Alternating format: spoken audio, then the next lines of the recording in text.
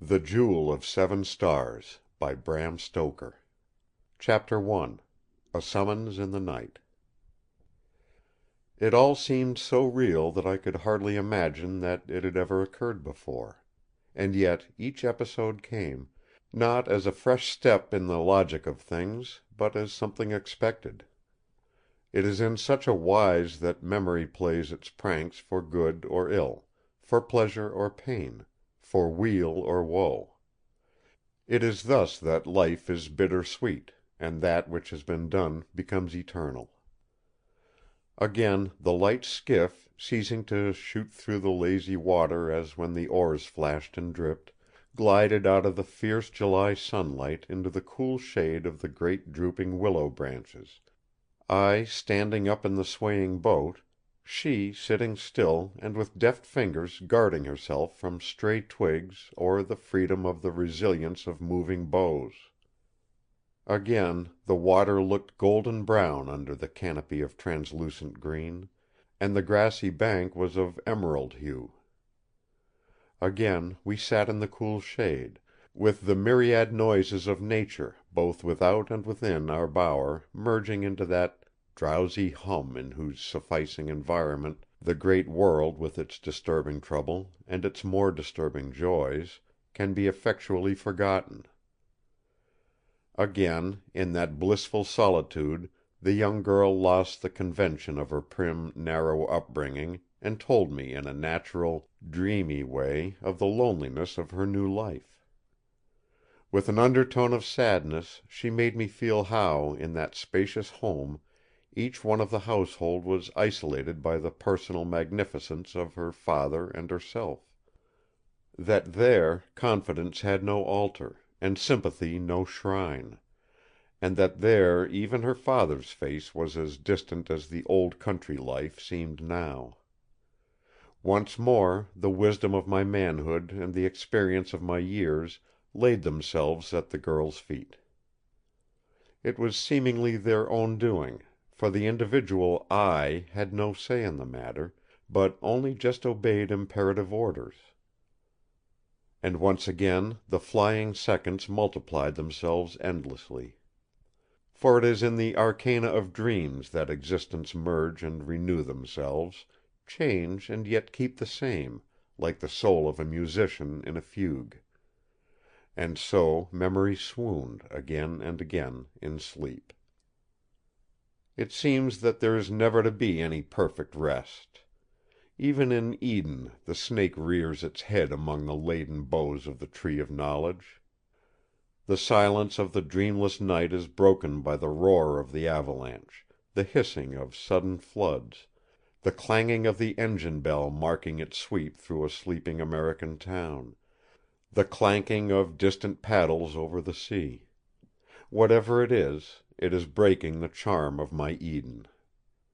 The canopy of greenery above us, starred with diamond points of light, seems to quiver in the ceaseless beat of paddles, and the restless bell seems as though it would never cease. All at once the gates of sleep were thrown wide open, and my waking ears took in the cause of the disturbing sounds. Waking existence is prosaic enough. There was somebody knocking and ringing at someone's street door. I was pretty well accustomed in my Jermyn Street chambers to passing sounds. Usually I did not concern myself, sleeping or waking, with the doings, however noisy, of my neighbors. But this noise was too continuous, too insistent, too imperative to be ignored. There was some active intelligence behind that ceaseless sound, and some stress or need behind the intelligence. I was not altogether selfish, and at the thought of someone's need I was, without premeditation, out of bed. Instinctively I looked at my watch. It was just 3 o'clock; there was a faint edging of grey round the green blind which darkened my room. It was evident that the knocking and ringing were at the door of our own house, and it was evident, too, that there was no one awake to answer the call. I slipped on my dressing gown and slippers, and went down to the hall door. When I opened it, there stood a dapper groom, with one hand pressed unflinchingly on the electric bell, whilst with the other he raised a ceaseless clangor with the knocker. The instant he saw me the noise ceased. One hand went up instinctively to the brim of his hat, and the other produced a letter from his pocket. A neat brougham was opposite the door; the horses were breathing heavily as though they had come fast. A policeman, with his night lantern still alight at his belt, stood by, attracted to the spot by the noise. "Beg pardon, sir, I'm sorry for disturbing you, but my orders was imperative. I was not to lose a moment, but to knock and ring till someone came. May I ask you, sir, if Mr. Malcolm Ross lives here?" "I am Mr. Malcolm Ross." "Then this letter is for you, sir; and the brougham is for you too, sir." I took, with a strange curiosity, the letter which he handed to me. As a barrister I had had, of course, odd experiences now and then, including sudden demands upon my time, but never anything like this. I stepped back into the hall, closing the door to, but leaving it ajar; then I switched on the electric light. The letter was directed in a strange hand, a woman's. It began at once without "Dear Sir," or any such address. "You said you would like to help me if I needed it, and I believe you meant what you said. The time has come sooner than I expected. I am in dreadful trouble, and do not know where to turn, or to whom to apply. An attempt has, I fear, been made to murder my father; though, thank God, he still lives. But he is quite unconscious. The doctors and police have been sent for, but there is no one here whom I can depend on. Come at once if you are able to, and forgive me if you can. I suppose I shall realize later what I have done in asking such a favor; but at present I cannot think. Come! Come at once! Margaret Trelawny." Pain and exultation struggled in my mind as I read, but the mastering thought was that she was in trouble and had called on me. Me! My dreaming of her, then, was not altogether without a cause. I called out to the groom: "Wait! I shall be with you in a minute." Then I flew upstairs. A very few minutes sufficed to wash and dress, and we were soon driving through the streets as fast as the horses could go. It was market morning, and when we got out on Piccadilly there was an endless stream of carts coming from the west; but for the rest of the roadway was clear, and we went quickly. I had told the groom to come into the brougham with me, so that he could tell me what had happened as we went along. He sat awkwardly, with his hat on his knees, as he spoke. "Miss Trelawny, sir, sent a man to tell us to get out a carriage at once; and when we was ready she come herself and gave me the letter and told Morgan, the coachman, sir, to fly. She said as I was to lose not a second, but to keep knocking till someone come." "Yes, I know, you told me. What I want to know is, why she sent for me. What happened in the house?" "I don't quite know myself, sir, except that master was found in his room senseless, with the sheets all bloody, and a wound on his head. He couldn't be waked nohow. 'Twas Miss Trelawny herself as found him."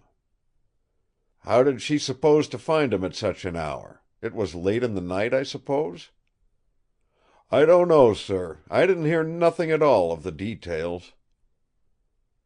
As he could tell me no more, I stopped the carriage for a moment to let him get out on the box. Then I turned the matter over in my mind as I sat alone. There were many things which I could have asked the servant; and for a few moments after he had gone I was angry with myself for not having used my opportunity. On second thought, however, I was glad the temptation was gone. I felt that it would be more delicate to learn what I wanted to know of Miss Trelawny's surroundings from herself, rather than from her servants. We bowled swiftly along Knightsbridge, the small noise of our well-appointed vehicle sounding hollowly in the morning air. We turned up the Kensington Palace Road and presently stopped opposite a great house on the left-hand side, nearer, so far as I could judge, the Notting Hill than the Kensington end of the avenue. It was a truly fine house, not only with regard to size but to architecture. Even in the dim gray light of the morning, which tends to diminish the size of things, it looked big. Miss Trelawny met me in the hall. She was not in any way shy. She seemed to rule all around her with a sort of high-bred dominance, all the more remarkable as she was greatly agitated and as pale as snow. In the great hall were several servants, the men standing together near the hall door, and the women clinging together in the further corners and doorways. A police superintendent had been talking to Miss Trelawny. 2 men in uniform and 1 plainclothesman stood near him. As she took my hand impulsively, there was a look of relief in her eyes, and she gave a gentle sigh of relief. Her salutation was simple. "I knew you would come." The clasp of the hand can mean a great deal, even when it is not intended to mean anything especially. Miss Trelawny's hand somehow became lost in my own. It was not that it was a small hand; it was fine and flexible, with long delicate fingers; a rare and beautiful hand; it was the unconscious self-surrender. And though at the moment I could not dwell on the cause of the thrill which swept me, it came back to me later. She turned and said to the police superintendent: "This is Mr. Malcolm Ross." The police officer saluted as he answered: "I know Mr. Malcolm Ross, miss. Perhaps he will remember I had the honour of working with him in the Brixton coining case." I had not at first glance noticed who it was, my whole attention having been taken with Miss Trelawny. "Of course, Superintendent Dolan, I remember very well," I said as we shook hands. I could not but note that the acquaintanceship seemed a relief to Miss Trelawny. There was a certain vague uneasiness in her manner which took my attention. Instinctively I felt that it would be less embarrassing for her to speak with me alone. So I said to the Superintendent: "Perhaps it will be better if Miss Trelawny will see me alone for a few minutes? You, of course, have already heard all she knows, and I shall understand better how things are if I may ask some questions. I will then talk the matter over with you if I may." "I shall be glad to be of what service I can, sir," he answered heartily. Following Miss Trelawny, I moved over to a dainty room which opened from the hall and looked out on the garden at the back of the house. When we had entered and I had closed the door, she said: "I will thank you later for your goodness in coming to me in my trouble, but at present you can best help me when you know the facts." "Go on," I said. "Tell me all you know, and spare no detail, however trivial it may at the present time seem to be." She went on at once: "I was awakened by some sound, I do not know what. I only know that it came through my sleep, for all at once I found myself awake, with my heart beating wildly, listening anxiously for some sound from my Father's room. My room is next Father's, and I can often hear him moving about before I fall asleep. He works late at night, sometimes very late indeed, so that when I wake early, as I do occasionally, or in the grey of the dawn, I hear him still moving. I tried once to remonstrate with him about staying up so late, as it cannot be good for him, but I never ventured to repeat the experiment. You know how stern and cold he can be; at least you may remember what I told you about him; and when he is polite in this mood he is dreadful. When he is angry I can bear it much better; but when he is slow and deliberate, and the side of his mouth lifts up to show the sharp teeth, I think I feel—well, I don't know how. Last night I got up softly and stole to the door, for I really feared to disturb him." There was not any noise of moving, and no kind of cry at all, but there was a queer kind of dragging sound, and a slow, heavy breathing. Oh, it was dreadful, waiting there in the dark and the silence, and fearing I did not know what. At last I took my courage à deux mains, and turning the handle as softly as I could, I opened the door a tiny bit. It was quite dark within; I could just see the outline of the windows. But in the darkness the sound of breathing, becoming more distinct, was appalling. As I listened this continued, but there was no other sound. I pushed the door open all at once. I was afraid to open it slowly; I felt as if there might be some dreadful thing behind it ready to pounce out on me. Then I switched on the electric light and stepped into the room. I looked first at the bed. The sheets were all crumpled up so that I knew Father had been in bed, but there was a great dark red patch in the center of the bed and spreading to the edge of it that made my heart stand still. As I was gazing at it, the sound of the breathing came across the room, and my eyes followed to it. There was Father on his right side with the other arm under him, just as if his dead body had been thrown there all in a heap. The track of blood went across the room up to the bed, and there was a pool all around him which looked terribly red and glittering as I bent over to examine him. The place where he lay was right in front of the big safe. He was in his pajamas. The left sleeve was torn, showing his bare arm, and stretched out toward the safe. It looked, oh, so terrible, patched all with blood, and with the flesh torn or cut all around a gold chain bangle on his wrist. I did not know he wore such a thing, and it seemed to give me a new shock of surprise. She paused a moment, and as I wished to relieve her by a moment's divergence of thought, I said: "Oh, that need not surprise you. You will see the most unlikely men wearing bangles. I have seen a judge condemn a man to death, and the wrist of the hand he held up had a gold bangle." She did not seem to heed much the words or the idea. The pause, however, relieved her somewhat, and she went on in a steadier voice: "I did not lose a moment in summoning aid, for I feared he might bleed to death. I rang the bell, and then went out and called for help as loudly as I could. In what must have been a very short time, though it seemed an incredibly long one to me, some of the servants came running up, and then others, till the room seemed full of staring eyes, and disheveled hair, and night clothes of all sorts. We lifted Father on a sofa, and the housekeeper, Mrs. Grant, who seemed to have her wits about her more than any of us, began to look where the flow of blood came from. In a few seconds it became apparent that it came from the arm which was bare. There was a deep wound, not clean cut as with a knife, but like a jagged rent or tear, close to the wrist, which seemed to have cut into the vein. Mrs. Grant tied a handkerchief round the cut, and screwed it up tight with a silver paper cutter, and the flow of blood seemed to be checked at once. By this time I had come to my senses, or such of them as remained, and I sent off one man for the doctor and another for the police.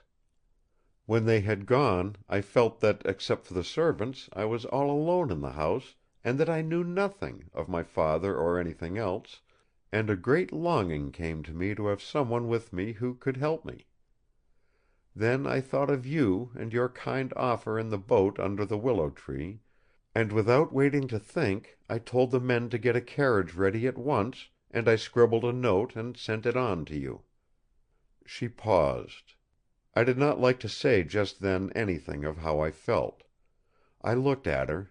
I think she understood, for her eyes were raised to mine for a moment and then fell, leaving her cheeks as red as peony roses. With a manifest effort she went on with her story. "The doctor was with us in an incredibly short time. The groom had met him letting himself into his house with his latchkey, and he came here running. He made a proper tourniquet for poor Father's arm, and then went home to get some appliances. I dare say he will be back almost immediately. Then a policeman came, and sent a message to the station, and very soon the superintendent was here. Then you came." There was a long pause, and I ventured to take her hand for an instant. Without a word more we opened the door and joined the superintendent in the hall. He hurried up to us, saying as he came: "I have been examining everything myself, and have sent off a message to Scotland Yard. You see, Mr. Ross, there seemed so much that was odd about the case, that I thought we had better have the best man of the Criminal Investigation Department that we could get. So I sent a note asking to have Sergeant Daw sent at once. You remember him, sir, in that American poisoning case at Hoxton?" "Oh, yes," I said, "I remember him well. In that and other cases, for I have benefited several times by his skill and acumen. He has a mind that works as truly as any that I know. When I have been for the defense and believed my man was innocent, I was glad to have him against us." "That is high praise, sir," said the superintendent, gratified. "I am glad you approve of my choice; that I did well in sending for him." I answered heartily: "Could not be better. I do not doubt that between you we shall get at the facts, and what lies behind them." We ascended to Mr. Trelawny's room, where we found everything exactly as his daughter had described. There came a ring at the house bell, and a minute later a man was shown into the room. A young man with aquiline features, keen grey eyes, and a forehead that stood out square and broad as that of a thinker. In his hand he had a black bag which he at once opened. Miss Trelawny introduced us: "Doctor Winchester, Mr. Ross, Superintendent Dolan."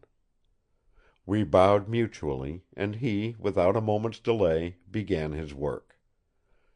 We all waited, and eagerly watched him as he proceeded to dress the wound. As he went on, he turned now and again to call the Superintendent's attention to some point about the wound, the latter proceeding to enter the fact at once in his notebook. "See! Several parallel cuts or scratches beginning on the left side of the wrist and in some places endangering the radial artery. These small wounds here, deep and jagged, seem as if made with a blunt instrument. This in particular would seem as if made with some kind of sharp wedge. The flesh round it seems torn as if with lateral pressure." Turning to Miss Trelawny, he said presently: "Do you think we might remove this bangle? It is not absolutely necessary, as it will fall lower on the wrist where it can hang loosely; but it might add to the patient's comfort later on." The poor girl flushed deeply as she answered in a low voice: "I do not know. I have only recently come to live with my father, and I know so little of his life or his ideas that I fear I can hardly judge in such a matter." The Doctor, after a keen glance at her, said in a very kindly way: "Forgive me, I did not know; but in any case you need not be distressed. It is not required at present to move it. Were it so, I should do so at once on my own responsibility. If it be necessary later on, we can easily remove it with a file. Your father doubtless has some object in keeping it as it is. See, this is a tiny key attached to it." As he was speaking he stopped and bent lower, taking from my hand the candle which I held and lowering it till its light fell on the bangle. Then, motioning me to hold the candle in the same position, he took from his pocket a magnifying glass which he adjusted.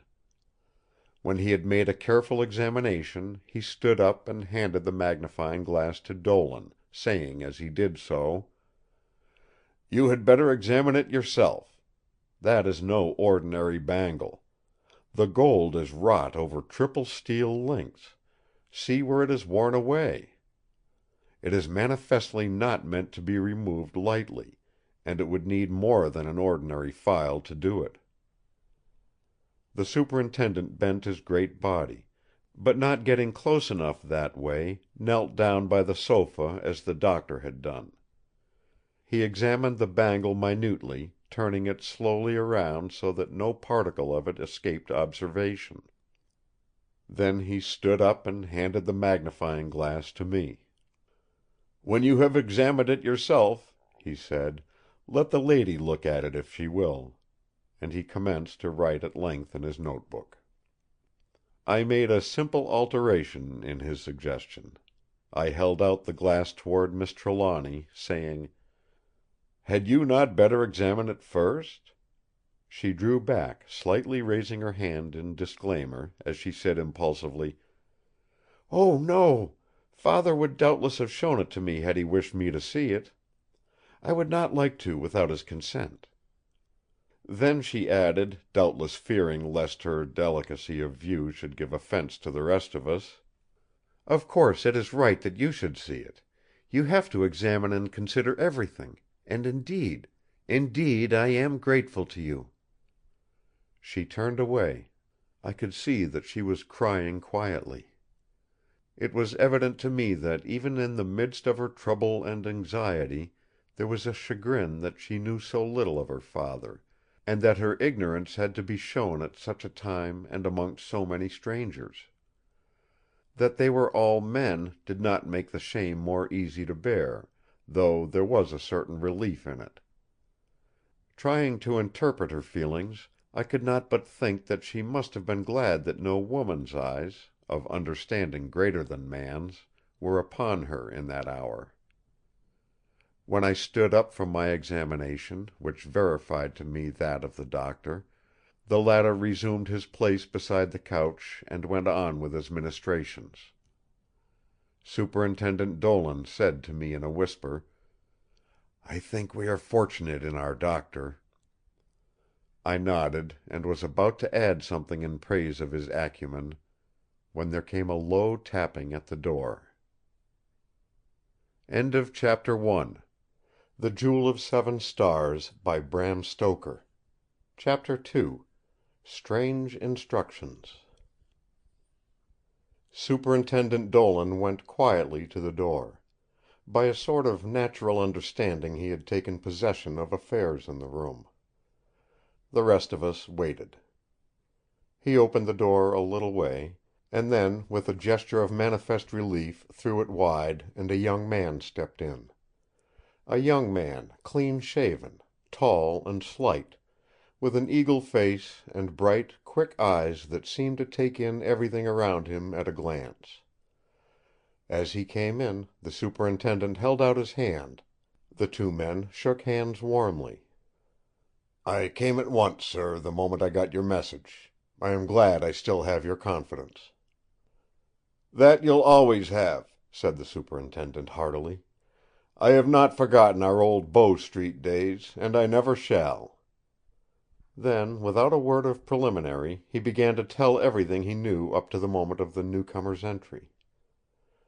Sergeant Daw asked a few questions, a very few, when it was necessary for his understanding of circumstances or the relative positions of persons, but as a rule Dolan, who knew his work thoroughly, forestalled every query, and explained all necessary matters as he went on.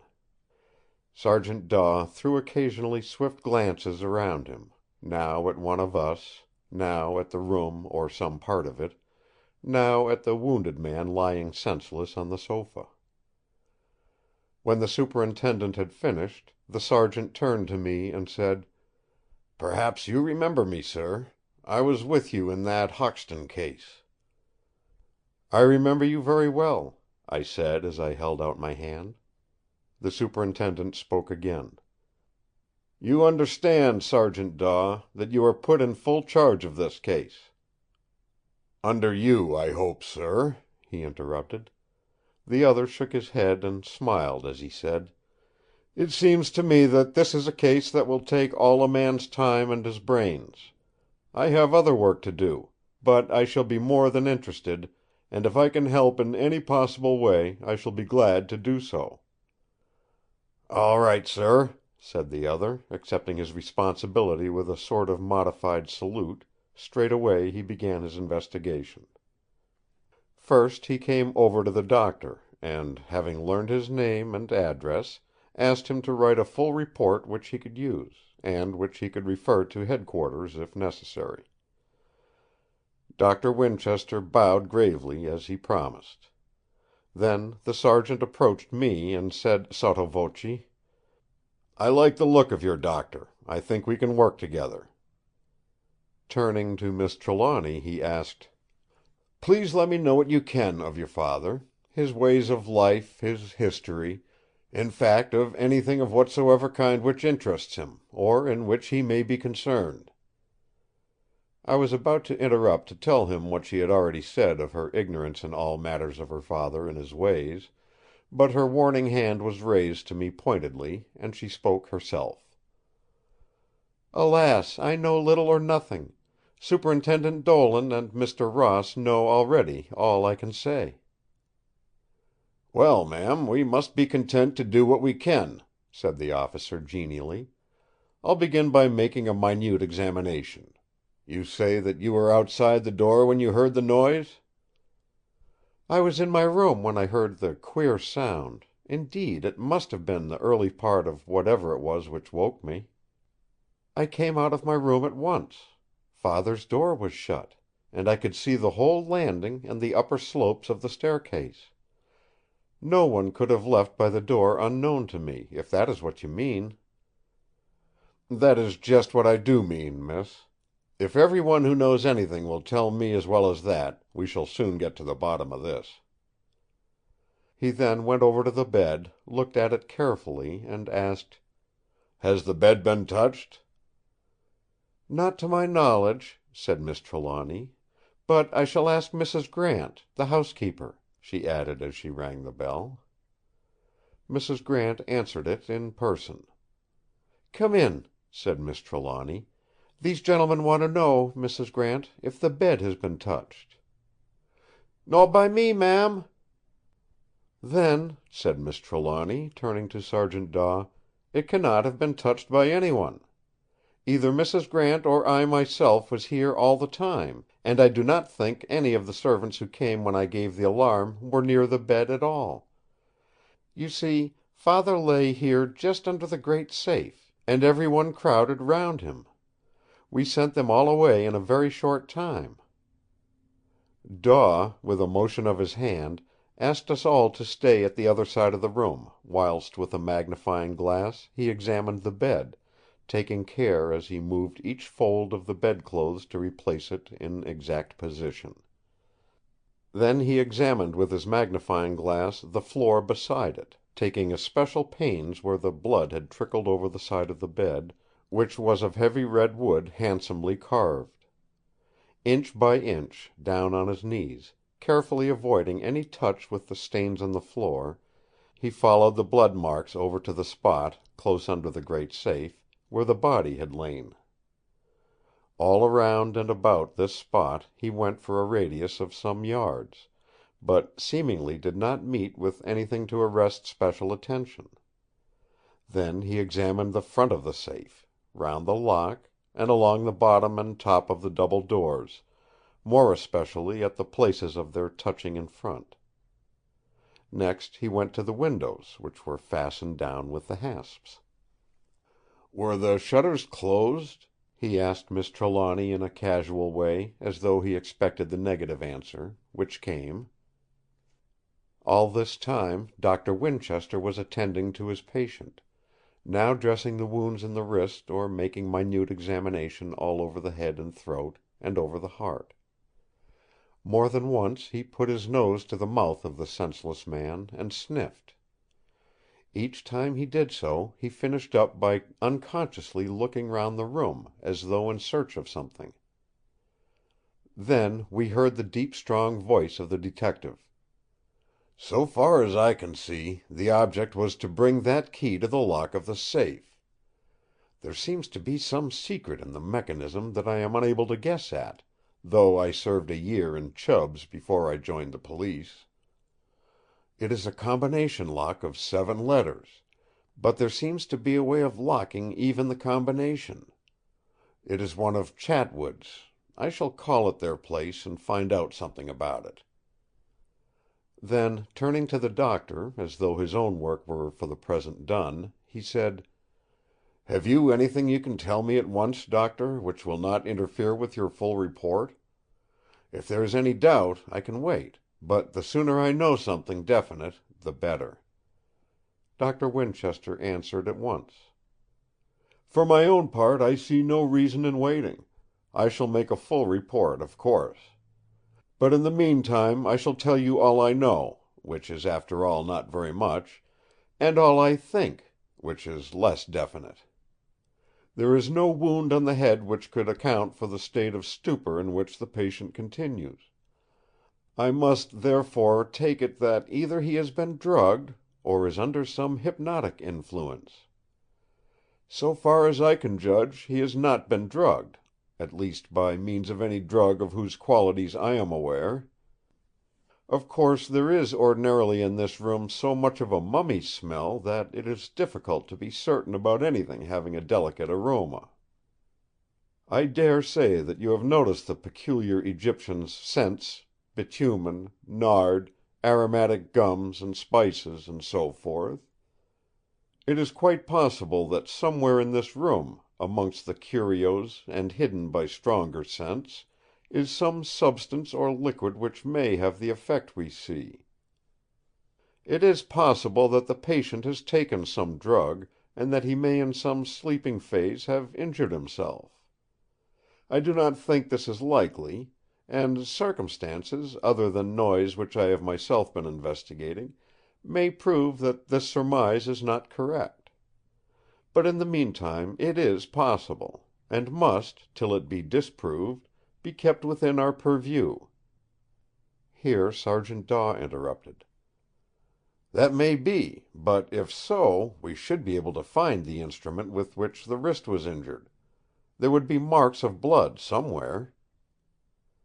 "Exactly so," said the Doctor, fixing his glasses as though preparing for an argument. "But if it be that the patient has used some strange drug, it may be one that does not take effect at once. As we are as yet ignorant of its potentialities, if indeed the whole surmise is correct at all, we must be prepared at all points." Here Miss Trelawny joined in the conversation. "That would be quite right, so far as the action of the drug was concerned. But according to the second part of your surmise, the wound may have been self-inflicted, and this after the drug had taken effect." "True," said the detective and the Doctor simultaneously. She went on: "As, however, Doctor, your guess does not exhaust the possibilities, we must bear in mind that some other variant of the same root idea may be correct. I take it, therefore, that our first search, to be made on this assumption, must be for the weapon with which the injury was done to my Father's wrist."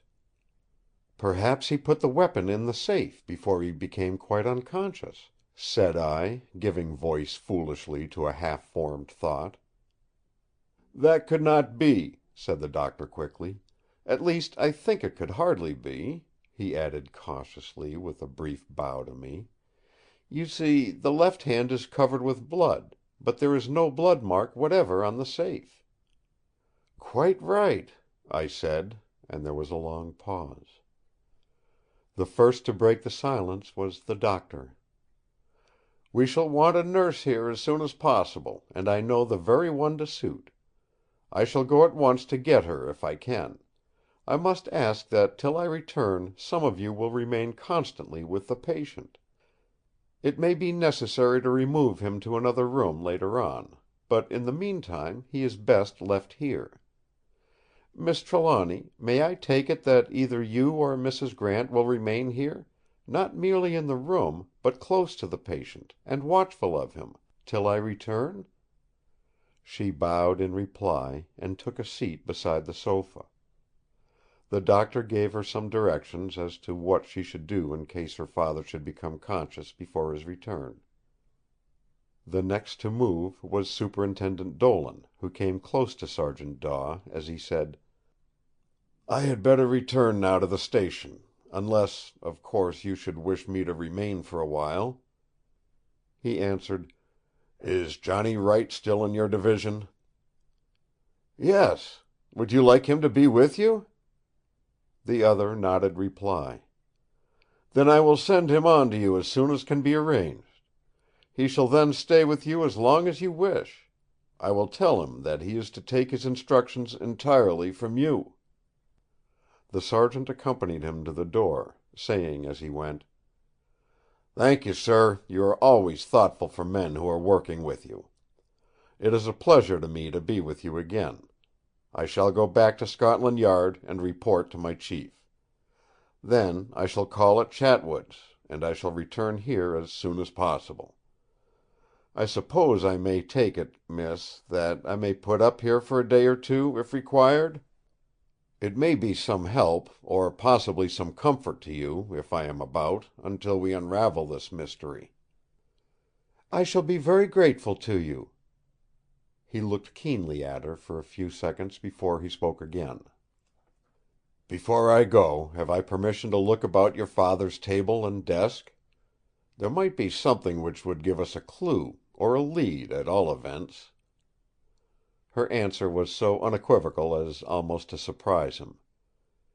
"You have the fullest possible permission to do anything which may help us in this dreadful trouble, to discover what it is that is wrong with my father, or which may shield him in the future." He began at once a systematic search of the dressing table, and after that of the writing table in the room. In one of the drawers he found a letter, sealed. This he brought at once across the room and handed to Miss Trelawny. "A letter, directed to me, and in my father's hand," she said as she eagerly opened it. I watched her face as she began to read, but seeing at once that Sergeant Daw kept his keen eyes on her face, unflinchingly watching every flitting expression, I kept my eyes henceforth fixed on his. When Miss Trelawny had read her letter through, I had in my mind a conviction, which, however, I kept locked in my own heart. Amongst the suspicions in the mind of the detective was one, rather perhaps potential than definite, of Miss Trelawny herself. For several minutes Miss Trelawny held the letter in her hand with her eyes downcast, thinking. Then she read it carefully again. This time the varying expressions were intensified, and I thought I could easily follow them. When she had finished the second reading, she paused again. Then, though with some reluctance, she handed the letter to the detective. He read it eagerly, but with unchanging face; read it a second time, and then handed it back with a bow. She paused a little again, and then handed it to me. As she did so, she raised her eyes to mine for a single moment appealingly. A swift blush spread over her pale cheeks and forehead. With mingled feelings I took it, but, all said, I was glad. She did not show any perturbation in giving the letter to the detective; she might not have shown any to anyone else. But to me— I feared to follow the thought further, but read on, conscious that the eyes of both Miss Trelawny and the detective were fixed on me. "My dear daughter, I want you to take this letter as an instruction, absolute and imperative, and admitting of no deviation whatsoever, in case anything untoward or unexpected by you or by others should happen to me. If I should be suddenly and mysteriously stricken down, either by sickness, accident, or attack, you must follow these directions implicitly. If I am not already in my bedroom when you are made cognizant of my state, I am to be brought there as quickly as possible. Even should I be dead, my body is to be brought there. Thenceforth, until I am either conscious and able to give instructions on my own account, or buried, I am never to be left alone, not for a single instant. From nightfall to sunrise at least 2 persons must remain in the room. It will be well that a trained nurse be in the room from time to time, and will note any symptoms, either permanent or changing, which may strike her. My solicitors, Marvin and Jukes, of 27B Lincoln's Inn, have full instructions in case of my death; and Mr. Marvin has himself undertaken to see personally my wishes carried out. I should advise you, my dear daughter, seeing that you have no relative to apply to get some friend whom you can trust, to either remain within the house where instant communication can be made, or to come nightly to aid in the watching, or to be within call. Such friend may be either male or female, but, whichever it may be, there should be added 1 other watcher or attendant at hand of the opposite sex. Understand that it is of the very essence of my wish that there should be, awake and exercising themselves to my purposes, both masculine and feminine intelligences. Once more, my dear Margaret, let me impress on you the need for observation and just reasoning to conclusions, howsoever strange. If I am taken ill or injured, this will be no ordinary occasion, and I wish to warn you, so that your guarding may be complete. Nothing in my room, I speak of the curios, must be removed or displaced in any way, or for any cause whatever. I have a special reason and a special purpose in the placing of each, so that any moving of them would thwart my plans. Should you want money or counsel in anything, Mr. Marvin will carry out your wishes, to the which he has my full instructions. Abel Trelawney. I read the letter a second time before speaking, for I feared to betray myself. The choice of a friend might be a momentous occasion for me. I had already ground for hope that she had asked me to help her in the first throe of her trouble, but love makes its own doubtings, and I feared. My thoughts seemed to whirl with lightning rapidity, and in a few seconds a whole process of reasoning became formulated. I must not volunteer to be the friend that the father advised his daughter to have to aid her in her vigil, and yet that one glance had a lesson which I must not ignore. Also, did not she, when she wanted help, send to me a stranger, except for one meeting at a dance, and one brief afternoon of companionship on the river? Would it not humiliate her to make her ask me twice? Humiliate her? No. That pain I could at all events save her. It is not humiliation to refuse. So, as I handed her back the letter, I said: "I know you will forgive me, Miss Trelawny, if I presume too much; but if you will permit me to aid in the watching, I shall be proud. Though the occasion is a sad one, I shall be so far happy to be allowed the privilege." Despite her manifest and painful effort at self-control, the red tide swept her face and neck. Even her eyes seemed suffused, and in stern contrast with her pale cheeks when the tide had rolled back. She answered in a low voice: "I shall be very grateful for your help." Then, in an afterthought, she added: "But you must not let me be selfish in my need. I know you have many duties to engage you, and though I shall value your help highly, most highly, it would not be fair to monopolize your time." "As to that," I answered at once, "my time is yours. I can for today easily arrange my work so that I can come here in the afternoon and stay till morning. After that, if the occasion still demands it, I can so arrange my work that I shall have more time still at my disposal." She was much moved. I could see the tears gather in her eyes, and she turned away her head. The detective spoke: "I am glad you will be here, Mr. Ross. I shall be in the house myself, as Miss Trelawny will allow me, if my people in Scotland Yard will permit. That letter seems to put a different complexion on everything, though the mystery remains greater than ever. If you can wait here an hour or two, I shall go to headquarters, and then to the safe makers. After that I shall return, and you can go away easier in your mind, for I shall be here." When he had gone, we two, Miss Trelawny and I, remained in silence. At last she raised her eyes and looked at me for a moment. After that I would not have exchanged places with a king. For a while she busied herself round the extemporized bedside of her father. Then, asking me to be sure not to take my eyes off him till she returned, she hurried out. In a few minutes she came back with Mrs. Grant and 2 maids and a couple of men, who bore the entire frame and furniture of a light iron bed. This they proceeded to put together and to make. When the work was completed, and the servants had withdrawn, she said to me: "It will be well to be all ready when the doctor returns.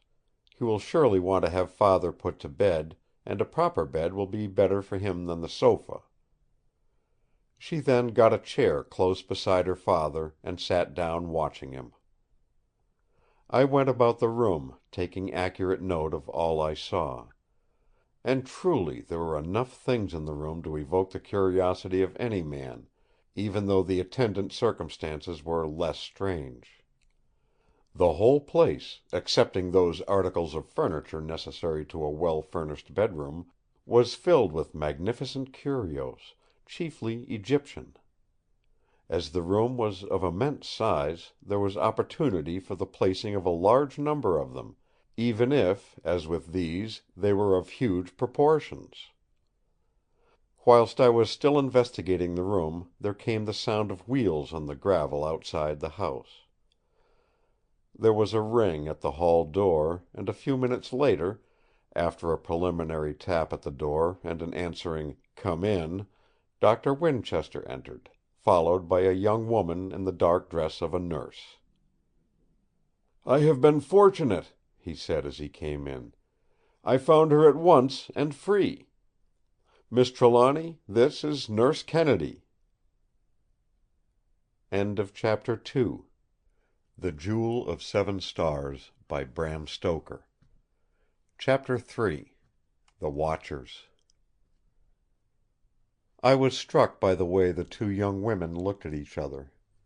I suppose I have been so much in the habit of weighing up in my own mind the personality of witnesses, and of forming judgment by their unconscious action and mode of bearing themselves, that the habit extends to my life outside as well as within the courthouse.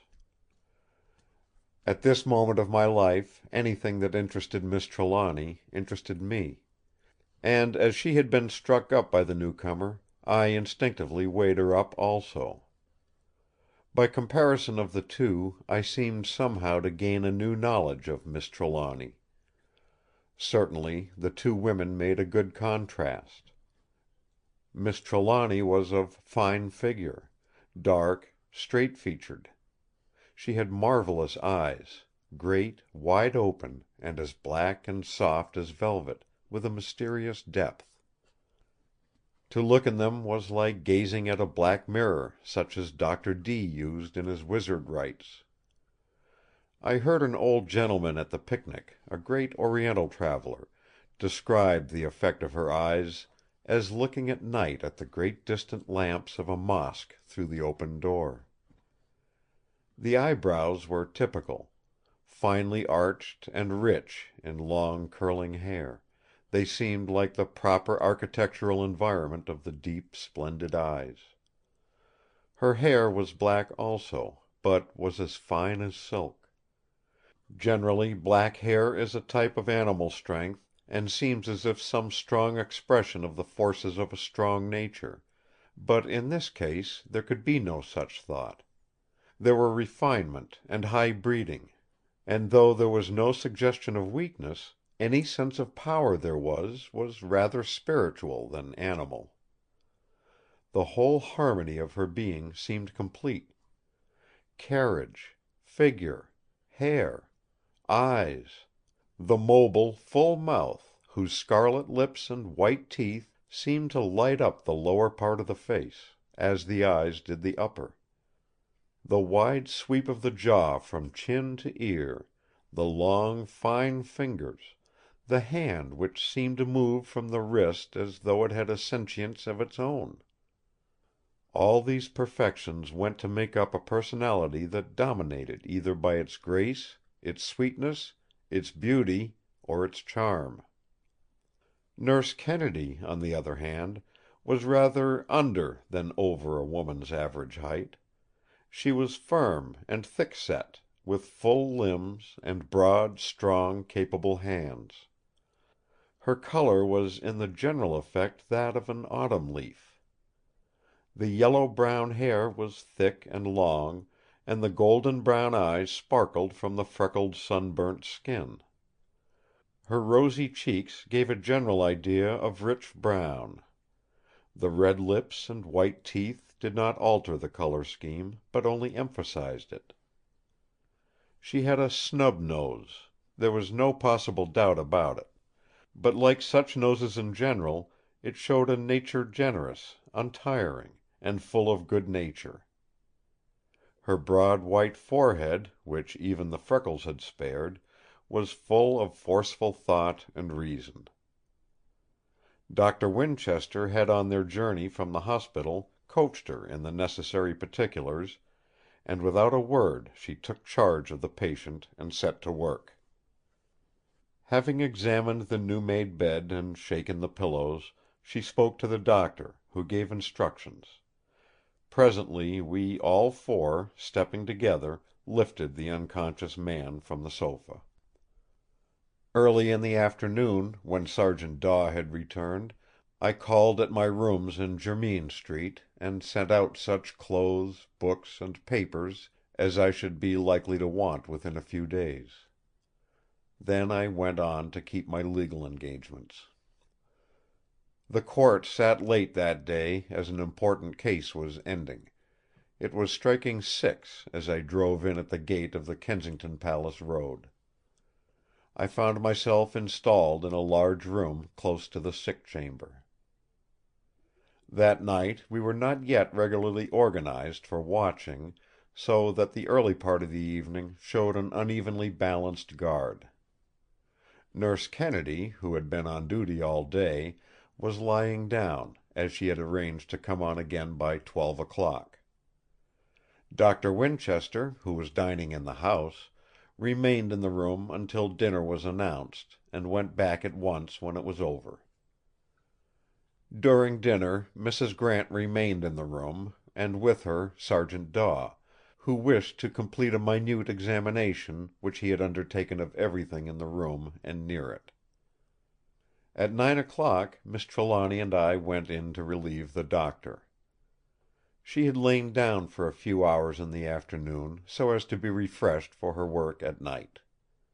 She told me that she had determined that for this night at least she would sit up and watch. I did not try to dissuade her, for I knew that her mind was made up. Then and there I made up my mind that I would watch with her, unless, of course, I should see that she really did not wish it. I said nothing of my intentions for the present. We came in on tiptoe, so silently that the doctor, who was bending over the bed, did not hear us, and seemed a little startled when suddenly looking up he saw our eyes upon him. I felt that the mystery of the whole thing was getting on his nerves, as it had already got on the nerves of some others of us. He was, I fancied, a little annoyed with himself for having been so startled, and at once began to talk in a hurried manner as though to get over our idea of his embarrassment. "I am really and absolutely at my wits' end to find any fit cause for this stupor. I have made again as accurate an examination as I know how, and I am satisfied that there is no injury to the brain; that is, no external injury. Indeed, all his vital organs seem unimpaired. I have given him, as you know, food several times, and it has manifestly done him good. His breathing is strong and regular, and his pulse is slower and stronger than it was this morning. I cannot find evidence of any known drug, and his unconsciousness does not resemble any of the many cases of hypnotic sleep which I saw in the Charcot Hospital in Paris. And as to these wounds—" He laid his finger gently on the bandaged wrist which lay outside the coverlet as he spoke. "I do not know what to make of them. They might have been made by a carding machine, but that supposition is untenable. It is within the bounds of possibility that they might have been made by a wild animal if it had taken care to sharpen its claws. That, too, is, I take it, impossible. By the way, have you any strange pets here in the house? Anything of an exceptional kind, such as a tiger cat or anything out of the common?" Miss Trelawny smiled a sad smile which made my heart ache, as she made answer: "Oh, no! Father does not like animals about the house, unless they are dead and mummied."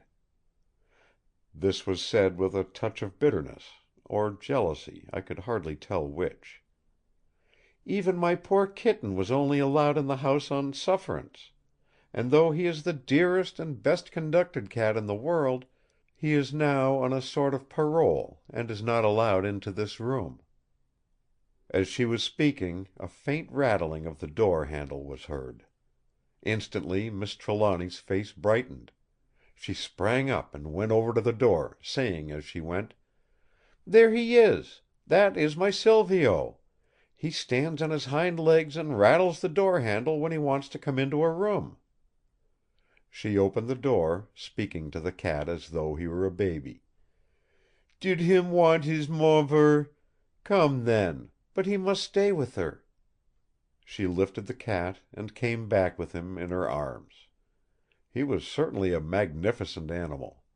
A chinchilla grey Persian with long silky hair, a really lordly animal with a haughty bearing despite his gentleness, and with great paws which spread out as he placed them on the ground. Whilst she was fondling him, he suddenly gave a wriggle like an eel, and slipped out of her arms. He ran across the room and stood opposite a low table on which stood the mummy of an animal, and began to mew and snarl. Miss Trelawny was after him in an instant, and lifted him in her arms, kicking and struggling and wriggling to get away; but not biting or scratching, for evidently he loved his beautiful mistress. He ceased to make a noise the moment he was in her arms. In a whisper she admonished him: "Oh, you naughty Silvio! You have broken your parole that Mother gave for you. Now say good night to the gentleman, and come away to Mother's room." As she was speaking, she held out the cat's paw to me to shake. As I did so, I could not but admire its size and beauty. "Why," said I, "his paw seems like a little boxing glove full of claws." She smiled. "So it ought to. Don't you notice that my Silvio has 7 toes? See?" She opened the paw, and surely enough there were 7 separate claws, each of them sheathed in a delicate, fine, shell-like case. As I gently stroked the foot the claws emerged, and one of them accidentally—there was no anger now and the cat was purring—stuck into my hand. Instinctively I said, as I drew back: "Why, his claws are like razors!" Doctor Winchester had come close to us, and was bending over, looking at the cat's claws. As I spoke he said in a quick, sharp way: "Eh!" I could hear the quick intake of his breath. Whilst I was stroking the now quiescent cat, the Doctor went to the table and tore off a piece of blotting paper from the writing pad, and came back.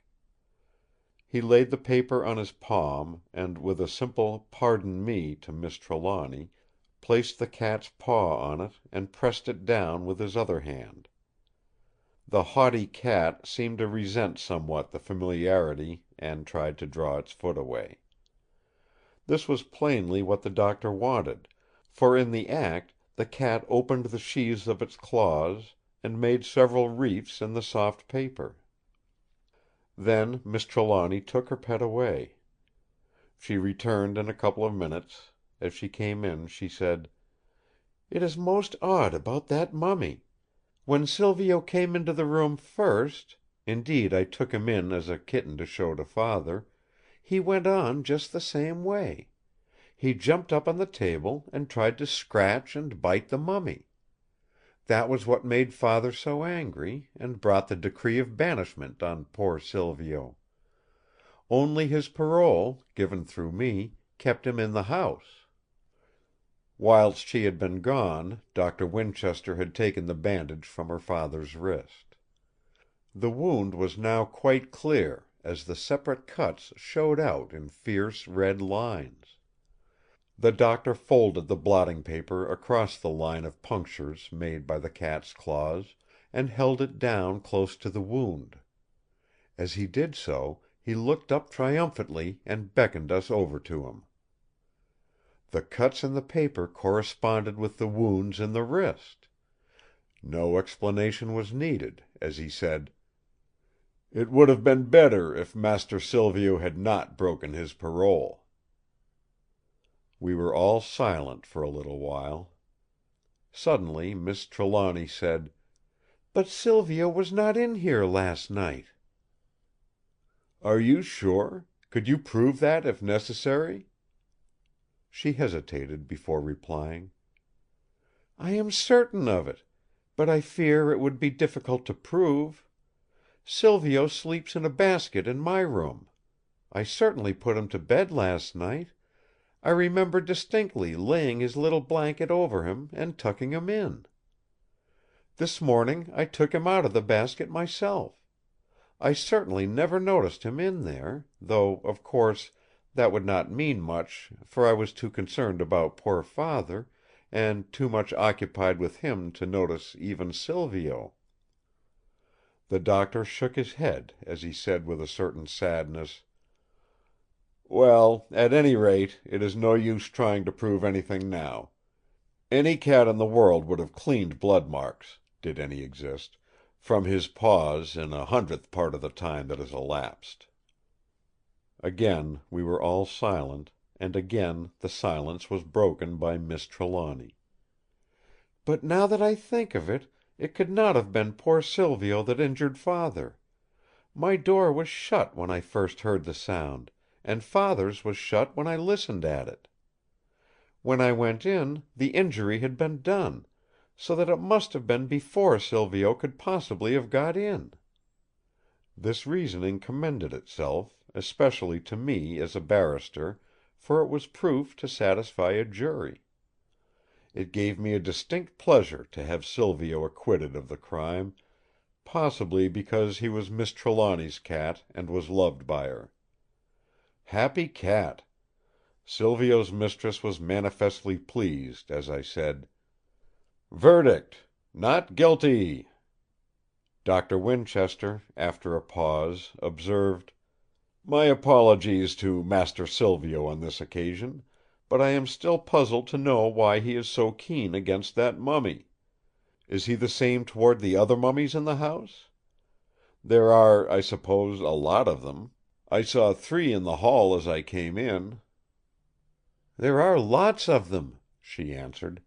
"I sometimes don't know whether I am in a private house or the British Museum. But Silvio never concerns himself about any of them except that particular one. I suppose it must be because it is of an animal, not a man or a woman." "Perhaps it is of a cat," said the Doctor as he started up and went across the room to look at the mummy more closely. "Yes," he went on, "it is the mummy of a cat, and a very fine one too. If it hadn't been a special favourite of some very special person, it would never have received so much honour. See! A painted case and obsidian eyes, just like a human mummy. It is an extraordinary thing, that knowledge of kind to kind. Here is a dead cat. That is all. It is perhaps 4,000 or 5,000 years old, and another cat, of another breed, in what is practically another world, is ready to fly at it, just as it would if it were not dead. I should like to experiment a bit about that cat, if you don't mind, Miss Trelawny." She hesitated before replying: "Of course, do anything you may think necessary or wise. But I hope it will not be anything to hurt or worry my poor Silvio." The Doctor smiled as he answered: "Oh, Silvio would be all right. It is the other one that my sympathies would be reserved for." "How do you mean?" "Master Silvio will do the attacking. The other one will do the suffering." "Suffering?" There was a note of pain in her voice. The Doctor smiled more broadly. "Oh, please make your mind easy as to that. The other won't suffer as we understand it, except perhaps in his structure and outfit." "What on earth do you mean?" "Simply this, my dear young lady, that the antagonist will be a mummy cat like this one. There are, I take it, plenty of them to be had in Museum Street. I shall get one and place it here instead of that one. You won't think that a temporary exchange will violate your father's instructions, I hope? We shall then find out, to begin with, whether Silvio objects to all mummy cats, or only to this one in particular." "I don't know," she said doubtfully. "Father's instructions seem very uncompromising." Then, after a pause, she went on: "But of course under the circumstances anything that is to be ultimately for his good must be done. I suppose there can't be anything very particular about the mummy of a cat." Doctor Winchester said nothing. He sat rigid, with so grave a look on his face that his extra gravity passed on to me; and in its enlightening perturbation I began to realize more than I had yet done the strangeness of the case in which I was now so deeply concerned. When once this thought had begun, there was no end to it. Indeed, it grew, and blossomed, and reproduced itself in 1,000 different ways. The room and all in it gave grounds for strange thoughts. There were so many ancient relics that unconsciously one was taken back to strange lands and strange times. There were so many mummies, or mummy objects, round which there seemed to cling forever the penetrating odours of bitumen, and spices, and gums, nard and Circassia's balmy smells, that one was unable to forget the past. Of course, there was but little light in the room, and that carefully shaded, so that there was no glare anywhere. None of that direct light which can manifest itself as a power or an entity, and so make for companionship. The room was a large one, and lofty in proportion to its size. In its vastness was place for a multitude of things not often found in a bed-chamber. In far corners of the room were shadows of uncanny shape. More than once, as I thought, the multitudinous presence of the dead and the past took such hold on me that I caught myself looking round fearfully, as though some strange personality or influence was present. Even the manifest presence of Doctor Winchester and Miss Trelawny could not altogether comfort or satisfy me at such moments.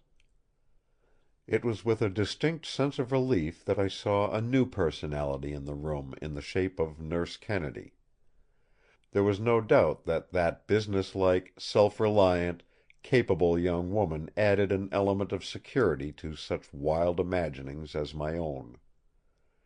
She had a quality of common sense that seemed to pervade everything around her, as though it were some kind of emanation. Up to that moment I had been building fancies around the sick man; so that finally all about him, including myself, had become involved in them, or enmeshed, or saturated, or— But now that she had come, he relapsed into his proper perspective as a patient. The room was a sick room, and the shadows lost their fearsome quality. The only thing which it could not altogether abrogate was the strange Egyptian smell. You may put a mummy in a glass case and hermetically seal it so that no corroding air can get within, but all the same it will exhale its odor.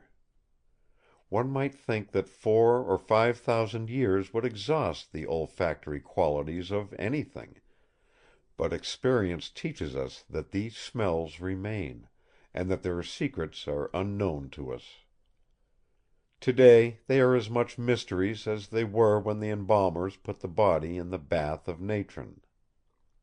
All at once I sat up. I had become lost in an absorbing reverie. The Egyptian smell had seemed to get on my nerves, on my memory, on my very will. At that moment I had a thought which was like an inspiration. If I was influenced in such a manner by the smell, might it not be that the sick man, who lived half his life or more in the atmosphere, had gradually and by slow but sure process taken into his system something which had permeated him to such degree that it had a new power derived from quantity or strength, or— I was becoming lost again in a reverie. This would not do. I must take such precaution that I could remain awake, or free from such entrancing thought. I had had but half a night's sleep last night, and this night I must remain awake. Without stating my intention, for I feared that I might add to the trouble and uneasiness of Miss Trelawny, I went downstairs and out of the house. I soon found a chemist's shop, and came away with a respirator. When I got back it was 10 o'clock; the doctor was going for the night. The nurse came with him to the door of the sick room, taking her last instructions. Miss Trelawny sat still beside the bed. Sergeant Daw, who had entered as the doctor went out, was some little distance off. When Nurse Kennedy joined us, we arranged that she should sit up till 2 o'clock, when Miss Trelawny would relieve her. Thus, in accordance with Mr. Trelawny's instructions, there would always be a man and a woman in the room, and each one of us would overlap, so that at no time would a new set of watchers come on duty without some one to tell of what, if anything, had occurred. I lay down on a sofa in my own room, having arranged that one of the servants should call me a little before 12. In a few moments I was asleep. When I was waked, it took me several seconds to get back my thoughts so as to recognize my own identity and surroundings. The short sleep had, however, done me good, and I could look on things around me in a more practical light than I had been able to do earlier in the evening. I bathed my face, and thus refreshed went into the sick room. I moved very softly. The nurse was sitting by the bed, quiet and alert. The detective sat in an armchair across the room in deep shadow. He did not move when I crossed until I got close to him, when he said in a dull whisper: "It is all right. I have not been asleep." An unnecessary thing to say, I thought; it always is, unless it be untrue in spirit. When I told him that his watch was over, that he might go to bed till I should call him at 6 o'clock, he seemed relieved and went with alacrity. At the door he turned, and coming back to me, said in a whisper: "I sleep lightly, and I shall have my pistols with me. I won't feel so heavy-handed when I get out of this mummy smell." He too, then, had shared my experience of drowsiness. I asked the nurse if she wanted anything. I noticed that she had a vinaigrette in her lap. Doubtless she too had felt some of the influence which had so affected me. She said that she had all she required, but that if she should want anything she would at once let me know.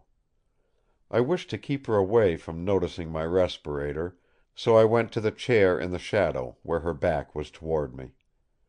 Here I quietly put it on and made myself comfortable.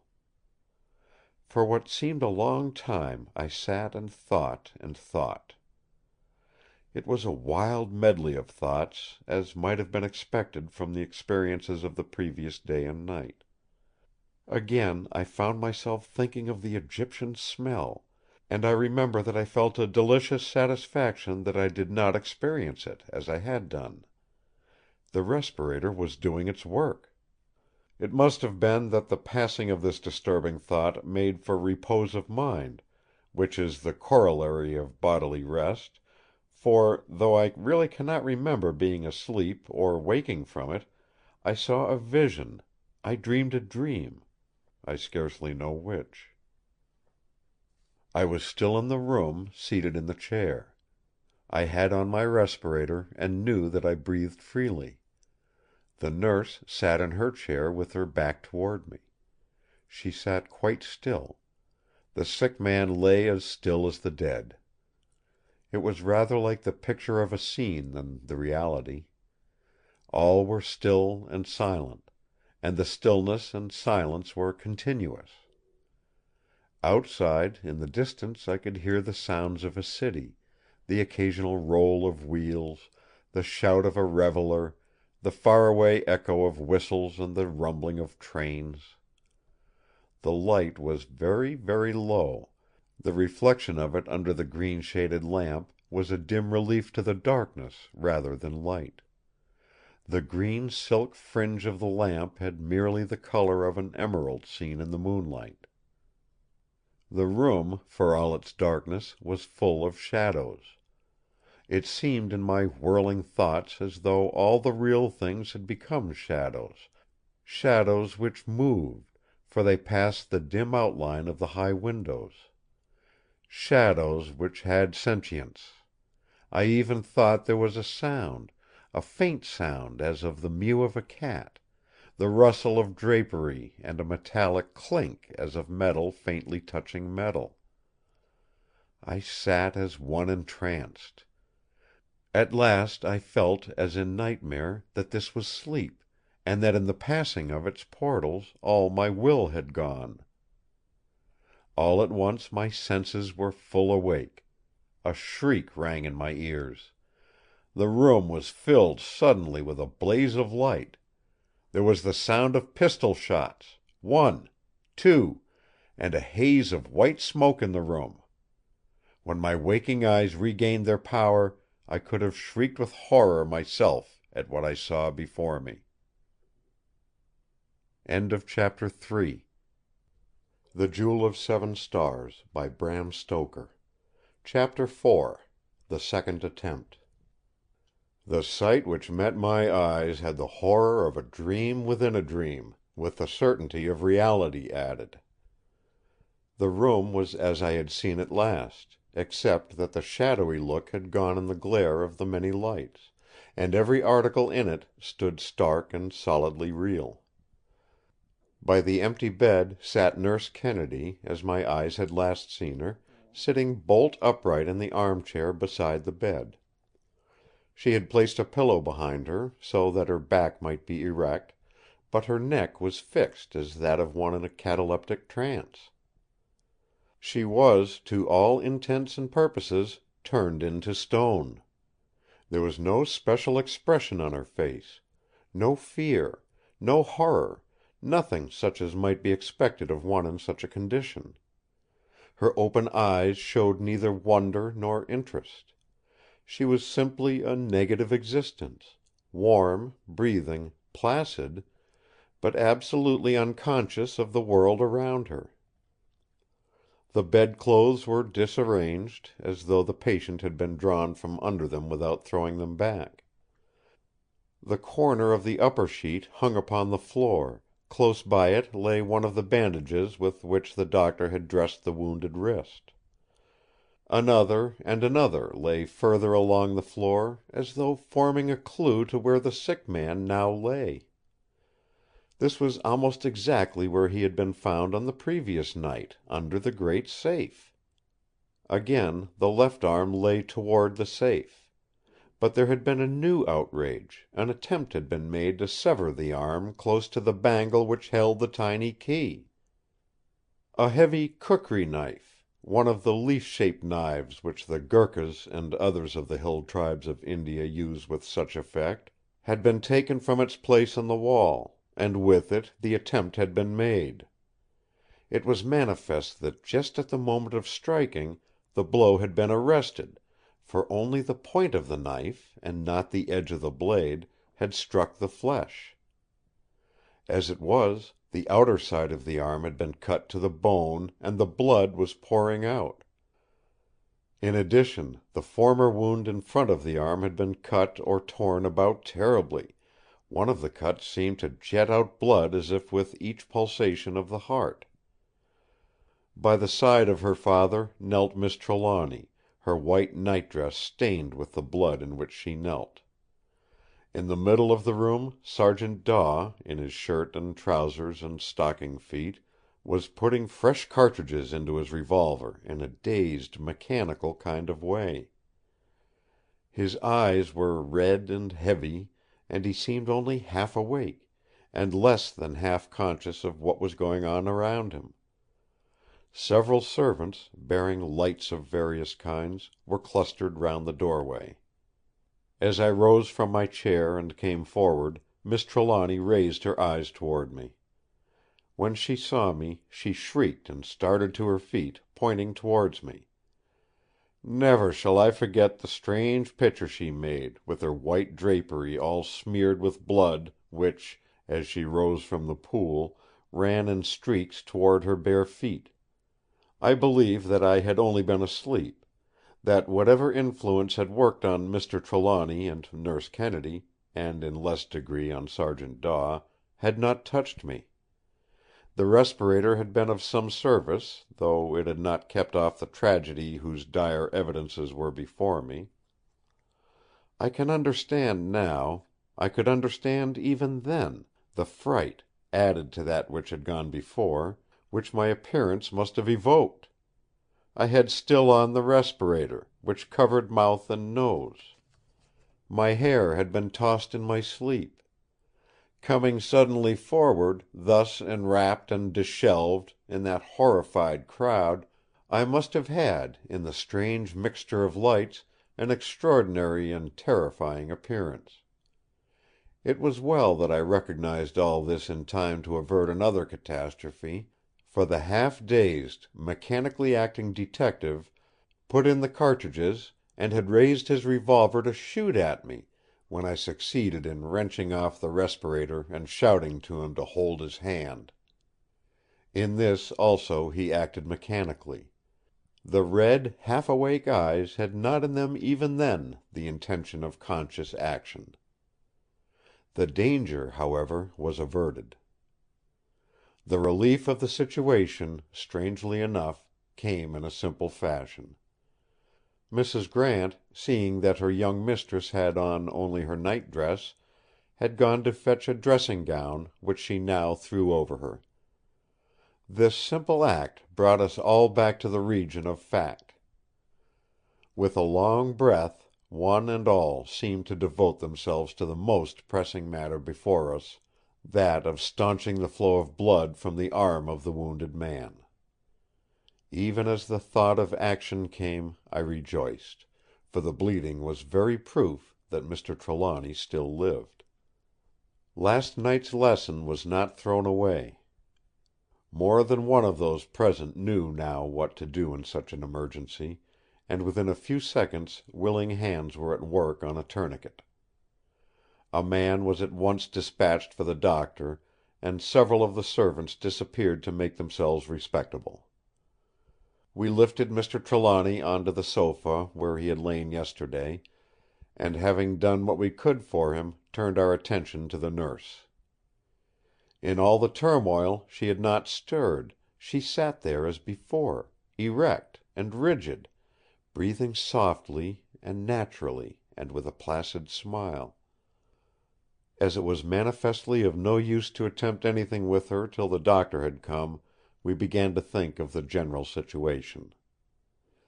Mrs. Grant had by this time taken her mistress away and changed her clothes, for she was back presently in a dressing gown and slippers, and with the traces of blood removed from her hands. She was now much calmer, though she trembled sadly, and her face was ghastly white. When she had looked at her father's wrist, I holding the tourniquet, she turned her eyes round the room, resting them now and again on each one of us present in turn, but seeming to find no comfort. It was so apparent to me that she did not know where to begin or whom to trust that, to reassure her, I said: "I am all right now. I was only asleep." Her voice had a gulp in it as she said in a low voice: "Asleep! You! And my father in danger! I thought you were on the watch!" I felt the sting of justice in the reproach, but I really wanted to help her, so I answered: "Only asleep. It is bad enough, I know, but there is something more than an 'only' round us here. Had it not been that I took a definite precaution I might have been like the nurse there." She turned her eyes swiftly on the weird figure, sitting grimly upright like a painted statue, and then her face softened. With the action of habitual courtesy she said: "Forgive me, I did not mean to be rude. But I am in such distress and fear that I hardly know what I am saying. Oh, it is dreadful! I fear for fresh trouble and horror and mystery every moment." This cut me to the very heart, and out of the heart's fullness I spoke: "Don't give me a thought. I don't deserve it. I was on guard, and yet I slept. All that I can say is that I didn't mean to, and I tried to avoid it, but it was over me before I knew it. Anyhow, it is done now, and can't be undone. Probably some day we may understand it all, but now let us try to get at some idea of what has happened. Tell me what you remember." The effort to recollect seemed to stimulate her; she became calmer as she spoke. "I was asleep, and woke suddenly with the same horrible feeling on me that Father was in great and immediate danger. I jumped up and ran, just as I was, into his room.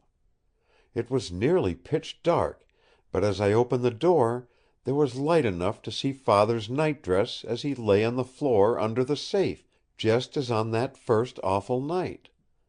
Then I think I must have gone mad for a moment." She stopped and shuddered. My eyes lit on Sergeant Daw, still fiddling in an aimless way with the revolver.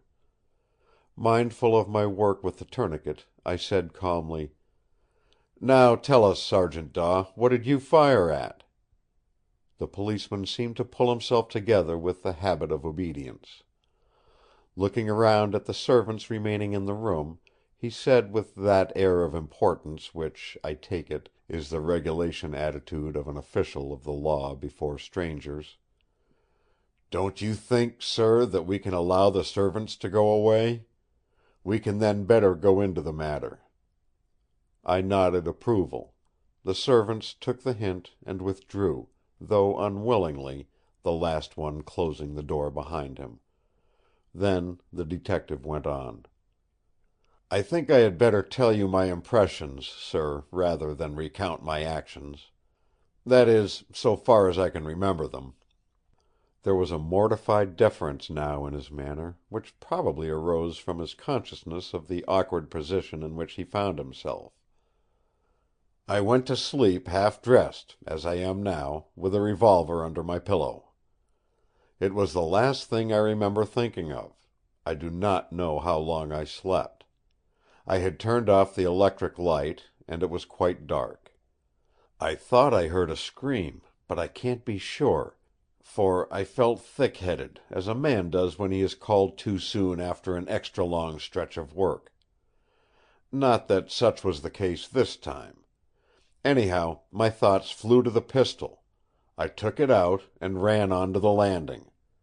Then I heard a sort of scream, or rather a call for help, and ran into this room. The room was dark, for the lamp beside the nurse was out, and the only light was that from the landing, coming through the open door. Miss Trelawny was kneeling on the floor beside her father, and was screaming.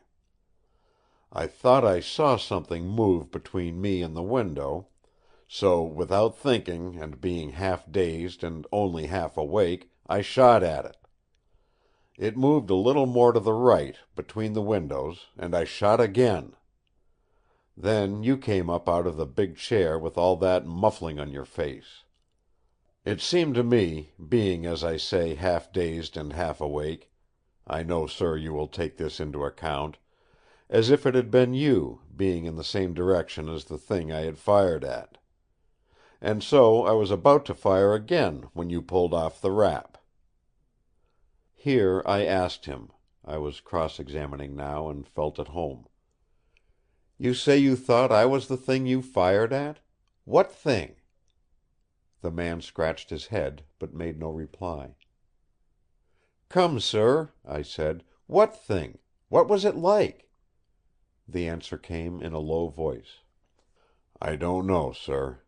I thought there was something, but what it was, or what it was like, I haven't the faintest notion.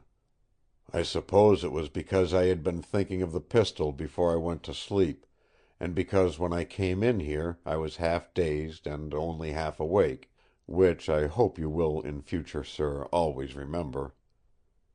He clung to that formula of excuse as though it were his sheet anchor. I did not want to antagonize the man; on the contrary, I wanted to have him with us.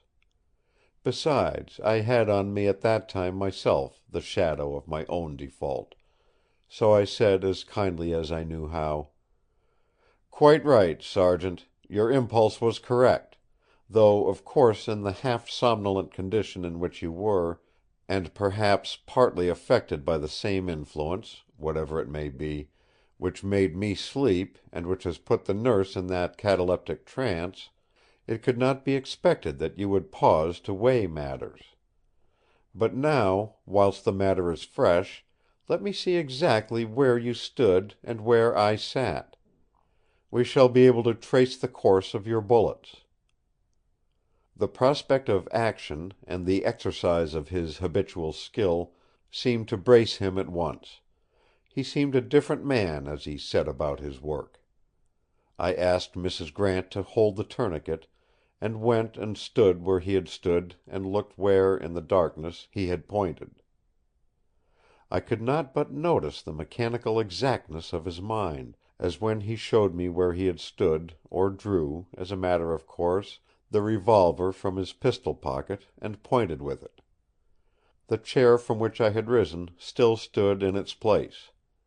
Then I asked him to point with his hand only, as I wished to move in the track of his shot. Just behind my chair, and a little back of it, stood a high buhl cabinet.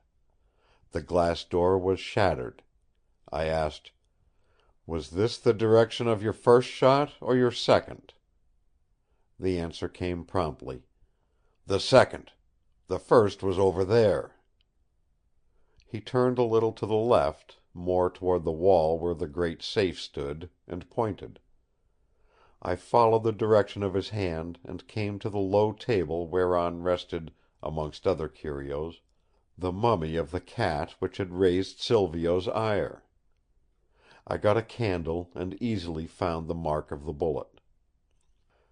It had broken a little glass vase and a taza of black basalt, exquisitely engraved with hieroglyphics, the graven lines being filled with some faint green cement, and the whole thing being polished to an equal surface. The bullet, flattened against the wall, lay on the table. I then went to the broken cabinet. It was evidently a receptacle for valuable curios; for in it were some great scarabs of gold, agate, green jasper, amethyst, lapis lazuli, opal, granite, and blue-green china. None of these things, happily, were touched. The bullet had gone through the back of the cabinet, but no other damage, save the shattering of the glass, had been done. I could not but notice the strange arrangement of the curios on the shelf of the cabinet. All the scarabs, rings, amulets, etc., were arranged in an uneven oval round an exquisitely carved golden miniature figure of a hawk-headed god crowned with a disc and plumes. I did not wait to look further at present, for my attention was demanded by more pressing things, but I determined to make a more minute examination when I should have time. It was evident that some of the strange Egyptian smell clung to these old curios. Through the broken glass came an added whiff of spice and gum and bitumen, almost stronger than those I had already noticed as coming from others in the room. All this had really taken but a few minutes. I was surprised when my eye met, through the chinks between the dark window blinds and the window cases, the brighter light of the coming dawn. When I went back to the sofa and took the tourniquet from Mrs. Grant, she went over and pulled up the blinds. It would be hard to imagine anything more ghastly than the appearance of the room, with the faint gray light of early morning coming in upon it. As the windows faced north, any light that came was a fixed gray light without any of the rosy possibility of dawn which comes in the eastern quarter of heaven. The electric lights seemed dull and yet glaring, and every shadow was of a hard intensity. There was nothing of morning freshness, nothing of the softness of night. All was hard and cold and inexpressibly dreary. The face of the senseless man on the sofa seemed of a ghastly yellow, and the nurse's face had taken a suggestion of green from the shade of the lamp near her. Only Miss Trelawny's face looked white, and it was of a pallor which made my heart ache. It looked as if nothing on God's earth could ever again bring back to it the color of life and happiness. It was a relief to us all when Dr. Winchester came in, breathless with running. He only asked one question: "Can anyone tell me anything of how this wound was gotten?" On seeing the head shake which went round us under his glance, he said no more, but applied himself to his surgical work. For an instant he looked up at the nurse sitting so still, but then bent himself to his task, a grave frown contracting his brows.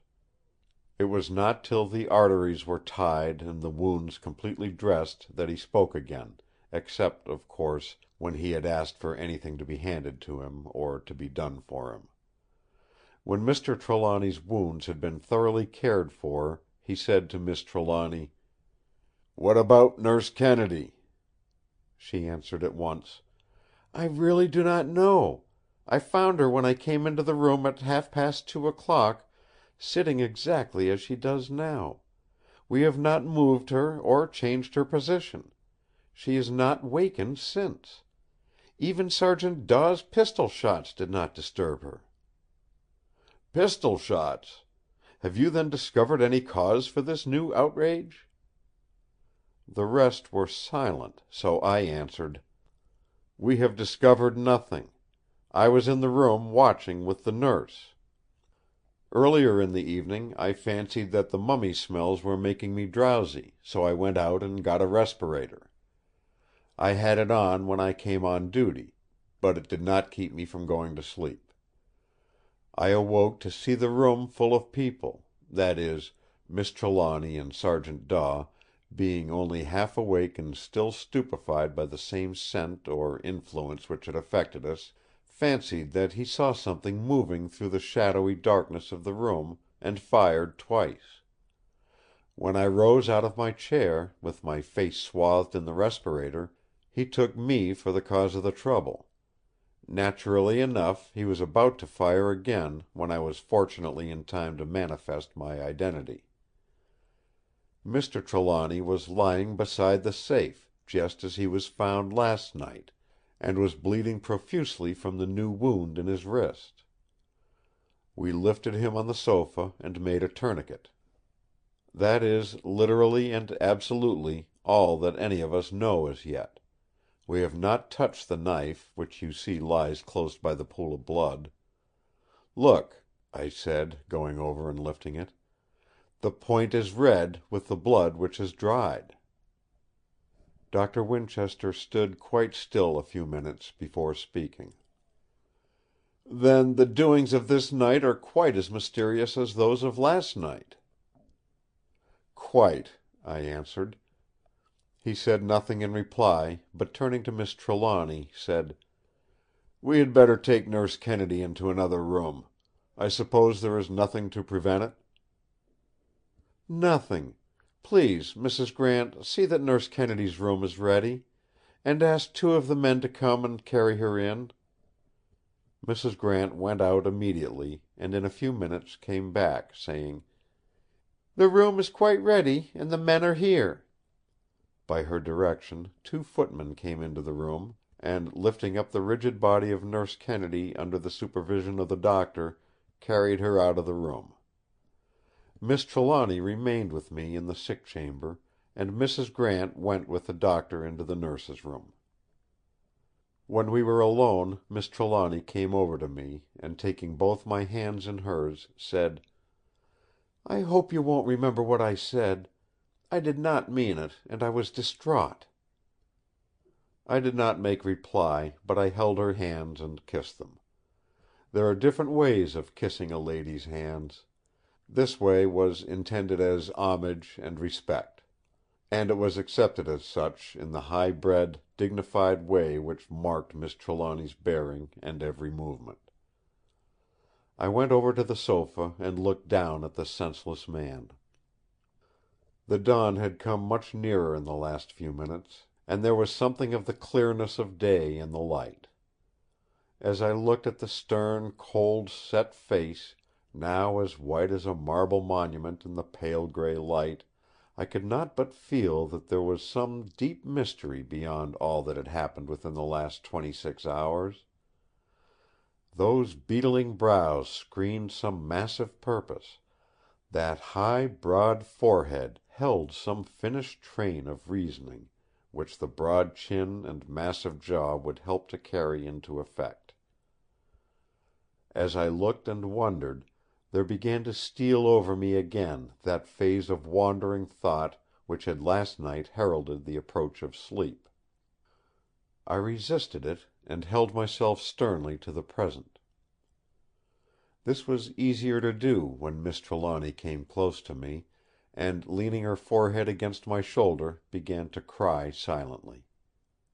Then all the manhood in me woke, and to present purpose. It was of little use trying to speak; words were inadequate to thought. But we understood each other. She did not draw away when I put arm protectingly over her shoulder as I used to do with my little sister long ago when in her childish trouble she would come to her big brother to be comforted. That very act or attitude of protection made me more resolute in my purpose, and seemed to clear my brain of idle, dreamy wandering in thought. With an instinct of greater protection, however, I took away my arm as I heard the Doctor's footstep outside the door. When Doctor Winchester came in, he looked intently at the patient before speaking. His brows were set, and his mouth was a thin, hard line. Presently he said: "There is much in common between the sleep of your father and Nurse Kennedy. Whatever influence has brought it about has probably worked the same way in both cases. In Kennedy's case the coma is less marked. I cannot but feel, however, that with her we may be able to do more and more quickly than with this patient, as our hands are not tied. I have placed her in a draught, and already she shows some signs, though very faint ones, of ordinary unconsciousness. The rigidity of her limbs is less, and her skin seems more sensitive, or perhaps I should say less sensitive, to pain."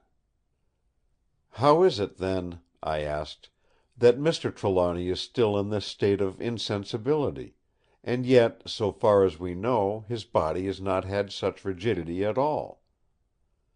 "That I cannot answer. The problem is one which we may solve in a few hours, or it may need a few days.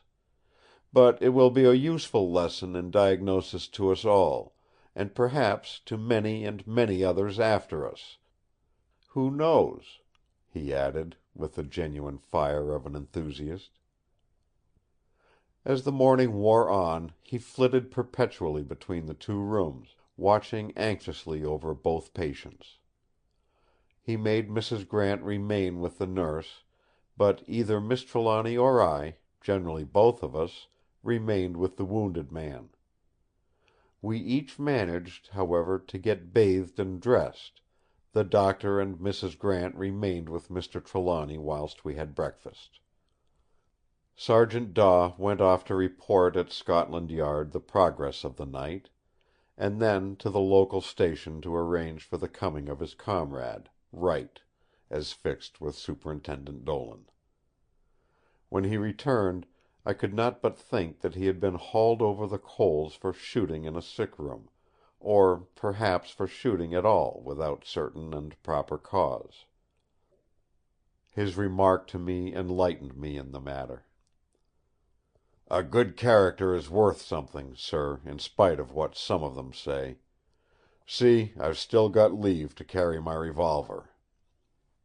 That day was a long and anxious one. Toward nightfall Nurse Kennedy so far improved that the rigidity of her limbs entirely disappeared. She still breathed quietly and regularly, but the fixed expression of her face, though it was a calm enough expression, gave place to fallen eyelids and the negative look of sleep. Dr. Winchester had, towards evening, brought 2 more nurses, one of whom was to remain with Nurse Kennedy, and the other to share in the watching with Miss Trelawny, who had insisted on remaining up herself. She had, in order to prepare for the duty, slept for several hours in the afternoon. We had all taken counsel together, and had arranged thus for the watching in Mr. Trelawny's room. Mrs. Grant was to remain beside the patient till 12, when Miss Trelawny would relieve her. The new nurse was to sit in Miss Trelawny's room, and to visit the sick chamber each quarter of an hour. The Doctor would remain till 12, when I was to relieve him. One or other of the detectives was to remain within hail of the room all night, and to pay periodical visits to see that all was well. Thus the watchers would be watched, and the possibility of such events as last night, when the watchers were both overcome, would be avoided. When the sun set, a strange and grave anxiety fell on all of us, and in our separate ways we prepared for the vigil. Dr. Winchester had evidently been thinking of my respirator, for he told me he would go out and get one. Indeed, he took to the idea so kindly that I persuaded Miss Trelawny also to have one which she could put on when her time for watching came. And so the night drew on. End of Chapter 4. The Jewel of 7 Stars by Bram Stoker. Chapter 5. More Strange Instructions. When I came from my room at 11:30 o'clock, I found all well in the sick room. The new nurse, prim, neat, and watchful, sat in the chair by the bedside where Nurse Kennedy had sat last night. A little way off, between the bed and the safe, sat Dr. Winchester, alert and wakeful, but looking strange and almost comic with the respirator over mouth and nose. As I stood in the doorway looking at them, I heard a slight sound. Turning round, I saw the new detective, who nodded, held up the finger of silence, and withdrew quietly.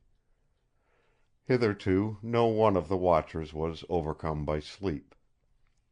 I took a chair outside the door.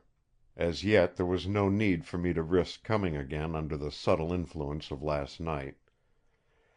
Naturally my thoughts went revolving round the main incidents of the last day and night, and I found myself arriving at strange conclusions, doubts, conjectures. But I did not lose myself, as on last night, in trains of thought. The sense of the present was ever with me, and I really felt as should a sentry on guard. Thinking is not a slow process, and when it is earnest the time can pass quickly. It seemed a very short time indeed till the door, usually left ajar, was pulled open, and Dr. Winchester emerged, taking off his respirator as he came. His act, when he had it off, was demonstrative of his keenness. He turned up the outside of the wrap and smelled it carefully. "I am going now," he said. "I shall come early in the morning, unless of course I am sent for before. But all seems well tonight." The next to appear was Sergeant Daw, who went quietly into the room and took the seat vacated by the Doctor. I still remained outside, but every few minutes looked into the room. This was rather a form than a matter of utility, for the room was so dark that coming even from the dimly lighted corridor it was hard to distinguish anything. A little before 12 o'clock Miss Trelawny came from her room. Before coming to her father's, she went into that occupied by Nurse Kennedy. After a couple of minutes she came out, looking, I thought, a trifle more cheerful. She had her respirator in her hand, but before putting it on, asked me if anything special had occurred since she had gone to lie down. I answered in a whisper, there was no loud talking in the house tonight, that all was safe, was well. She then put on her respirator, and I mine, and we entered the room.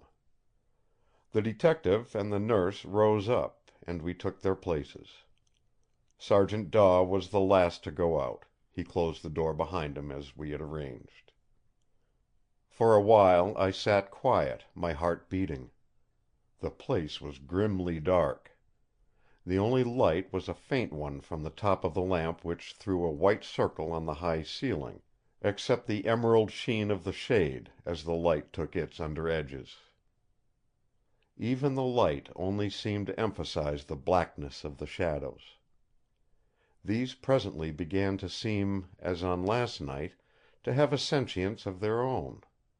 I did not myself feel in the least sleepy, and each time I went softly over to look at the patient, which I did about every 10 minutes, I could see that Miss Trelawny was keenly alert. Every quarter of an hour one or other of the policemen looked in through the partly opened door. Each time both Miss Trelawny and I said through our mufflers, "All right," and the door was closed again. As the time wore on, the silence and the darkness seemed to increase. The circle of light on the ceiling was still there, but it seemed less brilliant than at first. The green edging of the lampshade became like Maori greenstone rather than emerald.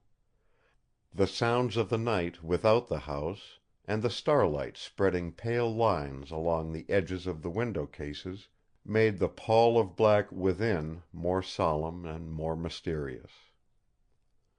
We heard the clock in the corridor chiming the quarters with its silver bell till 2 o'clock, and then a strange feeling came over me. I could see from Miss Trelawny's movement as she looked around that she also had some new sensation. The new detective had just looked in. We two were alone with the unconscious patient for another quarter of an hour. My heart began to beat wildly. There was a sense of fear over me. Not for myself; my fear was impersonal. It seemed as though some new person had entered the room, and that a strong intelligence was awake close to me. Something brushed against my leg. I put my hand down hastily and touched the furry coat of Silvio. With a very faint far-away sound of a snarl he turned and scratched at me. I felt blood on my hand. I rose gently and came over to the bedside. Miss Trelawny, too, had stood up and was looking behind her, as though there was something close to her. Her eyes were wild, and her breast rose and fell as though she were fighting for air. When I touched her, she did not seem to feel me. She worked her hands in front of her, as though she was fending off something. There was not an instant to lose.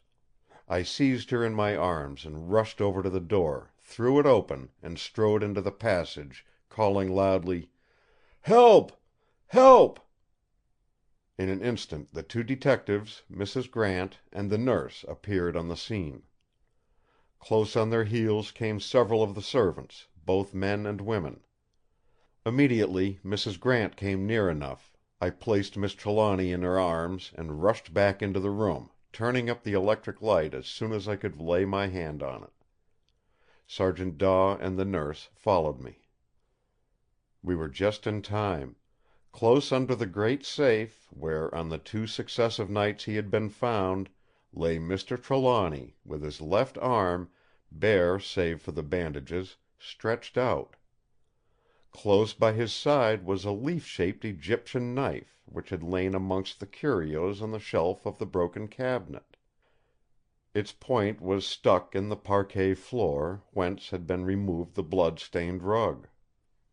But there was no sign of disturbance anywhere, nor any sign of anyone or anything unusual.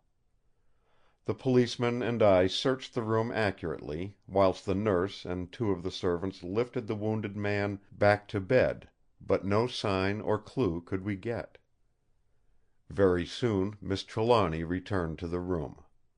She was pale but collected. When she came close to me, she said in a low voice: "I felt myself fainting.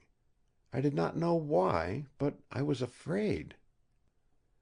The only other shock I had was when Miss Trelawny cried out to me, as I placed my hand on the bed, to lean over and look carefully at her father. "You are wounded! Look! Look, your hand is bloody! There is blood on the sheets!" I had, in the excitement, quite forgotten Silvio's scratch. As I looked at it, the recollection came back to me; but before I could say a word, Miss Trelawny had caught hold of my hand and lifted it up. When she saw the parallel lines of the cuts, she cried out again: "It is the same wound as Father's!" Then she laid my hand down gently but quickly, and said to me and to Sergeant Daw: "Come to my room. Silvio is there in his basket." We followed her, and found Silvio sitting in his basket, awake. He was licking his paws. The detective said: "He is there, sure enough; but why licking his paws?" Margaret, Miss Trelawny, gave a moan as she bent over and took one of the forepaws in her hand; but the cat seemed to resent it, and snarled. At that Mrs. Grant came into the room. When she saw that we were looking at the cat, she said: "The nurse tells me that Silvio was asleep on Nurse Kennedy's bed ever since you went to your Father's room until a while ago. He came there just after you had gone to Master's room. Nurse says that Nurse Kennedy is moaning and muttering in her sleep as though she had a nightmare. I think we should send for Doctor Winchester." "Do so at once, please," said Miss Trelawny, and we went back to the room. For a while Miss Trelawny stood looking at her father, with her brows wrinkled. Then, turning to me as though her mind were made up, she said: "Don't you think we should have a consultation on Father? Of course I have every confidence in Doctor Winchester; he seems an immensely clever young man; but he is a young man, and there must be men who have devoted themselves to this branch of science. Such a man would have more knowledge and more experience; and his knowledge and experience might help to throw light on poor Father's case. As it is, Doctor Winchester seems to be quite in the dark. Oh, I don't know what to do! It is all so terrible!" Here she broke down a little and cried, and I tried to comfort her. Doctor Winchester arrived quickly. His first thought was for his patient; but when he found him without further harm, he visited Nurse Kennedy. When he saw her, a hopeful look came into his eyes. Taking a towel, he dipped a corner of it in cold water and flicked on the face. The skin colored, and she stirred slightly. He said to the new nurse, Sister Doris he called her, "She is all right. She will wake in a few hours at latest. She may be dizzy and distraught at first, or perhaps hysterical. If so, you know how to treat her." "Yes, sir," answered Sister Doris demurely, and we went back to Mr. Trelawny's room. As soon as we had entered, Mrs. Grant and the nurse went out so that only Doctor Winchester, Miss Trelawny, and myself remained in the room. When the door had been closed, Doctor Winchester asked me as to what had occurred. I told him fully, giving exactly every detail so far as I could remember. Throughout my narrative, which did not take long, however, he kept asking me questions as to who had been present and the order in which each one had come into the room. He asked other things, but nothing of any importance. These were all that took my attention or remained in my memory. When our conversation was finished, he said in a very decided way indeed to Miss Trelawny: "I think, Miss Trelawny, that we had better have a consultation on this case." She answered at once, seemingly a little to his surprise: "I am glad you have mentioned it. I quite agree. Who would you suggest?" "Have you any choice yourself?" he asked. "Any one to whom your father is known? Has he ever consulted anyone?" "Not to my knowledge. But I hope you will choose whoever you think would be best. My dear father should have all the help that can be had, and I shall be deeply obliged by your choosing. Who is the best man in London, anywhere else, in such a case?" "There are several good men, but they are scattered all over the world. Somehow the brain specialist is born, not made; though a lot of hard work goes to the completing of him and fitting him for his work. He comes from no country. The most daring investigator up to the present is Chiuni, the Japanese; but he is rather a surgical experimentalist than a practitioner. There is Zammerfest of Upsala, and Fenelon of the University of Paris, and Morfessi of Naples. These, of course, are in addition to our own men, Morrison of Aberdeen, and Richardson of Birmingham. But before them all I would put Flair of King's College. Of all that I have named he best unites theory and practice. He has no hobbies, that have been discovered at all events, and his experience is immense. It is the regret of all of us who admire him that the nerve so firm, and the hand so dexterous, must yield to time. For my own part I would rather have Flair than anyone living." "Then," said Miss Trelawny decisively, "let us have Doctor Flair. By the way, is he Doctor or Mister? As early as we can get him in the morning." A weight seemed removed from him, and he spoke with greater ease and geniality than he had yet shown. "He is Sir James Flair. I shall go to him myself as early as it is possible to see him, and shall ask him to come here at once." Then, turning to me, he said: "You had better let me dress your hand." "It is nothing," I said. "Nevertheless it should be seen to. A scratch from any animal might turn out dangerous. There is nothing like being safe." I submitted. Forthwith he began to dress my hand. He examined with a magnifying glass the several parallel wounds, and compared them with the slip of blotting paper, marked with Silvio's claws, which he took from his pocket-book. He put back the paper, simply remarking: "It's a pity that Silvio slips in and out just when he shouldn't." The morning wore slowly on. By 10 o'clock Nurse Kennedy had so far recovered that she was able to sit up and talk intelligibly. But she was still hazy in her thoughts, and could not remember anything that had happened on the previous night, after her taking her place by the sick bed. As yet she seemed neither to know nor care what had happened. It was nearly 11 o'clock when Doctor Winchester returned with Sir James Frere. Somehow I felt my heart sink when from the landing I saw them in the hall below. I knew that Miss Trelawny was to have the pain of telling yet another stranger of her ignorance of her father's life. Sir James Frere was a man who commanded attention followed by respect. He knew so thoroughly what he wanted himself that he placed at once on one side all wishes and ideas of less definite persons. The mere flash of his piercing eyes, or the set of his resolute mouth, or the lowering of his great eyebrows seemed to compel immediate and willing obedience to his wishes. Somehow, when we had all been introduced and he was well amongst us, all sense of mystery seemed to melt away. It was with a hopeful spirit that I saw him pass into the sick room with Doctor Winchester. They remained in the room a long time. Once they sent for the nurse, the new one, Sister Doris, but she did not remain long. Again they both went into Nurse Kennedy's room. He sent out the nurse attendant on her. Doctor Winchester told me afterward that Nurse Kennedy, though she was ignorant of later matters, gave full and satisfactory answers to all Dr. Frere's questions relating to her patient up to the time she became unconscious.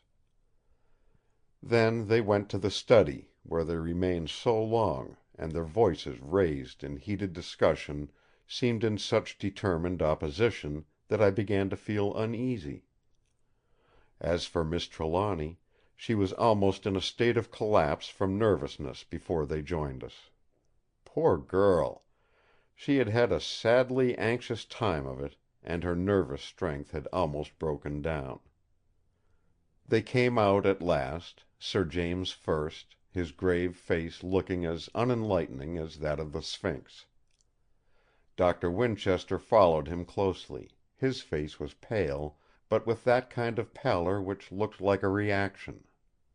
It gave me the idea that it had been red not long before.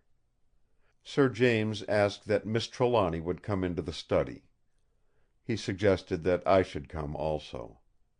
When we had entered, Sir James turned to me and said: "I understand from Doctor Winchester that you are a friend of Miss Trelawny, and that you have already considerable knowledge of this case. Perhaps it will be well that you should be with us. I know you already as a keen lawyer, Mr. Ross, though I never had the pleasure of meeting you. As Doctor Winchester tells me that there are some strange matters outside this case which seem to puzzle him, and others, and in which he thinks you may yet be specially interested, it might be as well that you should know every phase of the case. For myself, I do not take much account of mysteries, except those of science; and as there seems to be some idea of an attempt at assassination or robbery, all I can say is that if assassins were at work they ought to take some elementary lessons in anatomy before their next job, for they seem thoroughly ignorant. If robbery were their purpose, they seem to have worked with marvellous inefficiency. That, however, is not my business." Here he took a big pinch of snuff, and turning to Miss Trelawny, went on: "Now as to the patient. Leaving out the cause of his illness, all we can say at present is that he appears to be suffering from a marked attack of catalepsy. At present nothing can be done, except to sustain his strength. The treatment of my friend Doctor Winchester is mainly such as I approve of, and I am confident that should any slight change arise he will be able to deal with it satisfactorily. It is an interesting case, most interesting, and should any new or abnormal development arise I shall be happy to come at any time. There is just one thing to which I wish to call your attention, and I put it to you, Miss Trelawny, directly, since it is your responsibility. Doctor Winchester informs me that you are not yourself free in the matter, but are bound by an instruction given by your father in case just such a condition of things should arise. I would strongly advise that the patient be removed to another room, or, as an alternative, that those mummies and all such things should be removed from his chamber.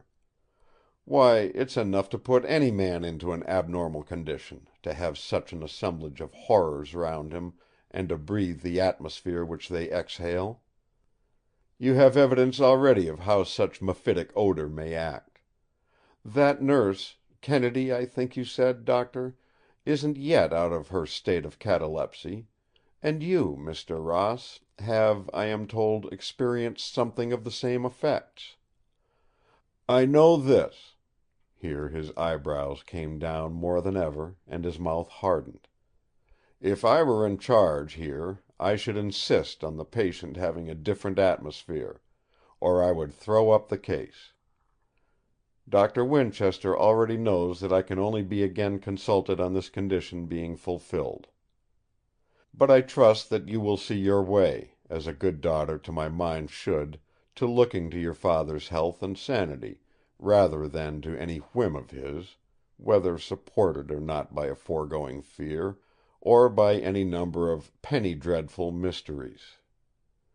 The day has hardly come yet, and I am glad to say, when the British Museum and St. Thomas's Hospital have exchanged their normal functions.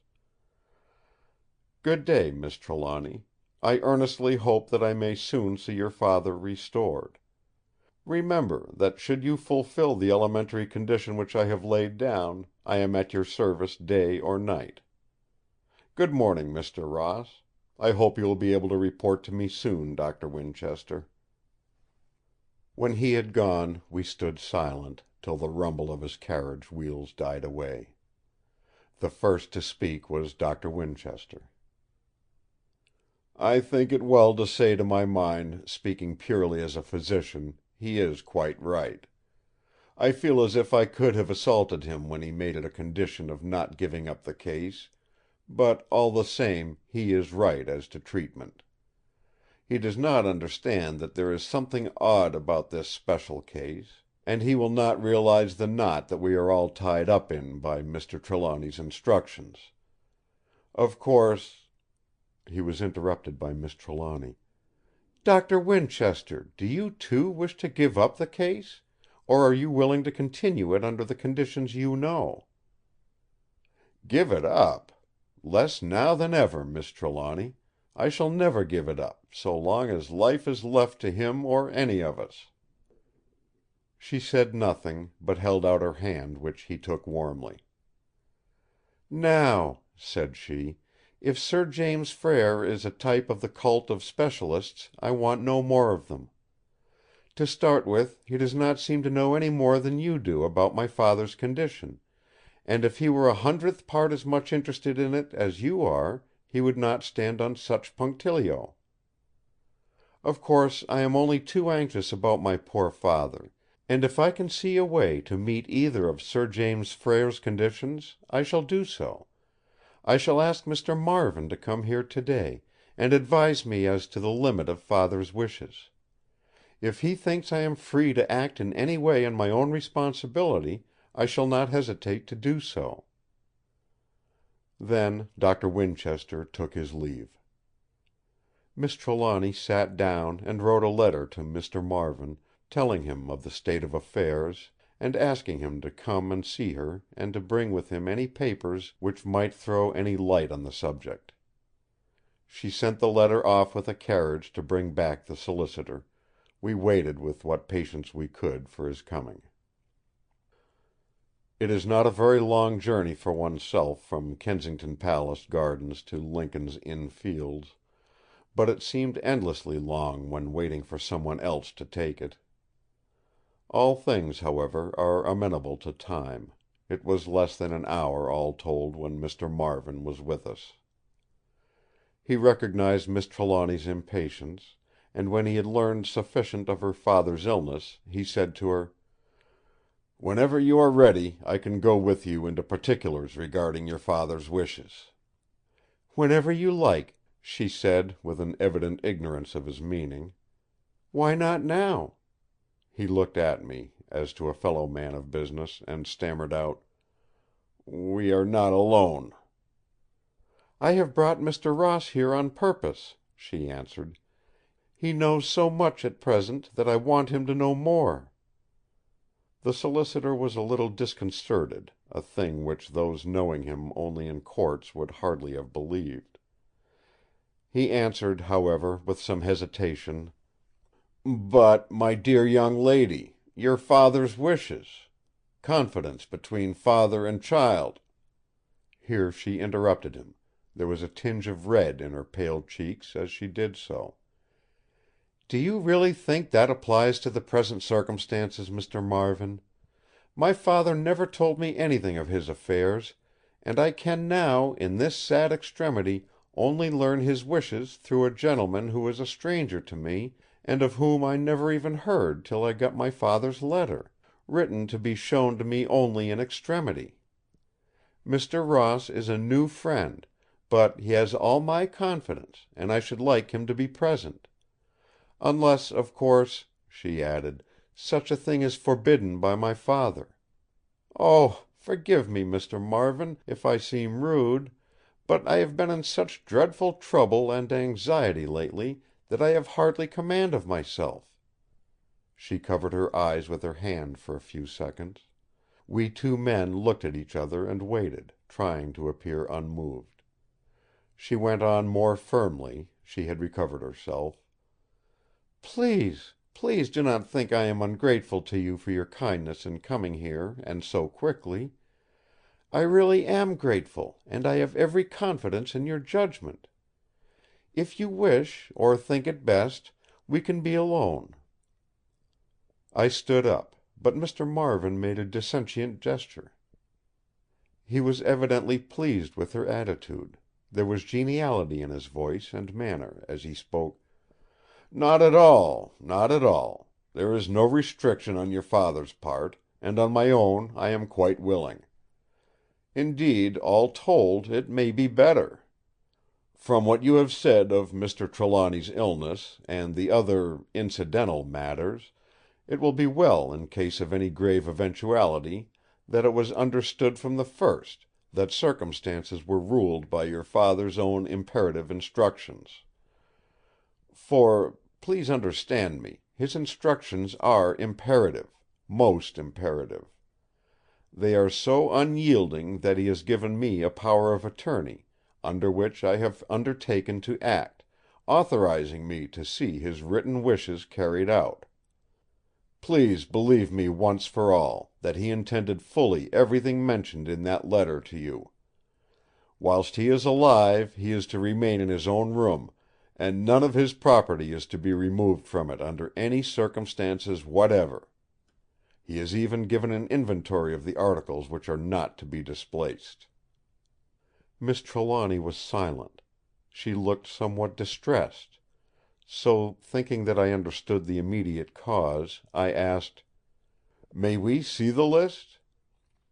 Miss Trelawny's face at once brightened; but it fell again as the lawyer answered promptly, he was evidently prepared for the question: "Not unless I am compelled to take action on the power of attorney. I have brought that instrument with me. You will recognize, Mr. Ross," he said this with a sort of business conviction which I had noticed in his professional work, as he handed me the deed, "how strongly it is worded, and how the grantor made his wishes apparent in such a way as to leave no loophole. It is his own wording, except for certain legal formalities, and I assure you I have seldom seen a more ironclad document. Even I myself have no power to make the slightest relaxation of the instructions, without committing a distinct breach of faith. And that, I need not tell you, is impossible." He evidently added the last words in order to prevent an appeal to his personal consideration. He did not like the seeming harshness of his words, however, for he added: "I do hope, Miss Trelawny, that you understand that I am willing, frankly and unequivocally willing, to do anything I can, within the limits of my power, to relieve your distress. But your father had, in all his doings, some purpose of his own which he did not disclose to me. So far as I can see, there is not a word of his instructions that he had not thought over fully. Whatever idea he had in his mind was the idea of a lifetime. He had studied it in every possible phase, and was prepared to guard it at every point. Now, I fear I have distressed you, and I am truly sorry for it, for I see you have much, too much, to bear already. But I have no alternative. If you want to consult me at any time about anything, I promise you I will come without a moment's delay, at any hour of the day or night. There is my private address." He scribbled in his pocket-book as he spoke. "And under it the address of my club, where I am generally to be found in the evening." He tore out the paper and handed it to her. She thanked him. He shook hands with her and with me, and withdrew. As soon as the hall door was shut on him, Mrs. Grant tapped at the door and came in. There was such a look of distress in her face that Miss Trelawny stood up, deadly white, and asked her: "What is it, Mrs. Grant? What is it? Any new trouble?" "I grieve to say, miss, that the servants, all but two, have given notice and want to leave the house today. They have talked the matter over among themselves; the butler has spoken for the rest. He says as how they are willing to forego their wages, and even to pay their legal obligations instead of notice, but that go today they must." "What reason do they give?" "None, miss. They say as how they're sorry, but that they've nothing to say.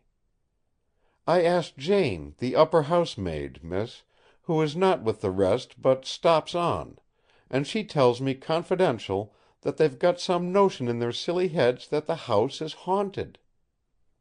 We ought to have laughed, but we didn't.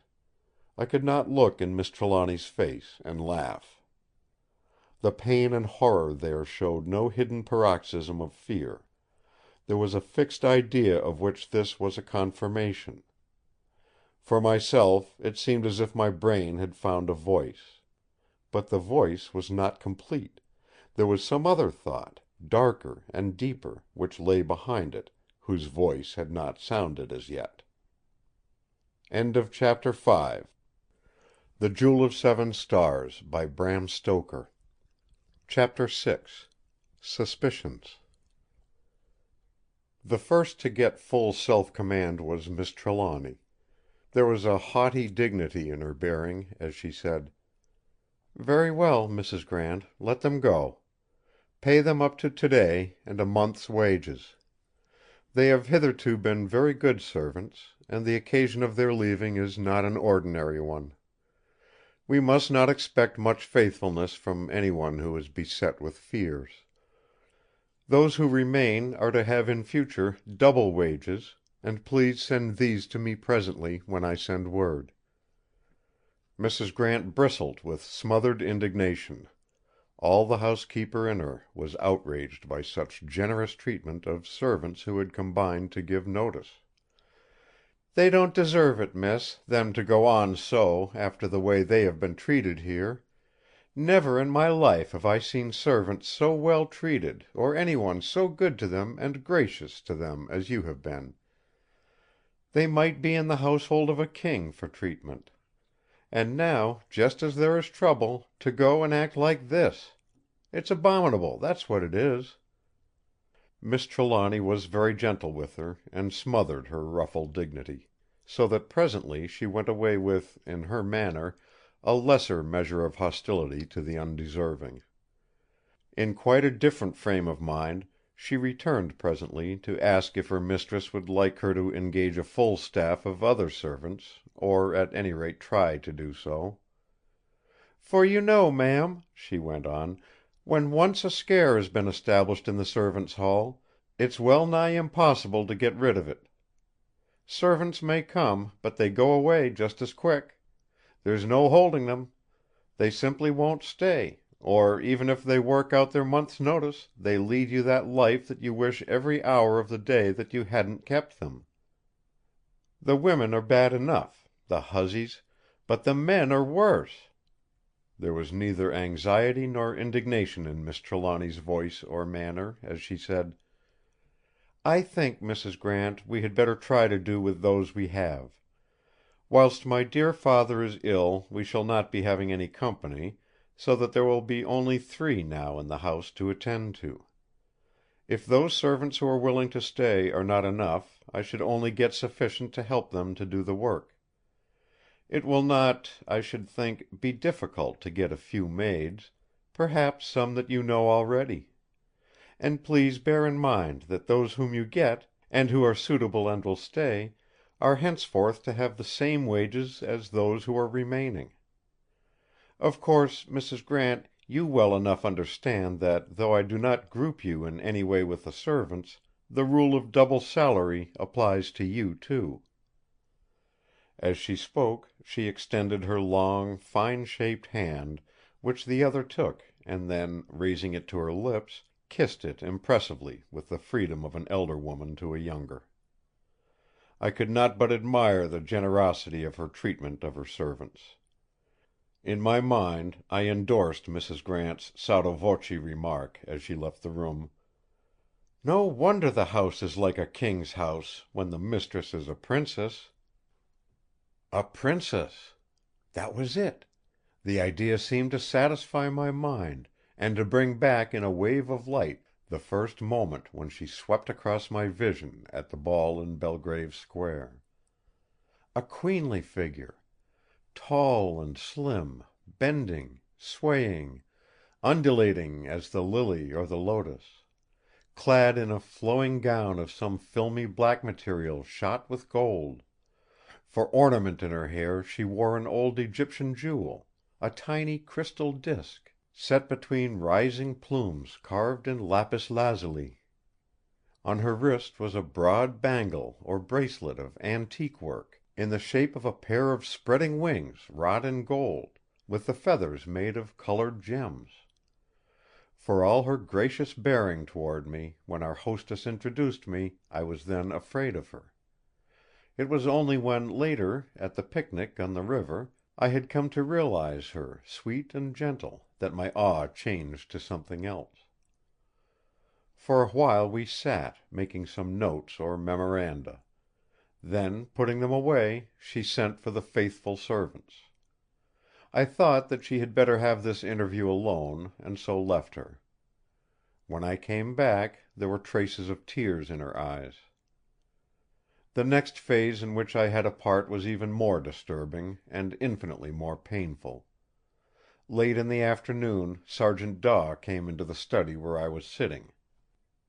After closing the door carefully and looking all around the room to make certain that we were alone, he came close to me. "What is it?" I asked him. "I see you wish to speak to me privately?" "Quite so, sir. May I speak in absolute confidence?" "Of course you may. In anything that is for the good of Miss Trelawny, and of course Mr. Trelawny, you may be perfectly frank. I take it that we both want to serve them to the best of our powers." He hesitated before replying. "Of course you know that I have my duty to do, and I think you know me well enough to know that I will do it. I am a policeman, a detective, and it is my duty to find out the facts of any case I am put on, without fear or favour to anyone. I would rather speak to you alone, in confidence if I may, without reference to any duty of anyone to anyone, except mine to Scotland Yard." "Of course, of course," I answered mechanically, my heart sinking, I did not know why. "Be quite frank with me. I assure you of my confidence." "Thank you, sir. I take it that what I say is not to pass beyond you, not to anyone, not to Miss Trelawny herself, or even to Mr. Trelawny when he becomes well again." "Certainly, if you make it a condition," I said a little more stiffly. The man recognized the change in my voice or manner, and said apologetically: "Excuse me, sir, but I am going outside my duty in speaking to you at all on the subject. I know you, however, of old, and I feel that I can trust you. Not your words, sir, that is all right. But your discretion." I bowed. "Go on," I said. He began at once. "I have gone over this case, sir, till my brain begins to reel, but I can't find any ordinary solution of it. At the time of each attempt no one has seemingly come into the house, and certainly no one has got out. What does it strike you is the inference?" "That the somebody, or the something, was in the house already," I answered, smiling in spite of myself. "That's just what I think," he said, with a manifest sigh of relief. "Very well. Who can be that someone?" "Someone, or something, was what I said," I answered. "Let us make it someone, Mr. Ross. That cat, though he might have scratched or bit, never pulled the old gentleman out of bed and tried to get the bangle with the key off his arm. Such things are all very well in books, where your amateur detectives, who know everything before it's done, can fit them into theories; but in Scotland Yard, where the men aren't all idiots either, we generally find that when a crime is done, or attempted, it's people, not things, that are at the bottom of it." "Then make it people, by all means, Sergeant."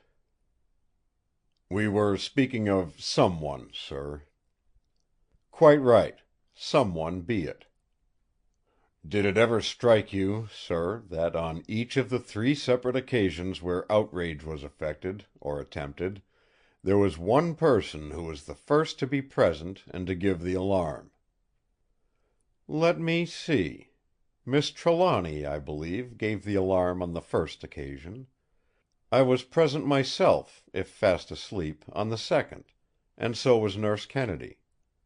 When I woke, there were several people in the room. You were one of them. I understand that on that occasion also Miss Trelawny was before you. At the last attempt Miss Trelawny fainted. I carried her out and went back. In returning, I was first, and I think you were close behind me." Sergeant Daw thought for a moment before replying: "She was present, or first, in the room on all the occasions. There was only damage done in the first and second." The inference was one which I, as a lawyer, could not mistake. I thought the best thing to do was to meet it halfway. I have always found that the best way to encounter an inference is to cause it to be turned into a statement. "You mean," I said, "that as on the only occasions when actual harm was done, Miss Trelawny's being the first to discover it is a proof that she did it, or was in some way connected with the attempt as well as the discovery?" "I didn't venture to put it as clear as that; but that is where the doubt which I had leads." Sergeant Daw was a man of courage; he evidently did not shrink from any conclusion of his reasoning on facts. We were both silent for a while. Fears began crowding in on my own mind. Not doubts of Miss Trelawny, or of any act of hers; but fears lest such acts should be misunderstood. There was evidently a mystery somewhere, and if no solution to it could be found, the doubt would be cast on someone. In such cases, the guesses of the majority are bound to follow the line of least resistance; and if it could be proved that any personal gain to anyone could follow Mr. Trelawny's death, should such ensue, it might prove a difficult task for anyone to prove innocence in the face of suspicious facts. I found myself instinctively taking that deferential course which, until the plan of battle of the prosecution is unfolded, is so safe an attitude for the defence. It would never do for me, at this stage, to combat any theories which a detective might form. I could best help Miss Trelawny by listening and understanding. When the time should come for the dissipation and obliteration of the theories, I should be quite willing to use all my militant ardour and all the weapons at my command. "You will, of course, do your duty, I know," I said, "and without fear. What course do you intend to take?" "I don't know as yet, sir. You see, up to now it isn't with me even a suspicion. If anyone else told me that the sweet young lady had a hand in such a matter, I would think him a fool, but I am bound to follow my own conclusions. I know well that just as unlikely persons have been proved guilty, when a whole court, all except the prosecution who knew the facts, and the judge who had taught his mind to wait, would have sworn to innocence. I wouldn't, for all the world, wrong such a young lady, more especial when she has such a cruel weight to bear. And you will be sure that I won't say a word that'll prompt anyone else to make such a charge. That's why I speak to you in confidence, man to man. You are skilled in proofs; that is your profession. Mine only gets so far as suspicions, and what we call our own proofs, which are nothing but ex parte evidence after all. You know Miss Trelawny better than I do; and though I watch round the sick room, and go where I like about the house and in and out of it, I haven't the same opportunities as you have of knowing the lady and what her life is, or her means are, or of anything else which might give me a clue to her actions. If I were to try to find out from her, it would at once arouse her suspicions. Then, if she were guilty, all possibility of ultimate proof would go, for she would easily find a way to baffle discovery. But if she be innocent, as I hope she is, it would be doing a cruel wrong to accuse her. I have thought the matter over according to my lights before I spoke to you, and if I have taken a liberty, sir, I am truly sorry."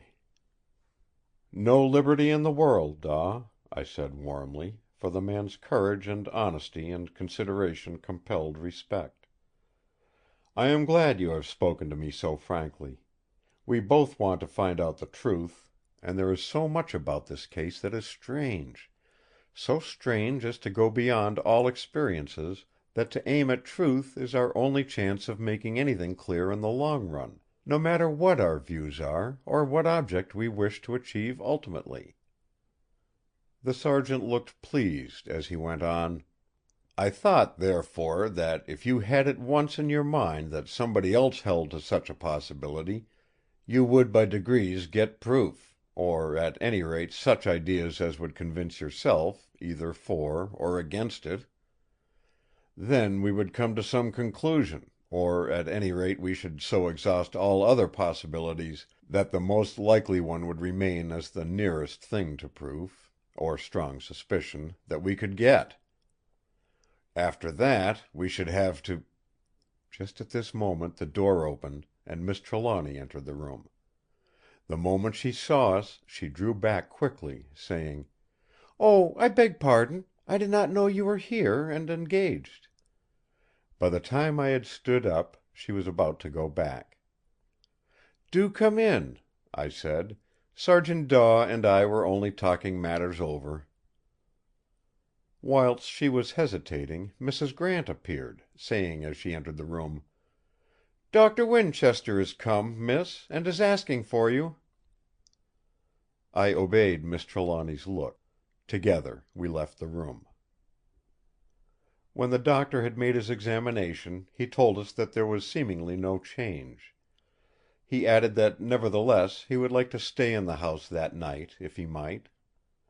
Miss Trelawny looked glad, and sent word to Mrs. Grant to get a room ready for him.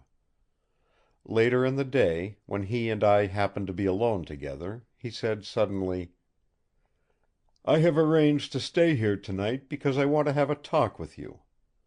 And as I wish it to be quite private, I thought the least suspicious way would be to have a cigar together late in the evening when Miss Trelawny is watching her father." We still kept to our arrangement that neither the sick man's daughter or I should be on watch all night. We were to share the duty at the early hours of the morning. I was anxious about this, for I knew from our conversation that the detective would watch in secret himself, and would be particularly alert about that time. The day passed uneventfully. Miss Trelawny slept in the afternoon, and after dinner went to relieve the nurse. Mrs. Grant remained with her, Sergeant Daw being on duty in the corridor. Dr. Winchester and I took our coffee in the library. When we had lit our cigars, he said quietly: "Now that we are alone, I want to have a confidential talk. We are tiled, of course, for the present at all events?" "Quite so," I said, my heart sinking as I thought of my conversation with Sergeant Daw in the morning, and of the disturbing and harrowing fears which it had left in my mind. He went on: "This case is enough to try the sanity of all of us concerned in it. The more I think of it, the madder I seem to get, and the two lines, each continually strengthened, seem to pull harder in opposite directions." "What two lines?" He looked at me keenly for a moment before replying. Dr. Winchester's look at such moments was apt to be disconcerting. It would have been so to me had I had a personal part, other than my interest in Miss Trelawny, in the matter. As it was, however, I stood it unruffled. I was now an attorney in the case, an amicus curiae in one sense, in another retained for the defence. The mere thought that in this clever man's mind were two lines, equally strong and opposite, was in itself so consoling as to neutralize my anxiety as to a new attack. As he began to speak, the Doctor's face wore an inscrutable smile. This, however, gave place to a stern gravity as he proceeded: "Two lines: fact and fancy. In the first there is this whole thing: attacks, attempt at robbery and murder, stupefyings, organized catalepsy which points to either criminal hypnotism and thought suggestion, or some simple form of poisoning unclassified yet in our toxicology. In the other there is some influence at work which is not classified in any book that I know, outside the pages of romance. I never felt in my life so strongly the truth of Hamlet's words, 'There are more things in heaven and earth,' than are dreamt of in your philosophy. Let us take the fact side first. Here we have a man in his home, amidst his own household, plenty of servants of different classes in the house, which forbids the possibility of an organized attempt made from the servants' hall. He is wealthy, learned, clever. From his physiognomy there is no doubting that he is a man of iron will and determined purpose. His daughter, his only child I take it, a young girl bright and clever, is sleeping in the very next room to his. There is seemingly no possible reason for expecting any attack or disturbance of any kind, and no reasonable opportunity for any outsider to effect it. And yet we have an attack made. A brutal and remorseless attack, made in the middle of the night.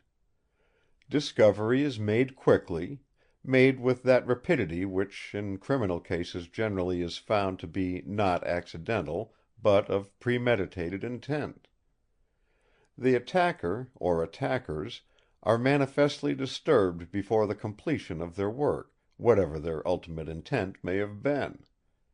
And yet there is no possible sign of their escape, no clue, no disturbance of anything, no open door or window, no sound. Nothing whatever to show who had done the deed, or even that a deed has been done, except the victim and his surroundings incidental to the deed.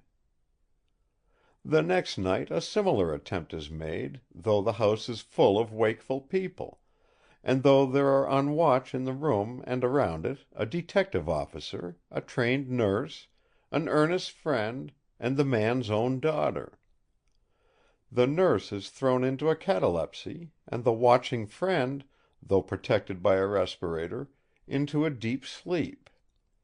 Even the detective is so far overcome with some phase of stupor that he fires off his pistol in the sick room and can't even tell what he thought he was firing at.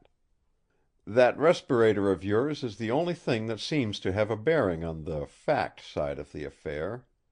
That you did not lose your head as the others did, the effect in such case being in proportion to the amount of time each remained in the room, points to the probability that the stupefying medium was not hypnotic, whatever else it may have been.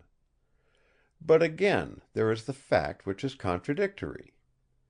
Miss Trelawny, who was in the room more than any of you, for she was in and out all the time and did her share of permanent watching also, did not seem to be affected at all. This would show that the influence, whatever it is, does not affect generally, unless, of course, it was that she was in some way inured to it. If it should turn out that it be some strange exhalation from some of those Egyptian curios, that might account for it.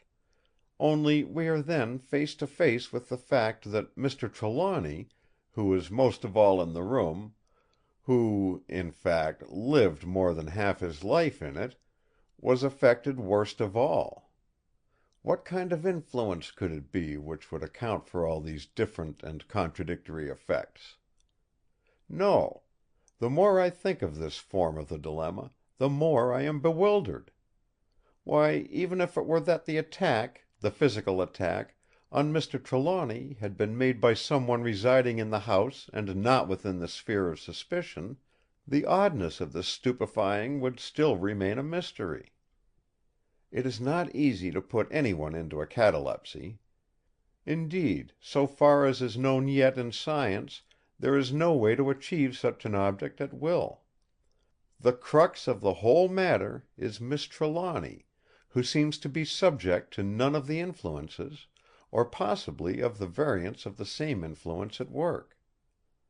Through all she goes unscathed, except for that one slight semi-faint. It is most strange." I listened with a sinking heart; for though his manner was not illuminative of distrust, his argument was disturbing. Although it was not so direct as the suspicion of the detective, it seemed to single out Miss Trelawny as different from all others concerned, and in a mystery to be alone is to be suspected, ultimately if not immediately. I thought it better not to say anything. In such a case silence is indeed golden, and if I said nothing now I might have less to defend, or explain, or take back later. I was, therefore, secretly glad that his form of putting his argument did not require any answer from me, for the present at all events. Dr. Winchester did not seem to expect any answer, a fact which, when I recognized it, gave my pleasure, I hardly knew why. He paused for a while, sitting with his chin in his hand, his eyes staring at vacancy, whilst his brows were fixed. His cigar was held limp between his fingers; he had apparently forgotten it. In an even voice, as though commencing exactly where he had left off, he resumed his argument: "The other horn of the dilemma is a different affair altogether, and if we once enter on it we must leave everything in the shape of science and experience behind us. I confess that it has its fascinations for me, though at every new thought I find myself romancing in a way that makes me pull up suddenly and look facts resolutely in the face. I sometimes wonder whether the influence or emanation from the sick room at times affects me as it did the others, the detective, for instance. Of course it may be that if it is anything chemical, any drug, for example, in vaporeal form, its effects may be cumulative. But then what could there be that could produce such an effect? The room is, I know, full of mummy smell, and no wonder, with so many relics from the tomb, let alone the actual mummy of that animal which Silvio attacked. By the way, I am going to test him tomorrow. I have been on the trace of a mummy cat, and am to get possession of it in the morning. When I bring it here, we shall find out if it be a fact that racial instinct can survive a few thousand years in the grave. However, to get back to the subject at hand. These very mummy smells arise from the presence of substances, and combinations of substances, which the Egyptian priests, who were the learned men and scientists of their time, found by the experience of centuries to be strong enough to arrest the natural forces of decay. There must be powerful agencies at work to effect such a purpose, and it is possible that we may have here some rare substance or combination whose qualities and powers are not understood in this later and more prosaic age. I wonder if Mr. Trelawny has any knowledge, or even suspicion, of such a kind? I only know this for certain, that a worse atmosphere for a sick chamber could not possibly be imagined; and I admire the courage of Sir James Flair in refusing to have anything to do with a case under such conditions.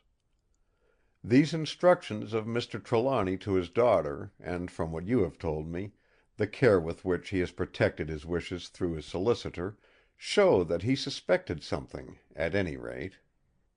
Indeed, it would almost seem as if he expected something to happen. I wonder if it would be possible to learn anything about that. Surely his papers would show or suggest something. It is a difficult matter to tackle, but it might have to be done. His present condition cannot go on forever, and if anything should happen there would have to be an inquest. In such case full examination would have to be made into everything. As it stands, the police evidence would show a murderous attack more than once repeated. As no clue is apparent, it would be necessary to seek one in a motive." He was silent.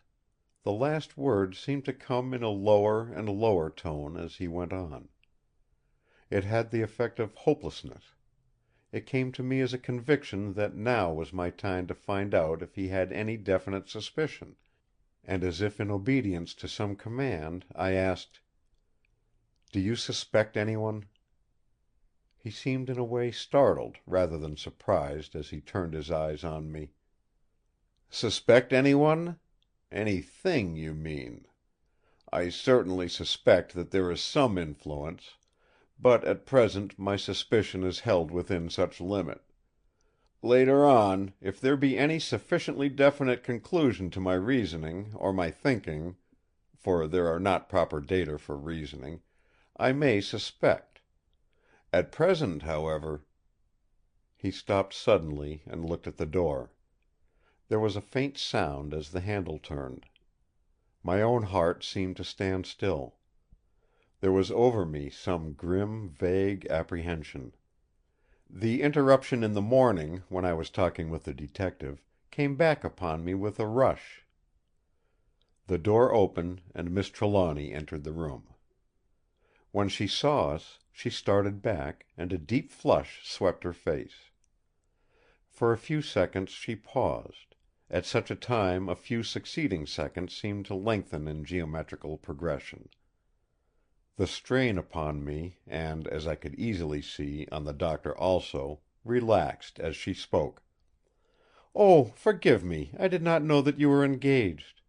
I was looking for you, Doctor Winchester, to ask you if I might go to bed tonight with safety, as you will be here. I feel so tired and worn out that I fear I may break down, and tonight I would certainly not be of any use." Doctor Winchester answered heartily: "Do go to bed by all means, and get a good night's sleep. God knows you want it. I am more than glad you have made the suggestion, for I feared when I saw you tonight that I might have you on my hands a patient next." She gave a sigh of relief, and the tired look seemed to melt from her face. Never shall I forget the deep, earnest look in her great beautiful black eyes as she said to me: "You will guard Father tonight, won't you, with Doctor Winchester? I am so anxious about him that every second brings new fears. But I am really worn out, and if I don't get a good sleep I think I shall go mad. I will change my room for tonight. I'm afraid that if I stay so close to Father's room I shall multiply every sound into a new terror.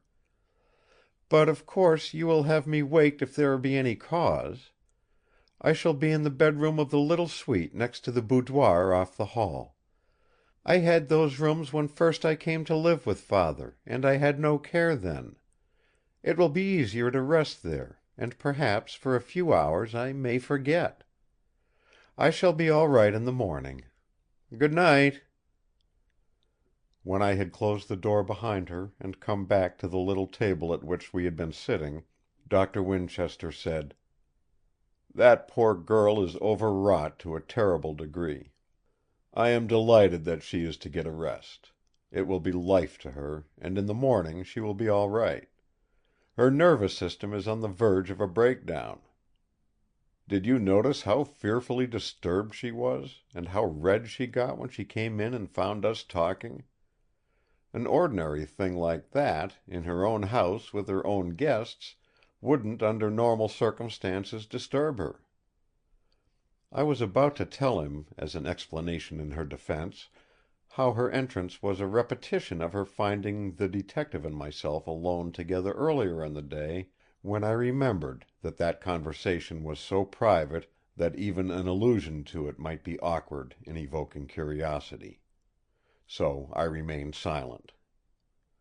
We stood up to go to the sick room, but as we took our way through the dimly lighted corridor, I could not help thinking, again and again and again, ay, and for many a day after, how strange it was that she had interrupted me on two such occasions when touching on such a theme. There was certainly some strange web of accidents in whose meshes we were all involved. Chapter 6 The Jewel of 7 Stars by Bram Stoker. Chapter 7 The Traveller's Loss. That night everything went well. Knowing that Miss Trelawny herself was not on guard, Doctor Winchester and I doubled our vigilance. The nurses and Mrs. Grant kept watch, and the detectives made their visit each quarter of an hour. All night the patient remained in his trance. He looked healthy, and his chest rose and fell with the easy breathing of a child. But he never stirred; only for his breathing he might have been of marble. Doctor Winchester and I wore our respirators, and irksome they were on that intolerably hot night. Between midnight and 3 o'clock I felt anxious, and had once more that creepy feeling to which these last few nights had accustomed me; but the grey of the dawn, stealing round the edges of the blinds, came with inexpressible relief, followed by restfulness, went through the household. During the hot night my ears, strained to every sound, had been almost painfully troubled, as though my brain or sensoria were in anxious touch with them. Every breath of the nurse or the rustle of her dress, every soft pat of slippered feet as the policeman went his rounds, every moment of watching life, seemed to be a new impetus to guardianship. Something of the same feeling must have been abroad in the house. Now and again I could hear upstairs the sound of restless feet, and more than once downstairs the opening of a window. With the coming of the dawn, however, all this ceased, and the whole household seemed to rest. Doctor Winchester went home when Sister Doris came to relieve Mrs. Grant. He was, I think, a little disappointed or chagrined that nothing of an exceptional nature had happened during his long night vigil. At 8 o'clock Miss Trelawny joined us, and I was amazed as well as delighted to see how much good her night's sleep had done her. She was fairly radiant, just as I had seen her at our first meeting and at the picnic. There was even a suggestion of colour in her cheeks, which, however, looked startlingly white in contrast with her black brows and scarlet lips. With her restored strength there seemed to have come a tenderness even exceeding that which she had at first shown to her sick father. I could not but be moved by the loving touches as she fixed his pillows and brushed the hair from his forehead. I was wearied out myself with my long spell of watching, and now that she was on guard I started off to bed, blinking my tired eyes in the full light and feeling the weariness of a sleepless night on me all at once. I had a good sleep, and after lunch I was about to start out to walk to Jermyn Street, when I noticed an importunate man at the hall door. The servant in charge was the one called Morris, formerly the odd man, but since the exodus of the servants promoted to be butler pro tem. The stranger was speaking rather loudly, so that there was no difficulty in understanding his grievance. The servant man was respectful in both words and demeanour, but he stood squarely in front of the great double door, so that the other could not enter. The first words which I heard from the visitor sufficiently explained the situation. "That's all very well, but I tell you I must see Mr. Trelawny. What is the use of your saying I can't, when I tell you I must? You put me off, and off, and off. I came here at 9. You said then that he was not up, and that as he was not well he could not be disturbed. I came at 12, and you told me again he was not up. I asked then to see any of his household. You told me that Miss Trelawny was not up. Now I come again at 3, and you tell me he is still in bed, and is not awake yet. Where is Miss Trelawny? She is occupied and must not be disturbed. Well, she must be disturbed, or someone must. I am here about Mr. Trelawny's special business, and I have come from a place where servants always begin by saying 'No.' No isn't good enough for me this time. I've had 3 years of it, waiting outside doors and tents when it took longer to get in than it did into the tombs.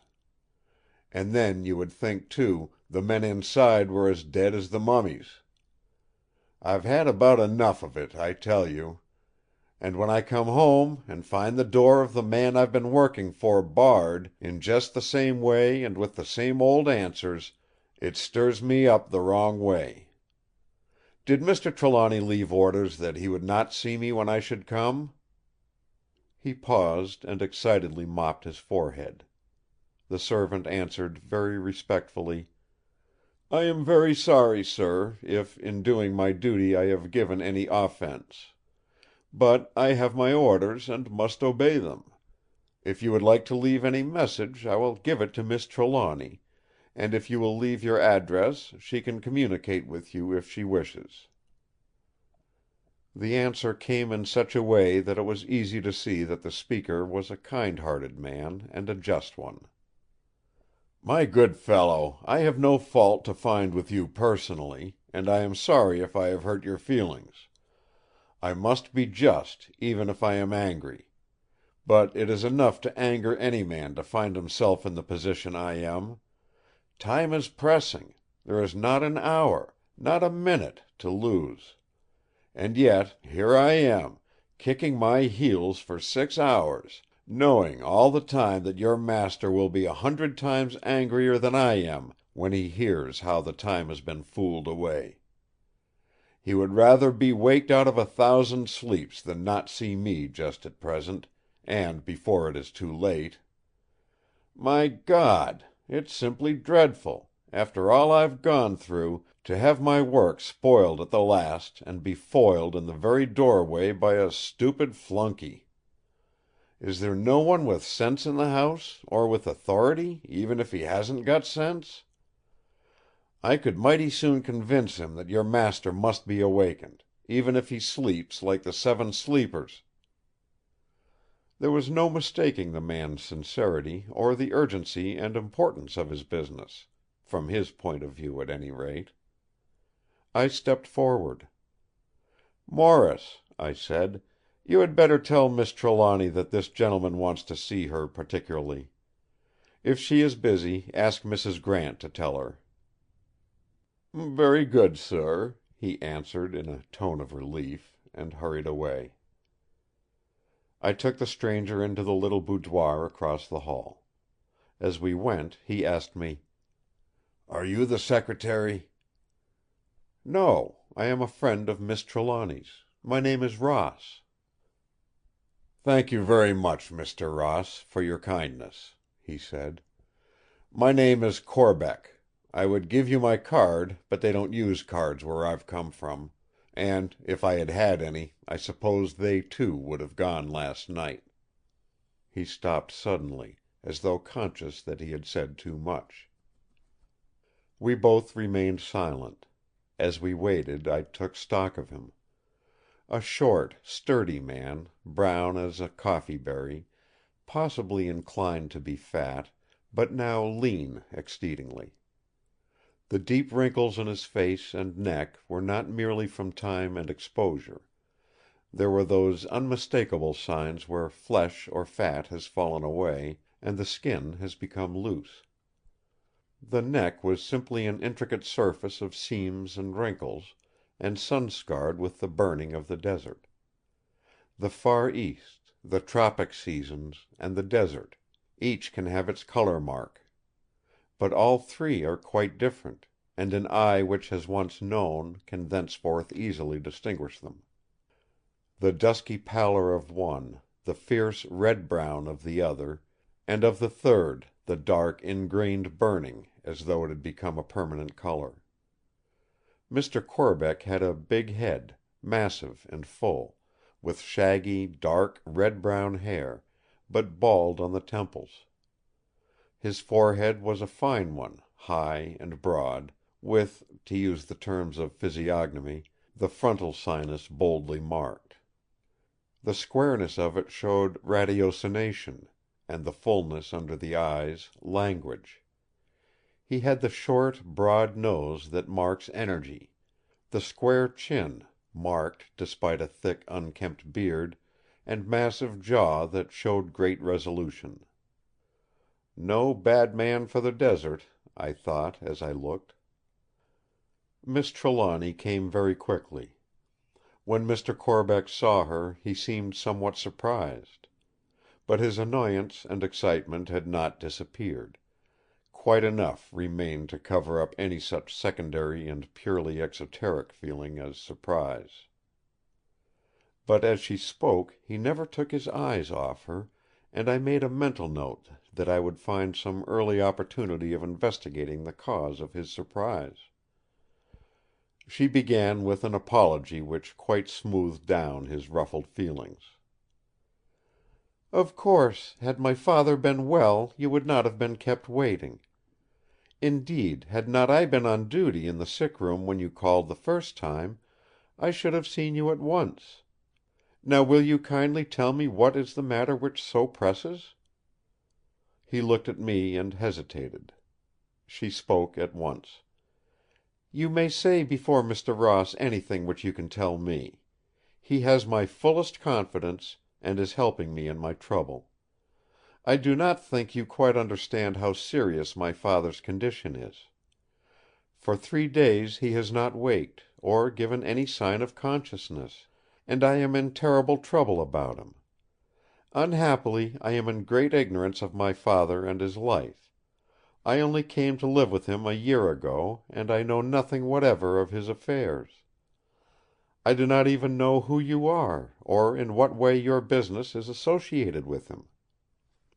She said this with a little deprecating smile, all conventional and altogether graceful, as though to express in the most genuine way her absurd ignorance. He looked steadily at her for perhaps a quarter of a minute; then he spoke, beginning at once as though his mind were made up and his confidence established. "My name is Eugene Corbeck. I am a Master of Arts and Doctor of Laws and Master of Surgery of Cambridge, Doctor of Letters of Oxford, Doctor of Science and Doctor of Languages of London University, Doctor of Philosophy of Berlin, Doctor of Oriental Languages of Paris. I have some other degrees, honorary and otherwise, but I need not trouble you with them. Those that I have named will show you that I am sufficiently feathered with diplomas to fly into even a sick room. Early in life, fortunately for my interests and pleasures, but unfortunately for my pocket, I fell in with Egyptology. I must have been bitten by some powerful scarab, for I took it bad. I went out tomb hunting, and managed to get a living of a sort, and to learn some things that you can't get out of books.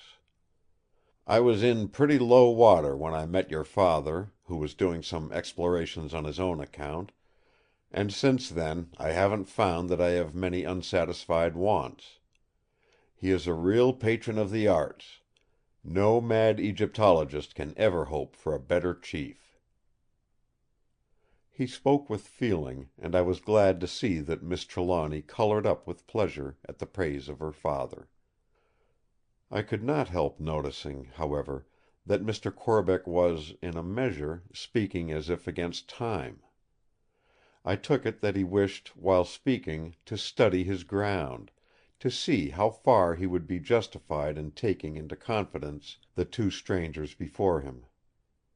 As he went on, I could see that his confidence kept increasing. When I thought of it afterward, and remembered what he had said, I realized that the measure of the information which he gave us marked his growing trust. "I have been several times out on expeditions in Egypt for your father, and I have always found it a delight to work for him. Many of his treasures—and he has some rare ones, I tell you—he has procured through me, either by my exploration or by purchase, or otherwise. Your father, Miss Trelawny, has a rare knowledge. He sometimes makes up his mind that he wants to find a particular thing, of whose existence, if it still exists, he has become aware, and he will follow it all over the world till he gets it. I've been on just such a chase now." He stopped suddenly as though his mouth had been shut by the jerk of a string. We waited. When he went on, he spoke with a caution that was new to him, as though he wished to forestall our asking any questions. "I am not at liberty to mention anything of my mission, where it was to, what it was for, or anything at all about it. Such matters are in confidence between Mr. Trelawny and myself. I am pledged to absolute secrecy." He paused, and an embarrassed look crept over his face. Suddenly he said: "You are sure, Miss Trelawny, your father is not well enough to see me today?" A look of wonderment was on her face in turn. But it cleared at once. She stood up, saying in a tone in which dignity and graciousness were blended: "Come and see for yourself." She moved toward her father's room; he followed, and I brought up the rear.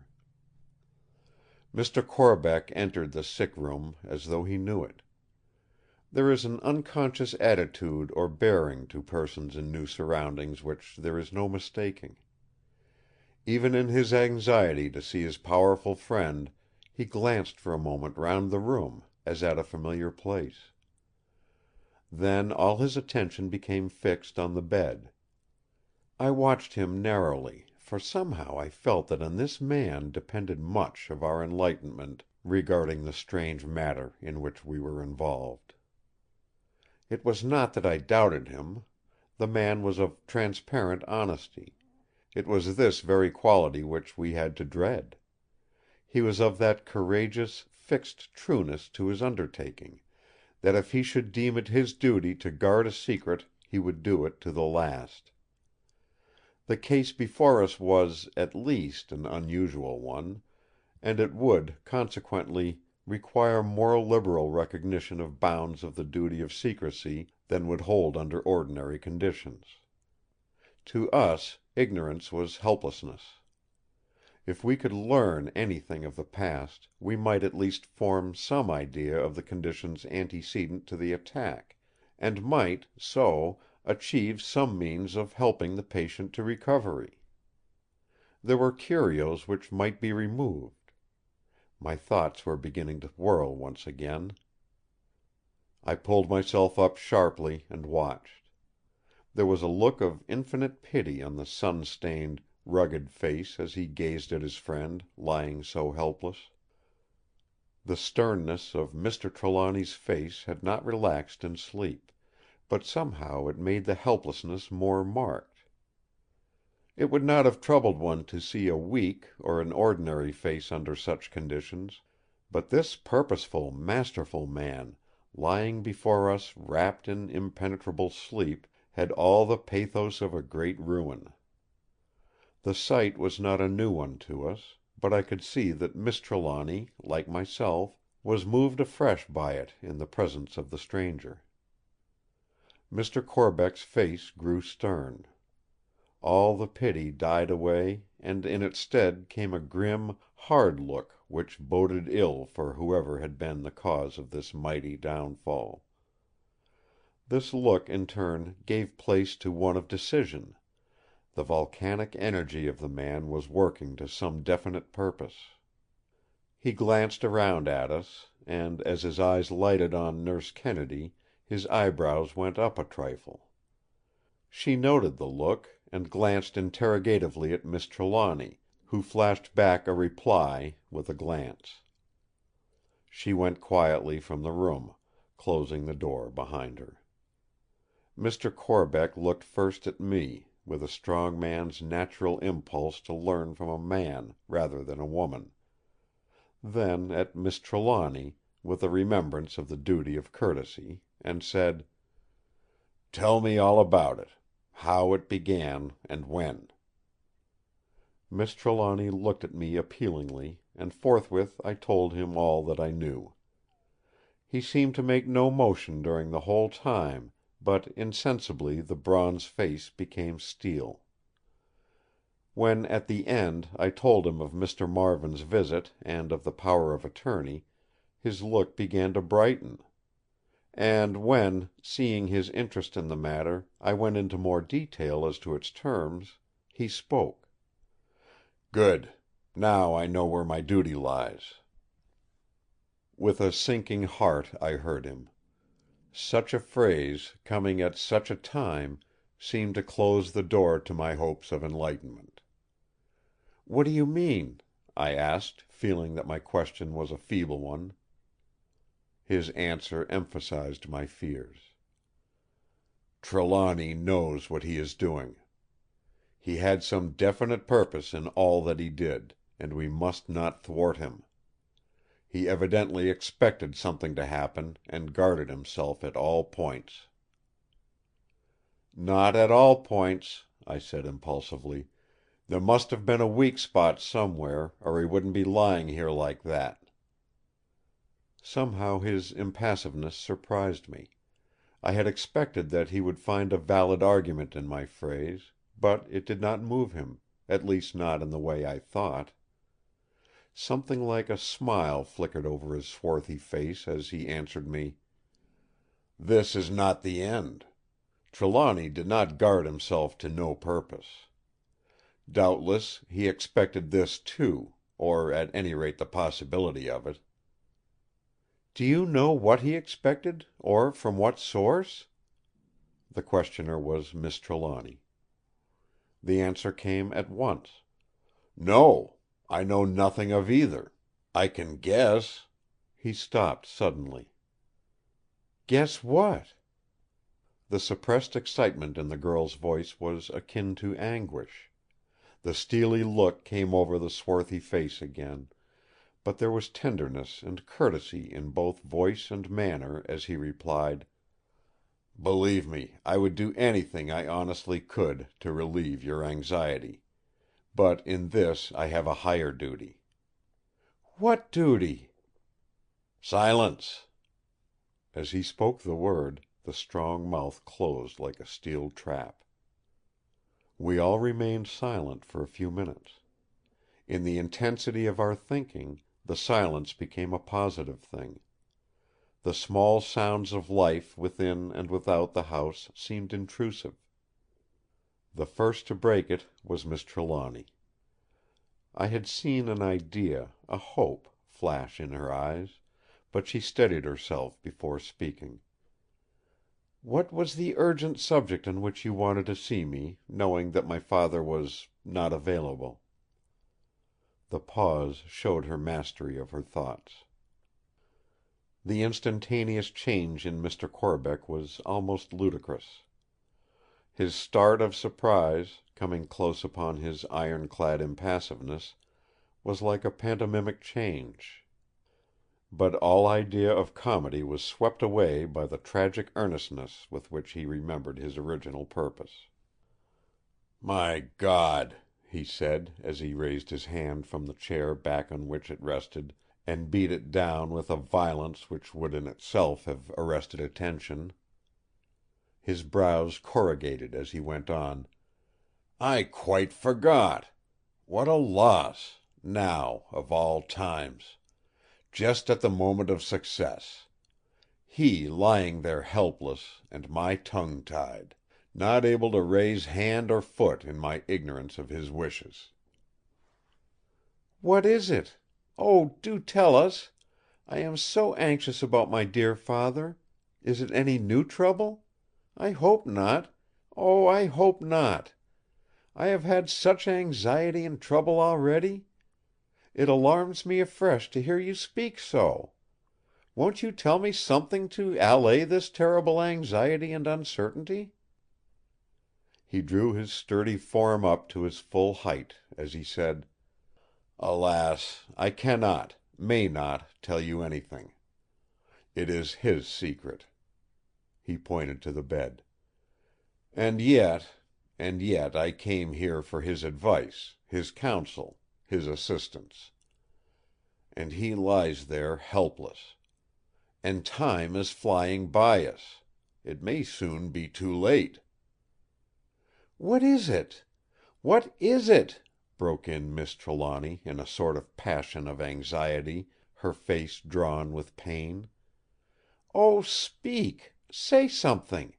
This anxiety and horror and mystery are killing me." Mr. Corbeck calmed himself by a great effort.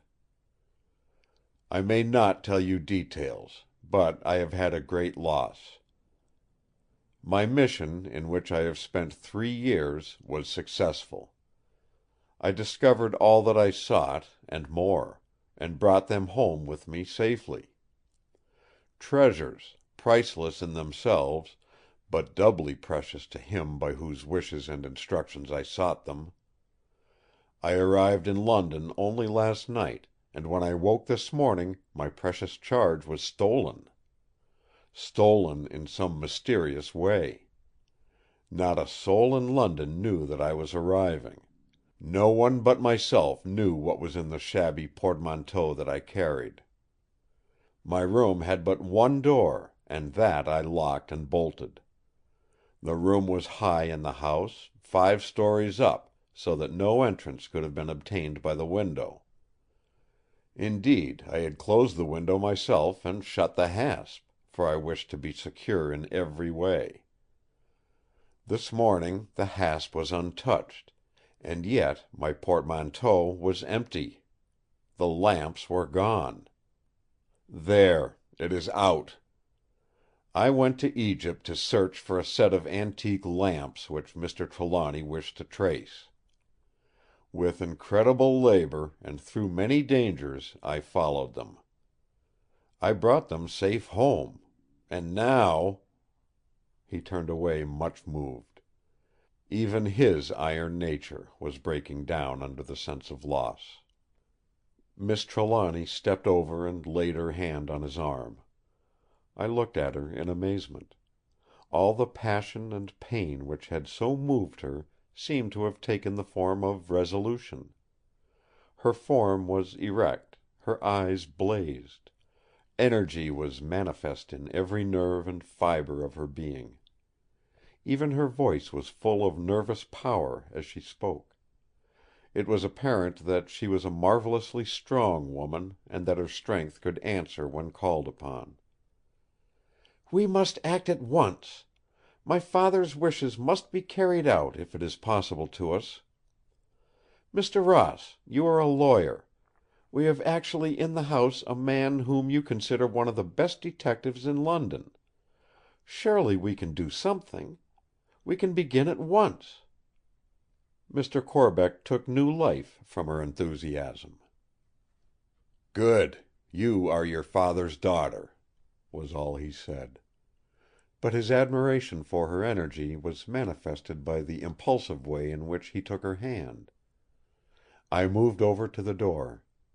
I was going to bring Sergeant Daw, and from her look of approval I knew that Miss Trelawny, understood. I was at the door when Mr. Corbeck called me back.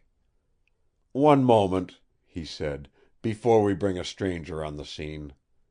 It must be borne in mind that he is not to know what you know now: that the lamps were the object of a prolonged and difficult and dangerous search.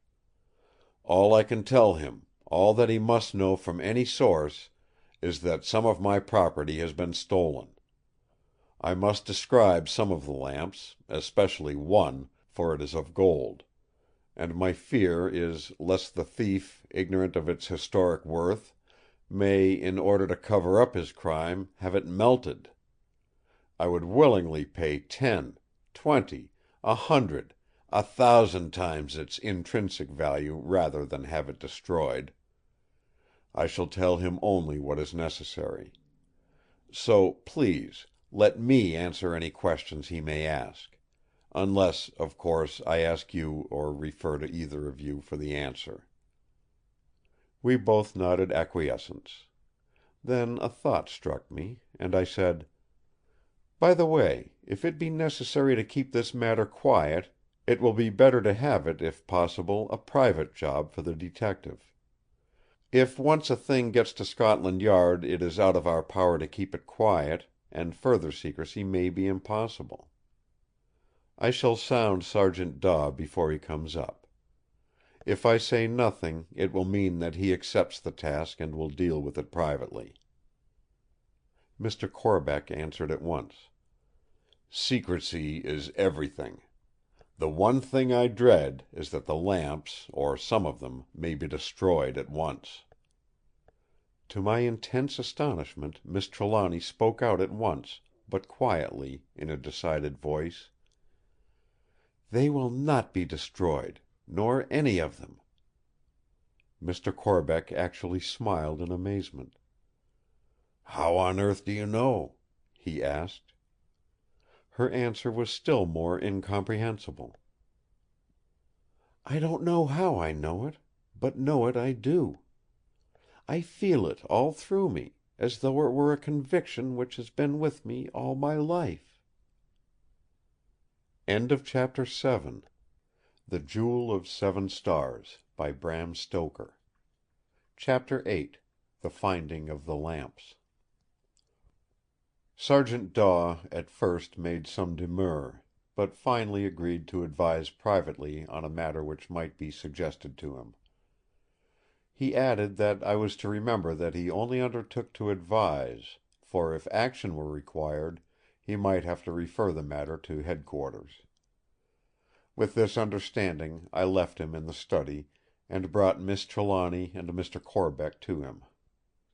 Nurse Kennedy resumed her place at the bedside before we left the room.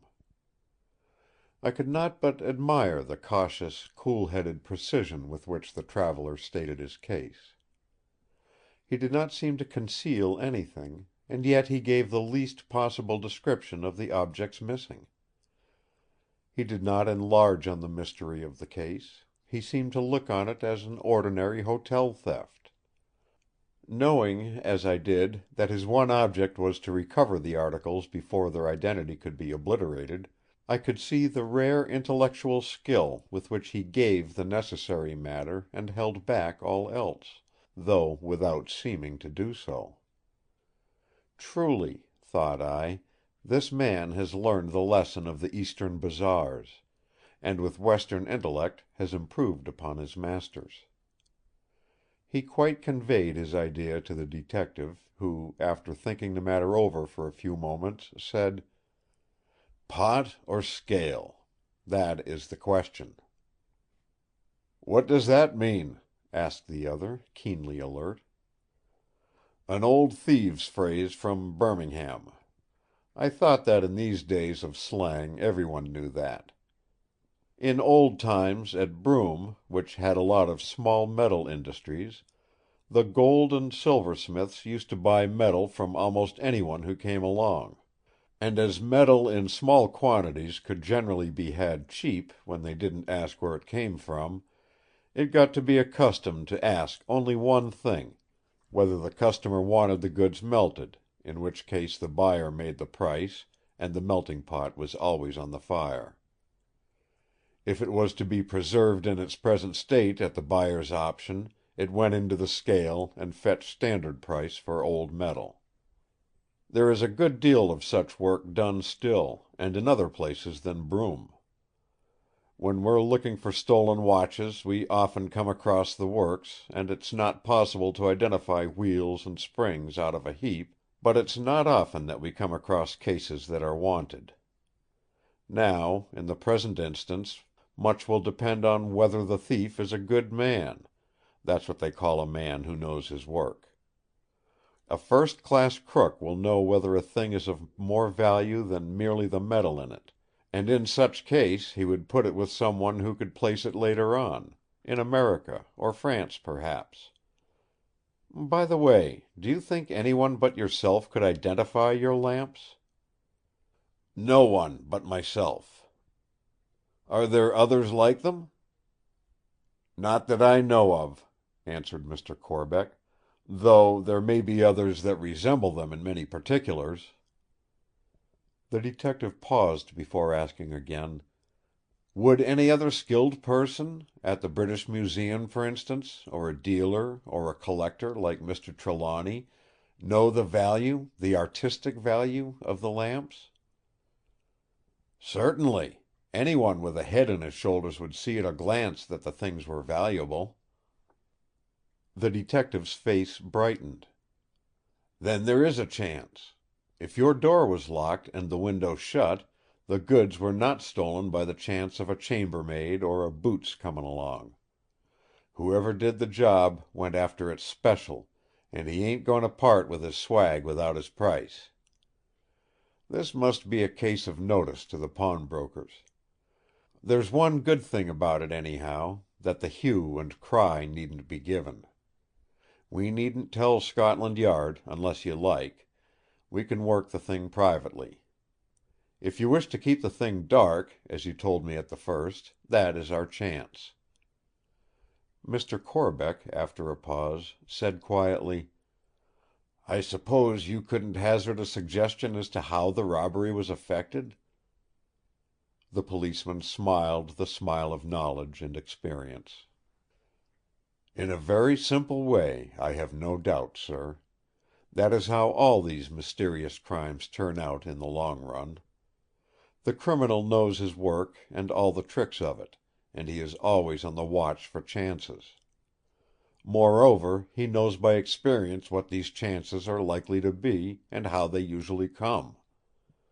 The other person is only careful; he doesn't know all the tricks and pits that may be made for him, and by some little oversight or other he falls into the trap. When we know all about this case, you will wonder that you did not see the method of it all along." This seemed to annoy Mr. Corbeck a little. There was decided heat in his manner as he answered: "Look here, my good friend, there is not anything simple about this case, except that the things were taken. The window was closed, the fireplace was bricked up.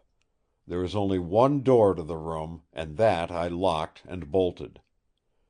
There is no transom; I have heard all about hotel robberies through the transom. I never left my room in the night.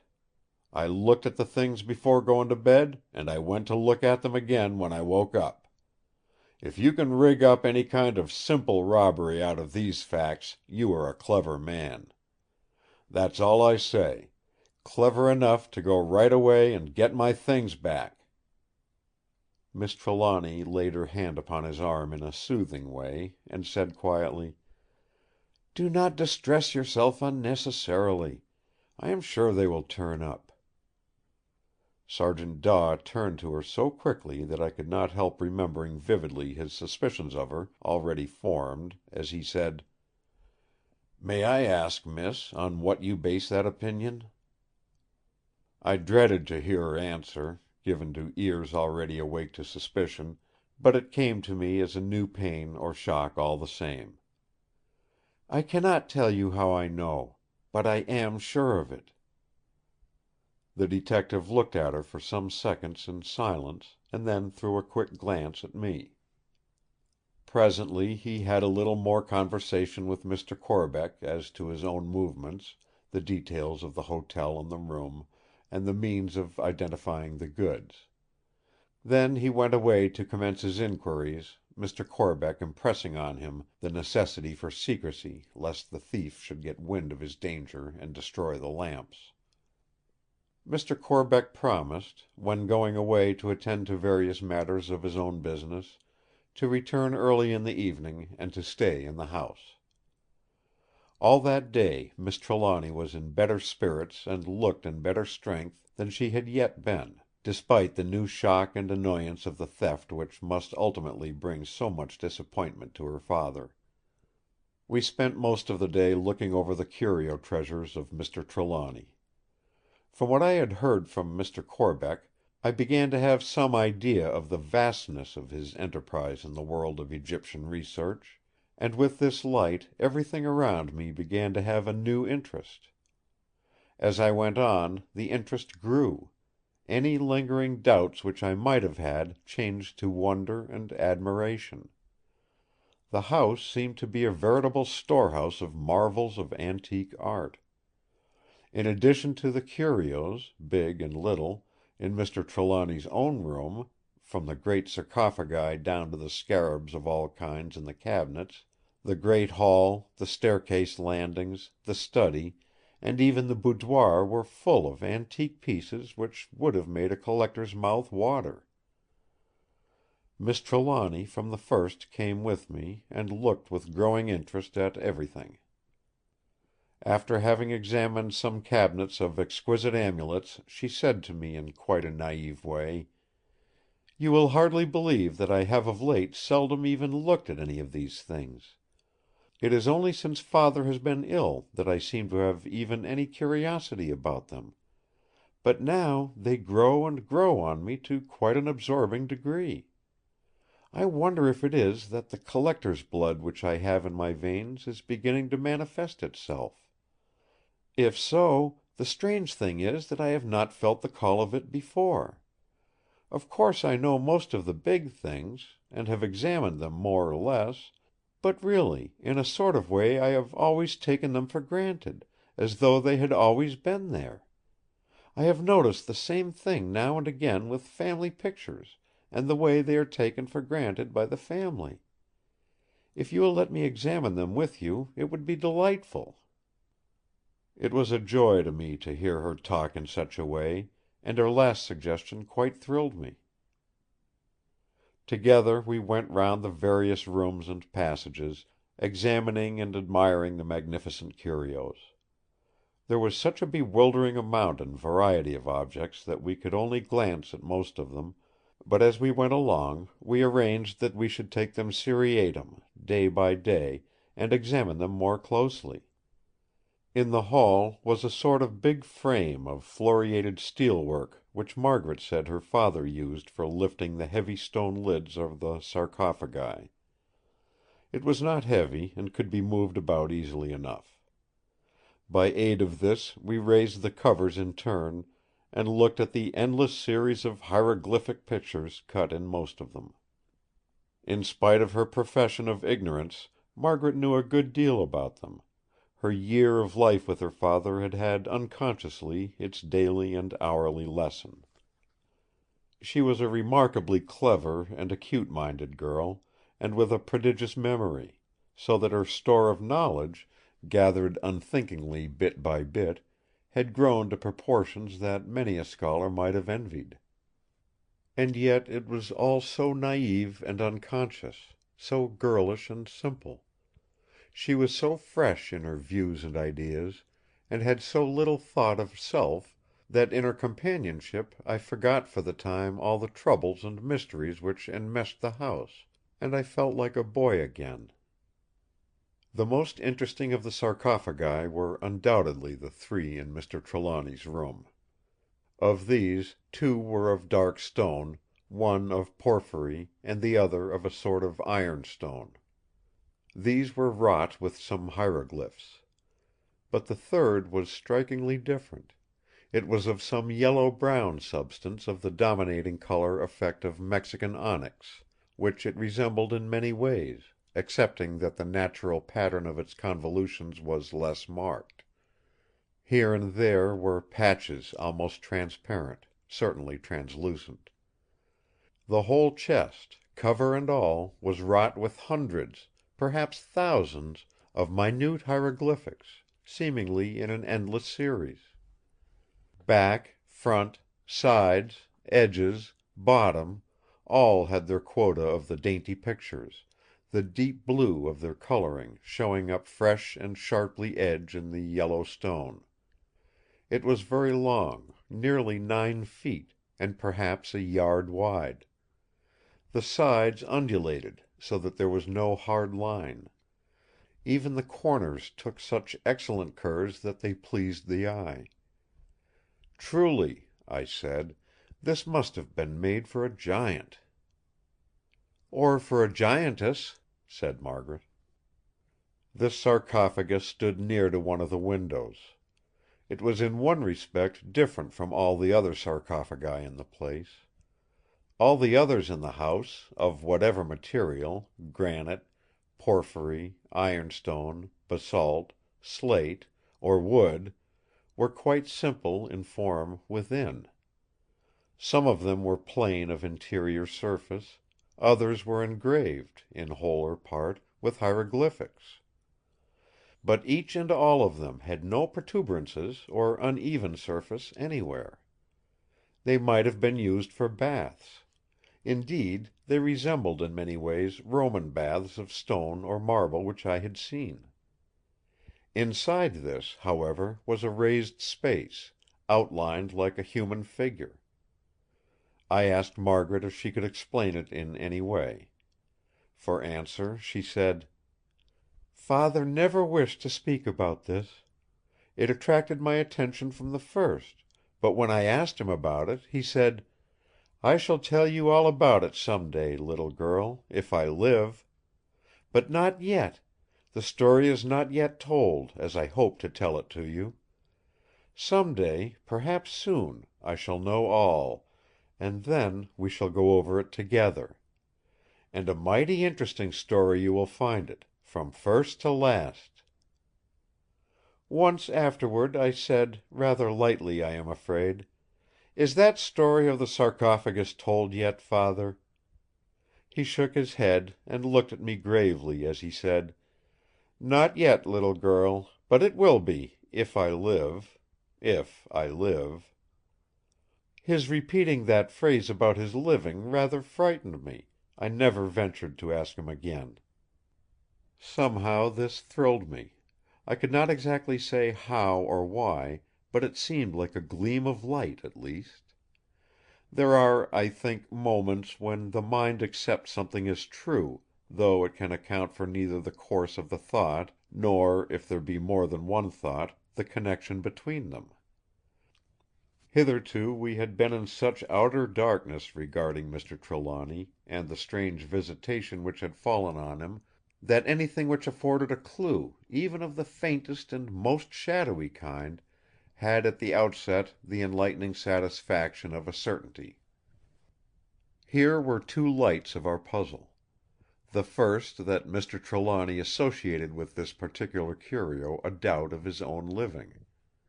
The second, that he had some purpose or expectation with regard to it, which he would not disclose, even to his daughter, till complete.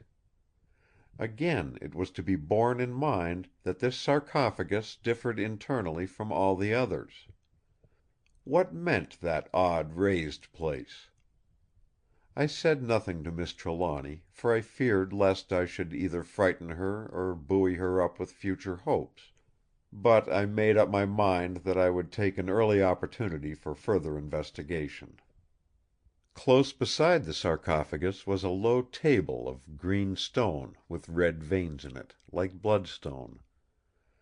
The feet were fashioned like the paws of a jackal, and round each leg was twined a full-throated snake wrought exquisitely in pure gold. On it rested a strange and very beautiful coffer or casket of stone of a peculiar shape.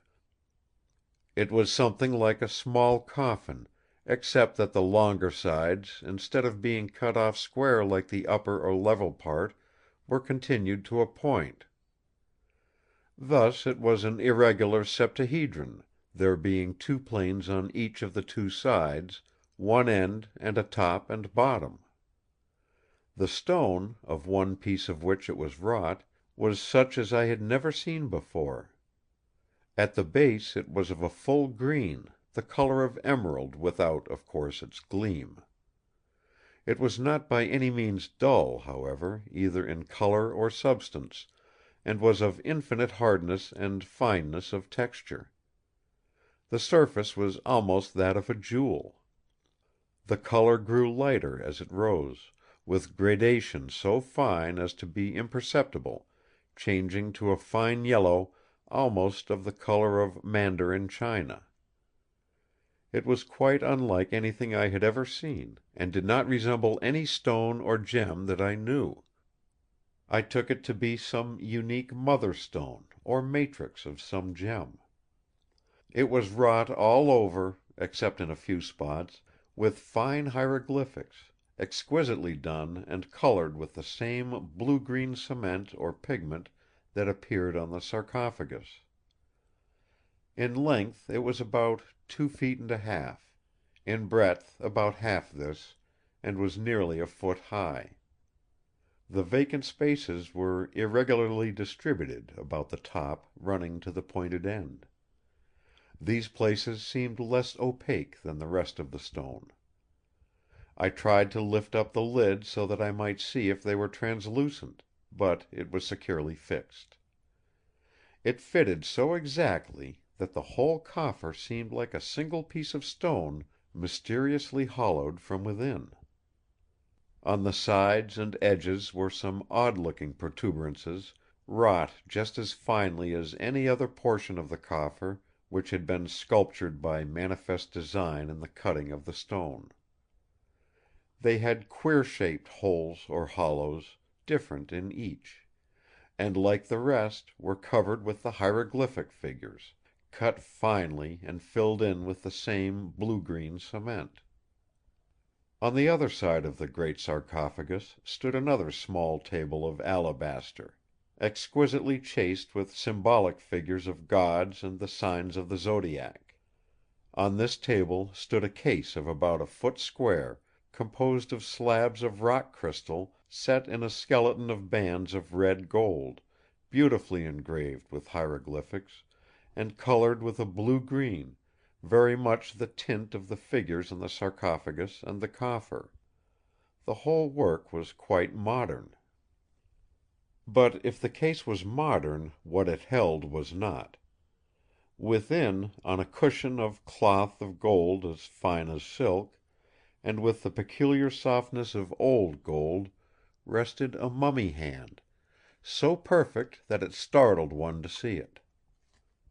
A woman's hand, fine and long, with slim tapering fingers, and nearly as perfect as when it was given to the embalmer thousands of years before. In the embalming it had lost nothing of its beautiful shape; even the wrist seemed to maintain its pliability as the gentle curve lay on the cushion. The skin was of a rich creamy or old ivory color, a dusky fair skin which suggested heat, but heat in shadow. The great peculiarity of it, as a hand, was that it had in all 7 fingers, there being 2 middle and 2 index fingers. The upper end of the wrist was jagged, as though it had been broken off, and was stained with a red-brown stain. On the cushion near the hand was a small scarab, exquisitely wrought of emerald. "That is another of Father's mysteries. When I asked him about it, he said that it was perhaps the most valuable thing he had, except one. When I asked him what that one was, he refused to tell me, and forbade me to ask him anything concerning it. 'I will tell you,' he said, 'all about it, too, in good time, if I live.' If I live, the phrase again.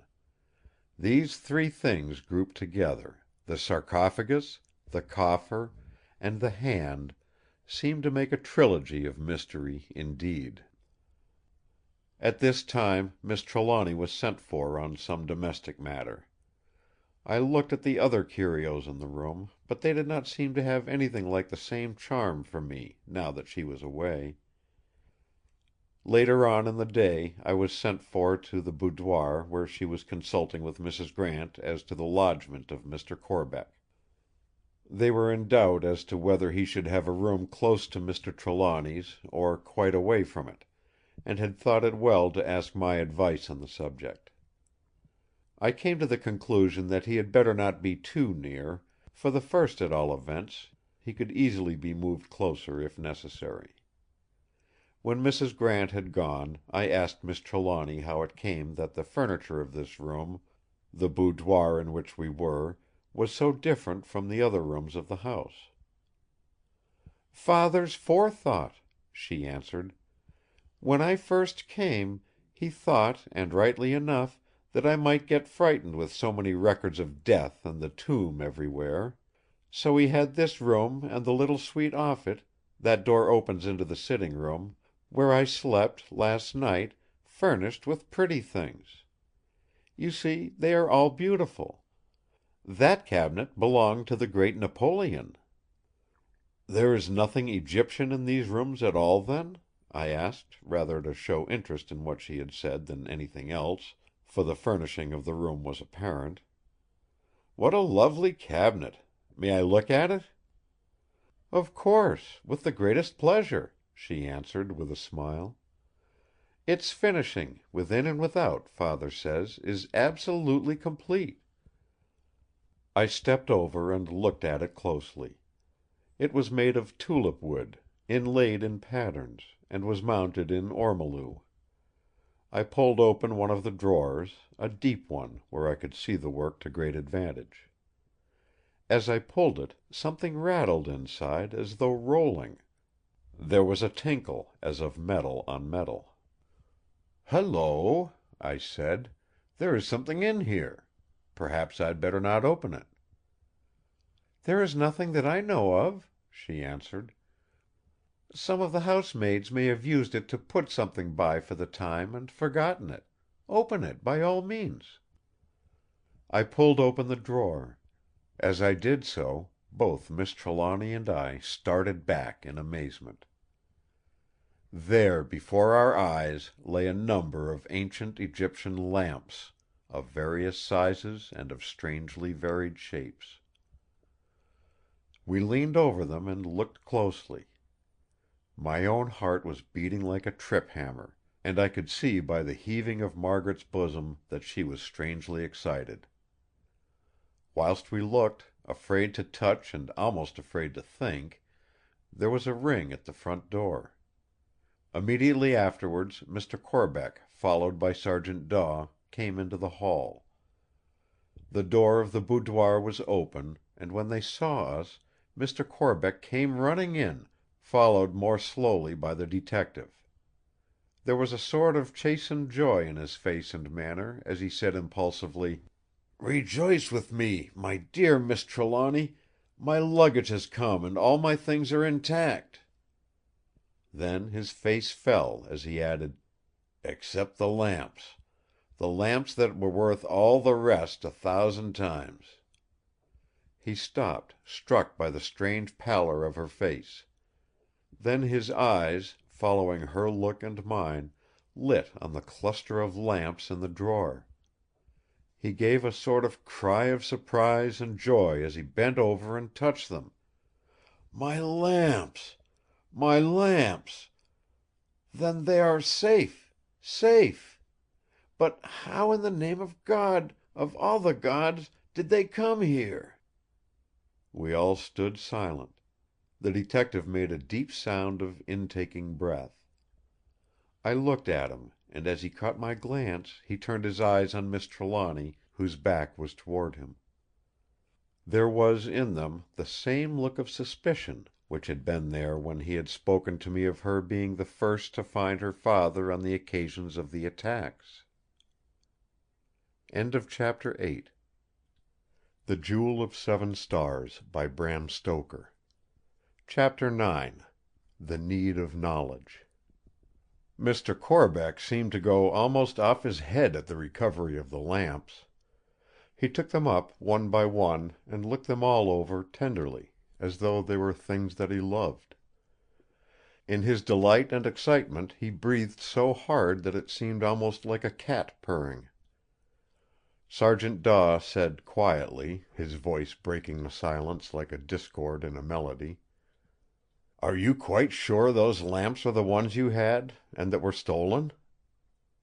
His answer was in an indignant tone: "Sure? Of course I'm sure. There isn't another set of lamps like these in the world." "So far as you know." The detective's words were smooth enough, but his manner was so exasperating that I was sure he had some motive in it. So I waited in silence. He went on: "Of course there may be some in the British Museum. Or Mr. Trelawny may have had these already.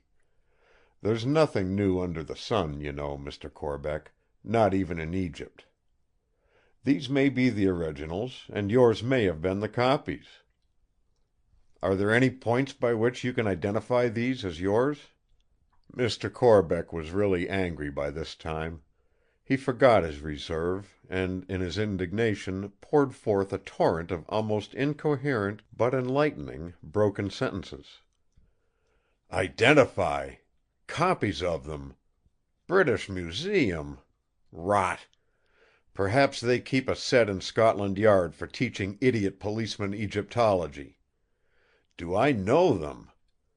When I have carried them about my body, in the desert, for 3 months, and lay awake night after night to watch them; when I have looked them over with a magnifying glass, hour after hour, till my eyes ached, till every tiny blotch and chip and ding became as familiar to me as his chart to a captain, as familiar as they doubtless have been all the time to every thick-headed area prowler within the bounds of mortality.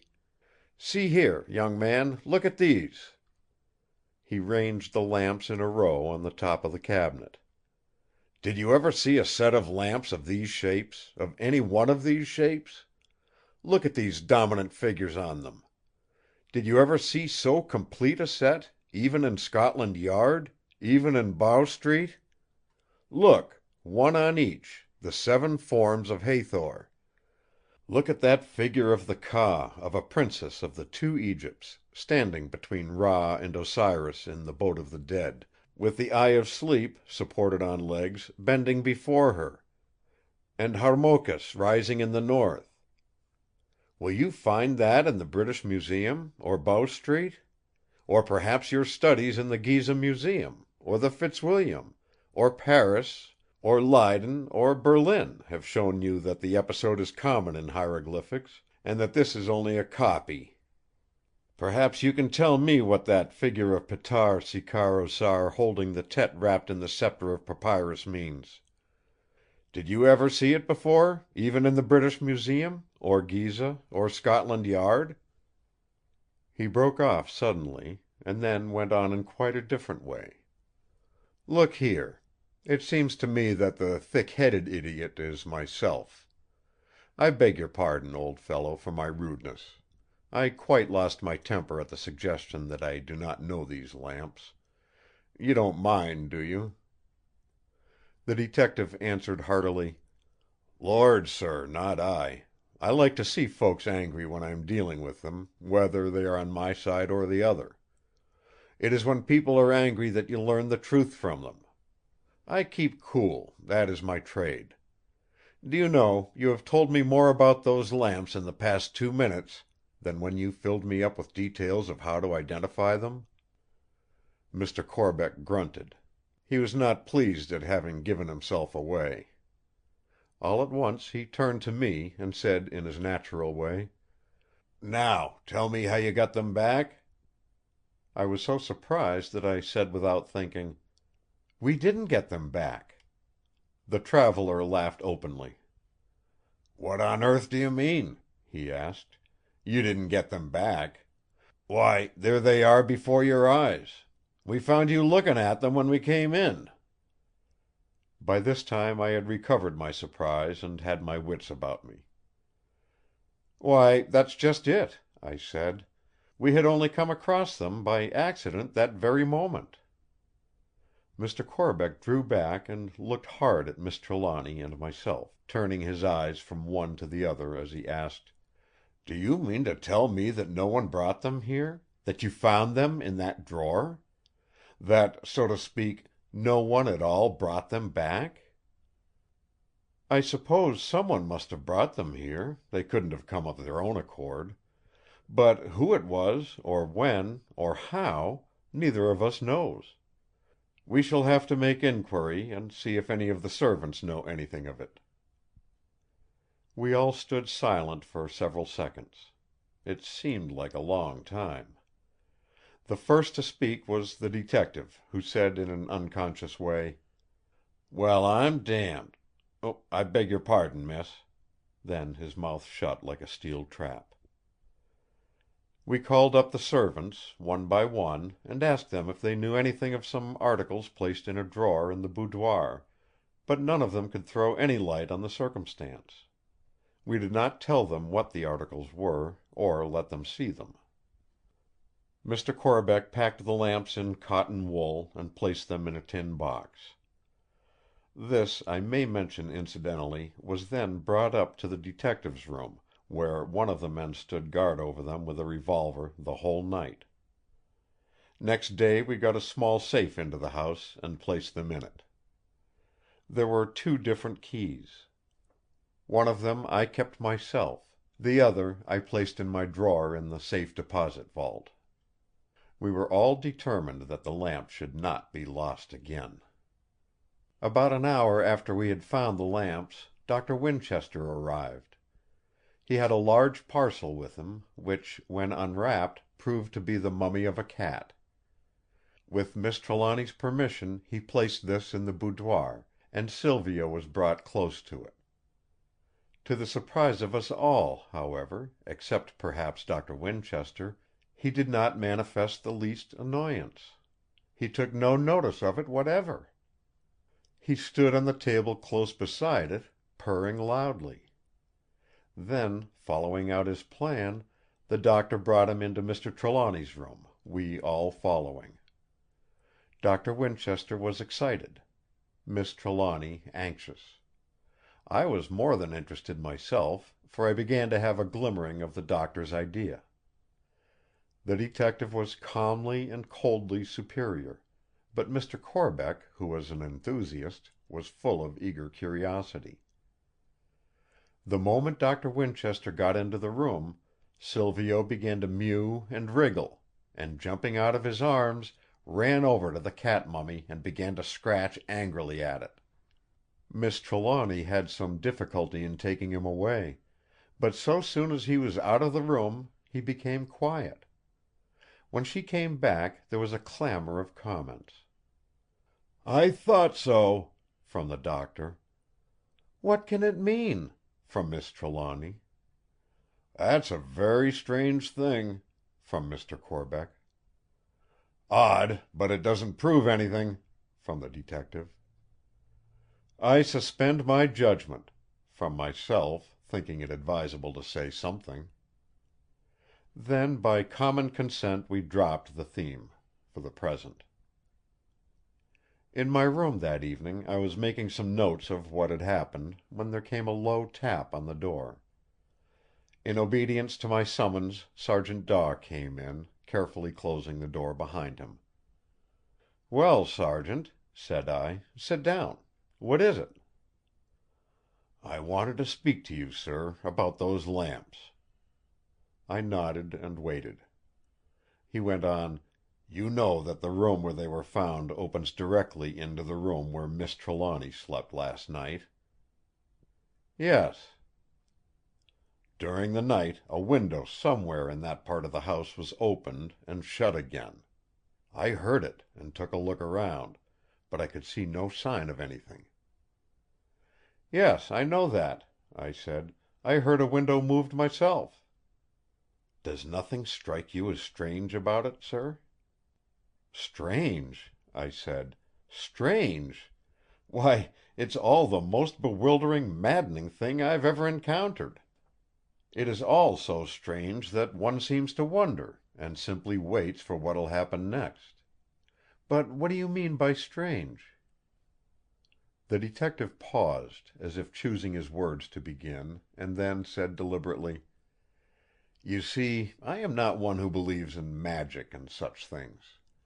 I am for facts all the time, and I always find in the long run that there is a reason and a cause for everything.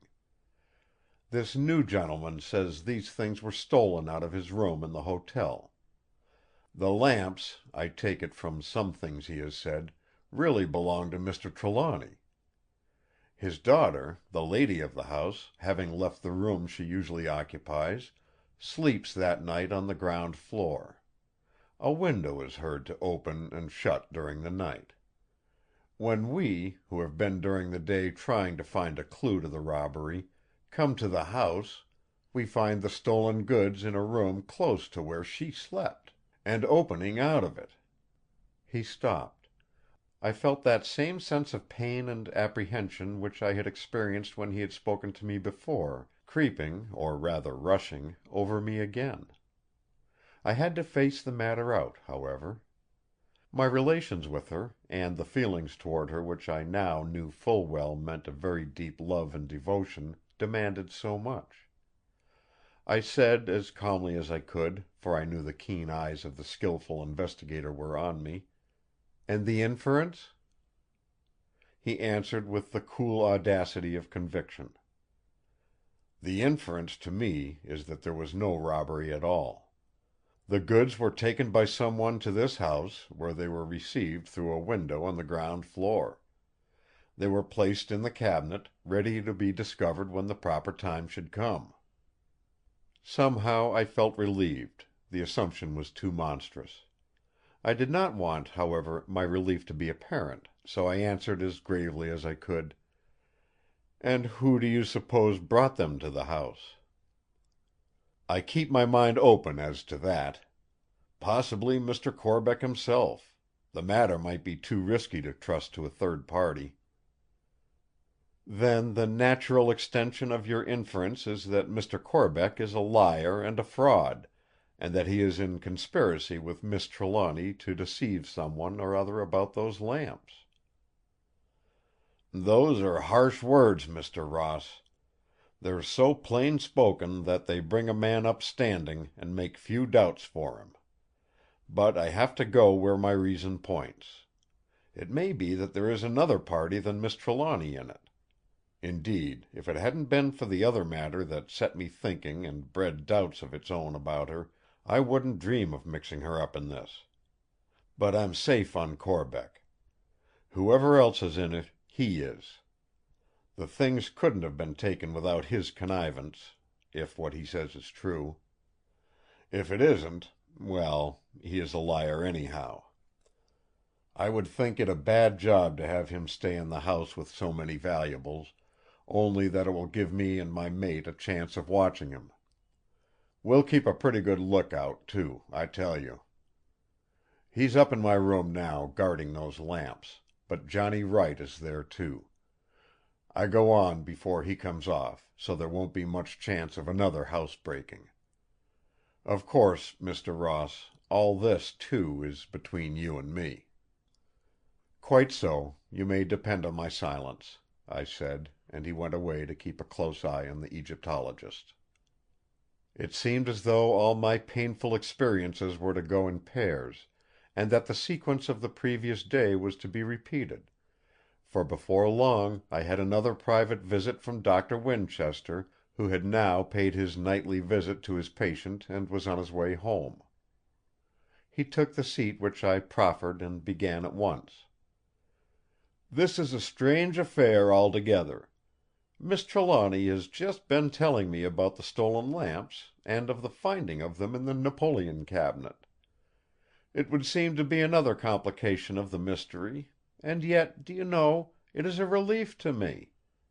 I have exhausted all human and natural possibilities of the case, and am beginning to fall back on superhuman and supernatural possibilities. Here are such strange things that, if I am not going mad, I think we must have a solution before long. I wonder if I might ask some questions and some help from Mr. Corbeck, without making further complications and embarrassing us. He seems to know an amazing amount regarding Egypt and all relating to it. Perhaps he wouldn't mind translating a little bit of hieroglyphic. It is child's play to him. What do you think?" When I had thought the matter over a few seconds, I spoke. We wanted all the help we could get. For myself, I had perfect confidence in both men, and any comparing notes, or mutual assistance, might bring good results. Such could hardly bring evil. "By all means, I should ask him. He seems an extraordinarily learned man in Egyptology, and he seems to me a good fellow as well as an enthusiast. By the way, it will be necessary to be a little guarded as to whom you speak regarding any information which he may give you." "Of course," he answered. "Indeed, I should not dream of saying anything to anybody excepting yourself. We have to remember that when Mr. Trelawny recovers he may not like to think that we have been chattering unduly over his affairs."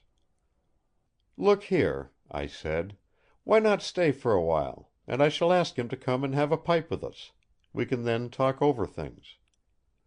He acquiesced, so I went to the room where Mr. Corbeck was, and brought him back with me. I thought the detectives were pleased at his going. On the way to my room he said: "I don't half like leaving those things there, with only those men to guard them. They're a deal sight too precious to be left to the police." From which it would appear that suspicion was not confined to Sergeant Daw. Mr. Corbeck and Doctor Winchester, after a quick glance at each other, became at once on most friendly terms. The traveller professed his willingness to be of any assistance which he could, provided, he added, that it was anything about which he was free to speak. This was not very promising, but Doctor Winchester began at once: "I want you, if you will, to translate some hieroglyphic for me." "Certainly, with the greatest pleasure, so far as I can. For I may tell you that hieroglyphic writing is not quite mastered yet, though we are getting at it, we are getting at it. What is the inscription?" "There are two," he answered. "One of them I shall bring here." He went out, and returned in a minute with the mummy cat which he had that evening introduced to Silvio. The scholar took it, and after a short examination, said: "There is nothing especial in this. It is an appeal to Bast, the Lady of Bubastis, to give her good bread and milk in the Elysian fields. There may be more inside, and if you will care to unroll it, I will do my best. I do not think, however, that there is anything special. From the method of wrapping, I should say it is from the Delta, and of a late period, when such mummy work was common and cheap. What is the other inscription you wish me to see?" "The inscription on the mummy cat in Mr. Trelawny's room." Mr. Corbeck's face fell. "No," he said, "I cannot do that.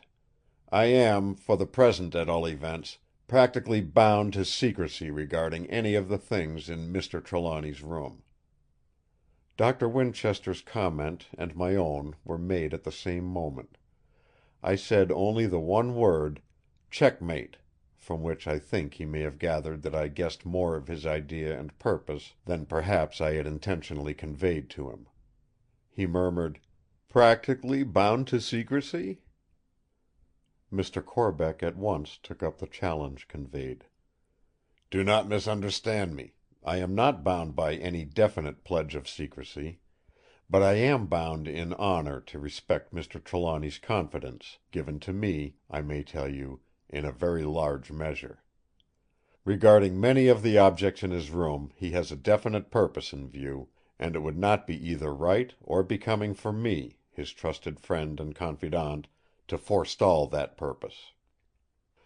Mr. Trelawny, you may know, or rather you do not know, or you would not have so constructed my remark, is a scholar, a very great scholar. He has worked for years toward a certain end. For this he has spared no labor, no expense, no personal danger or self-denial.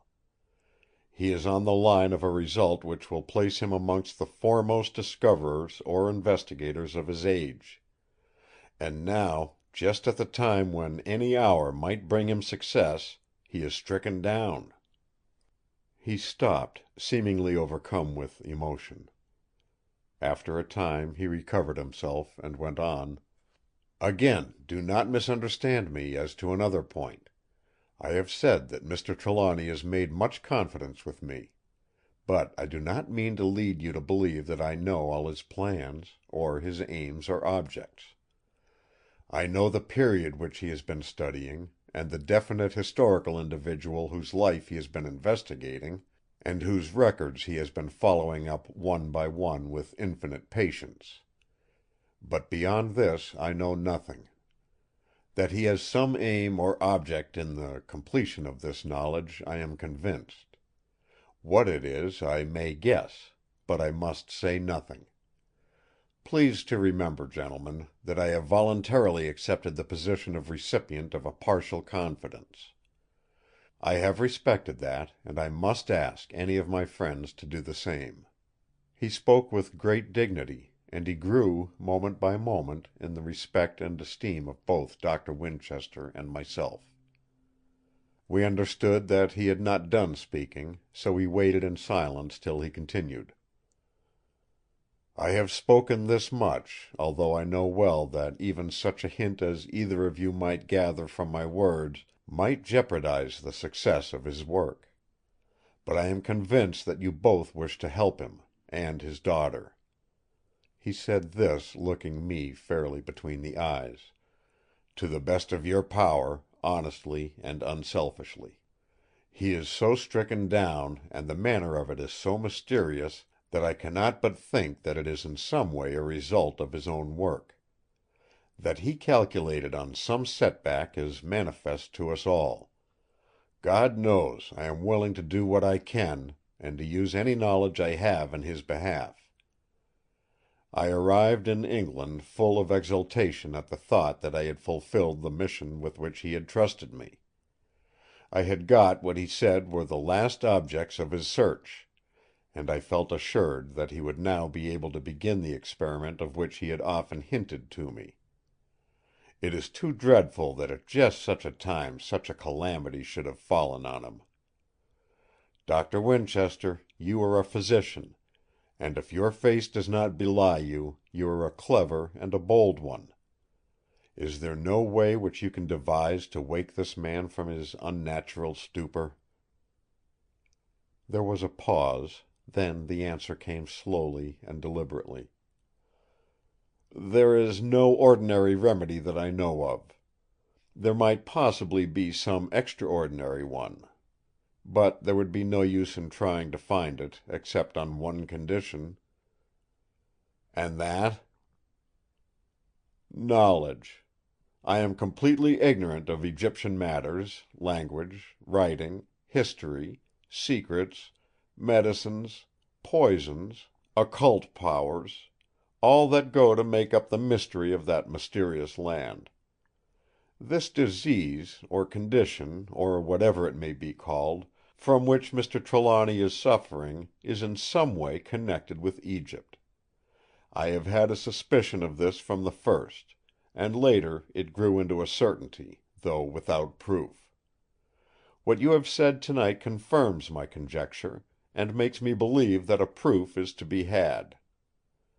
I do not think that you quite know all that has gone on in this house since the night of the attack, of the finding of Mr. Trelawny's body.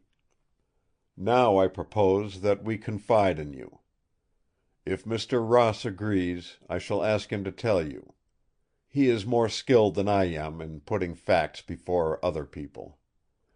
He can speak by his brief, and in this case he has the best of all briefs, the experience of his own eyes and ears, and the evidence that he has himself taken on the spot from participators in, or spectators of, what has happened. When you know all, you will, I hope, be in a position to judge as to whether you can best help Mr. Trelawny and further his secret wishes, by your silence or your speech."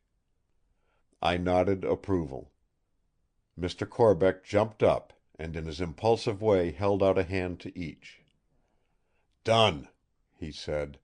"I acknowledge the honor of your confidence, and on my part I pledge myself that if I find my duty to Mr. Trelawny's wishes will, in his own interest, allow my lips to open on his affairs, I shall speak so freely as I may." Accordingly I began, and told him as exactly as I could everything that had happened from the moment of my waking at the knocking on the door in Jermyn Street. The only reservations I made were as to my own feeling toward Miss Trelawny, and the matters of small import to the main subject which followed it, and my conversations with Sergeant Daw, which were in themselves private, and which would have demanded discretionary silence in any case. As I spoke, Mr. Corbeck followed with breathless interest. Sometimes he would stand up and pace about the room in uncontrollable excitement, and then recover himself suddenly and sit down again.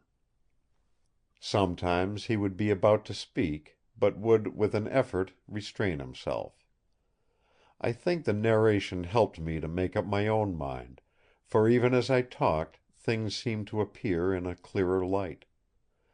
Things big and little, in relation of their importance to the case, fell into proper perspective. The story up to date became coherent, except as to its cause, which seemed a greater mystery than ever. This is the merit of entire or collected narrative. Isolated facts, doubts, suspicions, conjectures, give way to a homogeneity which is convincing. That Mr. Corbeck was convinced was evident. He did not go through any process of explanation or limitation, but spoke right out at once to the point, and fearlessly, like a man. "That settles me. There is in activity some force that needs special care. If we all go on working in the dark we shall get in one another's way, and by hampering each other undo the good that any or each of us working in different directions might do. It seems to me that the first thing we have to accomplish is to get Mr. Trelawny waked out of that unnatural sleep. That he can be waked is apparent from the way the nurse has recovered, though what additional harm may have been done to him in the time he has been lying in that room I suppose no one can tell. We must chance that, however. He has lain there, and whatever the effect might be, it is there now, and we have, and shall have, to deal with it as a fact. A day more or less won't hurt in the long run. It is late now, and we shall probably have tomorrow a task before us that will require our energies afresh. You, Doctor, will want to get to your sleep, for I suppose you have other work as well as this to do tomorrow. As for you, Mr. Ross, I understand that you are to have a spell of watching in the sick room tonight. I shall get you a book which will help to pass the time for you. I shall go and look for it in the library. I know where it was when I was here last, and I don't suppose Mr. Trelawny has used it since. He knew long ago all that was in it which was or might be of interest to him. But it will be necessary, or at least helpful, to understand other things which I shall tell you later. You will be able to tell Dr. Winchester all that would aid him. For I take it that our work will branch out pretty soon. We shall each have our own end to hold up, and it will take each of us all our time and understanding to get through his own tasks. It will not be necessary for you to read the whole book. All that will interest you, with regard to our matter I mean, of course, for the whole book is interesting as a record of travel in a country then quite unknown, is the preface and 2 or 3 chapters which I shall mark for you." He shook hands warmly with Doctor Winchester, who had stood up to go. Whilst he was away I sat lonely, thinking. As I thought, the world around me seemed to be illimitably great. The only little spot in which I was interested seemed like a tiny speck in the midst of a wilderness. Without and around it were darkness and unknown danger, pressing in from every side. And the central figure in our little oasis was one of sweetness and beauty, a figure one could love, could work for, could die for. Mr. Corbeck came back in a very short time with the book. He had found it at once in the spot where he had seen it 3 years before. Having placed in it several slips of paper, marking the places where I was to read, he put it into my hands, saying: "That is what started Mr. Trelawny; what started me when I read it, and which will, I have no doubt, be to you an interesting beginning to a special study, whatever the end may be. If, indeed, any of us here may ever see the end." At the door he paused and said: "I want to take back one thing. That detective is a good fellow. What you have told me of him puts him in a new light. The best proof of it is that I can go quietly to sleep tonight, and leave the lamps in his care." When he had gone I took the book with me, put on my respirator, and went to my spell of duty in the sick room. End of Chapter 9. The Jewel of 7 Stars, by Bram Stoker. Chapter 10. The Valley of the Sorcerer. I placed the book on the little table on which the shaded lamp rested, and moved the screen to one side. Thus I could have the light on my book, and by looking up see the bed, and the nurse, and the door. I cannot say that the conditions were enjoyable, or calculated to allow of that absorption in the subject which is advisable for effective study. However, I composed myself to the work as well as I could. The book was one which, on the very face of it, required special attention. It was a folio in Dutch, printed in Amsterdam in 1650. Someone had made a literal translation, writing generally the English word under the Dutch, so that the grammatical differences between the 2 tongues made even the reading of the translation a difficult matter. One had to dodge backward and forward among the words. This was in addition to the difficulty of deciphering a strange handwriting of 200 years ago. I found, however, that after a short time I got into the habit of following in conventional English the Dutch construction, and as I became more familiar with the writing, my task became easier. At first the circumstances of the room, and the fear lest Miss Trelawny should return unexpectedly and find me reading the book, disturbed me somewhat; for we had arranged amongst us, before Doctor Winchester had gone home, that she was not to be brought into the range of the coming investigation. We considered that there might be some shock to a woman's mind in matters of apparent mystery, and further that she, being Mr. Trelawny's daughter, might be placed in a difficult position with him afterward if she took part in, or even had a personal knowledge of, the disregarding of his expressed wishes. But when I remembered that she did not come on nursing duty till 2 o'clock, the fear of interruption passed away. I had still nearly 3 hours before me. Nurse Kennedy sat in her chair by the bedside, patient and alert. A clock ticked on the landing. Other clocks in the house ticked. The life of the city without manifested itself in the distant hum, now and again swelling into a roar, as a breeze floating westward took the concourse of sounds with it. But still the dominant idea was of silence. The light on my book, and the soothing fringe of green silk round the shade, intensified, whenever I looked up, the gloom of the sick room. With every line I read, this seemed to grow deeper and deeper, so that when my eyes came back to the page the light seemed to dazzle me. I stuck to my work, however, and presently began to get sufficiently into the subject to become interested in it. The book was by one Nicholas Van Huyn, of Hoorn. In the preface he told how, attracted by the work of John Greaves of Merton College, Pyramidographia, he himself visited Egypt, where he became so interested in its wonders that he devoted some years of his life to visiting strange places, and exploring the ruins of many temples and tombs. He had come across many variants of the story of the building of the pyramids as told by the Arabian historian Ibn Abd al-Kolin, some of which he set down. These I did not stop to read, but went on to the marked pages.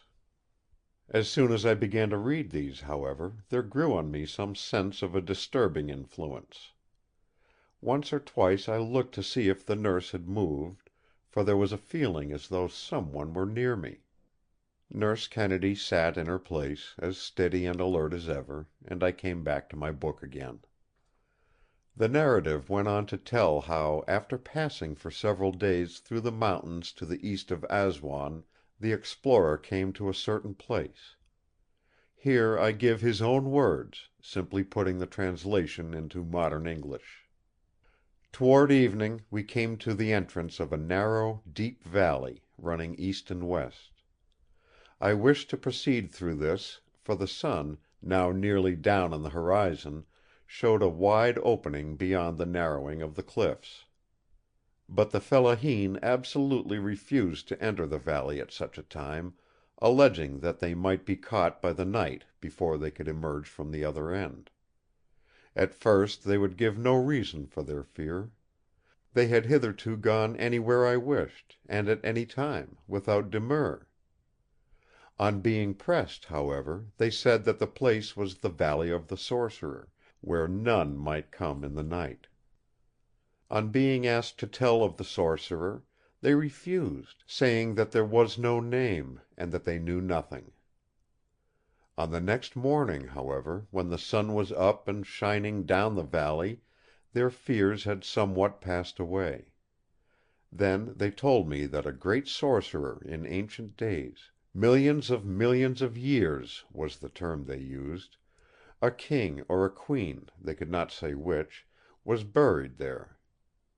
They could not give the name, persisting to the last that there was no name, and that anyone who should name it would waste away in life so that at death nothing of him would remain to be raised again in the other world. In passing through the valley they kept together in a cluster, hurrying on in front of me. None dared to remain behind. They gave, as their reason for so proceeding, that the arms of the sorcerer were long, and that it was dangerous to be the last; the which was of little comfort to me who of this necessity took that honourable post. In the narrowest part of the valley, on the south side, was a great cliff of rock, rising sheer, of smooth and even surface. Hereon were graven certain cabalistic signs, and many figures of men and animals, fishes, reptiles and birds, suns and stars, and many quaint symbols. Some of these latter were disjointed limbs and features, such as arms and legs, fingers, eyes, noses, ears, and lips. Mysterious symbols which will puzzle the recording angel to interpret at the Judgment Day. The cliff faced exactly north. There was something about it so strange, and so different from the other carved rocks which I had visited, that I called a halt and spent the day in examining the rock front as well as I could with my telescope. The Egyptians of my company were terribly afraid, and used every kind of persuasion to induce me to pass on. I stayed till late in the afternoon, by which time I had failed to make out aright the entry of any tomb, for I suspected that such was the purpose of the sculpture of the rock. By this time the men were rebellious, and I had to leave the valley if I did not wish my whole retinue to desert. But I secretly made up my mind to discover the tomb and explore it. To this end I went further into the mountains, where I met with an Arab sheik who was willing to take service with me. The Arabs were not bound by the same superstitious fears as the Egyptians. Sheik Abu Some and his following were willing to take a part in the explorations. When I returned to the valley with these Bedouins, I made effort to climb the face of the rock, but failed, it being of one impenetrable smoothness. The stone, generally flat and smooth by nature, had been chiseled to completeness. That there had been projecting steps was manifest, for there remained, untouched by the wondrous climate of that strange land, the marks of saw and chisel and mallet where the steps had been cut or broken away. Being thus baffled of winning the tomb from below, and being unprovided with ladders to scale, I found a way by much circuitous journeying to the top of the cliff. Thence I caused myself to be lowered by ropes, till I had investigated that portion of the rock face wherein I expected to find the opening. I found that there was an entrance, closed however by a great stone slab. This was cut in the rock more than 100 feet up, being 2/3 the height of the cliff. The hieroglyphic and cabalistic symbols cut in the rock were so managed as to disguise it. The cutting was deep, and was continued through the rock and the portals of the doorway, and through the great slab which formed the door itself. This was fixed in place with such incredible exactness that no stone chisel or cutting implement which I had with me could find a lodgment in the interstices.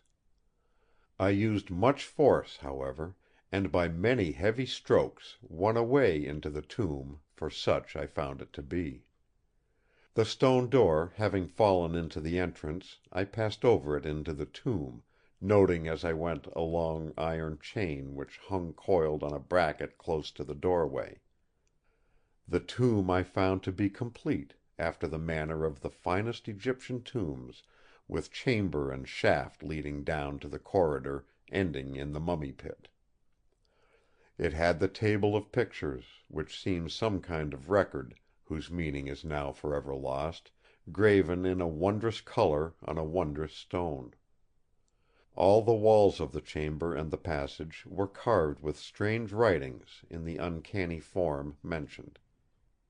The huge stone coffin or sarcophagus in the deep pit was marvellously graven throughout with signs.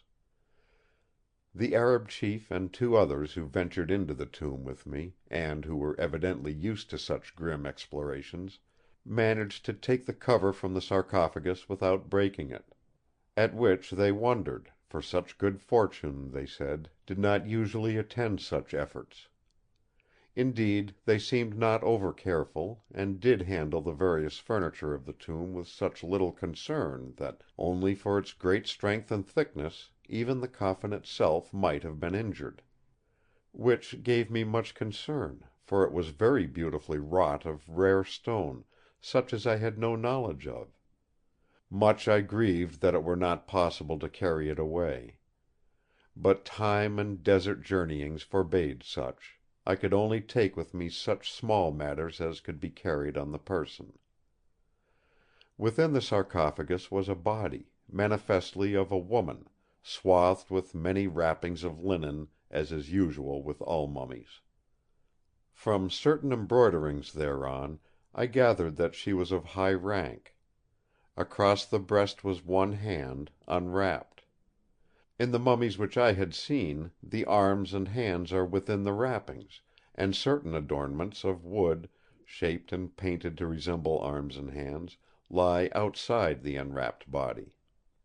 But this hand was strange to see, for it was the real hand of her who lay unwrapped there; the arm projecting from the cerements being of flesh, seemingly made as like marble in the process of embalming.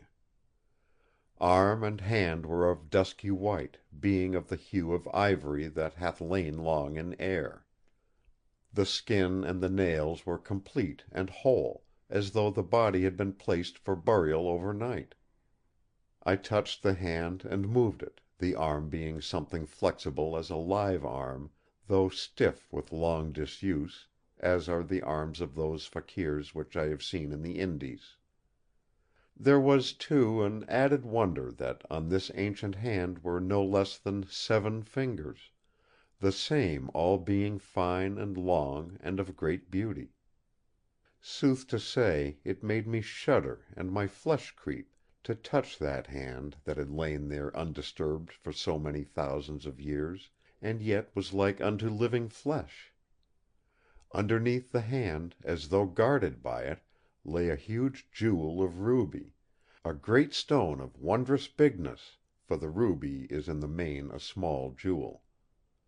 This one of wondrous colour, being as of fine blood whereon the light shineth. But its wonder lay not in its size or colour, though these were, as I have said, of priceless rarity, but in that the light of it shone from 7 stars, each of 7 points, as clearly as though the stars were in reality there imprisoned. When that the hand was lifted, the sight of that wondrous stone lying there struck me with a shock almost to momentary paralysis. I stood gazing on it, as did those with me, as though it were that faded head of the Gorgon Medusa with the snakes in her hair, whose sight struck into stone those who beheld. So strong was the feeling that I wanted to hurry away from the place. So, too, those with me; therefore, taking this rare jewel, together with certain amulets of strangeness and richness, being wrought of jewel stones, I made haste to depart. I would have remained longer, and made further research in the wrappings of the mummy, but that I feared so to do. For it came to me all at once that I was in a desert place, with strange men who were with me because they were not over scrupulous. That we were in a lone cavern of the dead, 100 feet above the ground, where none could find me were ill done to me, nor would any ever seek. But in secret I determined that I would come again, though with more secure following. Moreover, was I tempted to seek further, as in examining the wrappings I saw many things of strange import in that wondrous tomb, including a casket of eccentric shape made of some strange stone, which methought might have contained other jewels, inasmuch as it had secure lodgment in the great sarcophagus itself. There was in the tomb also another coffer, which, though of rare proportion and adornment, was more simply shaped. It was of ironstone of great thickness, but the cover was lightly cemented down with what seemed gum and Paris plaster, as though to ensure that no air could penetrate. The Arabs with me so insisted in its opening, thinking that from its thickness much treasure was stored therein, that I consented thereto. But their hope was a false one, as it proved. Within, closely packed, stood 4 jars finely wrought and carved with various adornments. Of these, one was the head of a man, another of a dog, another of a jackal, and another of a hawk. I had before known that such burial urns as these were used to contain the entrails and other organs of the mummied dead; but on opening these, for the fastening of wax, though complete, was thin, and yielded easily, we found that they held but oil. The Bedouins, spilling out most of the oil in the process, groped with their hands in the jars lest treasure should have been there concealed. But their searching was of no avail; no treasure was there. I was warned of my danger by seeing in the eyes of the Arabs certain covetous glances; whereon, in order to hasten their departure, I wrought upon those fears of superstition which even in these callous men were apparent. The chief of the Bedouins ascended from the pit to give the signal to those above to raise us; and I, not caring to remain with the men whom I mistrusted, followed him immediately. The others did not come at once, from which I feared that they were rifling the tomb afresh on their own account. I refrained to speak of it, however, lest worse should befall. At last they came. One of them, who ascended first, in landing at the top of the cliff lost his foothold and fell below. He was instantly killed. The other followed, but in safety. The chief came next, and I came last. Before coming away, I pulled into its place again, as well as I could, the slab of stone that covered the entrance to the tomb. I wished, if possible, to preserve it for my own examination should I come again. When we all stood on the hill above the cliff, the burning sun that was bright and full of glory was good to see after the darkness and strange mystery of the tomb. Even was I glad that the poor Arab who fell down the cliff and lay dead below, lay in the sunlight and not in that gloomy cavern. I would fain have gone with my companions to seek him and give him sepulture of some kind; but the Sheik made light of it and sent 2 of his men to see to it whilst we went on our way. That night as we camped, one of the men only returned, saying that a lion in the desert had killed his companion; after that they had buried the dead man in a deep sand without the valley, and had covered the spot where he lay with many great rocks, so that jackals or other preying beasts might not dig him up again, as is their wont. Later, in the light of the fire round which the men sat or lay, I saw him exhibit to his fellows something white which they seemed to regard with special awe and reverence. So I drew near silently, and saw that it was none other than the white hand of the mummy which had lain protecting the jewel in the great sarcophagus. I heard the Bedouin tell how he had found it on the body of him who had fallen from the cliff. There was no mistaking it, for there were the 7 fingers which I had noted before. This man must have wrenched it off the dead body whilst his chief and I were otherwise engaged; and from the awe of the others, I doubted not that he had hoped to use it as an amulet or charm. Whereas, if powers it had, they were not for him who had taken it from the dead, since his death followed hard upon his theft. Already his amulet had had an awesome baptism, for the wrist of the dead hand was stained with red, as though it had been dipped in recent blood. That night I was in certain fear lest there should be some violence done to me, for if the poor dead hand was so valued as a charm, what must be the worth in such wise of the rare jewel which it had guarded? Though only the chief knew of it, my doubt was perhaps even greater, for he could so order matters as to have me at his mercy when he would. I guarded myself, therefore, with wakefulness so well as I could, determined that at my earliest opportunity I should leave this party and complete my journeying home, first to the Nile bank, and then down its course to Alexandria, with other guides who knew not what strange matters I had with me. At last there came over me a disposition of sleep, so potent that I felt it would be resistless. Fearing attack, or that being searched in my sleep, the Bedouin might find the star jewel which he had seen me place with others in my dress, I took it out unobserved and held it in my hand. It seemed to give back the light of the flickering fire and the light of the stars, for there was no moon, with equal fidelity; and I could note that on its reverse it was graven deeply with certain signs such as I had seen in the tomb. As I sank into the unconsciousness of sleep, the graven star jewel was hidden in the hollow of my clenched hand.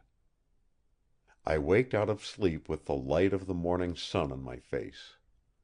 I sat up and looked around me. The fire was out, and the camp was desolate, save for one figure which lay prone close to me. It was that of the Arab chief, who lay on his back, dead.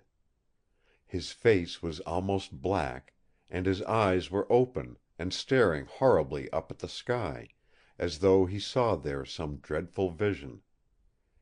He had evidently been strangled, for on looking I found on his throat the red marks where fingers had pressed. There seemed so many of these marks that I counted them.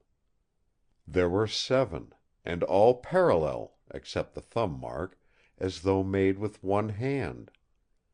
This thrilled me as I thought of the mummy hand with the 7 fingers. Even there, in the open desert, it seemed as if there could be enchantments. In my surprise, as I bent over him, I opened my right hand, which up to now I had held shut with the feeling, instinctive even in sleep, of keeping safe that which it held. As I did so, the star jewel held there fell out and struck the dead man on the mouth. Mirabile dictu there came forth at once from the dead mouth a great gush of blood, in which the red jewel was for the moment lost. I turned the dead man over to look for it, and found that he lay with his right hand bent under him as though he had fallen on it, and in it he held a great knife, keen of point and edge, such as Arabs carry at the belt. It may have been that he was about to murder me when vengeance came on him, whether from man or god, or the gods of old, I know not.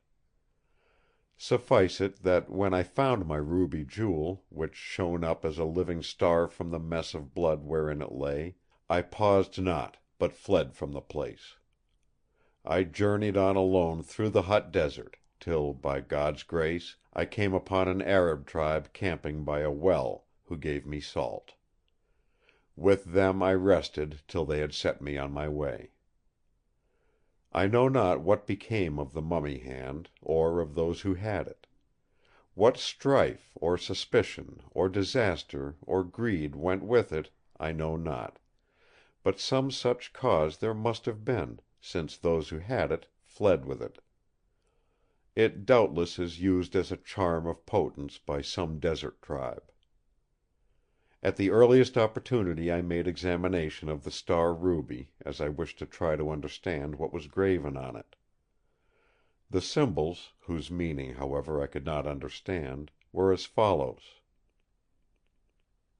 Twice, whilst I had been reading this engrossing narrative, I thought that I had seen across the page streaks of shade, which the weirdness of the subject had made to seem like the shadow of a hand. On the first of these occasions I found that the illusion came from the fringe of green silk around the lamp; but on the second I had looked up, and my eyes had lit on the mummy hand across the room on which the starlight was falling under the edge of the blind. It was of little wonder that I had connected it with such a narrative, for if my eyes told me truly, here, in this room with me, was the very hand of which the traveller Van Huyn had written. I looked over at the bed, and it comforted me to think that the nurse still sat there, calm and wakeful. At such a time, with such surrounds, during such a narrative, it was well to have assurance of the presence of some living person. I sat looking at the book on the table before me, and so many strange thoughts crowded on me that my mind began to whirl. It was almost as if the light on the white fingers in front of me was beginning to have some hypnotic effect. All at once all thoughts seemed to stop, and for an instant the world and time stood still.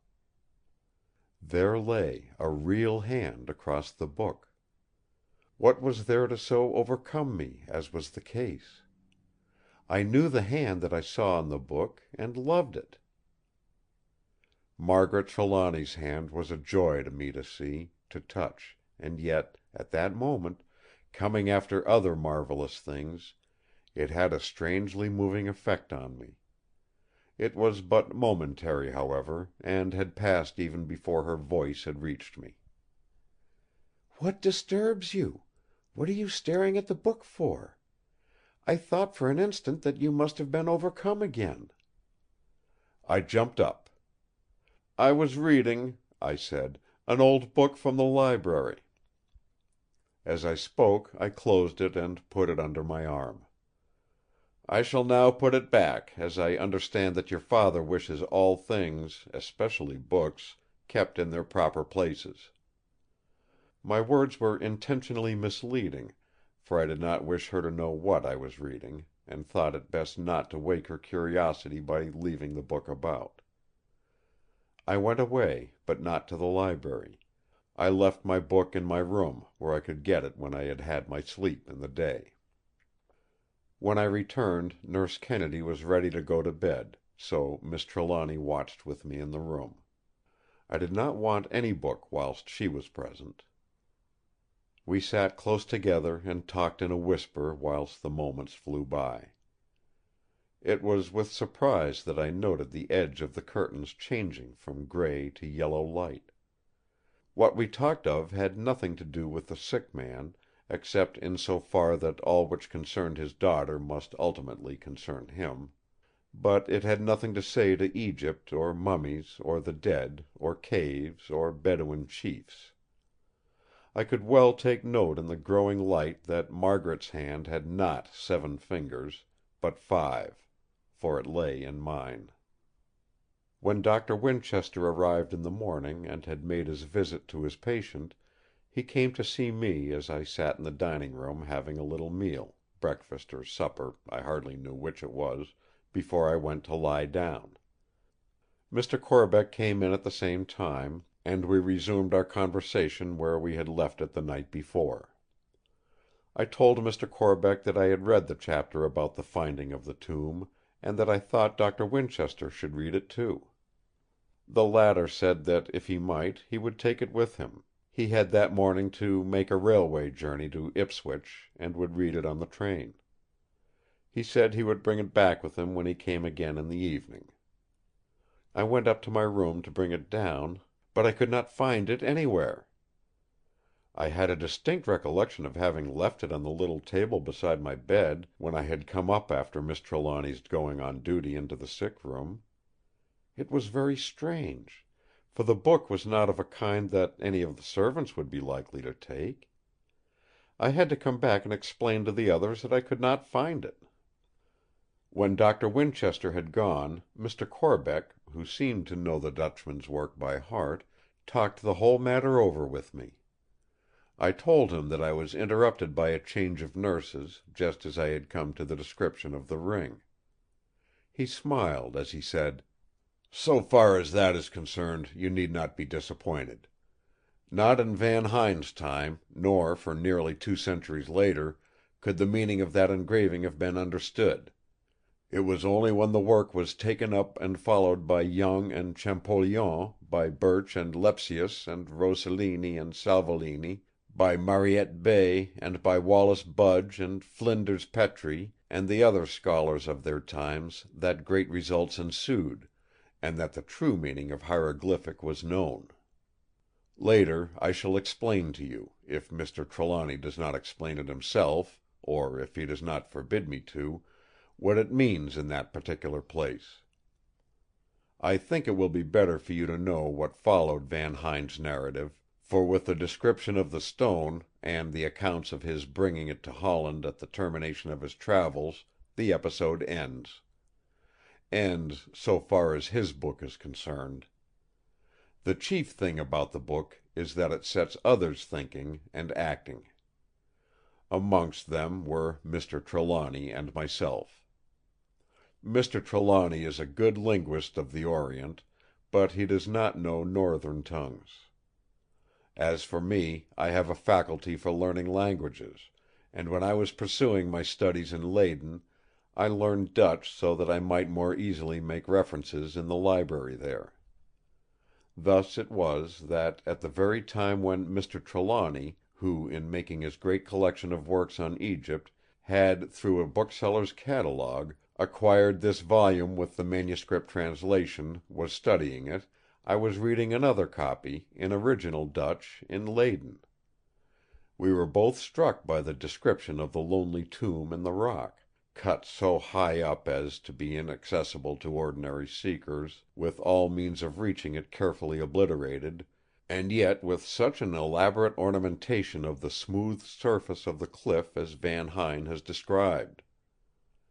It also struck us both as an odd thing, for in the years between Van Huyn's time and our own the general knowledge of Egyptian curios and records has increased marvellously; that in the case of such a tomb, made in such a place, and which must have cost an immense sum of money, there was no seeming record or effigy to point out who lay within. Moreover, the very name of the place, the Valley of the Sorcerer, had in a prosaic age attractions of its own. When we met, which we did through his seeking the assistance of other Egyptologists in his work, we talked over this as we did over many other things, and we determined to make search for the mysterious valley. Whilst we were waiting to start on the travel, for many things were required which Mr. Trelawny undertook to see to himself, I went to Holland to try if I could by any traces verify Van Huyn's narrative. I went straight to Hoorn, and set patiently to work to find the house of the traveller and his descendants, if any. I need not trouble you with details of my seeking and finding. Hoorn is a place that has not changed much since Van Huyn's time, except that it has lost the place which it held amongst commercial cities. Its externals are such as they had been then; in such a sleepy old place a century or two does not count for much. I found the house, and discovered that none of the descendants were alive. I searched records, but only to one end: death and extinction. Then I set me to work to find what had become of his treasures, for that such a traveller must have had great treasures was apparent. I traced a good many to museums in Leyden, Utrecht, and Amsterdam, and some few to the private houses of rich collectors.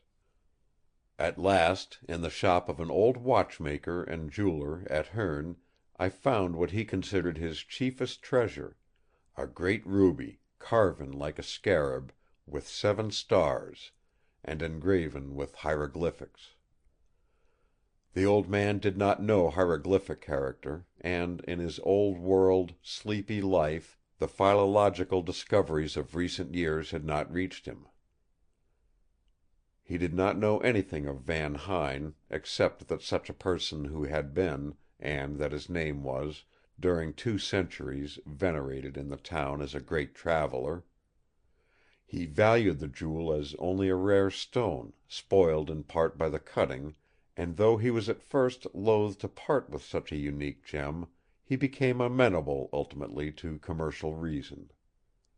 I had a full purse, since I bought for Mr. Trelawny, who is, as I suppose you know, immensely wealthy. I was shortly on my way back to London, with the star ruby safe in my pocket-book, and in my heart a joy and exultation which knew no bounds. For here we were with proof of Van Huyn's wonderful story. The jewel was put in security in Mr. Trelawny's great safe, and we started out on our journey of exploration in full hope. Mr. Trelawny was, at the last, loath to leave his young wife whom he dearly loved, but she, who loved him equally, knew his longing to prosecute the search. So keeping to herself, as all good women do, all her anxieties, which in her case were special, she bade him follow out his bent. Chapter 10 The Jewel of 7 Stars by Bram Stoker. Chapter 11 A Queen's Tomb. Mr. Trelawny's hope was at least as great as my own. He is not so volatile a man as I am, prone to ups and downs of hope and despair, but he has a fixed purpose which crystallizes hope into belief. At times I had feared that there might have been 2 such stones, or that the adventures of Van Huyn were travellers' fictions, based on some ordinary acquisition of the curio in Alexandria or Cairo, or London or Amsterdam. But Mr. Trelawny never faltered in his belief. We had many things to distract our minds from belief or disbelief. This was soon after Araby Pasha, and Egypt was no safe place for travellers, especially if they were English. But Mr. Trelawny is a fearless man, and I almost come to think at times that I am not a coward myself. We got together a band of Arabs whom one or other of us had known in former trips to the desert, and whom we could trust; that is, we did not distrust them as much as others. We were numerous enough to protect ourselves from chance marauding bands, and we took with us large impedimenta. We had secured the consent and passive cooperation of the officials still friendly to Britain, in the acquiring of which consent I need hardly say that Mr. Trelawny's riches were of chief importance. We found our way in dahabeahs to Aswan, whence, having got some Arabs from the Sheik, and having given our usual backsheesh, we set out on our journey through the desert. Well, after much wandering and trying every winding in the interminable jumble of hills, we came at last at nightfall on just such a valley as Van Huyn had described. A valley with high, steep cliffs, narrowing in the center, and widening out to the eastern and western ends. At daylight we were opposite the cliff and could easily note the opening high up in the rock, and the hieroglyphic figures which were evidently intended originally to conceal it. But the signs which had baffled Van Huyn and those of his time, and later, were no secrets to us. The host of scholars who have given their brains and their lives to this work had wrested open the mysterious prison house of Egyptian language. On the hewn face of the rocky cliff, we, who had learned the secrets, could read what the Theban priesthood had had there inscribed nearly 50 centuries before. For that the external inscription was the work of the priesthood, and a hostile priesthood at that, there could be no living doubt. The inscription on the rock, written in hieroglyphic, ran thus: "Hither the gods come not at any summons. The Nameless One has insulted them and is for ever alone. Go not nigh, lest their vengeance wither you away." The warning must have been a terribly potent one at the time it was written, and for thousands of years afterwards, even when the language in which it was given had become a dead mystery to the people of the land. The tradition of such a terror lasts longer than its cause. Even in the symbols used there was an added significance of alliteration. "Forever" is given in the hieroglyphics as "millions of years." This symbol was repeated 9 times, in 3 groups of 3, and after each group a symbol of the upper world, the underworld, and the sky. So that for this lonely one there could be, through the vengeance of all the gods, resurrection in neither the world of sunlight, in the world of the dead, or for the soul in the region of the gods. Neither Mr. Trelawny nor I dared to tell any of our people what the writing meant. For though they did not believe in the religion whence the curse came, or in the gods whose vengeance was threatened, yet they were so superstitious that they would probably, had they known of it, have thrown up the whole task and run away. Their ignorance, however, and our discretion, preserved us. We made an encampment close at hand, but behind a jutting rock a little further along the valley, so that they might not have the inscription always before them. For even that traditional name of the place, the Valley of the Sorcerer, had a fear for them, and for us through them. With the timber which we had brought, we made a ladder up the face of the rock. We hung a pulley on a beam fixed to project from the top of the cliff. We found the great slab of rock, which formed the door, placed clumsily in its place, and secured by a few stones. Its own weight kept it in safe position. In order to enter, we had to push it in, and we passed over it. We found the great coil of chain which Van Huyn had described fastened into the rock. There were, however, abundant evidences amid the wreckage of the great stone door, which had revolved on iron hinges at top and bottom, that ample provision had been originally made for closing and fastening it from within. Mr. Trelawny and I went alone into the tomb. We had brought plenty of lights with us, and we fixed them as we went along. We wished to get a complete survey at first, and then make examination of all in detail. As we went on, we were filled with ever-increasing wonder and delight. The tomb was one of the most magnificent and beautiful which either of us had ever seen. From the elaborate nature of the sculpture and painting, and the perfection of the workmanship, it was evident that the tomb was prepared during the lifetime of her for whose resting place it was intended. The drawing of the hieroglyphic pictures was fine, and the coloring superb, and in that high cavern, far away from even the damp of the Nile flood, all was as fresh as when the artists had laid down their palettes. There was one thing which we could not avoid seeing: that although the cutting on the outside rock was the work of the priesthood, the smoothing of the cliff face was probably a part of the tomb builder's original design. The symbolism of the painting and cutting within all gave the same idea. The outer cavern, partly natural and partly hewn, was regarded architecturally as only an antechamber. At the end of it, so that it would face the east, was a pillared portico, hewn out of the solid rock.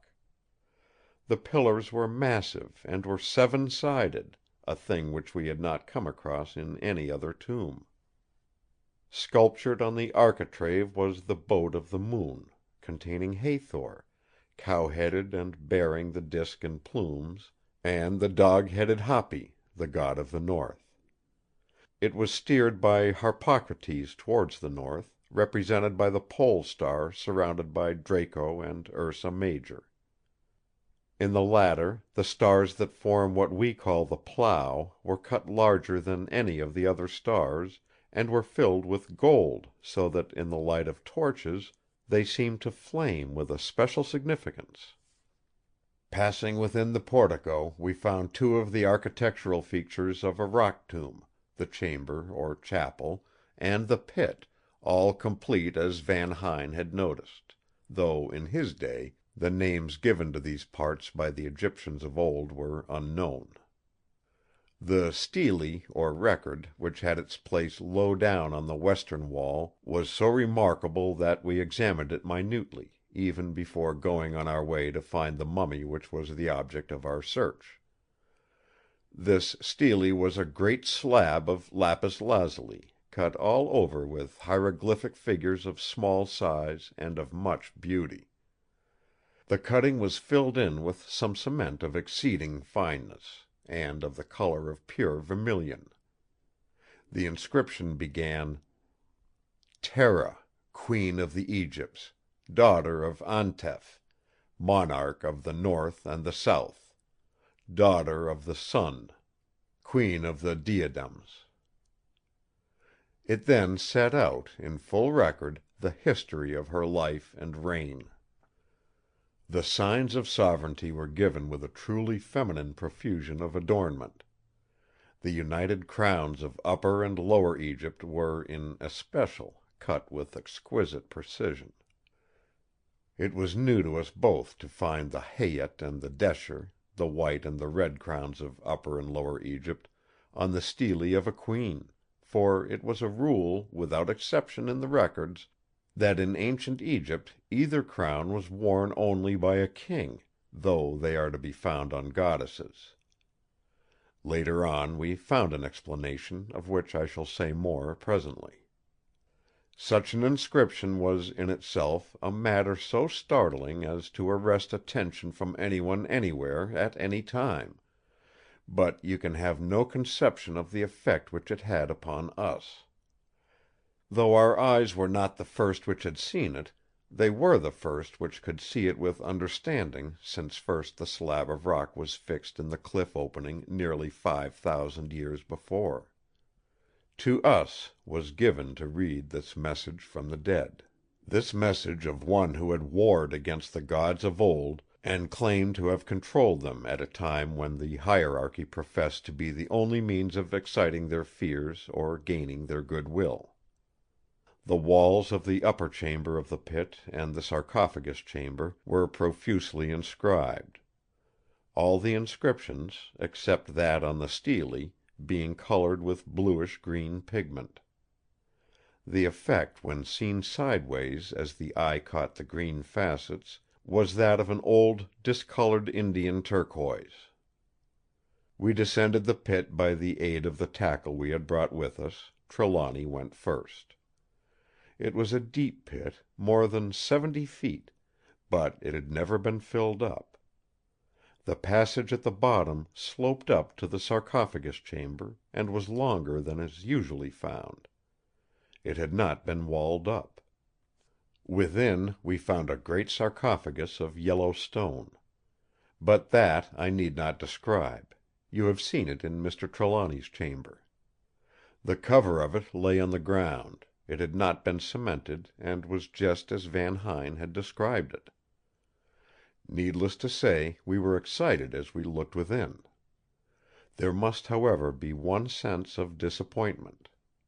I could not help feeling how different must have been the sight which met the Dutch traveller's eyes when he looked within and found that white hand lying lifelike above the shrouding mummy cloths. It is true that a part of the arm was there, white and ivory-like. But there was a thrill to us which came not to Van Huyn. The end of the wrist was covered with dried blood. It was as though the body had bled after death. The jagged ends of the broken wrist were rough with the clotted blood. Through this the white bone, sticking out, looked like a matrix of opal. The blood had streamed down and stained the brown wrappings as with rust.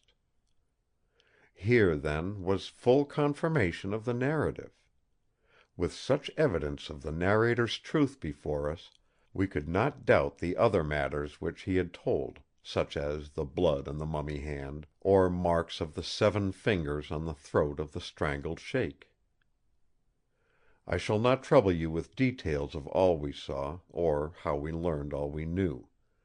Part of it was from knowledge common to scholars, part we read on the stele in the tomb, and in the sculptures and hieroglyphic paintings on the walls. Queen Tera was of the 11th, or Theban dynasty of Egyptian kings, which held sway between the 29th and 25th centuries before Christ. She succeeded as the only child of her father, Antef.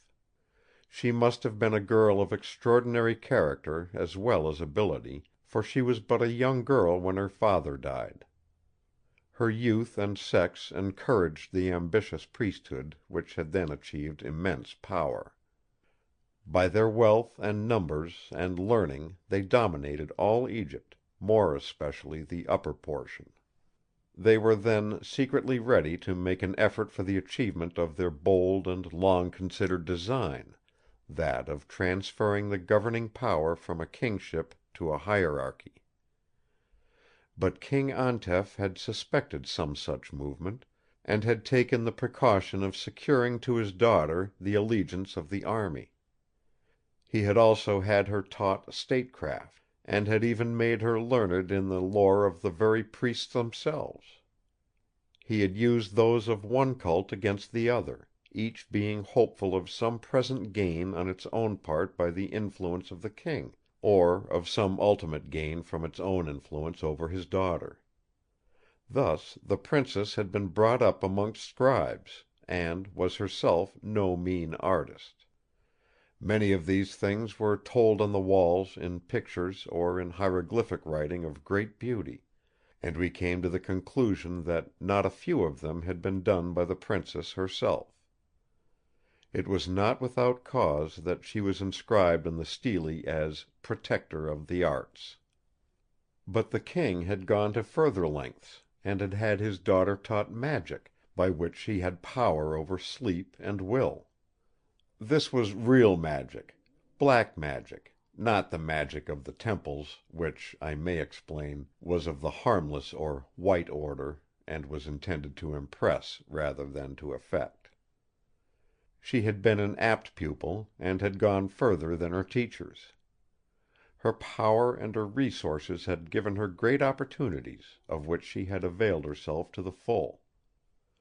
She had won secrets from nature in strange ways, and had even gone to the length of going down into the tomb herself, having been swathed and coffined and left as dead for a whole month. The priests had tried to make out that the real Princess Tera had died in the experiment, and that another girl had been substituted, but she had conclusively proved their error. All this was told in pictures of great merit. It was probably in her time that the impulse was given in the restoring the artistic greatness of the Fourth Dynasty which had found its perfection in the days of Khufu. In the chamber of the sarcophagus were pictures and writings to show that she had achieved victory over sleep. Indeed, there was everywhere a symbolism, wonderful even in a land and an age of symbolism. Prominence was given to the fact that she, though a queen, claimed all the privileges of kingship and masculinity. In one place she was pictured in man's dress, and wearing the white and red crowns. In the following picture she was in female dress, but still wearing the crowns of Upper and Lower Egypt, while the discarded male raiment lay at her feet. In every picture where hope or aim of resurrection was expressed, there was the added symbol of the North, and in many places, always in representations of important events, past, present, or future, was a grouping of the stars of the Plough. She evidently regarded this constellation as in some way peculiarly associated with herself. Perhaps the most remarkable statement in the records, both on the stele and in the mural writings, was that Queen Tera had power to compel the gods. This, by the way, was not an isolated belief in Egyptian history, but was different in its cause. She had engraved on a ruby, carved like a scarab, and having 7 stars of 7 points, master words to compel all the gods, both of the upper and the under worlds. In the statement it was plainly set forth that the hatred of the priests was, she knew, stored up for her, and that they would, after her death, try to suppress her name. This was a terrible revenge, I may tell you, in Egyptian mythology, for without a name no one can after death be introduced to the gods, or have prayers said for him. Therefore she had intended her resurrection to be after a long time, and in a more northern land, under the constellation whose 7 stars had ruled her birth. To this end her hand was to be in the air, unwrapped, and in it the jewel of 7 stars, so that wherever there was air she might move even as her Ka could move. This, after thinking it over, Mr. Trelawny and I agreed, meant that her body could become astral at command, and so move, particle by particle, and become whole again when and where required. Then there was a piece of writing in which allusion was made to a chest or casket, in which were contained all the gods and will and sleep, the 2 latter being personified by symbols. The box was mentioned as with 7 sides. It was not much of a surprise to us when, underneath the feet of the mummy, we found the 7-sided casket, which you have also seen in Mr. Trelawny's room. On the underneath part of the wrapping, linen of the left foot was painted, in the same vermilion color as that used in the stele, the hieroglyphic symbol for much water, and underneath the right foot, the symbol of the earth. We made out the symbolism to be that her body, immortal and transferable at will, ruled both the land and the water, air and fire, the latter being exemplified by the light of the jewel stone, and further by the flint and iron which lay outside the mummy wrappings. As we lifted the casket from the sarcophagus, we noticed on its sides the strange protuberances which you have already seen, but we were unable at the time to account for them. There were a few amulets in the sarcophagus, but none of any special worth or significance. We took it that if there were such, they were within the wrappings, or more probably in the strange casket underneath the mummy's feet. This, however, we could not open. There were signs of there being a cover; certainly the upper portion and the lower were each in one piece. The fine line, a little way from the top, appeared to be where the cover was fixed; but it was made with such exquisite fineness and finish that the joining could hardly be seen. Certainly the top could not be moved. We took it that it was in some way fastened from within. I tell you all this in order that you may understand things with which you may be in contact later. You must suspend your judgment entirely. Such strange things have happened regarding this mummy and all around it that there is a necessity for a new belief somewhere. It is absolutely impossible to reconcile certain things which have happened with the ordinary currents of life or knowledge. We stayed around the Valley of the Sorcerer till we had copied roughly all the drawings and writings on the walls, ceilings, and floor. We took with us the stele of lapis lazuli, whose graven record was colored with vermilion pigment. We took the sarcophagus and the mummy, the stone chest with the alabaster jars, the tables of bloodstone and alabaster and onyx and carnelian, and the ivory pillow whose arch rested on buckles, round each of which was twisted an uraeus wrought in gold. We took all the articles which lay in the chapel and the mummy pit, the wooden boats with crews and the ushaptiu figures, and their symbolic amulets. When coming away we took down the ladders, and at a distance buried them in the sand under a cliff, which we noted so that if necessary we might find it again. Then with our heavy baggage we set out on our laborious journey back to the Nile. It was no easy task, I tell you, to bring the case with that great sarcophagus over the desert. We had a rough cart and sufficient men to draw it, but the progress seemed terribly slow, for we were anxious to get our treasures into a place of safety. The night was an anxious time with us, for we feared attack from some marauding band. But more still we feared some of those with us. They were, after all, but predatory, unscrupulous men, and we had with us a considerable bulk of precious things. They, or at least the dangerous ones amongst them, did not know why it was so precious. They took it for granted that it was material treasure of some kind that we carried. We had taken the mummy from the sarcophagus, and packed it for safety of travel in a separate case. During the first night 2 attempts were made to steal things from the cart, and 2 men were found dead in the morning. On the second night there came on a violent storm, one of those terrible simooms of the desert which make one feel his helplessness. We were overwhelmed with drifting sand. Some of our Bedouins had fled before the storm, hoping to find shelter; the rest of us, wrapped in our bournous, endured with what patience we could. In the morning, when the storm had passed, we recovered from under the piles of sand what we could of our impedimenta. We found the case in which the mummy had been packed all broken, but the mummy itself could nowhere be found. We searched everywhere around, and dug up the sand which had piled around us, but in vain. We did not know what to do, for Trelawny had his heart set on taking home that mummy. We waited a whole day in hopes that the Bedouins, who had fled, would return. We had a blind hope that they might have in some way removed the mummy from the cart, and would restore it.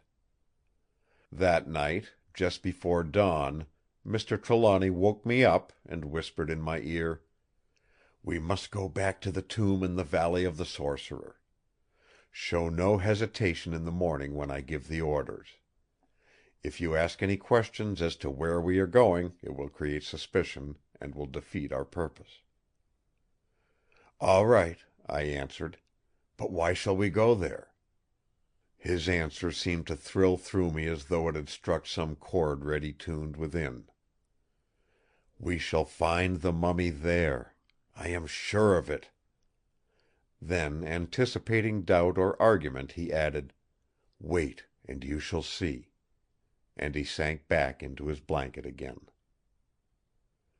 The Arabs were surprised when we retraced our steps, and some of them were not satisfied. There was a good deal of friction, and there were several desertions, so that it was with a diminished following that we took our way eastward again. At first the Sheik did not manifest any curiosity as to our definite destination, but when it became apparent that we were again making for the Valley of the Sorcerer, he too showed concern. This grew as we drew near, till finally at the entrance of the valley he halted and refused to go further. He said he would await our return if we chose to go on alone. That he would wait 3 days, but if by that time we had not returned, he would leave. No offer of money would tempt him to depart from this resolution. The only concession he would make was that he would find the ladders and bring them near the cliff. This he did, and then, with the rest of the troop, he went back to wait at the entrance of the valley. Mr. Trelawny and I took ropes and torches, and again ascended to the tomb. It was evident that someone had been there in our absence, for the stone slab which protected the entrance to the tomb was lying flat inside, and a rope was dangling from the cliff summit. Within there was another rope hanging into the shaft of the mummy pit. We looked at each other, but neither said a word. We fixed our own rope, and as arranged Trelawny descended first, I following at once. It was not till we stood together at the foot of the shaft that the thought flashed across me that we might be in some sort of a trap; that someone might descend the rope from the cliff, and by cutting the rope by which we had lowered ourselves into the pit, bury us there alive. The thought was horrifying, but it was too late to do anything. I remained silent. We both had torches, so that there was ample light as we passed through the passage and entered the chamber where the sarcophagus had stood. The first thing noticeable was the emptiness of the place. Despite all its magnificent adornment, the tomb was made a desolation by the absence of the great sarcophagus to hold which it was hewn in the rock, of the chest with the alabaster jars, of the tables which had held the implements and food for the use of the dead, and the ushaptiu figures. It was made more infinitely desolate still by the shrouded figure of the mummy of Queen Tera, which lay on the floor where the great sarcophagus had stood. Beside it lay, in the strange contorted attitudes of violent death, 3 of the Arabs who had deserted from our party. Their faces were black, and their hands and necks were smeared with blood which had burst from mouth and nose and eyes. On the throat of each were the marks, now blackening, of a hand of 7 fingers. Trelawny and I drew close, and clutched each other in awe and fear as we looked. For most wonderful of all, across the breast of the mummied Queen lay a hand of 7 fingers, ivory white, the wrist only showing a scar like a jagged red line from which seemed to depend drops of blood. End of chapter 11. The Jewel of 7 Stars by Bram Stoker. Chapter 12. The Magic Coffer. When we recovered our amazement, which seemed to last unduly long, we did not lose any time carrying the mummy through the passage, and hoisting it up the pit shaft.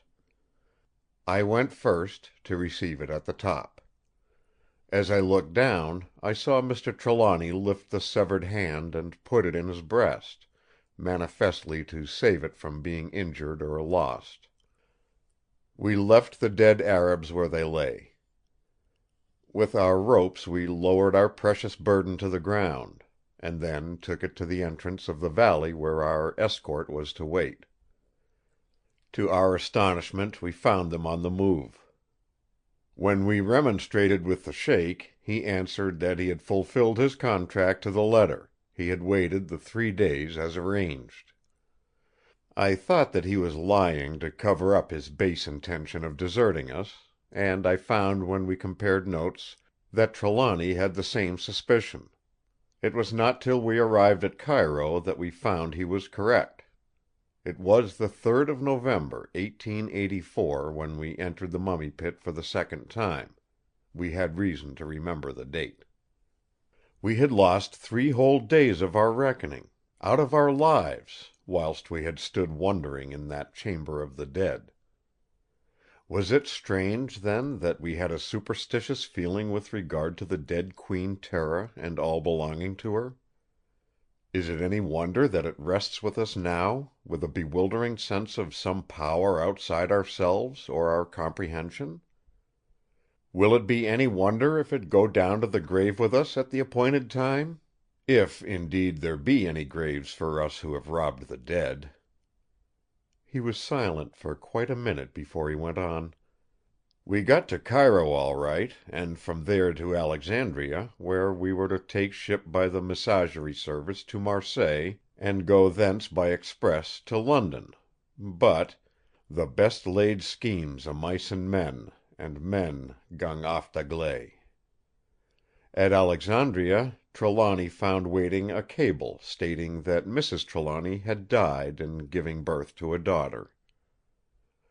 Her stricken husband hurried off at once by the Orient Express, and I had to bring the treasure alone to the desolate house. I got to London all safe; there seemed to be some special good fortune to our journey. When I got to this house the funeral had long been over.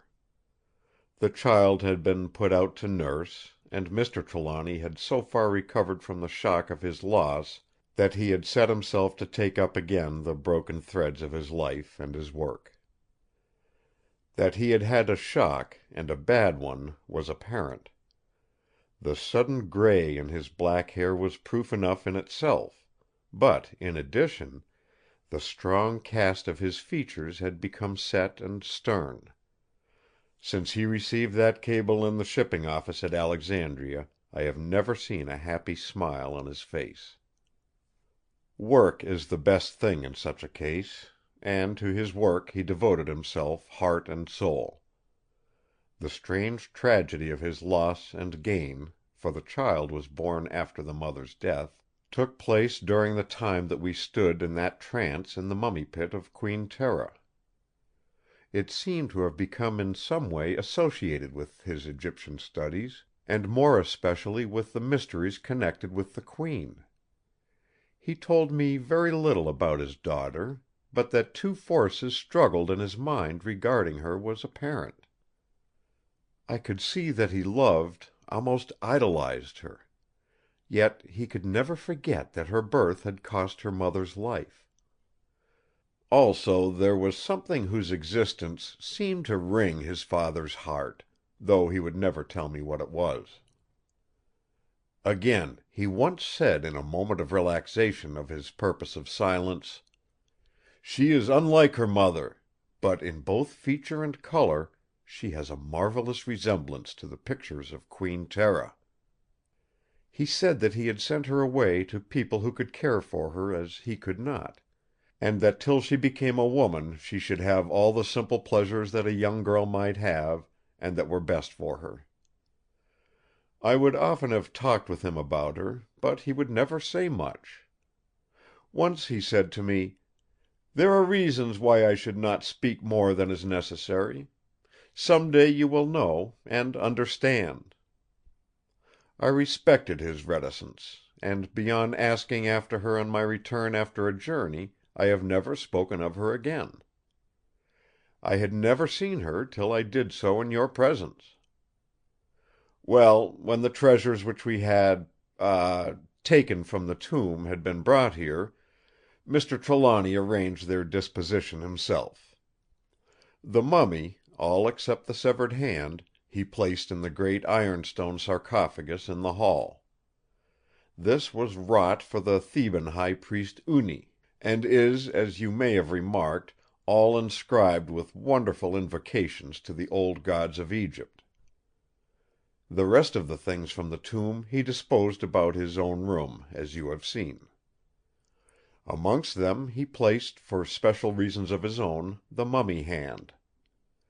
I think he regards this as the most sacred of his possessions, with perhaps one exception. That is the carven ruby which he calls the Jewel of 7 Stars, which he keeps in that great safe which is locked and guarded by various devices, as you know. I dare say you find this tedious, but I have had to explain it, so that you should understand all up to the present. It was a long time after my journey with the mummy of Queen Tera when Mr. Trelawny reopened the subject with me. He had been several times to Egypt, sometimes with me and sometimes alone, and I had been several trips on my own account or for him. But in all that time, nearly 16 years, he never mentioned the subject, unless when some pressing occasion suggested, if it did not necessitate, a reference. One morning, early, he sent for me in a hurry. I was then studying in the British Museum, and had rooms in Hart Street. When I came, he was all on fire with excitement. I had not seen him in such a glow since before the news of his wife's death. He took me at once into his room. The window blinds were down and the shutters closed. Not a ray of daylight came in. The ordinary lights in the room were not lit, but there were a lot of powerful electric lamps, 50 candle power at least, arranged on one side of the room. The little bloodstone table on which the heptagonal coffer stands was drawn to the center of the room. The coffer looked exquisite in the glare of light which shone on it. It actually seemed to glow as if lit in some way from within. "What do you think of it?" he asked. "It is like a jewel," I answered. "You may well call it the sorcerer's magic coffer, if it often looks like that. It almost seems to be alive." "Do you know why it seems so?" "From the glare of the light, I suppose?" "Light, of course," he answered, "but it is rather the disposition of light." As he spoke he turned up the ordinary lights of the room and switched off the special ones. The effect on the stone box was surprising. In a second it lost all its glowing effect. It was still a very beautiful stone, as always, but it was stone and no more. "Do you notice anything about the arrangement of the lamps?" he asked. "No." "They were in the shape of the stars in the Plough, as the stars are in the ruby." The statement came to me with a certain sense of conviction. I do not know why, except that there had been so many mysterious associations with the mummy and all belonging to it that any new one seemed enlightening. I listened as Trelawny went on to explain: "For 16 years I have never ceased to think of that adventure, or to try to find a clue to the mysteries which came before us, but never until last night did I seem to find a solution. I think I must have dreamed of it, for I woke all on fire about it. I jumped out of bed with a determination of doing something, before I quite knew what it was that I wished to do. Then, all at once, the purpose was clear before me. There were allusions in the writing on the walls of the tomb to the 7 stars of the Great Bear that go to make up the Plough, and the North was again and again emphasized. The same symbols were repeated with regards to the magic box, as we called it. We had already noticed those peculiar translucent spaces in the stone of the box. You remember the hieroglyphic writing had told that the jewel came from the heart of an aerolite, and that the coffer was cut from it also? It might be, I thought, that the light of the seven stars, shining in the right direction, might have some effect on the box, or something within it. I raised the blind and looked out. The plough was high in the heavens, and both its stars and the pole star were straight opposite the window. I pulled the table with the coffer out into the light and shifted it until the translucent patches were in the direction of the stars. Instantly the box began to glow, as you saw it under the lamps, though but slightly. I waited and waited, but the sky clouded over and the light died away. So I got wires and lamps, you know how often I use them in experiments, and tried the effect of electric light. It took me some time to get the lamps properly placed, so that they would correspond to the parts of the stone, but the moment I got them right, the whole thing began to glow as you have seen it. I could get no further, however. There was evidently something wanting. All at once it came to me that if light could have some effect, there should be in the tomb some means of producing light, for there could not be starlight in the mummy pit in the cavern. Then the whole thing seemed to become clear. On the bloodstone table, which has a hollow carved in its top, into which the bottom of the coffer fits, I laid the magic coffer, and I at once saw that the odd protuberances so carefully wrought in the substance of the stone corresponded in a way to the stars in the constellation. These, then, were to hold lights. "Eureka!" I cried. "All we want now is the lamps." I tried placing the electric lights on or close to the protuberances. But the glow never came to the stone. So the conviction grew on me that there were special lamps made for the purpose. If we could find them, a step on the road to solving the mystery should be gained. "But what about the lamps?" I asked. "Where are they? When are we to discover them? How are we to know them if we do find them? What—" He stopped me at once. "One thing at a time," he said quietly. "Your first question contains all the rest. Where are these lamps?" "I shall tell you. In the tomb." "In the tomb!" I repeated in surprise. "Why, you and I searched the place ourselves from end to end, and there was not a sign of a lamp. Not a sign of anything remaining when we came away the first time, or on the second, except the bodies of the Arabs." Whilst I was speaking, he had uncoiled some large sheets of paper which he had brought in his hand from his own room. These he spread out on the great table, keeping their edges down with books and weights. I knew them at a glance. They were the careful copies which he had made of our first transcripts from the writing in the tomb. When he had all ready, he turned to me and said slowly: "Do you remember wondering, when we examined the tomb, at the lack of one thing which is usually found in such a tomb?" "Yes. There was no serdab." "The serdab, I may perhaps explain," said Mr. Corbeck to me, "is a sort of niche built or hewn in the wall of a tomb. Those which have as yet been examined bear no inscriptions, and contain only effigies of the dead for whom the tomb was made." Then he went on with his narrative. Trelawny, when he saw that I had caught his meaning, went on speaking with something of his old enthusiasm. "I have come to the conclusion that there must be a serdab, a secret one. We were dull not to have thought of it before. We might have known that the maker of such a tomb, a woman who had shown in other ways such a sense of beauty and completeness, and who had finished every detail with a feminine richness of elaboration, would not have neglected such an architectural feature.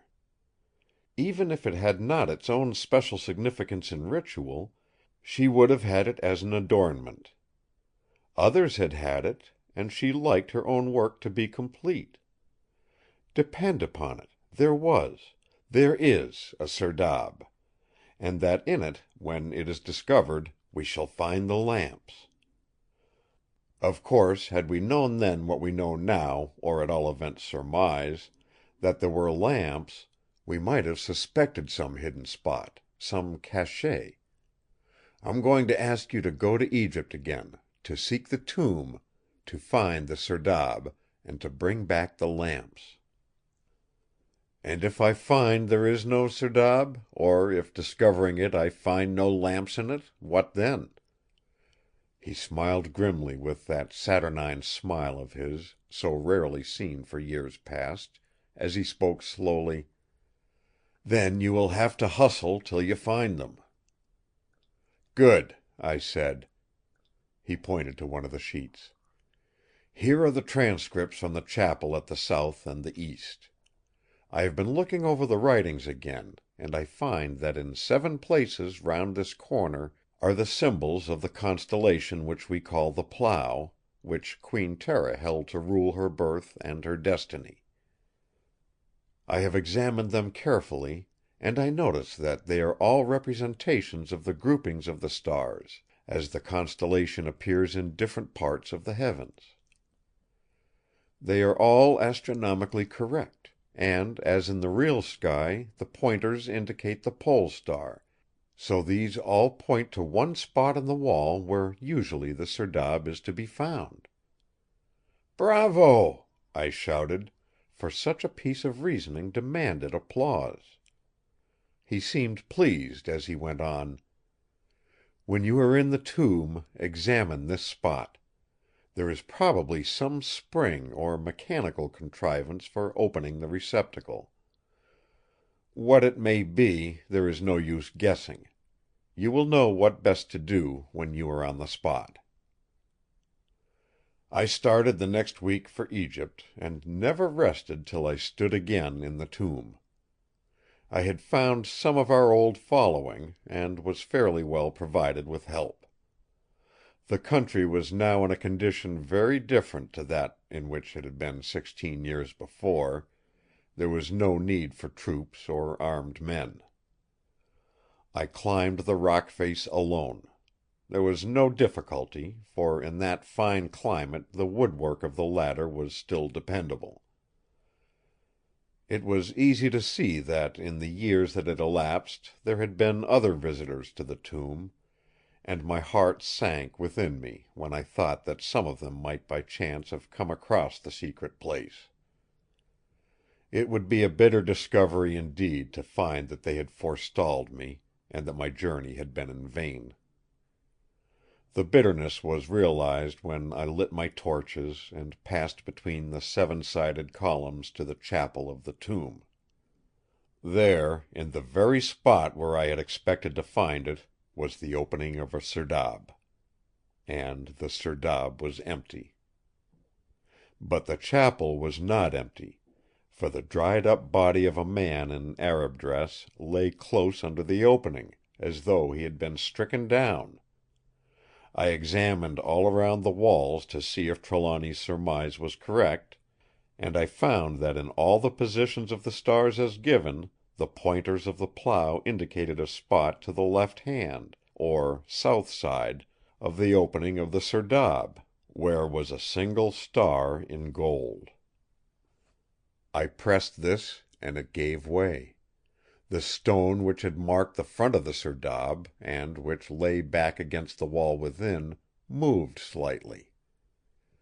On further examining the other side of the opening, I found a similar spot, indicated by other representations of the constellation, but this was itself a figure of the 7 stars, and each was wrought in burnished gold. I pressed each star in turn, but without result. Then it struck me that if the opening spring was on the left, this on the right might have been intended for the simultaneous pressure of all the stars by one hand of 7 fingers. By using both my hands, I managed to effect this. With a loud click, a metal figure seemed to dart from close to the opening of the serdab. The stone slowly swung back to its place and shut with a click. The glimpse which I had of the descending figure appalled me for the moment.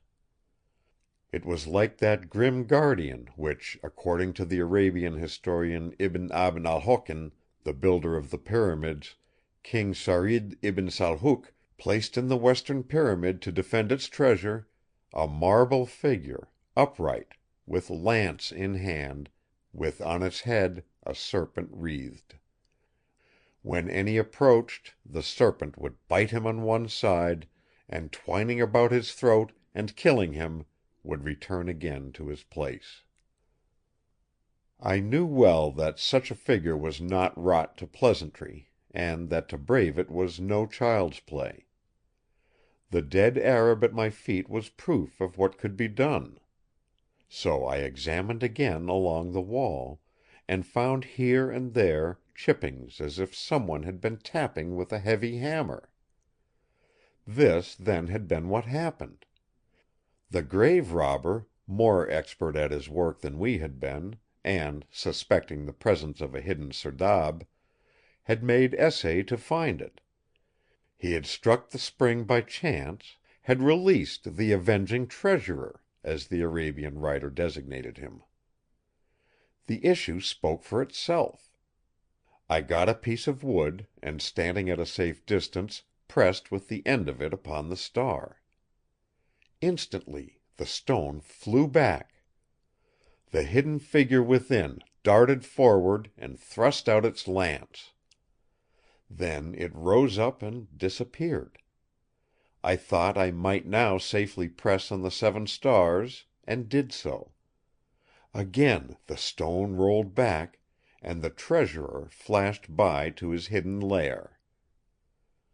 I repeated both experiments several times, with always the same result. I should have liked to examine the mechanism of that figure of such malignant mobility, but it was not possible without such tools as could not easily be had. It might be necessary to cut into a whole section of the rock. Some day I hope to go back, properly equipped, and attempt it. Perhaps you do not know that the entrance to a serdab is almost always very narrow. Sometimes a hand can hardly be inserted. 2 things I learned from this serdab.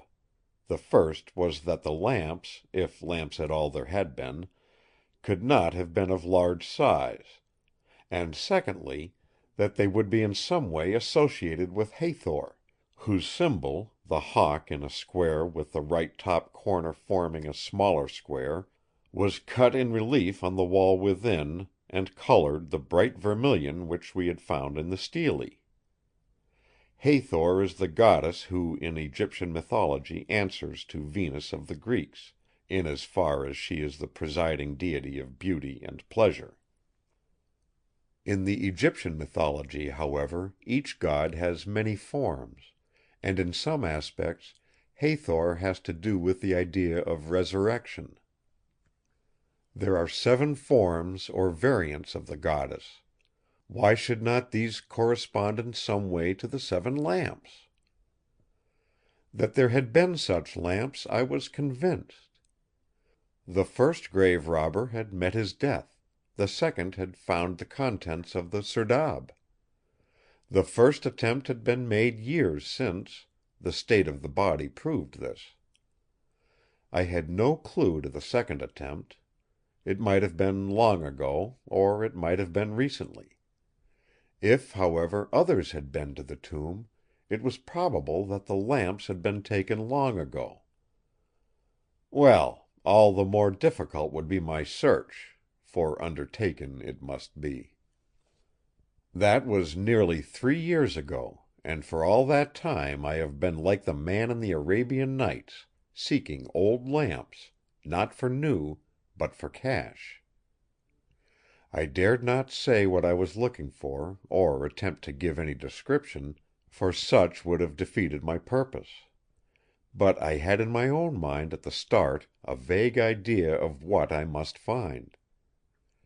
In process of time this grew more and more clear, till at last I almost overshot my mark by searching for something which might have been wrong. The disappointments I suffered, and the wild goose chases I made, would fill a volume; but I persevered. At last, not 2 months ago, I was shown by an old dealer in Mossul one lamp such as I had looked for. I had been tracing it for nearly a year, always suffering disappointment, but always buoyed up to further endeavor by a growing hope that I was on the track. I do not know how I restrained myself when I realized that at last I was at least close to success. I was skilled, however, in the finesse of Eastern trade, and the Jew-Arab-Portugee trader met his match. I wanted to see all his stock before buying, and one by one he produced, amongst masses of rubbish, 7 different lamps. Each of them had a distinguishing mark, and each and all was some form of the symbol of Hathor. I think I shook the imperturbability of my swarthy friend by the magnitude of my purchases; for in order to prevent him guessing what form of goods I sought, I nearly cleared out his shop. At the end he nearly wept, and said I had ruined him, for now he had nothing to sell.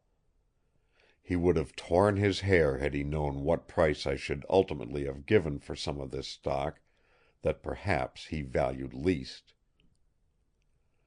I parted with most of my merchandise at normal price as I hurried home. I did not dare to give it away, or even lose it, lest I should incur suspicion. My burden was far too precious to be risked by any foolishness now. I got on as fast as it is possible to travel in such countries, and arrived in London with only the lamps and certain portable curios and papyri which I had picked up on my travels. Now, Mr. Ross, you know all I know, and I leave it to your discretion how much, if any of it, you will tell Miss Trelawny." As he finished, a clear young voice said behind us: "What about Miss Trelawny? She is here." We turned, startled, and looked at each other inquiringly. Miss Trelawny stood in the doorway. We did not know how long she had been present, or how much she had heard. Chapter 12. The Jewel of 7 Stars by Bram Stoker. Chapter 13. Awaking from the Trance. The first unexpected words may always startle a hearer, but when the shock is over, the listener's reason has asserted itself, and he can judge of the manner, as well as of the matter, of speech. Thus it was on this occasion. With intelligence now alert, I could not doubt of the simple sincerity of Margaret's next question. "What have you 2 men been talking about all this time, Mr. Ross? I suppose Mr. Corbeck has been telling you all his adventures in finding the lamps? I hope you will tell me too, some day, Mr. Corbeck; but that must not be till my poor father is better. He would like, I am sure, to tell me all about these things himself, or to be present when I heard them." She glanced sharply from one to the other. "Oh, that was what you were saying as I came in? All right, I shall wait; but I hope it won't be long. The continuance of Father's condition is, I feel, breaking me down. A little while ago I felt that my nerves were giving out, so I determined to go out for a walk in the park. I am sure it will do me good.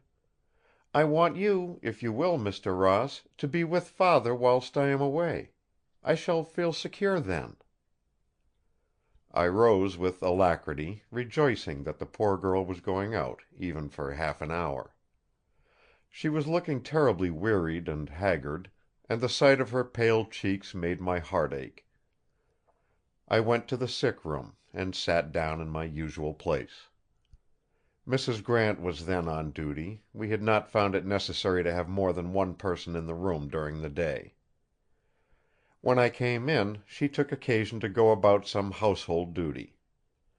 The blinds were up, but the north aspect of the room softened the hot glare of the sunlight without. I sat for a long time thinking over all that Mr. Corbeck had told me, and weaving its wonders into the tissue of strange things which had come to pass since I had entered the house. At times I was inclined to doubt everything and everyone, to doubt even the evidences of my own five senses. The warnings of the skilled detective kept coming back to my mind. He had put down Mr. Corbeck as a clever liar, and a confederate of Miss Trelawny, of Margaret. That settled it. Face to face with such a proposition as that, doubt vanished. Each time when her image, her name, the merest thought of her, came before my mind, each event stood out stark as a living fact. My life upon her faith! I was recalled from my reverie, which was fast becoming a dream of love, in a startling manner. A voice came from the bed; a deep, strong, masterful voice. The first note of it called up like a clarion my eyes and my ears. The sick man was awake and speaking! "Who are you? What are you doing here?" Whatever ideas any of us had ever formed of his waking, I am quite sure that none of us expected to see him start up all awake and full master of himself. I was so surprised that I answered almost mechanically: "Ross is my name. I have been watching by you." He looked surprised for an instant, and then I could see that his habit of judging for himself came into play. "Watching by me? How do you mean? Why watching by me?" His eye had now lit on his heavily bandaged wrist. He went on in a different tone, less aggressive, more genial, as of one accepting facts: "Are you a doctor?" I felt myself almost smiling as I answered; the relief from the long pressure of anxiety regarding his life was beginning to tell: "No, sir." "Then why are you here? If you are not a doctor, what are you?" His tone was again more dictatorial. Thought is quick. The whole train of reasoning on which my answer must be based flooded through my brain before the words could leave my lips. Margaret! I must think of Margaret! This was her father, who as yet knew nothing of me, even of my very existence.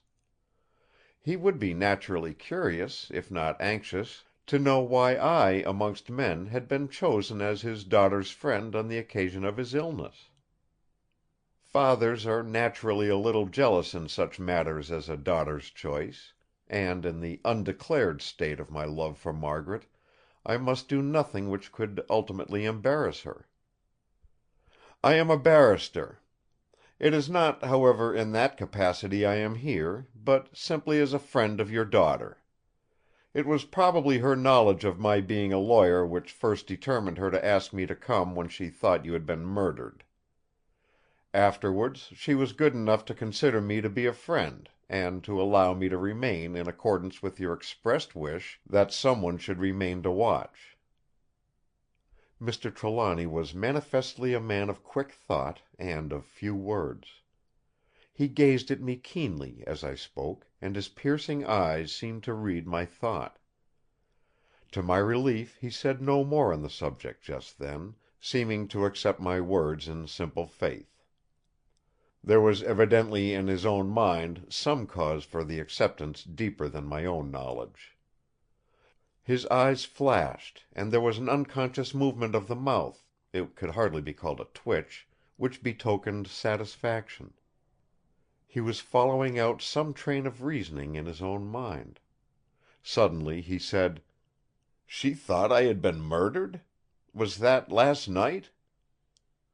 "No! 4 days ago." He seemed surprised. Whilst he had been speaking the first time he had sat up in bed. Now he made a movement as though he would jump out. With an effort, however, he restrained himself. Leaning back on his pillows, he said quietly: "Tell me all about it. All you know. Every detail. Omit nothing. But stay. First lock the door. I want to know, before I see anyone, exactly how things stand." Somehow his last words made my heart leap. Anyone! He evidently accepted me, then, as an exception. In my present state of feeling for his daughter, this was a comforting thought. I felt exultant as I went over to the door and softly turned the key. When I came back, I found him sitting up again. He said: "Go on." Accordingly, I told him every detail, even of the slightest which I could remember, of what had happened from the moment of my arrival at the house. Of course I said nothing of my feeling towards Margaret, and spoke only concerning those things already within his own knowledge. With regard to Corbeck, I simply said that he had brought back some lamps of which he had been in quest. Then I proceeded to tell him fully of their loss and of their rediscovery in the house. He listened with a self-control which, under the circumstances, was to me little less than marvellous. It was impassiveness, for at times his eyes would flash or blaze, and the strong fingers of his uninjured hand would grip the sheet, pulling it into far extending wrinkles. This was most noticeable when I told him of the return of Corbeck, and the finding of the lamps in the boudoir.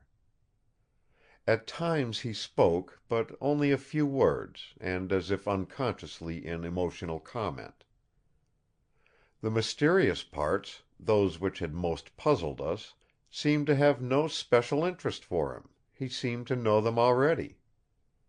The utmost concern he showed was when I told him of Dawes shooting. His muttered comment, "Stupid ass!" together with a quick glance across the room at the injured cabinet, marked the measure of his disgust. As I told him of his daughter's harrowing anxiety for him, of her unending care and devotion, of the tender love which she had shown, he seemed much moved. There was a sort of veiled surprise in his unconscious whisper: "Margaret! Margaret!" When I had finished my narration, bringing matters up to the moment when Miss Trelawny had gone out for her walk, I thought of her as Miss Trelawny, not as Margaret now, in the presence of her father. He remained silent for quite a long time. It was probably 2 or 3 minutes, but it seemed interminable. All at once he turned and said to me briskly: "Now tell me all about yourself." This was something of a floorer. I felt myself grow red hot. Mr. Trelawny's eyes were upon me; they were now calm and inquiring, but never ceasing in their soul-searching scrutiny. There was just a suspicion of a smile on the mouth which, though it added to my embarrassment, gave me a certain measure of relief. I was, however, face to face with difficulty, and the habit of my life stood me in good stead. I looked him straight in the eyes as I spoke. My name, as I told you, is Ross, Malcolm Ross. I am by profession a barrister. I was made a Q.C. in the last year of the Queen's reign. I have been fairly successful in my work. To my relief he said: "Yes, I know. I have always heard well of you. Where and when did you meet Margaret?" "First at the Hayes in Belgrave Square, 10 days ago. Then at a picnic up the river with Lady Strathconnell. We went from Windsor to Cookham. Miss Trelawny was in my boat. I scull a little, and I had my own boat at Windsor. We had a good deal of conversation, naturally." Naturally! There was just a suspicion of something sardonic in the tone of acquiescence, but there was no other intimation of his feeling. I began to think that as I was in the presence of a strong man I should show something of my own strength. My friends, and sometimes my opponents, say that I am a strong man. In my present circumstances, not to be absolutely truthful would be to be weak. So I stood up to the difficulty before me, always bearing in mind, however, that my words might affect Margaret's happiness through her love for her father. I went on: "In conversation at a place and time and amid surroundings so pleasing, and in a solitude inviting to confidence, I got a glimpse of her inner life. Such a glimpse as a man of my years and experience may get from a young girl." The father's face grew graver as I went on, but he said nothing. I was committed now to a definite line of speech, and went on with such mastery of my mind as I could exercise. The occasion might be fraught with serious consequences to me too. I could not but see that there was over her spirit a sense of loneliness which was habitual to her. I thought I understood it; I am myself an only child. I ventured to encourage her to speak to me freely, and was happy enough to succeed. A sort of confidence became established between us. There was something in the father's face which made me add hurriedly: "Nothing was said by her, sir, as you can well imagine, which was not right and proper. She only told me in the impulsive way of one longing to give voice to thoughts long carefully concealed, of her yearning to be closer to the father whom she loved, more en rapport with him, more in his confidence, closer within the circle of his sympathies. Oh, believe me, sir, that it was all good. All that a father's heart could hope or wish for. It was all loyal. That she spoke it to me was perhaps because I was almost a stranger with whom there was no previous barrier to confidence." Here I paused. It was hard to go on, and I feared lest I might, in my zeal, do Margaret a disservice. The relief of the strain came from her father. "And you?" "Sir, Miss Trelawny is very sweet and beautiful.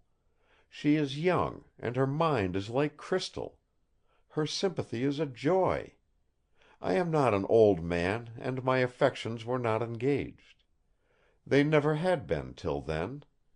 I hope I may say as much even to a father." My eyes involuntarily dropped. When I raised them again Mr. Trelawny was still gazing at me keenly. All the kindliness of his nature seemed to wreathe itself in a smile as he held out his hand and said: "Malcolm Ross, I have always heard of you as a fearless and honourable gentleman. I am glad my girl has such a friend. Go on."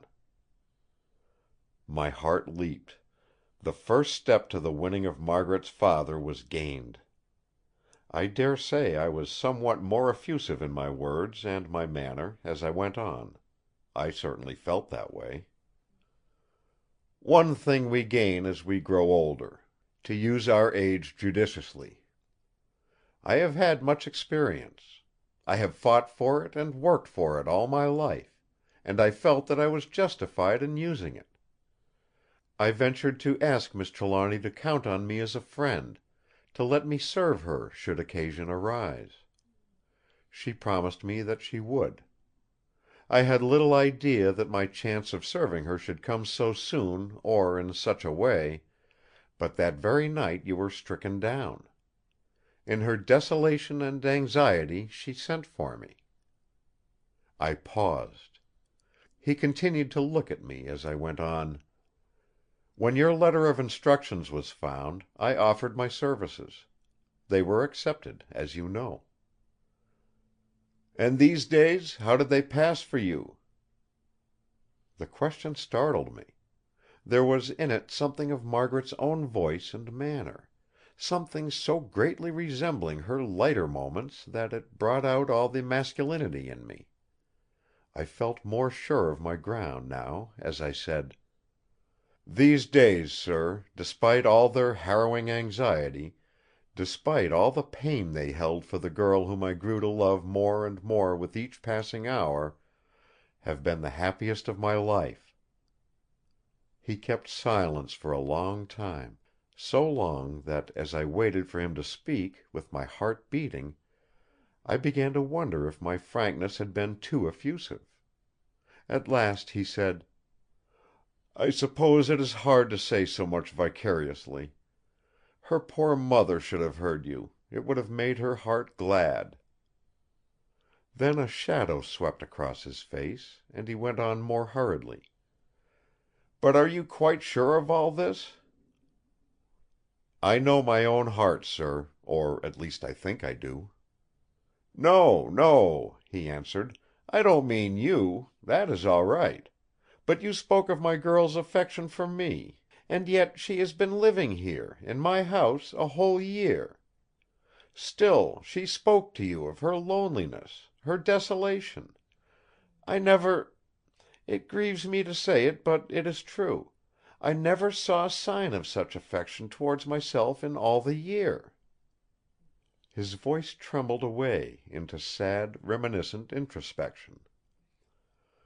"Then, sir," I said, "I have been privileged to see more in a few days than you in her whole lifetime." My words seemed to call him up from himself; and I thought that it was with pleasure as well as surprise that he said: "I had no idea of it. I thought that she was indifferent to me; that what seemed like the neglect of her youth was revenging itself on me; that she was cold of heart. It is a joy unspeakable to me that her mother's daughter loves me too." Unconsciously he sank back upon his pillow, lost in memories of the past. How he must have loved her mother! It was the love of her mother's child, rather than the love of his own daughter, that appealed to him. My heart went out to him in a great wave of sympathy and kindliness. I began to understand the passion of these two great, silent, reserved natures, that successfully concealed the burning hunger for the other's love. It did not surprise me when presently he murmured to himself: "Margaret, my child! Tender and thoughtful and strong and true and brave! Like her dear mother! Like her dear mother!" And then to the very depths of my heart I rejoiced that I had spoken so frankly. Presently Mr. Trelawny said: "4 days! The 16th! Then this is the 20th of July?" I nodded affirmation. He went on: "So I have been lying in a trance for 4 days. It is not the first time. I was in a trance once under strange conditions for 3 days, and never even suspected it till I was told of the lapse of time. I shall tell you all about it some day, if you care to hear." That made me thrill with pleasure. That he, Margaret's father, would so take me into his confidence made it possible; the businesslike, everyday alertness of his voice as he spoke next quite recalled me. "I had better get up now. When Margaret comes in, tell her yourself that I am all right. It will avoid any shock. And will you tell Corbeck that I would like to see him as soon as I can? I want to see those lamps, and hear all about them." His attitude toward me filled me with delight. There was a possible father in law aspect that would have raised me from a deathbed. I was hurrying away to carry out his wishes; when, however, my hand was on the key of the door, his voice recalled me: "Mr. Ross!" I did not like to hear him say "Mr." After he knew of my friendship with his daughter he had called me Malcolm Ross; and this obvious return to formality not only pained, but filled me with apprehension. It must be something about Margaret. I thought of her as Margaret and not as Miss Trelawny, now that there was danger of losing her. I know now what I felt then; that I was determined to fight for her rather than lose her. I came back unconsciously holding myself erect. Mr. Trelawny, the keen observer of men, seemed to read my thought. His face, which was set in a new anxiety, relaxed as he said: "Sit down a minute. It is better that we speak now than later. We are both men, and men of the world. All this about my daughter is very new to me, and very sudden, and I want to know exactly how and where I stand. Mind, I am making no objection; but as a father, I have duties which are grave, and may prove to be painful. I—I—" He seemed slightly at a loss how to begin, and this gave me hope. "I suppose I am to take it from what you have said to me of your feelings towards my girl that it is in your mind to be a suitor for her hand, later on?" I answered at once: "Absolutely. Firm and fixed. It was my intention the evening after I had been with her on the river, to seek you, of course after a proper and respectful interval, and to ask you if I might approach her on the subject. Events forced me into closer relationship more quickly than I had to hope would be possible. But that first purpose has remained fresh in my heart, and has grown in intensity, and multiplied itself with every hour which has passed since then." His face seemed to soften as he looked at me; the memory of his own youth was coming back to him instinctively. After a pause he said: "I suppose I may take it too, Malcolm Ross," the return to the familiarity of address swept through me with a glorious thrill, "that as yet you have not made any protestation to my daughter?" "Not in words, sir." The arrière-pensée of my phrase struck me, not by its own humour, but through the grave, kindly smile on the father's face. There was a pleasant sarcasm in his comment: "Not in words! That is dangerous. She might have doubted words, or even disbelieved them." I felt myself blushing to the roots of my hair, as I went on: "The duty of delicacy in her defenceless position, my respect for her father—I did not know you then, sir, as yourself, but only as her father—restrained me. But even had not these barriers existed, I should not have dared in the presence of such grief and anxiety to have declared myself. Mr. Trelawny, I assure you on my word of honour that your daughter and I are as yet, on her part, but friends and nothing more." Once again he held out his hands, and we clasped each other warmly. Then he said heartily: "I am satisfied, Malcolm Ross. Of course I take it that until I have seen her and have given you permission, you will not make any declaration to my daughter—in words," he added with an indulgent smile. But his face became stern again, as he went on: "Time presses, and I have to think of some matters so urgent and so strange that I dare not lose an hour. Otherwise I should not have been prepared to enter, at so short a notice and to so new a friend, on the subject of my daughter's settlement in life, and of her future happiness." There was a dignity and a certain proudness in his manner which impressed me much. "I shall respect your wishes, sir," I said as I went back and opened the door. I heard him lock it behind me. When I told Mr. Corbeck that Mr. Trelawny had quite recovered, he began to dance about like a wild man. But he suddenly stopped and asked me to be careful not to draw any inferences, at all events at first, when in the future speaking of the finding of the lamps, or of the first visits to the tomb. This was in case Mr. Trelawny should speak to me on the subject. "As of course he will," he added, with a sidelong look at me which meant knowledge of the affairs of my heart. I agreed to this, feeling that it was quite right. I did not quite understand why, but I knew that Mr. Trelawny was a peculiar man. In no case could one make a mistake by being reticent. Reticence is a quality which a strong man always respects.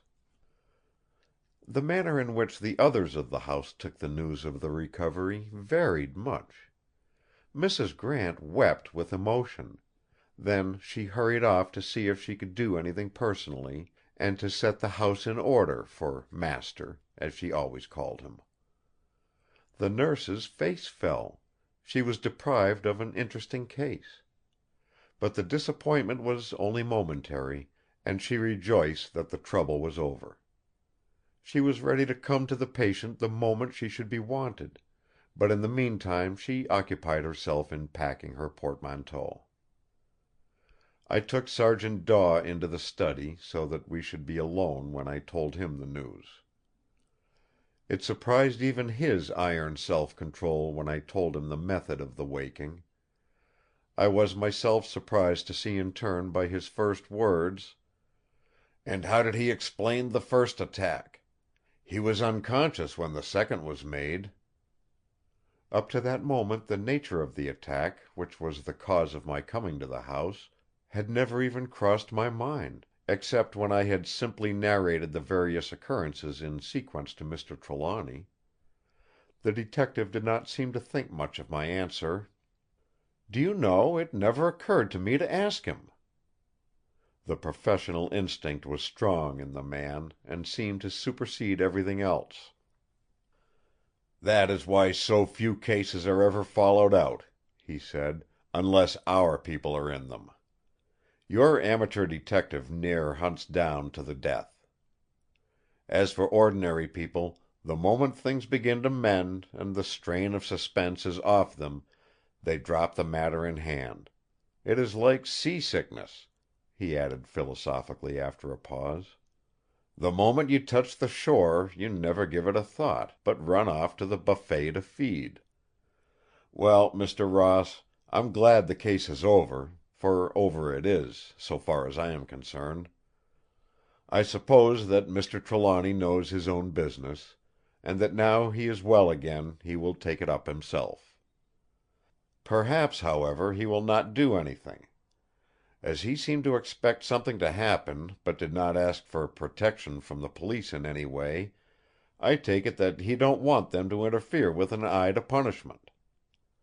We'll be told officially, I suppose, that it was an accident, or sleep-walking, or something of the kind, to satisfy the conscience of our Record Department, and that will be the end. As for me, I tell you frankly, sir, that it will be the saving of me. I verily believe I was beginning to get dotty over it all. There were too many mysteries that aren't in my line for me to be really satisfied as to either facts or the causes of them. Now I'll be able to wash my hands of it and get back to clean, wholesome criminal work. Of course, sir, I'll be glad to know if you ever do light on a cause of any kind.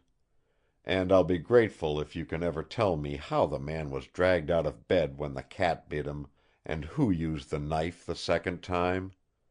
For Master Silvio could never have done it by himself. But there! I keep thinking of it still. I must look out and keep a check on myself, or I shall think of it when I have to keep my mind on other things." When Margaret returned from her walk, I met her in the hall. She was still pale and sad; somehow I had expected to see her radiant after her walk. The moment she saw me her eyes brightened, and she looked at me keenly. "You have some good news for me?" she said. "Is Father better?" "He is. Why did you think so?" "I saw it in your face. I must go to him at once." She was hurrying away when I stopped her. "He said he would send for you the moment he was dressed." "He said he would send for me?" she repeated in amazement. "Then he is awake again, and conscious? I had no idea he was so well as that. Oh, Malcolm!" She sat down in the nearest chair and began to cry. I felt overcome myself. The sight of her joy and emotion, the mention of my own name in such a way and at such a time, the rush of glorious possibilities all coming together, quite unmanned me. She saw my emotion and seemed to understand. She put out her hand. I held it hard and kissed it. Such moments as these, the opportunities of lovers, are gifts of the gods. Up to this instant, though I knew I loved her, and though I believed she returned my affection, I had had only hope. Now, however, the self-surrender manifest in her willingness to let me squeeze her hand, the ardor of her pressure in return, and the glorious flush of love in her beautiful, deep dark eyes as she lifted them to mine, were all the eloquences which the most impatient or exacting lover could expect or demand. No word was spoken; none was needed. Even had I not been pledged to verbal silence, words would have been poor and dull to express what we felt. Hand in hand, like two little children, we went up the staircase and waited on the landing till the summons from Mr. Trelawny should come. I whispered in her ear—it was nicer than speaking aloud and at a greater distance—how her father had awakened, and what he had said, and all that had passed between us, except when she herself had been the subject of conversation. Presently a bell rang from the room. Margaret slipped from me, and looked back with warning finger on lip. She went over to her father's door and knocked softly. "Come in," said the strong voice. "It is I, Father." The voice was tremulous with love and hope. There was a quick step inside the room.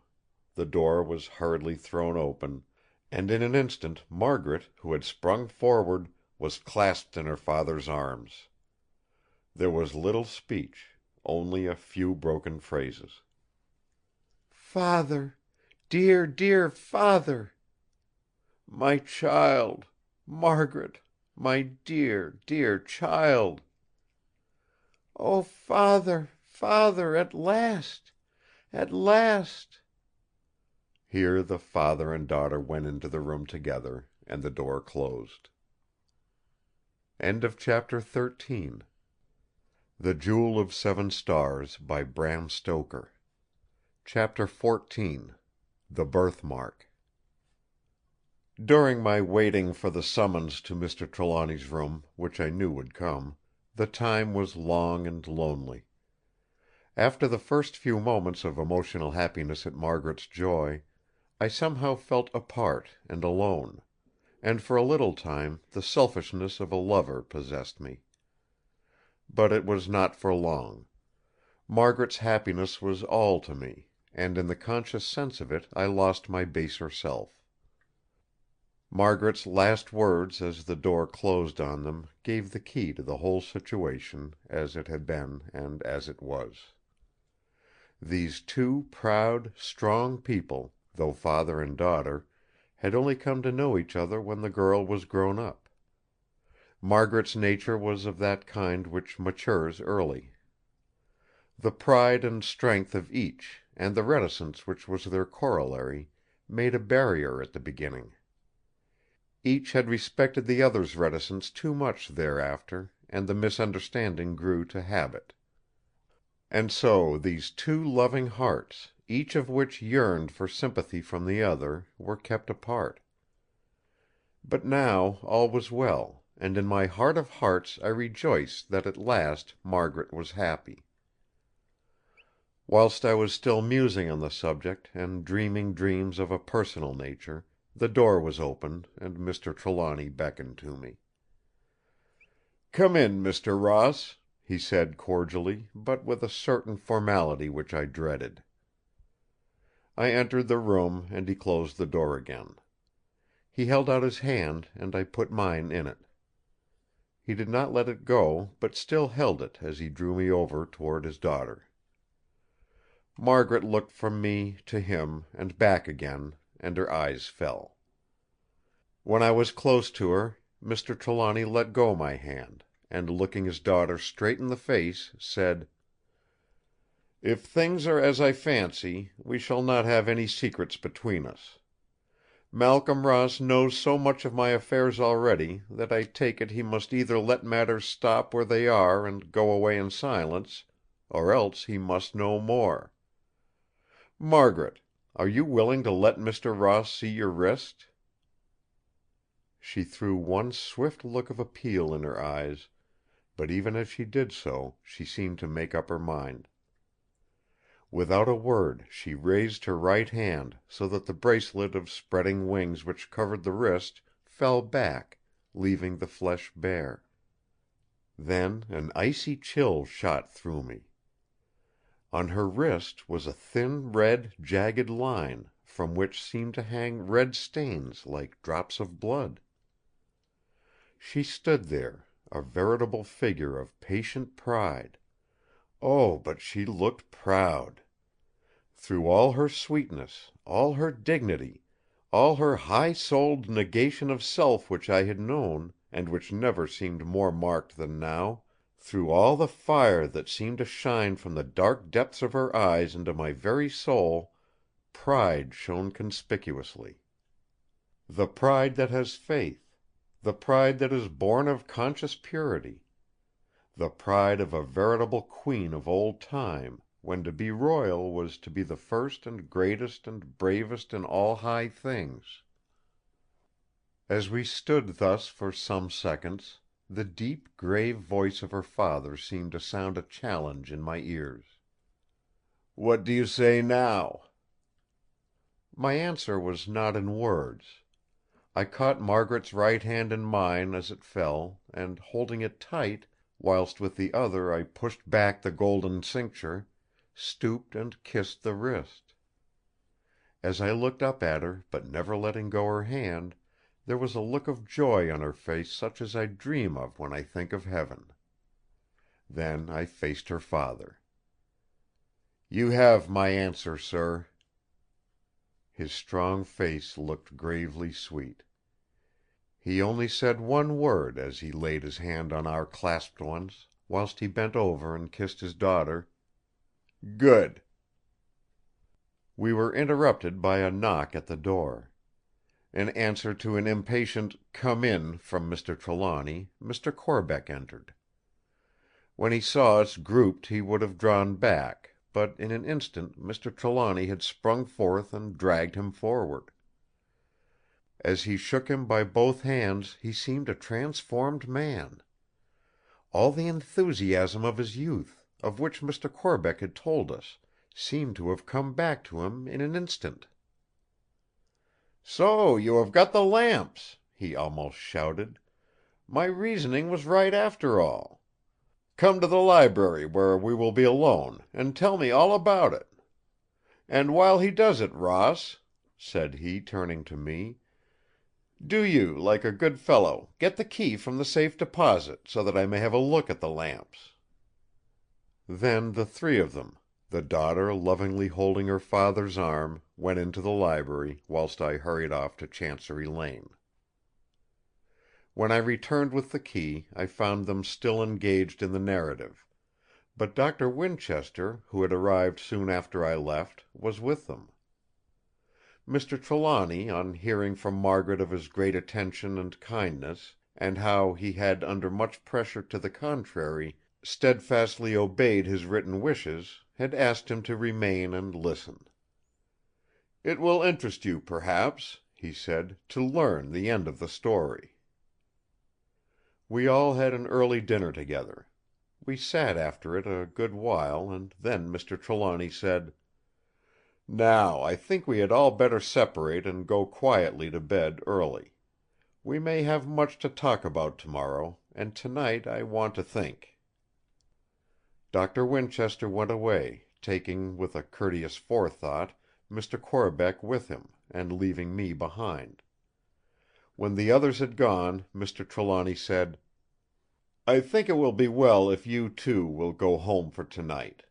I want to be quite alone with my daughter; there are many things I wish to speak of to her, and to her alone. Perhaps, even tomorrow, I will be able to tell you also of them; but in the meantime there will be less distraction to us both if we are alone in the house." I quite understood and sympathized with his feelings; but the experiences of the last few days were strong on me, and with some hesitation I said: "But may it not be dangerous? If you knew as we do—" To my surprise Margaret interrupted me. "There will be no danger, Malcolm. I shall be with Father." As she spoke she clung to him in a protective way. I said no more, but stood up to go at once. Mr. Trelawny said heartily: "Come as early as you please, Ross. Come to breakfast. After it you and I will want to have a word together." He went out of the room quietly, leaving us together. I clasped and kissed Margaret's hands, which she held out to me, and then drew her close to me, and our lips met for the first time. I did not sleep much that night. Happiness on the one side of my bed and anxiety on the other kept sleep away. But if I had anxious care, I had also happiness which had not equal in my life, or ever can have. The night went by so quickly that the dawn seemed to rush on me, not stealing as is its wont. Before 9 o'clock I was at Kensington. All anxiety seemed to float away like a cloud as I met Margaret and saw that already the pallor of her face had given to the rich bloom which I knew. She told me that her father had slept well and that he would be with us soon. "I do believe," she whispered, "that my dear and thoughtful Father has kept back on purpose, so that I might meet you first, and alone." After breakfast Mr. Trelawny took us into the study, saying as he passed in: "I have asked Margaret to come too." When we were seated, he said gravely: "I told you last night that we might have something to say to each other. I dare say that you may have thought that it was about Margaret and yourself. Isn't that so?" "I thought so." "Well, my boy, that is all right. Margaret and I have been talking, and I know her wishes." He held out his hand. When I wrung it, and had kissed Margaret, who drew her chair close to mine, so that we could hold hands as we listened, he went on, but with a certain hesitation—it could hardly be called nervousness—which was new to me. "You know a good deal of my hunt after this mummy and her belongings, and I dare say you have guessed a good deal of my theories. But these at any rate I shall explain later, concisely and categorically, if it be necessary. What I want to consult you about now is this. Margaret and I disagree on one point. I am about to make an experiment; the experiment which is to crown all that I have devoted 20 years of research and danger and labour to prepare for. Through it we may learn things that have been hidden from the eyes and the knowledge of men for centuries, for scores of centuries. I do not want my daughter to be present, for I cannot blind myself to the fact that there may be danger in it, great danger, and of an unknown kind. I have, however, already faced very great dangers, and of an unknown kind, and so has that brave scholar who has helped me in the work. As to myself, I am willing to run any risk; for science and history and philosophy may benefit, and we may turn one old page of a wisdom unknown in this prosaic age. But for my daughter to run such a risk, I am loath. Her young bright life is too precious to throw lightly away, now especially when she is on the very threshold of new happiness. I do not wish to see her life given as her dear mother's was." He broke down for a moment, and covered his eyes with his hands. In an instant Margaret was beside him, clasping him close, and kissing him, and comforting him with loving words. Then, standing erect with one hand on his head, she said: "Father! Mother did not bid you stay beside her, even when you wanted to go on that journey of unknown danger to Egypt, though that country was then upset from end to end with war and the dangers that follow war. You have told me how she left you free to go as you wished; though that she thought of danger for you and feared it for you is proved by this." She held up her wrist with the scar that seemed to run blood. Now Mother's daughter does as Mother would have done herself." Then she turned to me. "Malcolm, you know I love you. But love is trust, and you must trust me in danger as well as in joy. You and I must stand beside Father in this unknown peril. Together we shall come through it, or together we shall fail, together we shall die. That is my wish, my first wish to my husband that is to be. Do you not think that, as a daughter, I am right? Tell my father what you think." She looked like a queen stooping to plead. My love for her grew and grew. I stood up beside her and took her hand and said: "Mr. Trelawny, in this Margaret and I are one." He took both our hands and held them hard. Presently he said with deep emotion: "It is as her mother would have done." Mr. Corbeck and Doctor Winchester came exactly at the time appointed, and joined us in the library. Despite my great happiness, I felt our meeting to be a very solemn function; for I could never forget the strange things that had been, and the idea of the strange things which might be was with me like a cloud, pressing down on us all. From the gravity of my companions I gathered that each of them also was ruled by some such dominating thought. Instinctively we gathered our chairs into a circle around Mr. Trelawny, who had taken the great armchair near the window. Margaret sat by him on his right, and I was next to her. Mr. Corbeck was on his left, with Doctor Winchester on the other side. After a few seconds of silence, Mr. Trelawny said to Mr. Corbeck: "You have told Doctor Winchester all up to the present as we arranged?" "Yes," he answered; so Mr. Trelawny said: "And I have told Margaret; so we all know." Then, turning to the Doctor, he asked: "And am I to take it that you, knowing all as we know it who have followed the matter for years, wish to share in the experiment which we hope to make?" His answer was direct and uncompromising: "Certainly! Why, when this matter was fresh to me, I offered to go on with it to the end. Now that it is of such strange interest, I would not miss it for anything which you could name. Be quite easy in your mind, Mr. Trelawny. I am a scientist and an investigator of phenomena. I have no one belonging to me or dependent on me. I am quite alone, and free to do what I like with my own, including my life."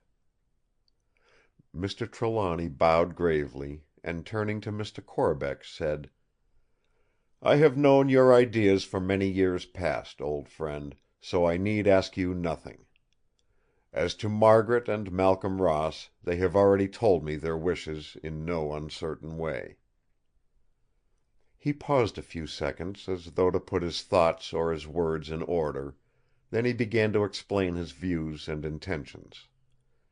He spoke very carefully, seeming always to bear in mind that some of us who listened were ignorant of the very root and nature of some things touched upon, and explaining them to us as he went on: "The experiment which is before us is to try whether or not there is any force, any reality, in the old magic. There could not possibly be more favourable conditions for the test; and it is my own desire to do all that is possible to make the original design effective.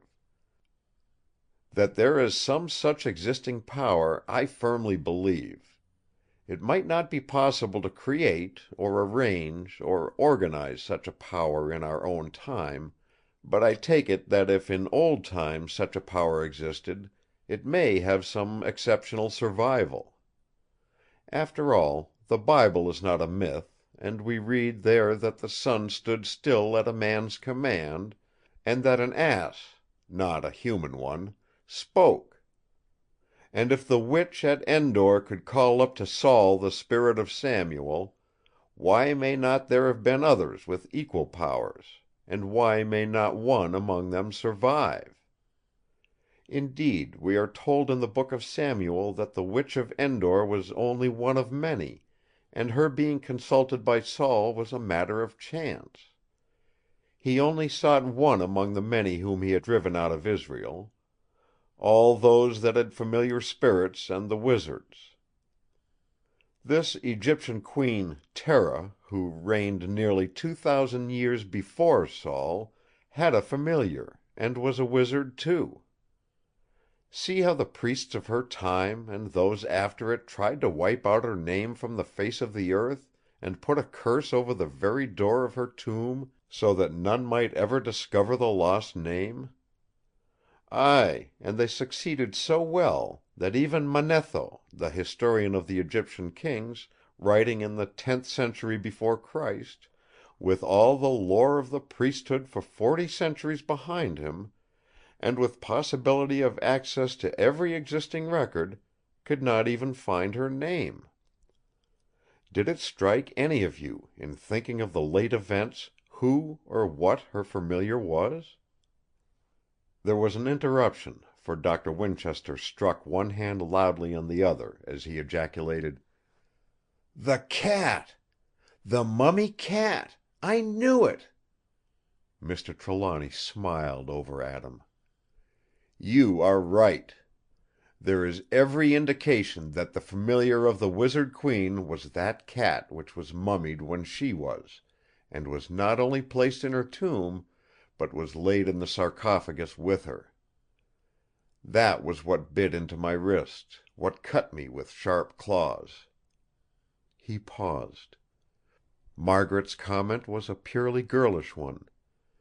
"Then my poor Silvio is acquitted. I am glad." Her father stroked her hair and went on: "This woman seems to have had an extraordinary foresight.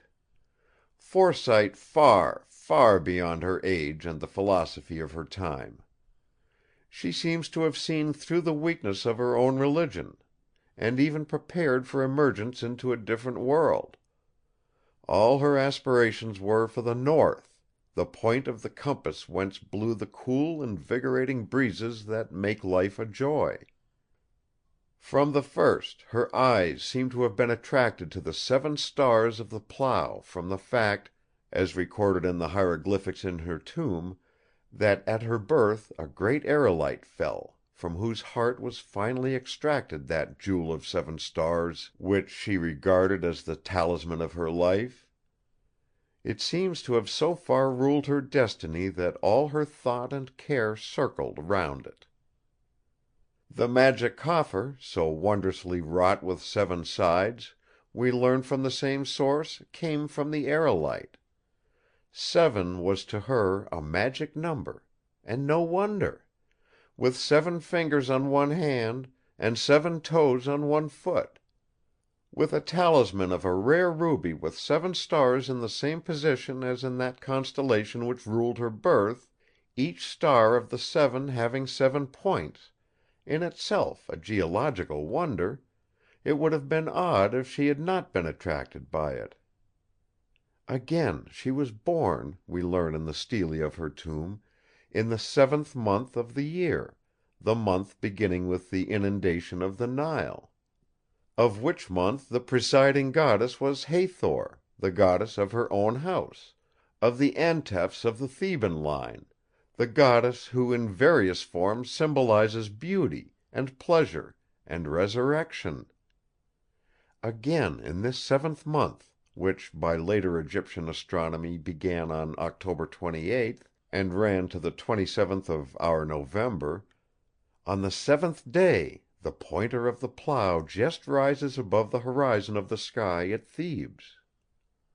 In a marvellously strange way, therefore, are grouped into this woman's life these various things: the number 7, the pole star, with the constellation of 7 stars, the god of the month, Hathor, who was her own particular god, the god of her family, the Antephs of the Theban dynasty, whose king's symbol it was, and whose 7 forms ruled love and the delights of life and resurrection. If ever there was ground for magic, for the power of symbolism carried into mystic use, for a belief in finite spirits in an age which knew not the living God, it is here. Remember, too, that this woman was skilled in all the science of her time. Her wise and cautious father took care of that, knowing that by her own wisdom she must ultimately combat the intrigues of the hierarchy. Bear in mind that in old Egypt the science of astronomy began and was developed to an extraordinary height, and that astrology followed astronomy in its progress. And it is possible that in the later developments of science with regard to light rays, we may yet find that astrology is on a scientific basis. Our next wave of scientific thought may deal with this. I shall have something special to call your minds to on this point presently. Bear in mind also that the Egyptians knew sciences, of which today, despite all our advantages, we are profoundly ignorant. Acoustics, for instance, an exact science with the builders of the temples of Karnak, of Luxor, of the pyramids, is today a mystery to Bell and Kelvin and Edison and Marconi. Again, these old miracle workers probably understood some practical way of using other forces, and amongst them the forces of light that at present we do not dream of. But of this matter I shall speak later. That magic coffer of Queen Tera is probably a magic box in more ways than one. It may, possibly it does, contain forces that we wot not of. We cannot open it. It must be closed from within. How, then, was it closed?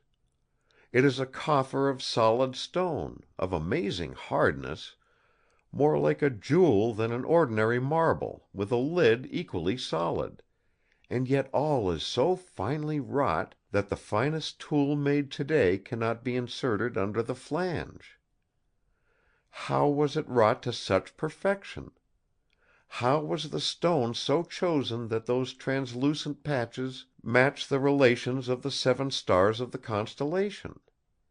How is it, or from what cause, that when the starlight shines on it, it glows from within; that when I fix the lamps in similar form, the glow grows greater still, and yet the box is irresponsive to ordinary light, however great? I tell you that that box hides some great mystery of science. We shall find that the light will open it in some way, either by striking on some substance, sensitive in a peculiar way to its effect, or in releasing some greater power. I only trust that in our ignorance we may not so bungle things as to do harm to its mechanism, and so deprive the knowledge of our time of a lesson handed down, as by a miracle, through nearly 5,000 years. In another way, too, there may be hidden in that box secrets which, for good or ill, may enlighten the world. We know from their records, and inferentially also, that the Egyptians studied the properties of herbs and minerals for magic purposes, white magic as well as black. We know that some of the wizards of old could induce from sleep dreams of any given kind. That this purpose was mainly effected by hypnotism, which was another art or science of old Nile, I have little doubt.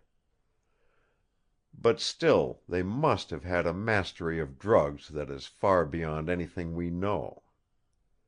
With our own pharmacopoeia we can, to a certain extent, induce dreams. We may even differentiate between good and bad, dreams of pleasure, or disturbing and harrowing dreams. But these old practitioners seem to have been able to command at will any form or colour of dreaming, could work round any given subject or thought in almost any was required. In that coffer which you have seen may rest a very armoury of dreams. Indeed, some of the forces that lie within it may have been already used in my household." Again there was an interruption from Doctor Winchester.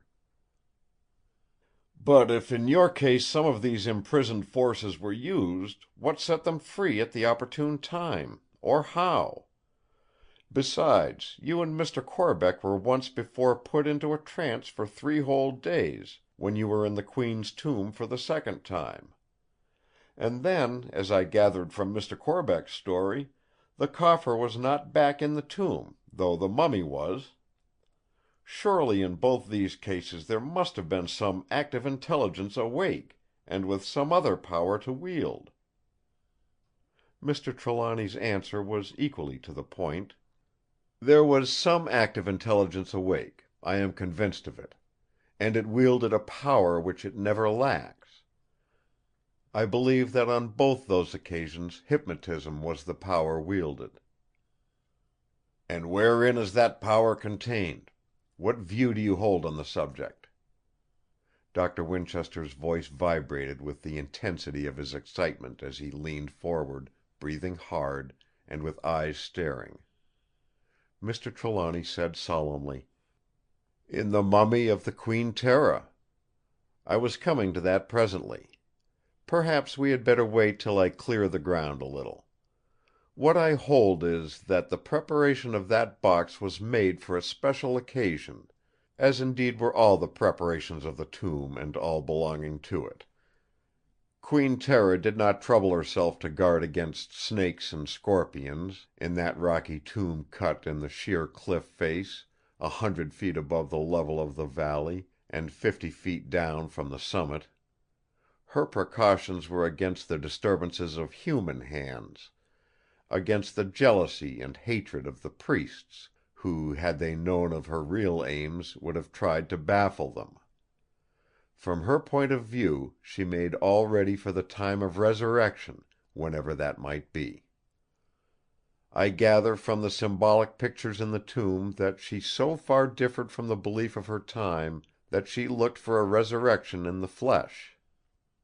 It was doubtless this that intensified the hatred of the priesthood, and gave them an acceptable cause for obliterating the very existence, present and future, of one who had outraged their theories and blasphemed their gods.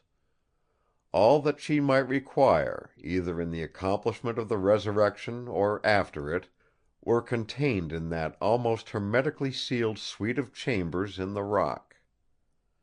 In the great sarcophagus, which as you know is of a size quite unusual, even for kings, was the mummy of her familiar, the cat, which from its great size I take to be a sort of tiger cat. In the tomb, also in a strong receptacle, were the canopic jars usually containing those internal organs which are separately embalmed, but which in this case had no such contents. So that, I take it, there was in her case a departure in embalming, and that the organs were restored to the body, each in its proper place, if indeed they had ever been removed. If this surmise be true, we shall find that the brain of the Queen either was never extracted in the usual way, or, if so taken out, that it was duly replaced, instead of being enclosed within the mummy wrappings. Finally, in the sarcophagus there was the magic coffer on which her feet rested. Mark you also the care taken in the preservance of her power to control the elements. According to her belief, the open hand outside the wrappings controlled the air, and the strange jewel stone with the shining stars controlled fire. The symbolism inscribed on the soles of her feet gave sway over land and water. About the star stone I shall tell you later, but whilst we are speaking of the sarcophagus, mark how she guarded her secret in case of grave wrecking or intrusion. None could open her magic coffer without the lamps, for we know now that ordinary light will not be effective. The great lid of the sarcophagus was not sealed down as usual, because she wished to control the air. But she hid the lamps, which in structure belonged to the magic coffer, in a place where none could find them, except by following the secret guidance which she had prepared for only the eyes of wisdom. and even here she had guarded against chance discovery by preparing a bolt of death for the unwary discoverer. To do this she had applied the lesson of the tradition of the avenging guard of the treasures of the pyramid, built by her great predecessor of the fourth dynasty of the throne of Egypt. You have noted, I suppose, how there were, in the case of her tomb, certain deviations from the usual rules. For instance, the shaft of the mummy pit, which is usually filled up solid with stones and rubbish, was left open. Why was this? I take it that she had made arrangements for leaving the tomb, when after her resurrection she should be a new woman, with a different personality, and less inured to the hardships that in her first existence she had suffered. So far as we can judge of her intent, all things needful for her exit into the world had been thought of, even to the iron chain, described by Van Hine, close to the door in the rock, by which she might be able to lower herself to the ground. That she expected a long period to elapse was shown in the choice of material. An ordinary rope would be rendered weaker or unsafe in process of time, but she imagined, and rightly, that the iron would endure. What her intentions were when once she trod the open earth afresh we do not know, and we never shall, unless her own dead lips can soften and speak. End of chapter 14. The Jewel of 7 Stars by Bram Stoker. Chapter 15. The Purpose of Queen Tera. Now, as to the Star Jewel. This she manifestly regarded as the greatest of her treasures. On it she had engraven words which none of her time dared to speak. In the old Egyptian belief it was held that there were words which, if used properly, for the method of speaking them was as important as the words themselves, could command the lords of the upper and the lower worlds. The hekau, or word of power, was all important in certain ritual. On the Jewel of 7 Stars, which, as you know, is carved into the image of a scarab, are graven in hieroglyphic 2 such hekau, one above, the other underneath. But you will understand better when you see it. Wait here. Do not stir." As he spoke he rose and left the room. A great fear for him came over me, but I was in some strange way relieved when I looked at Margaret. Whenever there had been any possibility of danger to her father, she had shown great fear for him. Now she was calm and placid. I said nothing, but waited. In 2 or 3 minutes Mr. Trelawny returned. He held in his hand a little golden box. This, as he resumed his seat, he placed before him on the table. We all leaned forward as he opened it. On a lining of white satin lay a wondrous ruby of immense size, almost as big as the top joint of Margaret's little finger. It was carven, it could not possibly have been its natural shape, but jewels do not show the working of the tool, into the shape of a scarab, with its wings folded and its legs and feelers pressed back to its sides. Shining through its wondrous pigeon's blood color were 7 different stars, each of 7 points, in such position that they reproduced exactly the figure of the plough. There could be no possible mistake as to this in the mind of anyone who had ever noted the constellation. On it were some hieroglyphic figures, cut with the most exquisite precision, as I could see when it came to my turn to use the magnifying glass, which Mr. Trelawny took from his pocket and handed to us. When we all had seen it fully, Mr. Trelawny turned it over so that it rested on its back in a cavity made to hold it in the upper half of the box. The reverse was no less wonderful than the upper, being carved to resemble the underside of the beetle. It, too, had some hieroglyphic figures cut on it. Mr. Trelawny resumed his lecture as we all sat with our heads close to this wonderful jewel. As you see, there are two words, one on the top, the other underneath. The symbols on the top represent a single word, composed of one syllable prolonged, with its determinatives. You know, all of you, I suppose, that the Egyptian language was phonetic, and that the hieroglyphic symbol represented the sound. The first symbol here, the Ho, means mare, and the two pointed ellipses the prolongation of the final R. Mare.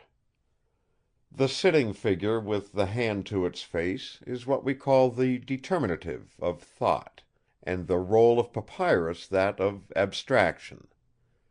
Thus we get the word mare, love in its abstract, general, and fullest sense. This is the hekau which can command the upper world. Margaret's face was a glory as she said in a deep, low, ringing tone: "Oh, but it is true! How the old wonder-workers guessed at almighty truth!"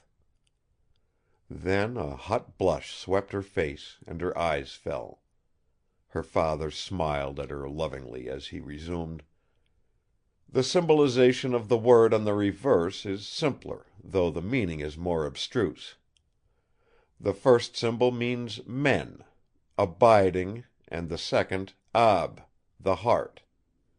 So that we get abiding of heart, or, in our own language, patience.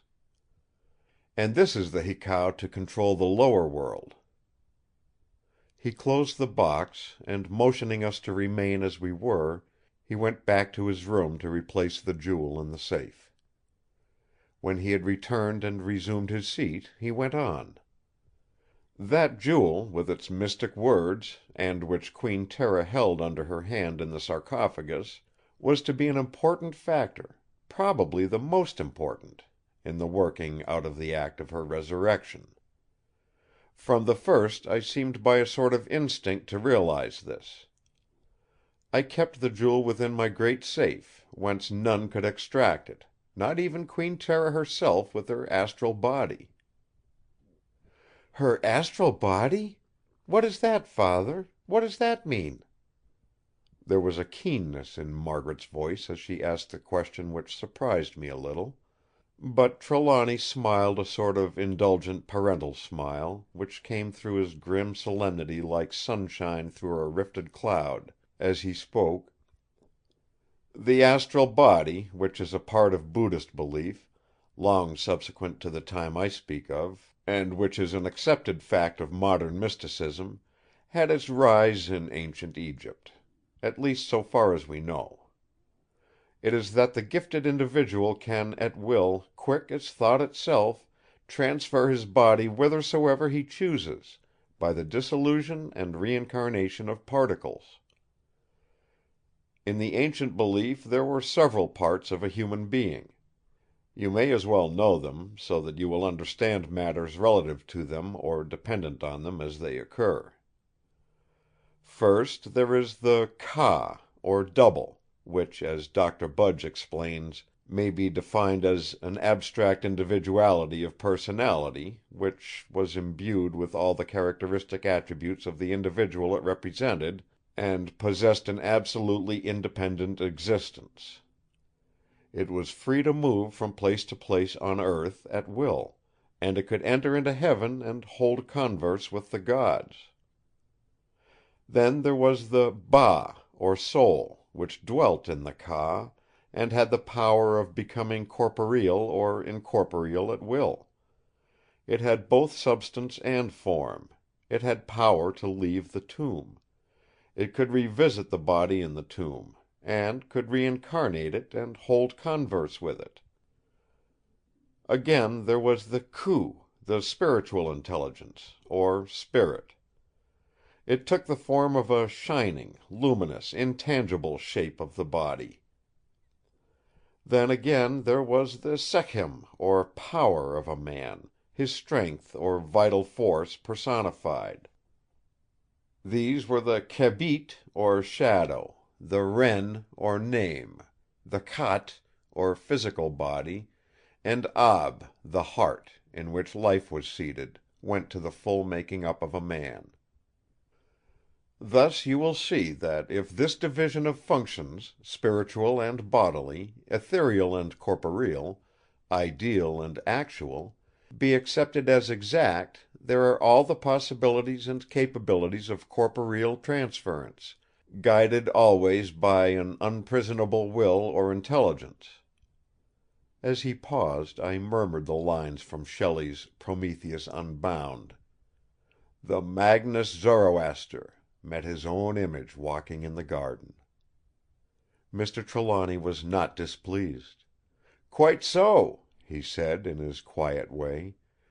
"Shelley had a better conception of ancient beliefs than any of our poets." With a voice changed again, he resumed his lecture, for so it was to some of us. "There is another belief of the ancient Egyptian which you must bear in mind. That regarding the Ushaptui figures of Osiris, which were placed with the dead to its work in the underworld. The enlargement of this idea came to a belief that it was possible to transmit, by magical formulae, the soul and qualities of any living creature to a figure made in its image. This would give a terrible extension of power to one who held the gift of magic. It is from a union of these various beliefs, and their natural corollaries, that I have come to the conclusion that Queen Tera expected to be able to effect her own resurrection, when and where and how she would. That she may have held before her a definite time for making her effort is not only possible, but likely. I shall not stop now to explain it, but shall enter upon the subject later on.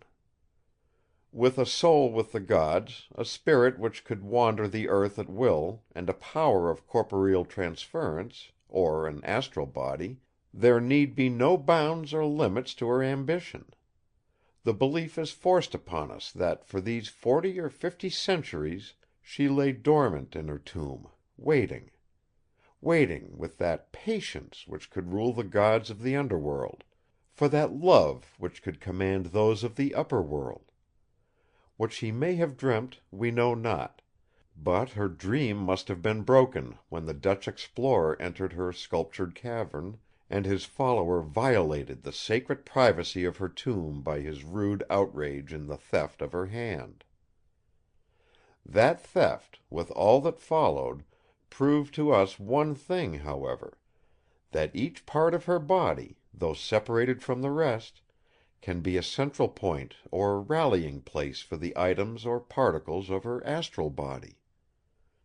That hand in my room could ensure her instantaneous presence in the flesh, and its equally rapid dissolution. Now comes the crown of my argument.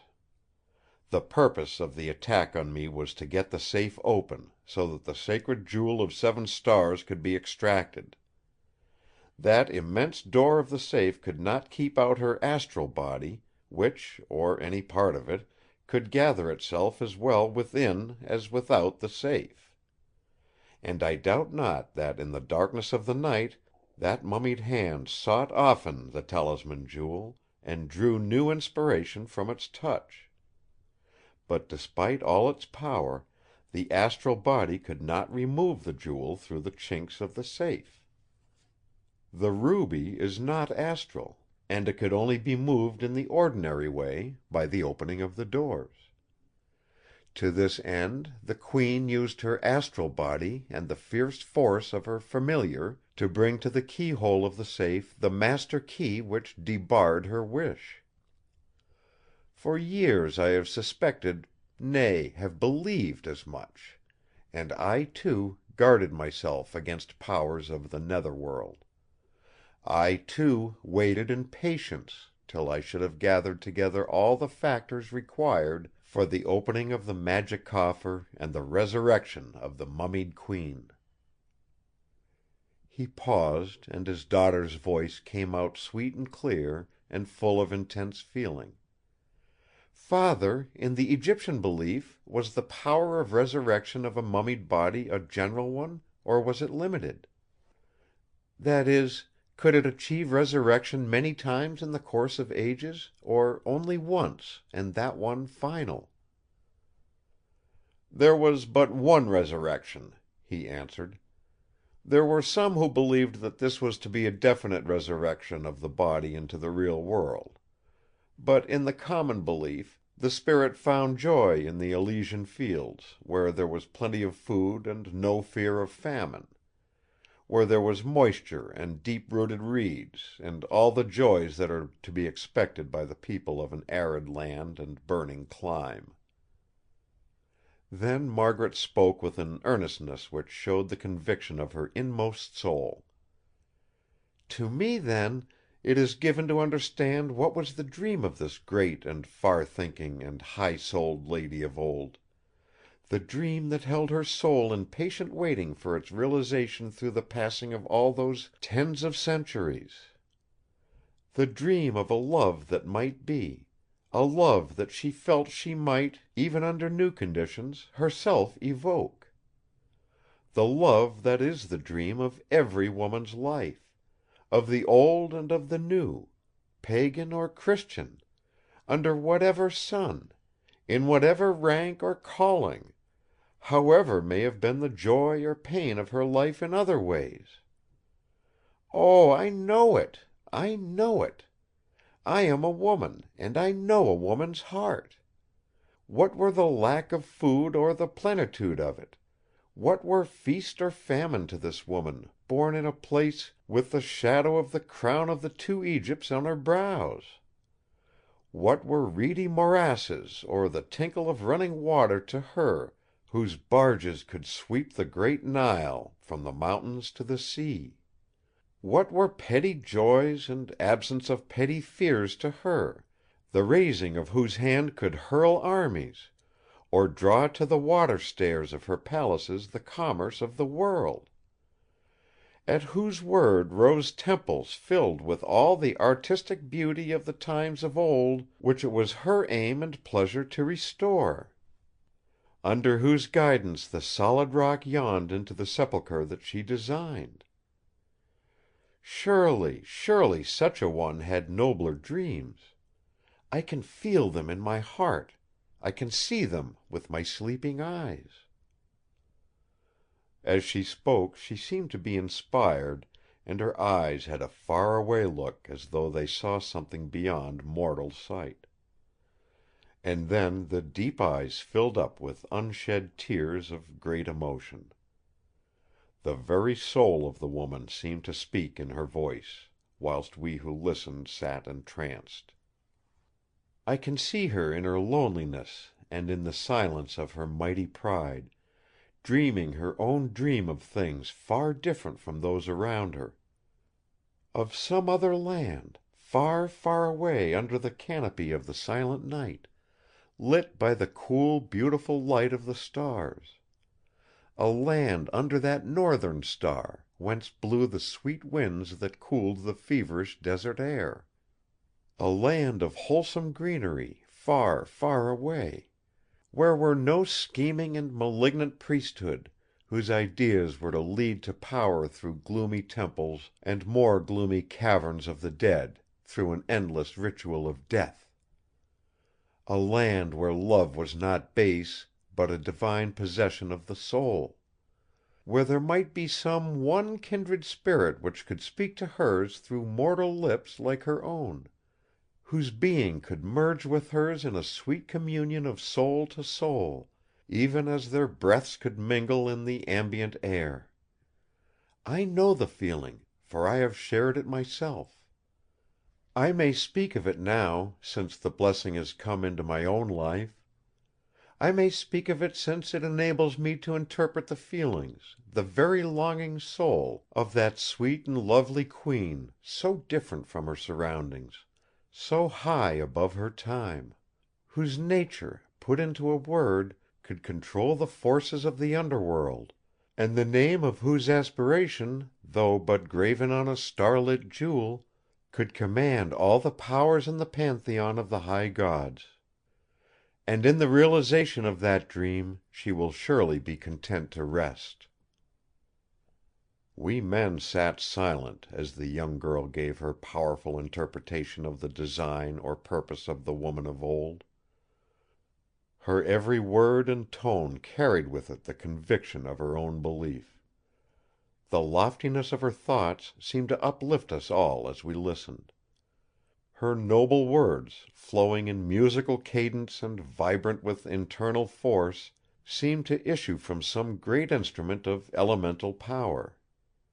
Even her tone was new to us all, so that we listened as to some new and strange being from a new and strange world. Her father's face was full of delight. I knew now its cause. I understood the happiness that had come into his life, on his return to the world that he knew, from that prolonged sojourn in the world of dreams. To find in his daughter, whose nature he had never till now known, such a wealth of affection, such a splendor of spiritual insight, such a scholarly imagination, the rest of his feeling was of hope. The two other men were silent unconsciously. One man had had his dreaming; for the other his dreams were to come. For myself, I was like one in a trance. Who was this new, radiant being who had won to existence out of the mist and darkness of our fears? Love has divine possibilities for the lover's heart. The wings of the soul may expand at any time from the shoulders of the loved one, who then may sweep into angel form. I knew that in my Margaret's nature were divine possibilities of many kinds. When under the shade of the overhanging willow tree on the river I had gazed into the depths of her beautiful eyes, I had thenceforth a strict belief in the manifold beauties and excellences of her nature. But this soaring and understating spirit was, indeed, a revelation. My pride, like her father's, was outside myself. My joy and rapture were complete and supreme. When we had all got back to earth again in our various ways, Mr. Trelawny, holding his daughter's hand in his, went on with his discourse. "Now as to the time at which Queen Tera intended her resurrection to take place. We are in contact with some of the higher astronomical calculations in connection with true orientation. As you know, the stars shift their relative positions in the heavens; but though the real distances traversed are beyond all ordinary comprehension, the effects as we see them are small. Nevertheless, they are susceptible of measurement, not by years, indeed, but by centuries. It was by this means that Sir John Herschel arrived at the date of the building of the Great Pyramid, a date fixed by the time necessary to change the star of the true north from Draconis to the Pole Star, and since then verified by later discoveries. From the above there can be no doubt whatever that astronomy was an exact science with the Egyptians at least 1,000 years before the time of Queen Tera. Now the stars that go to make up a constellation change in process of time their relative positions, and the Plough is a notable example. The changes in the position of stars in even 40 centuries is so small as to be hardly noticeable by an eye not trained to minute observances; but they can be measured and verified. Did you, or any of you, notice how exactly the stars in the ruby correspond to the position of the stars in the Plough; or how the same holds with regard to the translucent places in the magic coffer?" We all assented. He went on: "You are quite correct. They correspond exactly. And yet when Queen Tera was laid in her tomb, neither the stars in the jewel nor the translucent places in the coffer corresponded to the position of the stars in the constellation as they then were." We looked at each other as he paused. A new light was breaking upon us. With a ring of mastery in his voice, he went on: "Do you not see the meaning of this? Does it not throw a light on the intention of the Queen? She who was guided by augury, and magic, and superstition, naturally chose a time for her resurrection which seemed to have been pointed out by the high gods themselves, who had sent their message on a thunderbolt from other worlds. When such a time was fixed by supernal wisdom, would it not be the height of human wisdom to avail itself of it? Thus it is," here his voice deepened and trembled with the intensity of his feeling, "that to us and our time is given the opportunity of this wondrous peep into the old world, such as has been the privilege of none other of our time, which may never be again. From first to last, the cryptic writing and symbolism of that wondrous tomb of that wondrous woman is full of guiding light. And the key of the many mysteries lies in that most wondrous jewel which she held in her dead hand over the dead heart which she hoped and believed would beat again in a newer and nobler world. There are only loose ends now to consider. Margaret has given us the true inwardness of the feeling of the other Queen." He looked at her fondly and stroked her hand as he said it. "For my own part I sincerely hope she is right, for in such case it will be a joy, I am sure, to all of us to assist at such a realization of hope. But we must not go too fast, or believe too much in our present state of knowledge. The voice that we hearken for comes out of times strangely other than our own, when human life counted for little and when the morality of the time made little account of the removing of obstacles in the way to achievement of desire. We must keep our eyes fixed on the scientific side, and wait for the developments on the psychic side. Now, as to this stone box, which we call the Magic Coffer. As I have said, I am convinced that it opens only in obedience to some principle of light, or the exercise of some of its forces at present unknown to us. There is here much ground for conjecture and for experiment, for as yet the scientists have not thoroughly differentiated the kinds and powers and degrees of light. Without analyzing various rays, we may, I think, take it for granted that there are different qualities and powers of light, and this great field of scientific investigation is almost virgin soil. We know as yet so little of natural forces that imagination need set no bounds to its flights in considering the possibilities of the future. Within but a few years we have made such discoveries as 2 centuries ago would have sent the discoverers to the flames. The liquefaction of oxygen, the existence of radium, of helium, of polonium, of argon, the different powers of Röntgen and cathode and Becquerel rays. And as we may finally prove that there are different kinds and qualities of light, so we may find that combustion may have its own powers of differentiation, that there are qualities in some flames non-existent in others. It may be that some of the essential conditions of substance are continuous, even in the destruction of their bases. Last night I was thinking of this, and reasoning that as there are certain qualities in some oils which are not in others, so there may be certain similar or corresponding qualities or powers in the combinations of each. I suppose we have all noticed some time or other that the light of colza oil is not quite the same as that of paraffin, or that the flames of coal gas and whale oil are different. They find it so on the lighthouses. All at once it occurred to me that there might be some special virtue in the oil which had been found in the jars when Queen Tera's tomb was opened.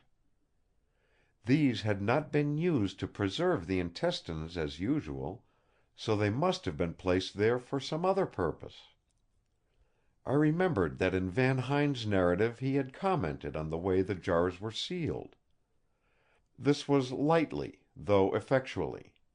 They could be opened without force. The jars were themselves preserved in a sarcophagus which, though of immense strength and hermetically sealed, could be opened easily. Accordingly, I went at once to examine the jars. A very little of the oil still remained, but it had grown thick in the 2½ centuries in which the jars had been open. Still it was not rancid, and on examining it I found it was cedar oil, and that it still exhaled something of its original aroma. This gave me the idea that it was to be used to fill the lamps. Whoever had placed the oil in the jars, and the jars in the sarcophagus, knew that there might be shrinkage in process of time, even in vases of alabaster, and fully allowed for it; for each of the jars would have filled the lamps 6 times. With part of the oil remaining I made some experiments, therefore, which may give useful results. You know, Doctor, that cedar oil, which was much used in the preparation and ceremonials of the Egyptian dead, has a certain refractive power which we do not find in other oils. For instance, we use it on the lenses of our microscopes to give additional clearness of vision. Last night I put some in one of the lamps, and placed it near a translucent part of the magic coffer. The effect was very great.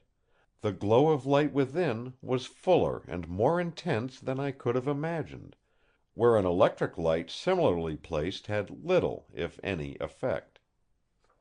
I should have tried others of the 7 lamps, but that my supply of oil ran out. This, however, is on the road to rectification. I have sent for more cedar oil, and expect to have before long an ample supply. Whatever may happen from other causes, our experiment shall not, at all events, fail from this. We shall see. We shall see." Doctor Winchester had evidently been following the logical process of the other's mind, for his comment was: "I do hope that when the light is effective in opening the box, the mechanism will not be impaired or destroyed." His doubt as to this gave anxious thought to some of us. Chapter 15. The Jewel of 7 Stars by Bram Stoker. Chapter 16. The Cavern. In the evening Mr. Trelawny took again the whole party into the study. When we were all attention he began to unfold his plans. "I have come to the conclusion that for the proper carrying out of what we will call our great experiment, we must have absolute and complete isolation. Isolation not merely for a day or two, but for as long as we may require. Here such a thing would be impossible; the needs and habits of a great city with its ingrained possibilities of interruption would, or might, quite upset us. Telegrams, registered letters, or express messengers would alone be sufficient; but the great army of those who want to get something would make disaster certain. In addition, the occurrences of the last week have drawn police attention to this house. Even if special instructions to keep an eye on it have not been issued from Scotland Yard or the district station, you may be sure that the individual policeman on his rounds will keep it well under observation. Besides, the servants who have discharged themselves will before long begin to talk.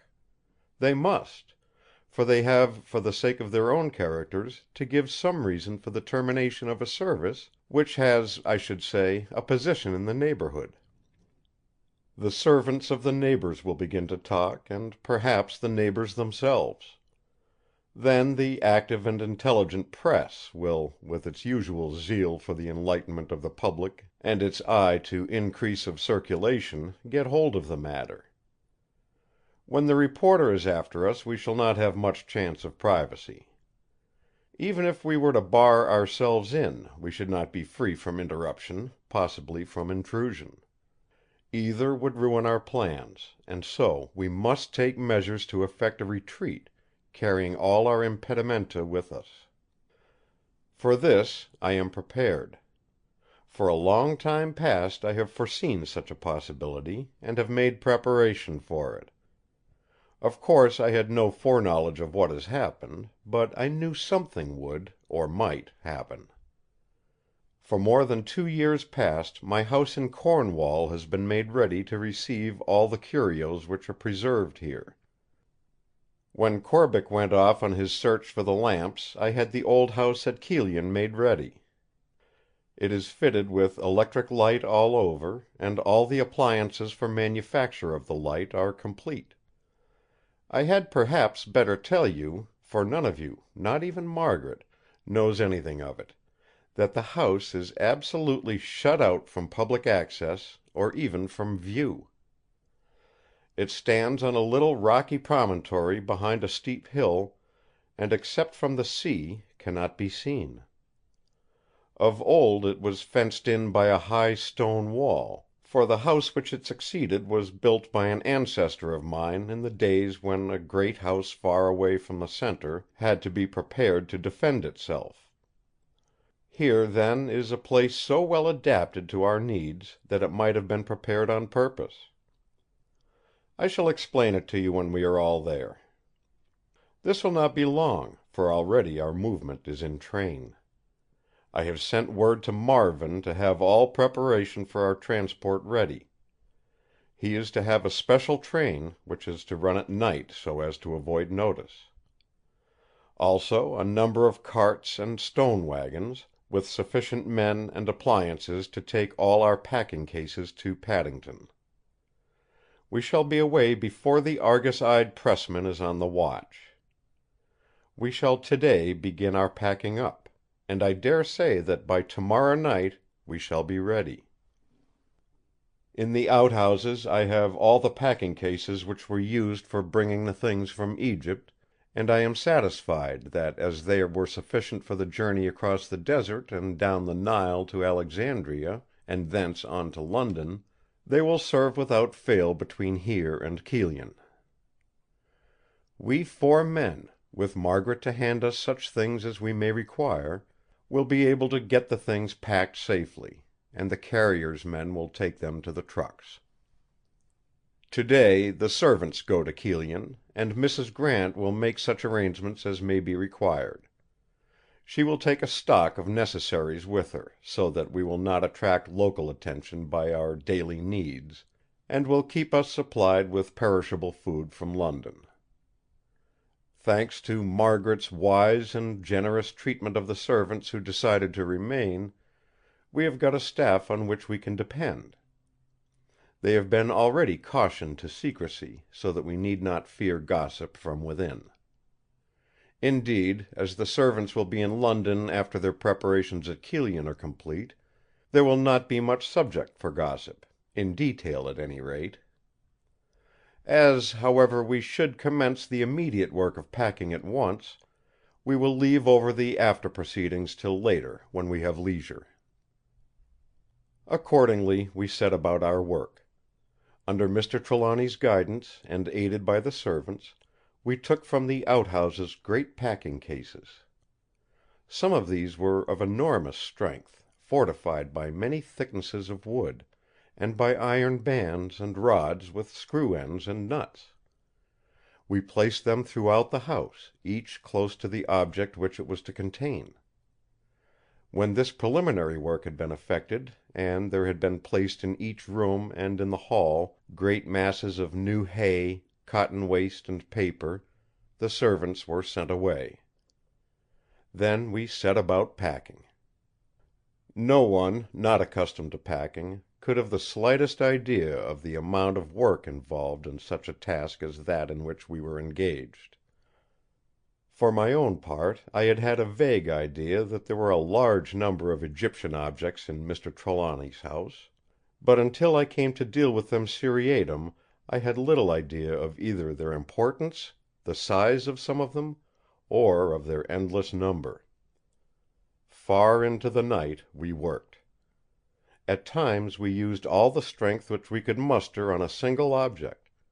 Again we worked separately, but always under Mr. Trelawny's immediate direction. He himself, assisted by Margaret, kept an exact toll of each piece.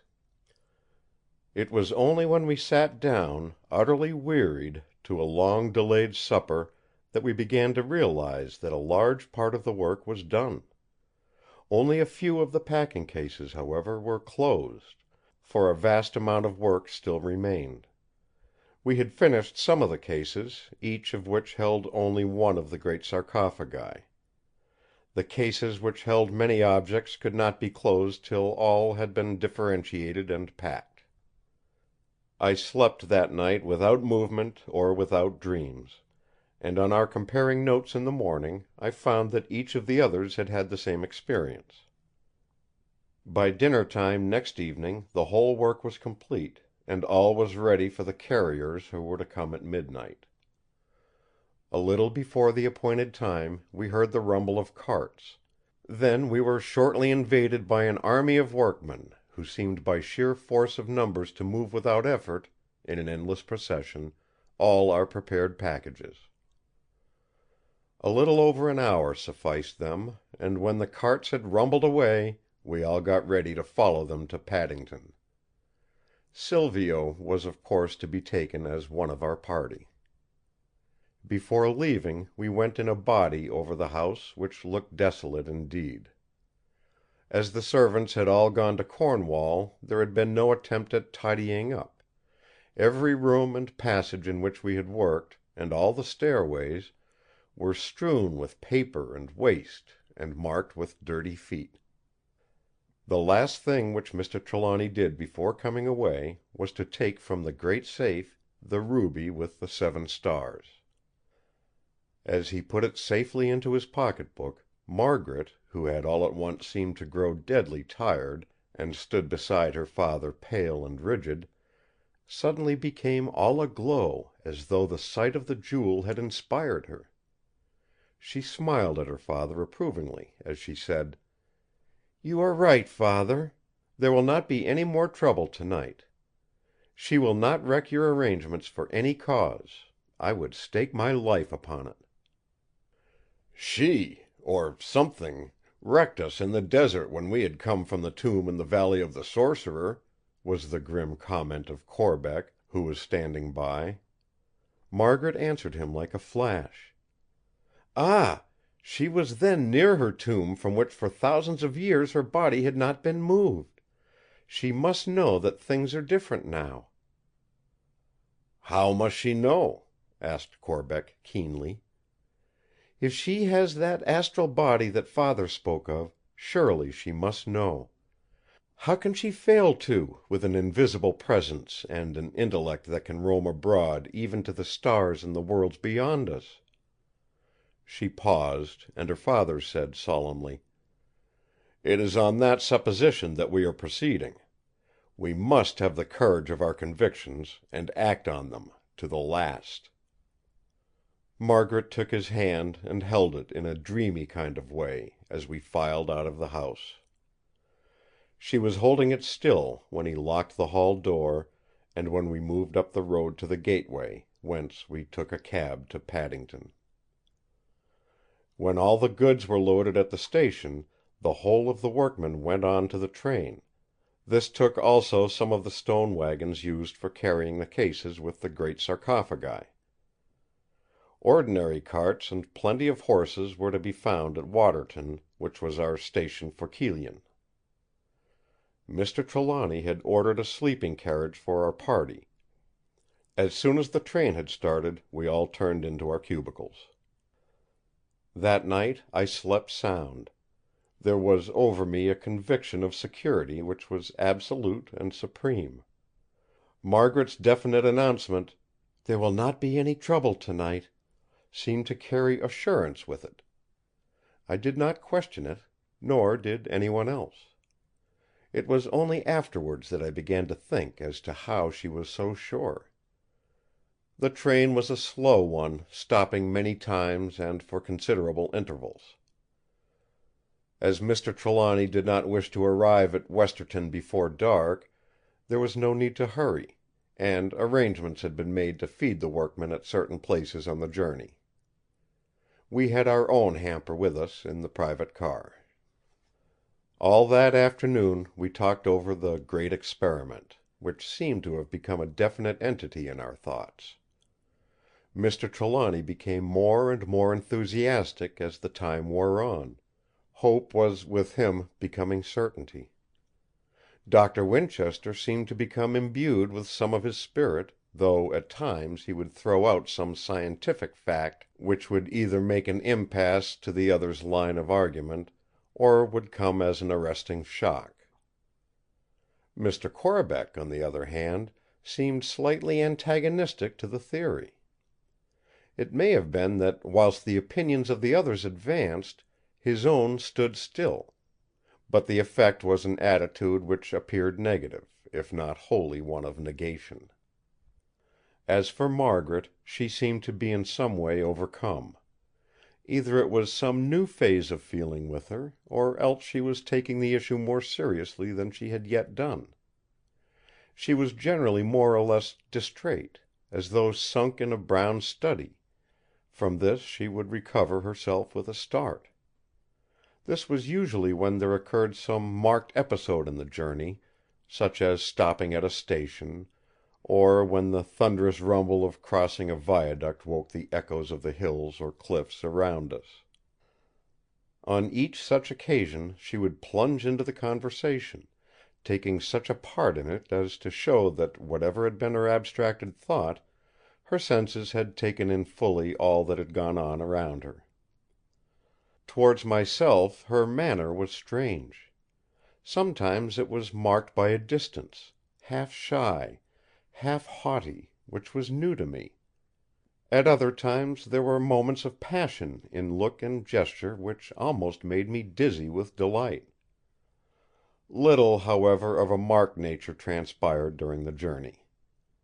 There was but one episode which had in it any element of alarm, but as we were all asleep at the time it did not disturb us. We only learned of it from a communicative guard in the morning. Whilst running between Dawlish and Teignmouth, the train was stopped by a warning given by someone who moved a torch to and fro right on the very track.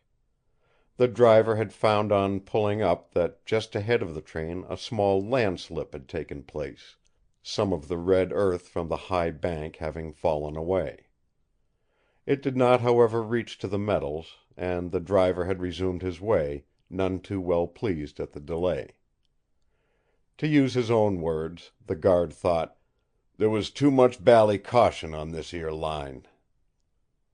We arrived at Westerton about 9 o'clock in the evening. Carts and horses were in waiting, and the work of unloading the train began at once. Our own party did not wait to see the work done, as it was in the hands of competent people. We took the carriage which was in waiting, and through the darkness of the night sped on to Kyllion.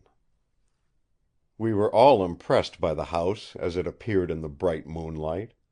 A great grey stone mansion of the Jacobean period, vast and spacious, standing high over the sea, on the very verge of a high cliff.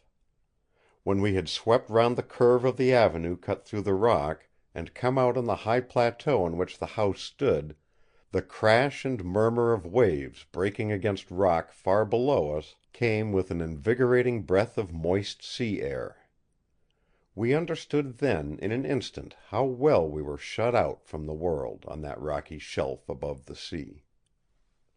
Within the house we found all ready. Mrs. Grant and her staff had worked well, and all was bright and fresh and clean. We took a brief survey of the chief rooms, and then separated to have a wash and to change our clothes, after our long journey of more than 24 hours. We had supper in the great dining room on the south side, the walls of which actually hung over the sea. The murmur came up muffled, but it never ceased. As the little promontory stood well out into the sea, the northern side of the house was open, and the due north was in no way shut out by the great mass of rock, which, reared high above us, shut out the rest of the world. Far off across the bay we could see the trembling lights of the castle, and here and there along the shore the faint light of a fisher's window. For the rest, the sea was a dark blue plain with an occasional flicker of light as the gleam of starlight fell on the slope of a swelling wave. When supper was over, we all adjourned to the room which Mr. Trelawny had set aside as his study, his bedroom being close to it. As we entered, the first thing I noticed was a great safe, somewhat similar to that which stood in his room in London. When we were in the room, Mr. Trelawny went over to the table, and, taking out his pocket-book, laid it on the table. As he did so, he pressed down on it with the palm of his hand. A strange pallor came over his face. With fingers that trembled, he opened the book, saying as he did so: "Its bulk does not seem the same. I hope nothing has happened." All three of us men crowded round close. Margaret alone remained calm; she stood erect and silent, and still as a statue. She had a far-away look in her eyes, as though she did not either know or care what was going on around her. With a despairing gesture Trelawny threw open the pouch of the pocket-book wherein he had placed the Jewel of 7 Stars. As he sank down in the chair which stood close to him, he said in a hoarse voice: "My God! It is gone! Without it, the great experiment can come to nothing." His words seemed to wake Margaret from her introspective mood. An agonized spasm swept her face, but almost on the instant she was calm. She almost smiled as she said: "You may have left it in your room, Father. Perhaps it has fallen out of the pocket-book whilst you were changing." Without a word we all hurried into the next room through the open door between the study and the bedroom. And then a sudden calm fell on us like a cloud of fear. There, on the table, lay the Jewel of 7 Stars, shining and sparkling with lurid light, as though each of the 7 points of each of the 7 stars gleamed through blood. Timidly we each looked behind us, and then at each other. Margaret was now like the rest of us. She had lost her statuesque calm. All the introspective rigidity had gone from her, and she clasped her hands together till the knuckles were white. Without a word Mr. Trelawny raised the Jewel, and hurried with it into the next room. As quietly as he could, he opened the door of the safe with the key fastened to his wrist, and placed the Jewel within. When the heavy doors were closed and locked, he seemed to breathe more freely. Somehow this episode, though a disturbing one in many ways, seemed to bring us back to our old selves. Since we had left London we had all been overstrained, and this was a sort of relief. Another step in our strange enterprise had been effected. The change back was more marked in Margaret than in any of us. Perhaps it was that she was a woman, whilst we were men. Perhaps it was that she was younger than the rest. Perhaps both reasons were effective, each in its own way. At any rate, the change was there, and I was happier than I had been through the long journey. All her buoyancy, her tenderness, her deep feeling seemed to shine forth once more; now and again as her father's eyes rested on her, his face seemed to light up. Whilst we waited for the carts to arrive, Mr. Trelawny took us through the house, pointing out and explaining where the objects which we had brought with us were to be placed. In one respect only did he withhold confidence. The positions of all those things which had connection with the great experiment were not indicated. The cases containing them were to be left in the outer hall for the present. By the time we had made the survey, the carts began to arrive, and the stir and bustle of the previous night were renewed. Mr. Trelawny stood in the hall beside the massive iron-bound door, and gave instructions as to the placing of each of the great packing cases. Those containing many items were placed in the inner hall where they were to be unpacked. In an incredibly short time the whole consignment was delivered, and the men departed with a douceur for each, giving through their foreman, which made them effusive in their thanks. Then we all went to our own rooms. There was a strange confidence over us all. I do not think that any one of us had a doubt as to the quiet passing of the remainder of the night. The faith was justified, for on our reassembling in the morning we found that all had slept well and peaceably. During that day all the curios, except those required for the great experiment, were put into the places designed for them. Then it was arranged that all the servants should go back with Mrs. Grant to London on the next morning. When they had all gone, Mr. Trelawny, having seen the doors locked, took us into the study. "Now," said he when we were seated, "I have a secret to impart. But according to an old promise which does not leave me free, I must ask you each to give me a solemn promise not to reveal it. For 300 years at least, such a promise has been exacted from everyone to whom it was told, and more than once life and safety were secured through loyal observance of the promise. Even as it is, I am breaking the letter, if not the spirit of the tradition, for I should only tell it to the immediate members of my family." We all gave the promise required. Then he went on: "There is a secret place in this house, a cave, natural originally but finished by labor, underneath this house. I will not undertake to say that it has always been used according to the law.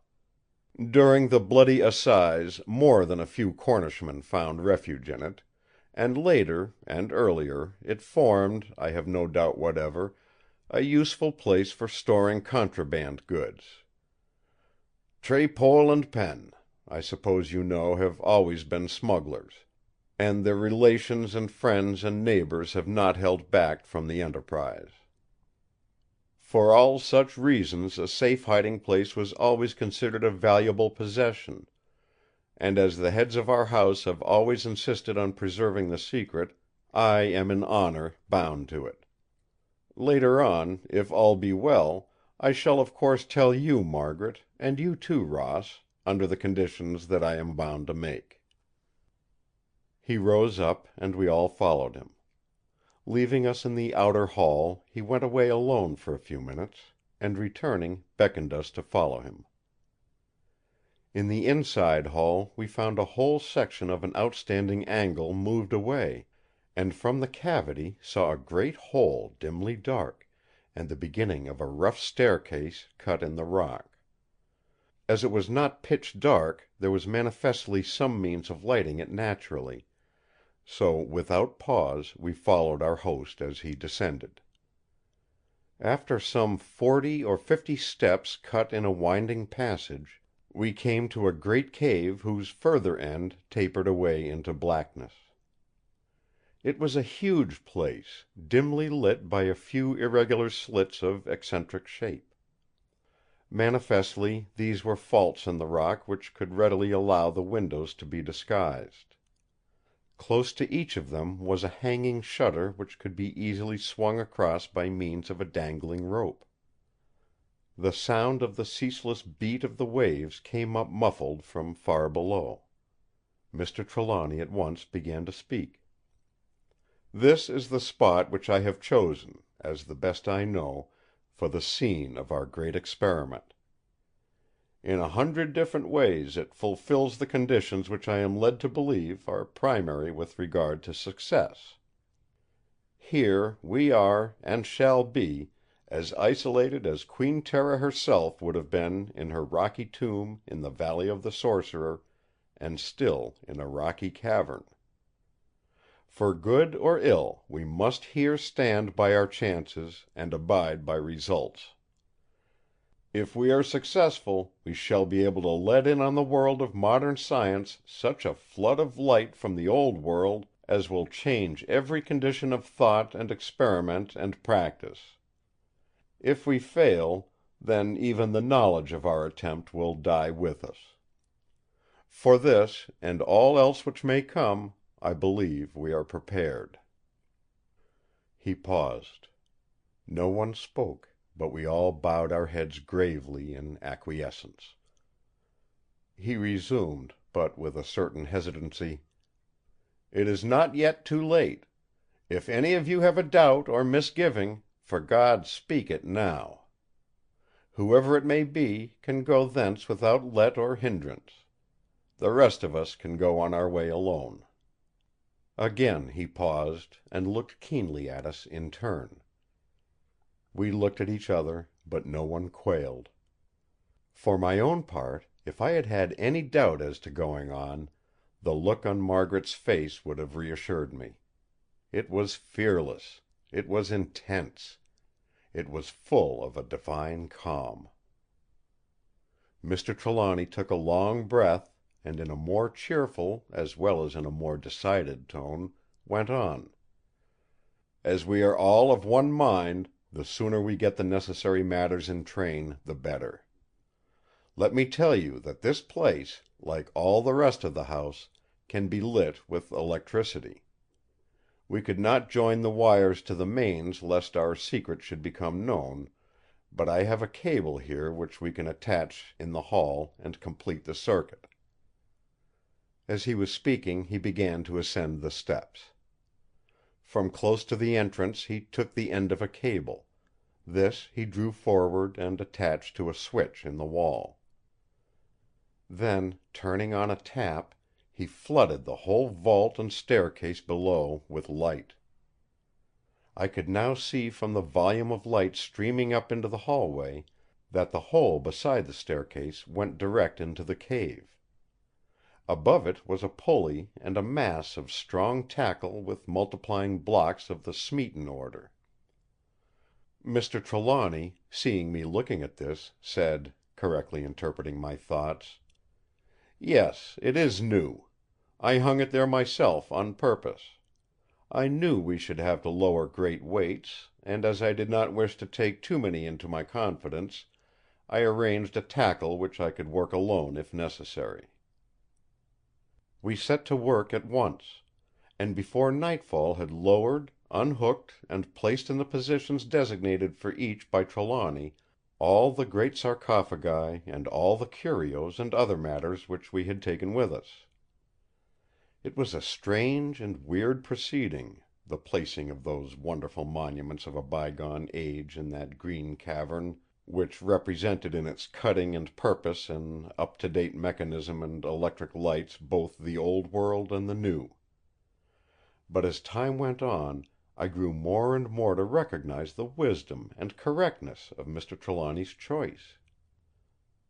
I was much disturbed when Silvio, who had been brought into the cave in the arms of his mistress, and who was lying asleep on my coat which I had taken off, sprang up when the cat mummy had been unpacked, and flew at it with the same ferocity which he had previously exhibited.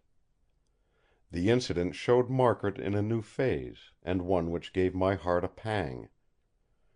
She had been standing quite still at one side of the cave leaning on a sarcophagus, in one of those fits of abstraction which had of late come upon her; but on hearing the sound, and seeing Silvio's violent onslaught, she seemed to fall into a positive fury of passion. Her eyes blazed, and her mouth took a hard, cruel tension which was new to me. Instinctively she stepped towards Silvio as if to interfere in the attack. But I too had stepped forward, and as she caught my eye a strange spasm came upon her, and she stopped. Its intensity made me hold my breath, and I put up my hand to clear my eyes. When I had done this she had on the instant recovered her calm, and there was a look of brief wonder on her face. With all her old grace and sweetness she swept over and lifted Silvio, just as she had done on former occasions, and held him in her arms, petting him and treating him as though he were a little child who had erred. As I looked a strange fear came over me. The Margaret that I knew seemed to be changing, and in my inmost heart I prayed that the disturbing cause might soon come to an end. More than ever I longed at that moment that our terrible experiment should come to a prosperous termination. When all had been arranged in the room as Mr. Trelawny wished, he turned to us, one after another, till he had concentrated the intelligence of us all upon him. Then he said: "All is now ready in this place. We must only wait the proper time to begin." We were silent for a while. Dr. Winchester was the first to speak. "What is the proper time? Have you any approximation, even if you are not satisfied as to the exact day?" He answered at once: "After the most anxious thought, I have fixed on July 31st. May I ask why that date?" He spoke his answer slowly. "Queen Tera was ruled in great degree by mysticism, and there are so many evidences that she looked for resurrection that naturally she would choose a period ruled over by a god specialized to such a purpose. Now, the 4th month of the season of inundation was ruled by Harmachis, this being the name for Ra, the sun god, at his rising in the morning, and therefore typifying the awakening or arising. This arising is manifestly to physical life, since it is of the mid-world of human daily life. Now, as this month begins on our 25th July, the 7th day would be July 31st. For you may be sure that the mystic Queen would not have chosen any day but the 7th, or some power of 7. I dare say that some of you have wondered why our preparations have been so deliberately undertaken. This is why. We must be ready in every possible way when the time comes; but there was no use in having to wait round for a needless number of days. And so we waited only for the 31st of July, the next day but one, when the great experiment would be made. End of chapter 16. The Jewel of Seven Stars, by Bram Stoker. Chapter 17. Doubts and Fears. We learn of great things by little experiences. The history of ages is but an indefinite repetition of the history of hours. The record of a soul is but a multiple of the story of a moment. The recording angel writes in the great book in no rainbow tints; his pen is dipped in no colors but light and darkness. For the eye of infinite wisdom there is no need of shading. All things, all thoughts, all emotions, all experiences, all doubts and hopes and fears, all intentions, all wishes seen down to the lower strata of their concrete and multitudinous elements, are finally resolved into direct opposites. Did any human being wish for the epitome of a life wherein were gathered and grouped all the experiences that a child of Adam could have, the history, fully and frankly written, of my own mind during the next 48 hours would afford him all that could be wanted. And the recorder could have wrought as usual in sunlight and shadow, which may be taken to represent the final expressions of heaven and hell. For in the highest heaven is faith, and doubt hangs over the yawning blackness of hell. There were of course times of sunshine in those 2 days, moments when in the realization of Margaret's sweetness and her love for me, all doubts were dissipated like morning mist before the sun. But the balance of the time, and an overwhelming balance it was, gloom hung over me like a pall. The hour, in whose coming I had acquiesced, was approaching so quickly, and was already so near, that the sense of finality was bearing upon me. The issue was perhaps life or death to any of us; but for this we were all prepared. Margaret and I were one as to the risk. The question of the moral aspect of the case, which involved the religious belief in which I had been reared, was not one to trouble me; for the issues, and the causes that lay behind them, were not within my power even to comprehend. The doubt of the success of the great experiment was such a doubt as exists in all enterprises which have great possibilities. To me, whose life was passed in a series of intellectual struggles, this form of doubt was a stimulus rather than a deterrent. What, then, was it that made for me a trouble which became an anguish when my thoughts dwelt long on it? I was beginning to doubt Margaret. What it was that I doubted, I knew not. It was not her love, or her honor, or her truth, or her kindness, or her zeal. What then was it? It was herself. Margaret was changing. At times during the past few days I had hardly known her as the same girl whom I had met at the picnic, and whose vigils I had shared in the sick room of her father. Then, even in her moments of greatest sorrow or fright or anxiety, she was all life and thought and keenness.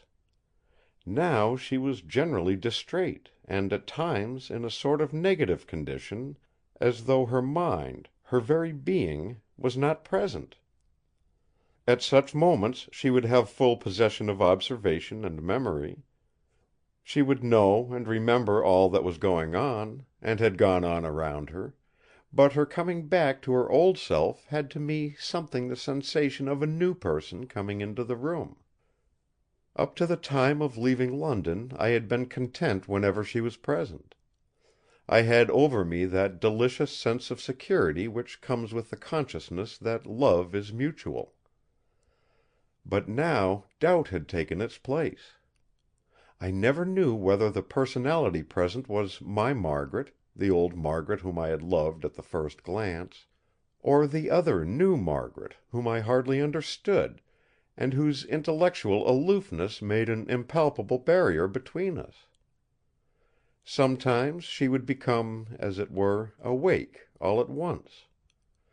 At such times, though she would say to me sweet and pleasant things which she had often said before, she would seem most unlike herself.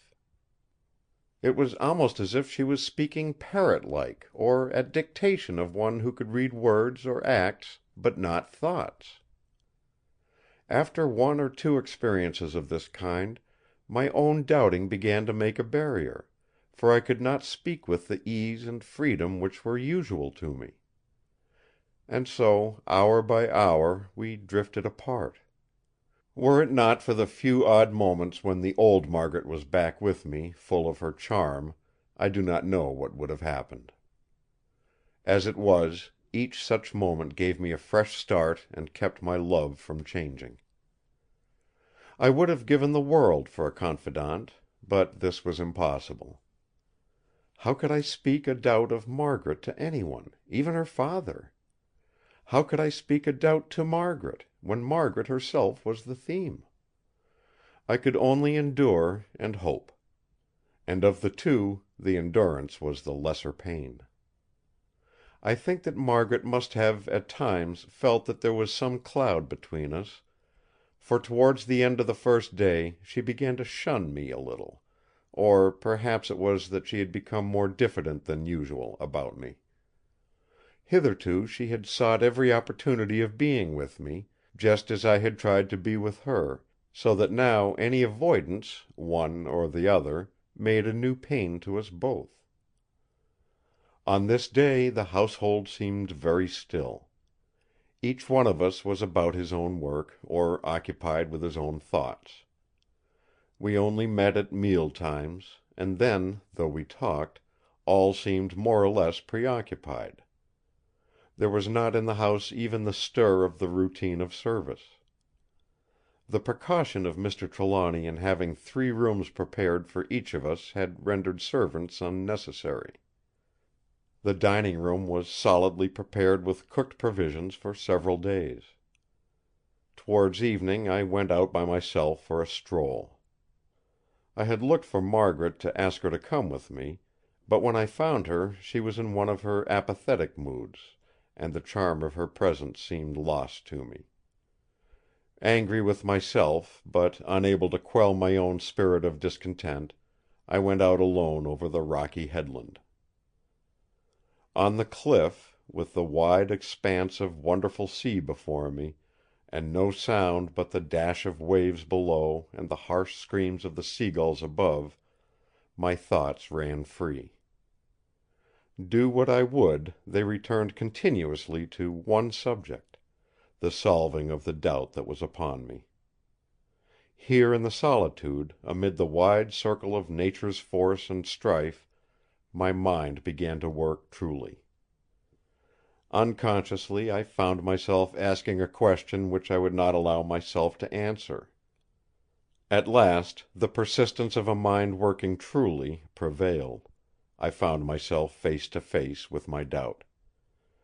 The habit of my life began to assert itself, and I analyzed the evidence before me. It was so startling that I had to force myself into obedience to logical effort. My starting place was this: Margaret was changed. In what way, and by what means?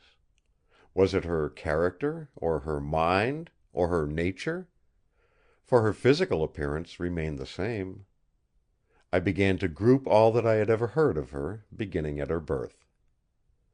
It was strange at the very first. She had been, according to Corbeck's statement, born of a dead mother during the time that her father and his friend were in a trance in the tomb at Aswan. That trance was presumably effected by a woman mummied, yet preserving, as we had every reason to believe, from after experience, an astral body subject to a free will and an active intelligence. With that astral body, space ceased to exist.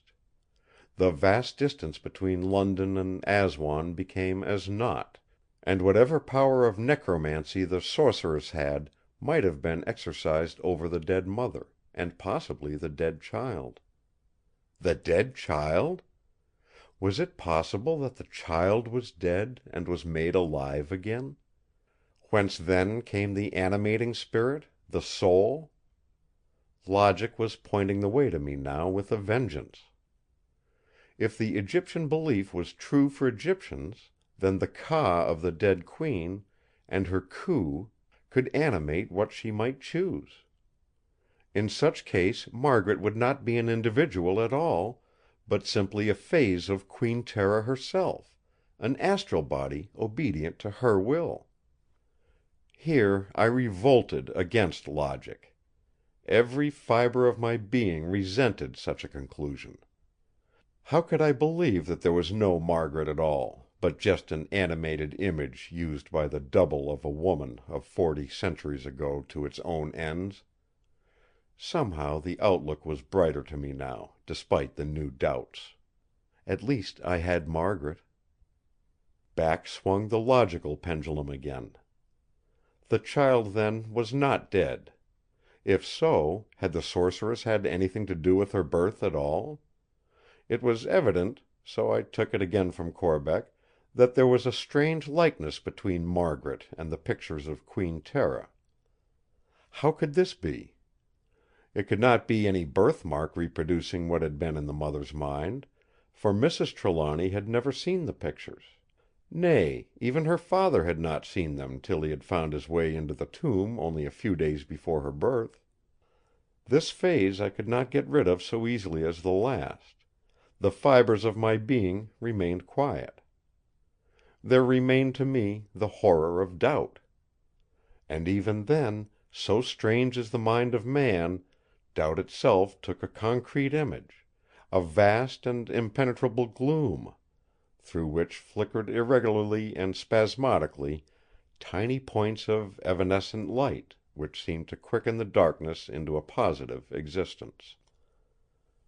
The remaining possibility of relations between Margaret and the mummied Queen was, that in some occult way the sorceress had power to change places with the other. This view of things could not be so lightly thrown aside. There were too many suspicious circumstances to warrant this, now that my attention was fixed on it and my intelligence recognized the possibility. Hereupon there began to come into my mind all the strange, incomprehensible matters which had whirled through our lives in the last few days. At first they all crowded in upon me in a jumbled mass. But again the habit of mind of my working life prevailed, and they took order. I found it now easier to control myself, for there was something to grasp, some work to be done, though it was of a sorry kind, for it was or might be antagonistic to Margaret. But Margaret was herself at stake. I was thinking of her and fighting for her, and yet if I were to work in the dark, I might be even harmful to her. My first weapon in her defense was truth. I must know and understand. I might then be able to act. Certainly I could not act beneficently without a just conception and recognition of the facts. Arranged in order, these were as follows. Firstly, the strange likeness of Queen Tera to Margaret, who had been born in another country 1,000 miles away, where her mother could not possibly have had even a passing knowledge of her appearance. Secondly, the disappearance of Van Huyn's book when I had read up to the description of the star ruby. Thirdly, the finding of the lamps in the boudoir. Tera, with her astral body, could have unlocked the door of Corbeck's room in the hotel, and have locked it again after her exit with the lamps. She could in the same way have opened the window, and put the lamps in the boudoir. It need not have been that Margaret in her own person should have had any hand in this; but it was at least strange. Fourthly, here the suspicions of the detective and the doctor came back to me with renewed force, and with a larger understanding. Fifthly, there were the occasions on which Margaret foretold with accuracy the coming occasions of quietude, as though she had some conviction or knowledge of the intentions of the astral-bodied Queen. Sixthly, there was her suggestion of the finding of the ruby which her father had lost. As I thought now afresh over this episode in the light of suspicion in which her own powers were involved, the only conclusion I could come to was, always supposing that the theory of the Queen's astral power was correct, that Queen Tera, being anxious that all should go well in the movement from London to Kyllion, had in her own way taken the jewel from Mr. Trelawny's pocket-book, finding it of some use in her supernatural guardianship of the journey.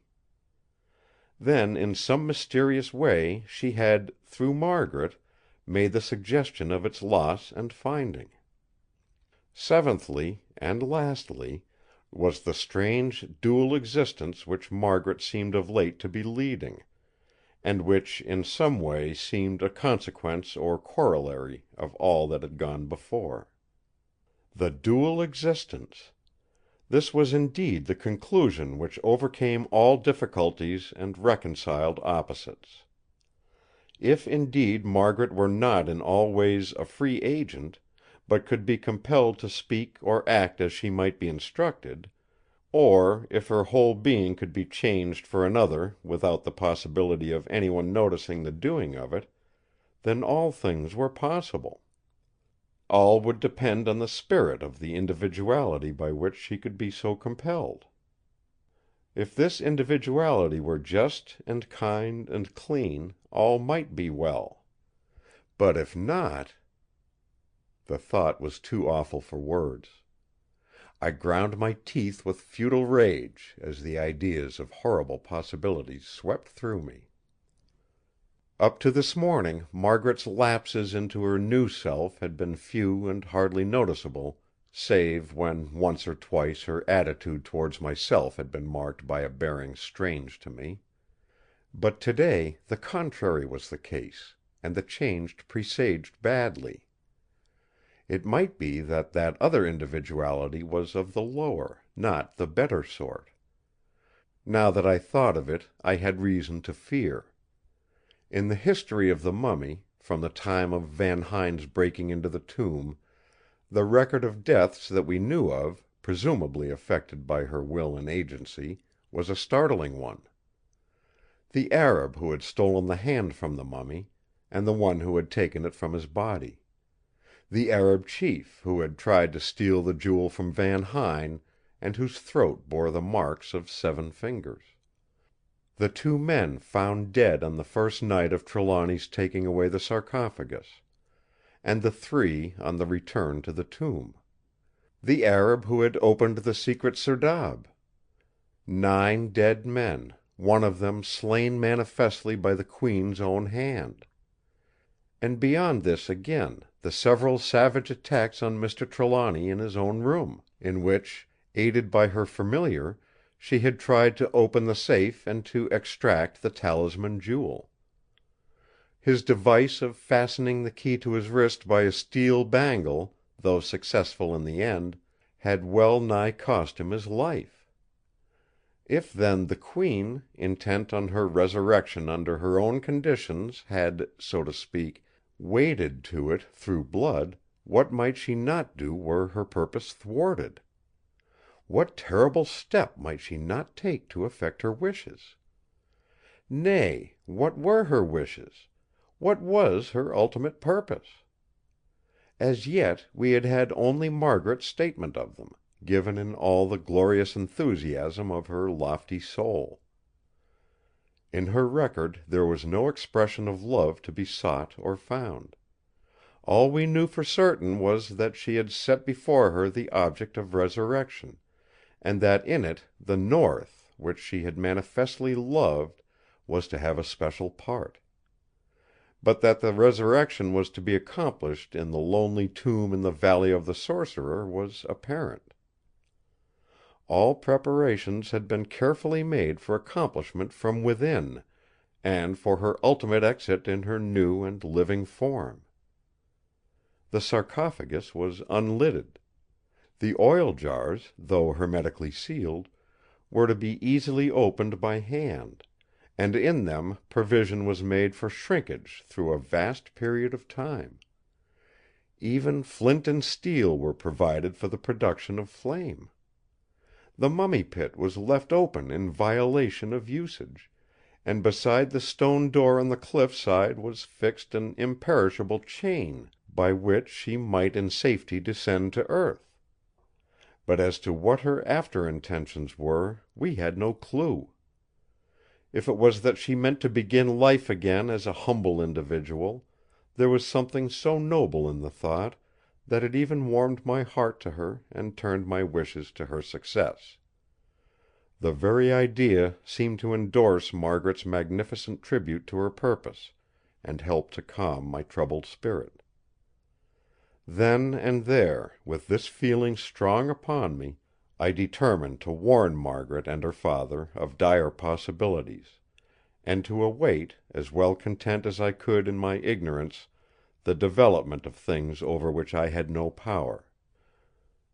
I returned to the house in a different frame of mind to that in which I had left it, and was enchanted to find Margaret, the old Margaret, waiting for me. After dinner, when I was alone for a time with the father and daughter, I opened the subject, though with considerable hesitation. Would it not be well to take every possible precaution, in case the Queen may not wish what we are doing with regard to what may occur before the experiment, and at or after her waking, if it comes off? Margaret's answer came back quickly, so quickly that I was convinced she must have had it ready for someone. "But she does approve! Surely it cannot be otherwise.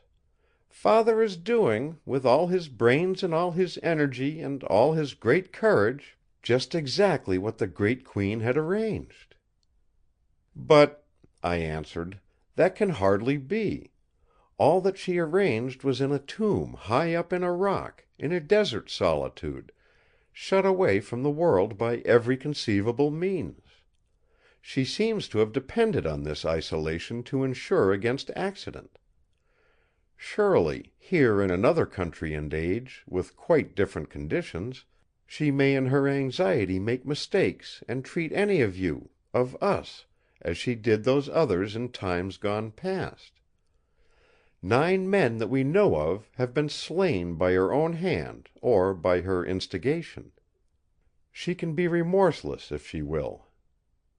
It did not strike me till afterwards when I was thinking over this conversation, how thoroughly I had accepted the living and conscious condition of Queen Tera as a fact. Before I spoke I had feared I might offend Mr. Trelawny, but to my pleasant surprise he smiled quite genially as he answered me: "My dear fellow, in a way you are quite right. The Queen did undoubtedly intend isolation, and, all told, it would be best that her experiment should be made as she arranged it. But just think, that became impossible when once the Dutch explorer had broken into her tomb. That was not my doing. I am innocent of it, though it was the cause of my setting out to rediscover the sepulchre. Mind, I do not say for a moment that I would not have done just the same as Van Huyn. I went into the tomb from curiosity, and I took away what I did, being fired with the zeal of acquisitiveness which animates the collector. But remember also that at this time I did not know of the Queen's intention of resurrection. I had no idea of the completeness of her preparations. All that came long afterwards. But when it did come, I have done all that I could to carry out her wishes to the full.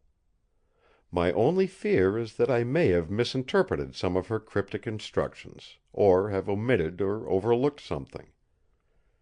But of this I am certain: I have left undone nothing that I can imagine right to be done, and I have done nothing that I know of to clash with Queen Tera's arrangement. I want her great experiment to succeed. To this end I have not spared labor or time or money, or myself. I have endured hardship and braved danger. All my brains, all my knowledge and learning, such as they are, all my endeavors such as they can be, have been, are, and shall be devoted to this end, till we either win or lose the great stake that we play for." "The great stake?" I repeated. "The resurrection of the woman and the woman's life?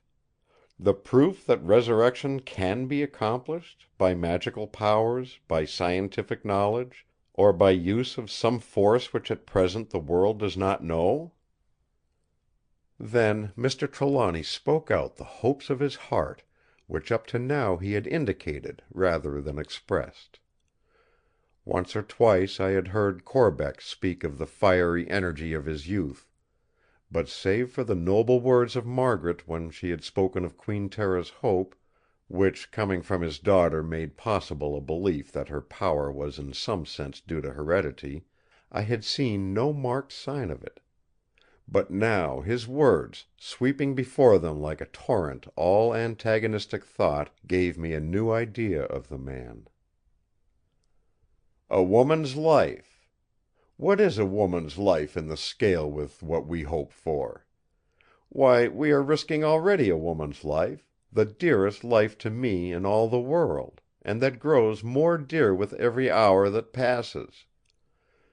We are risking as well the lives of 4 men, yours and my own, as well as those 2 others who have been won to our confidence.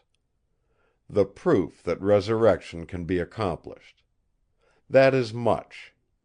A marvelous thing in this age of science and the skepticism that knowledge makes. But life and resurrection are themselves but items in what may be won by the accomplishment of this great experiment. Imagine what it will be for the world of thought, the true world of human progress, the veritable road to the stars, the itur ad astra of the ancients, if there can come back to us out of the unknown past one who can yield to us the lore stored in the great library of Alexandria and lost in its consuming flames. Not only history can be set right, and the teachings of science made veritable from their beginnings, but we can be placed on the road to the knowledge of lost arts, lost learning, lost sciences, so that our feet may tread on the indicated path to their ultimate and complete restoration. Why, this woman can tell us what the world was like before what is called the Flood; can give us the origin of that vast astounding myth. can set the mind back to the consideration of things which to us now seem primeval, but which were old stories before the days of the patriarchs. But this is not the end. No, not even the beginning. If the story of this woman be all that we think, which some of us most firmly believe, if her powers and the restoration of them prove to be what we expect, why, then we may yet achieve a knowledge beyond what our age has ever known, beyond what is believed today possible for the children of men. If indeed this resurrection can be accomplished, how can we doubt the old knowledge, the old magic, the old belief? And if this be so, we must take it that the Ka of this great and learned Queen has won secrets of more than mortal worth from her surroundings amongst the stars. This woman in her life voluntarily went down living to the grave, and came back again, as we learn from the records in her tomb.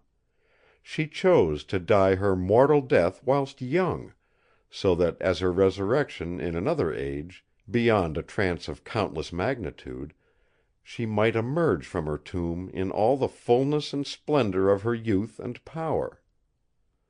Already we have evidence that though her body slept in patience through those many centuries, her intelligence never passed away, that her resolution never flagged, that her will remained supreme, and, most important of all, that her memory was unimpaired.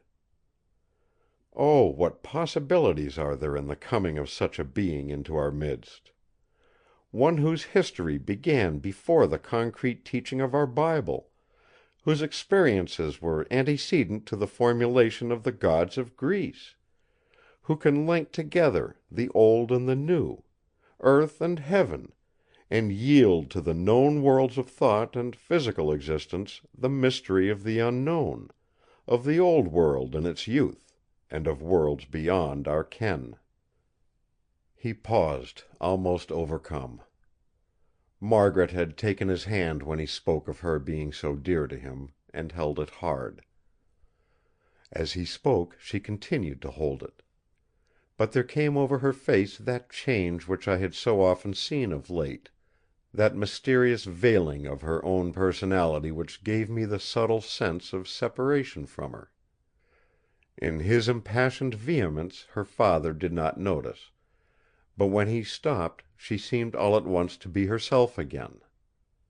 In her glorious eyes came the added brightness of unshed tears, and with a gesture of passionate love and admiration she stooped and kissed her father's hand.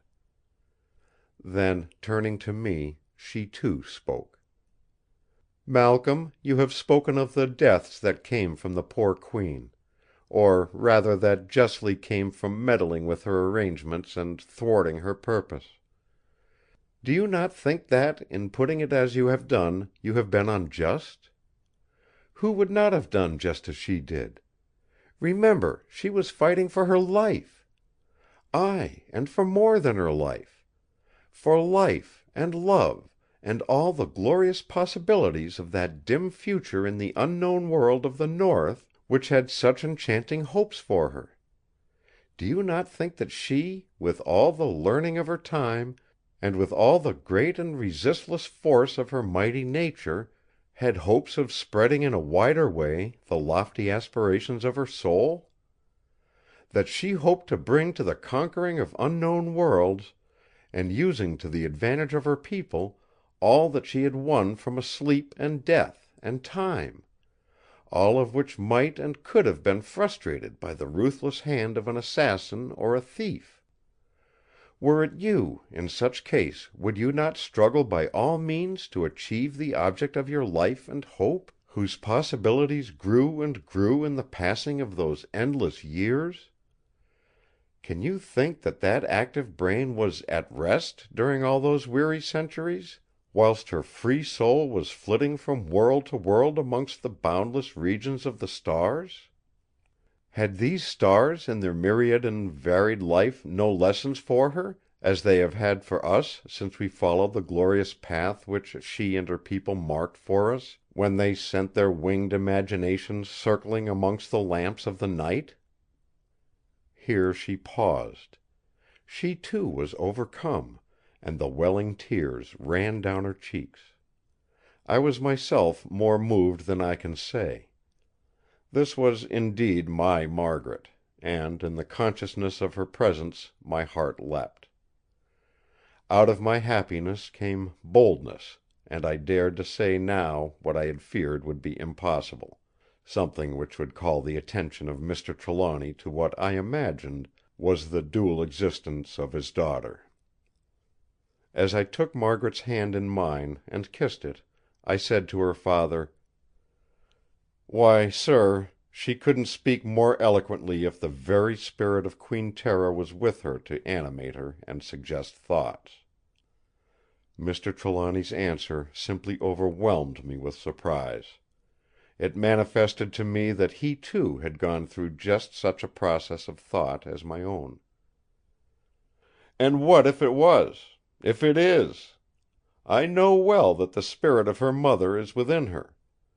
If in addition there be the spirit of that great and wondrous Queen, then she would be no less dear to me, but doubly dear.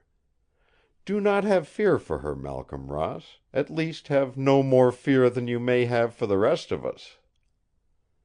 Margaret took up the theme, speaking so quickly that her words seemed a continuation of her father's, rather than an interruption of them. "Have no special fear for me, Malcolm. Queen Tera knows, and will offer us no harm. I know it. I know it as surely as I am lost in the depth of my own love for you." There was something in her voice so strange to me that I looked quickly into her eyes. They were bright as ever, but veiled to my seeing the inward thought behind them as are the eyes of a caged lion. Then the two other men came in, and the subject changed. End of chapter 17. The Jewel of Seven Stars by Bram Stoker. Chapter 18. The Lesson of the Ka. That night we all went to bed early. The next night would be an anxious one, and Mr. Trelawny thought that we should all be fortified with what sleep we could get. The day, too, would be full of work. Everything in connection with the great experiment would have to be gone over, so that at the last we might not fail from any unthought of flaw in our working. We made, of course, arrangements for summoning aid in case such should be needed, but I do not think that any of us had any real apprehension of danger.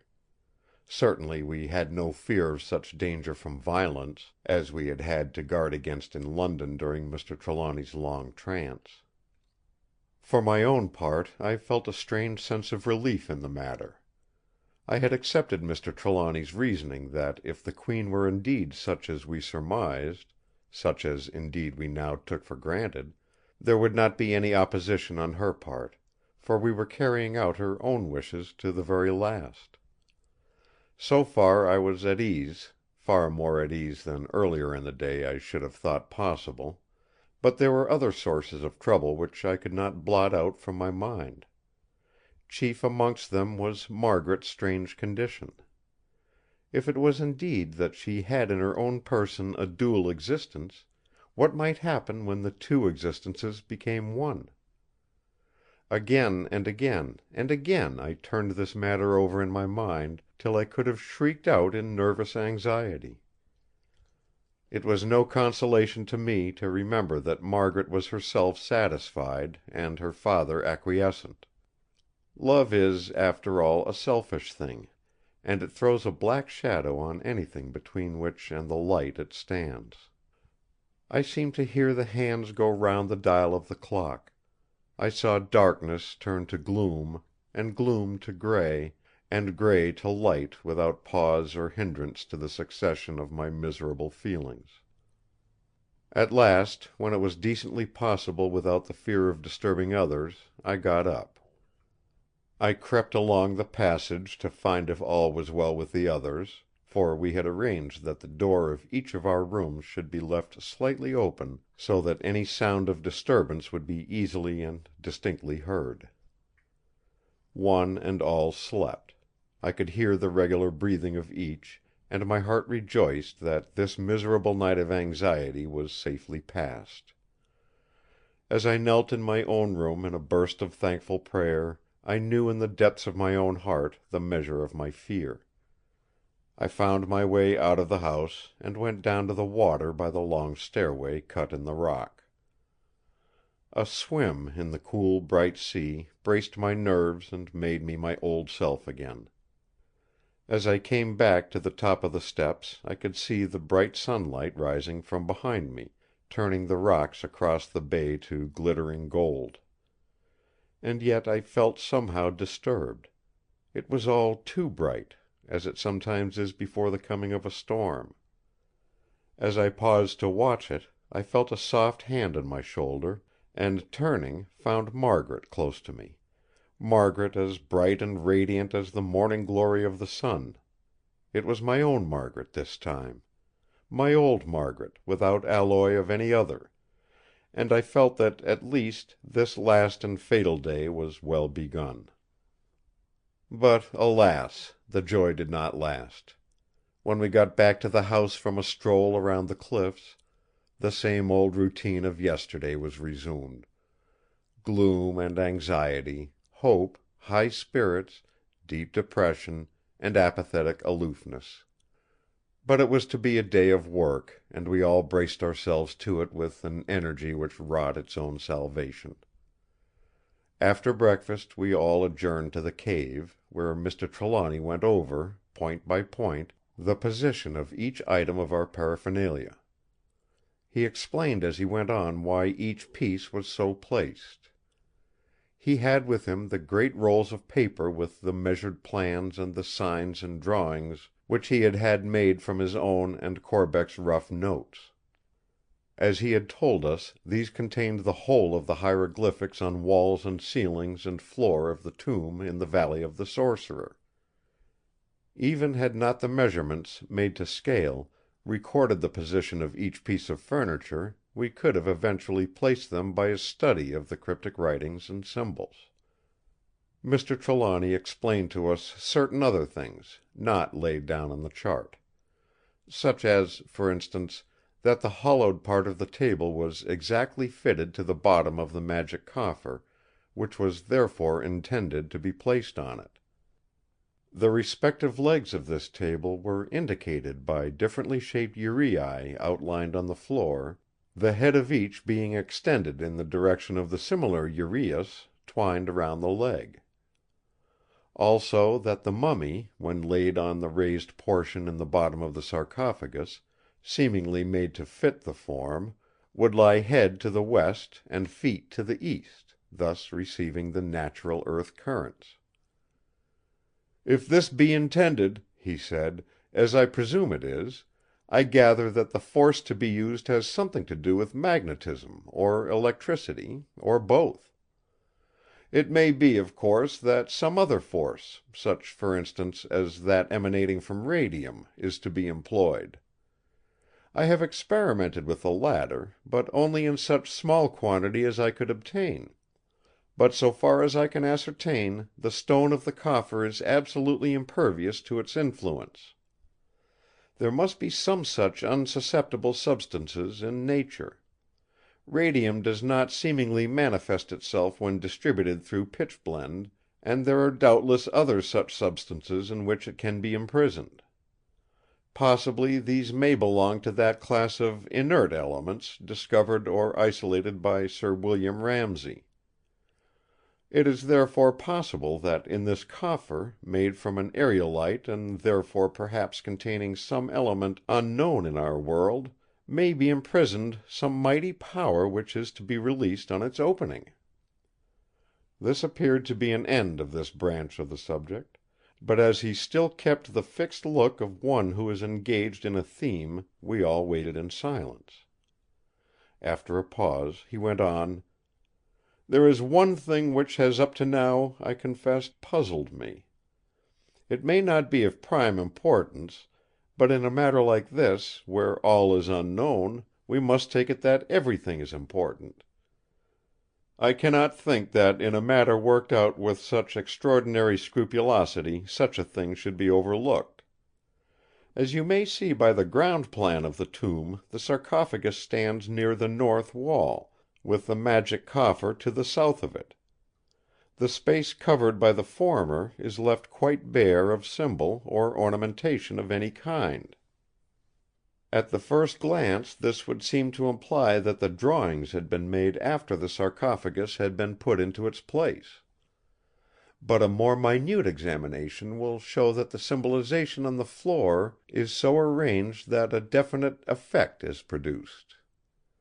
See, here the writings run in correct order as though they had jumped across the gap.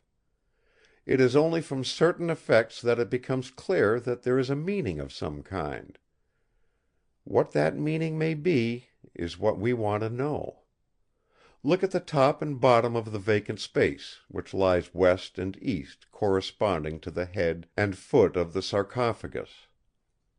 In both are duplications of the same symbolization, but so arranged that the parts of each one of them are integral portions of some other writing running crosswise. It is only when we get a coup d'œil from either the head or the foot that you recognize that there are symbolizations. See, they are in triplicate at the corners and the center of both top and bottom.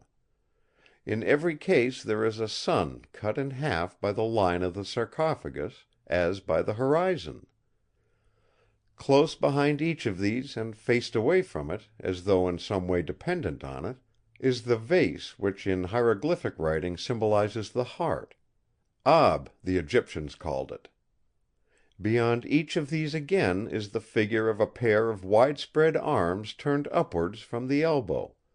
This is the determinative of the Ka, or double. But its relative position is different at top and bottom.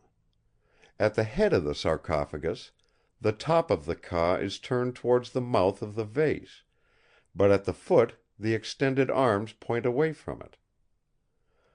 The symbolization seems to mean that during the passing of the sun from west to east, from sunset to sunrise, or through the underworld, otherwise night, the heart, which is material even in the tomb and cannot leave it, simply revolves, so that it can always rest on Ra, the sun god, the origin of all good; but that the double, which represents the active principle, goes whither it will, the same by night as by day. If this be correct, it is a warning, a caution, a reminder that the consciousness of the mummy does not rest but is to be reckoned with. Or it may be intended to convey that after the particular night of the resurrection, the Ka would leave the heart altogether, thus typifying that in her resurrection the Queen would be restored to a lower and purely physical existence. In such case, what would become of her memory and the experiences of her wide-wandering soul? The chiefest value of her resurrection would be lost to the world. This, however, does not alarm me. It is only guesswork, after all, and is contradictory to the intellectual belief of the Egyptian theology, that the Ka is an essential portion of humanity." He paused, and we all waited. The silence was broken by Doctor Winchester. "But would not all this imply that the Queen feared intrusion of her tomb?" Mr. Trelawny smiled as he answered: "My dear sir, she was prepared for it. The grave robber is no modern application of endeavour; he was probably known in the Queen's own dynasty. Not only was she prepared for intrusion, but, as shown in several ways, she expected it. The hiding of the lamps in the serdab, and the institution of the avenging treasurer, shows that there was defence, positive as well as negative. Indeed, from the many indications afforded in the clues laid out with the most consummated thought, we may almost gather that she entertained it as a possibility that others, like ourselves for instance, might in all seriousness undertake the work which she had made ready for her own hands when the time should have come. This very matter that I have been speaking of is an instance. The clue is intended for seeing eyes." Again we were silent. It was Margaret who spoke. "Father, may I have that chart? I should like to study it during the day." "Certainly, my dear," answered Mr. Trelawny heartily as he handed it to her. He resumed his instructions in a different tone, a more matter-of-fact one, suitable to a practical theme which had no mystery about it. "I think you had better all understand the working of the electric light in case any sudden contingency should arise. I dare say you have noticed that we have a complete supply in every part of the house, so that there need not be a dark corner anywhere. This I had specially arranged. It is worked by a set of turbines moved by the flowing and ebbing tide, after the manner of the turbines at Niagara. I hope by this means to nullify accident and to have without fail a full supply ready at any time. Come with me and I will explain the system of circuits, and point out to you the taps and the fuses."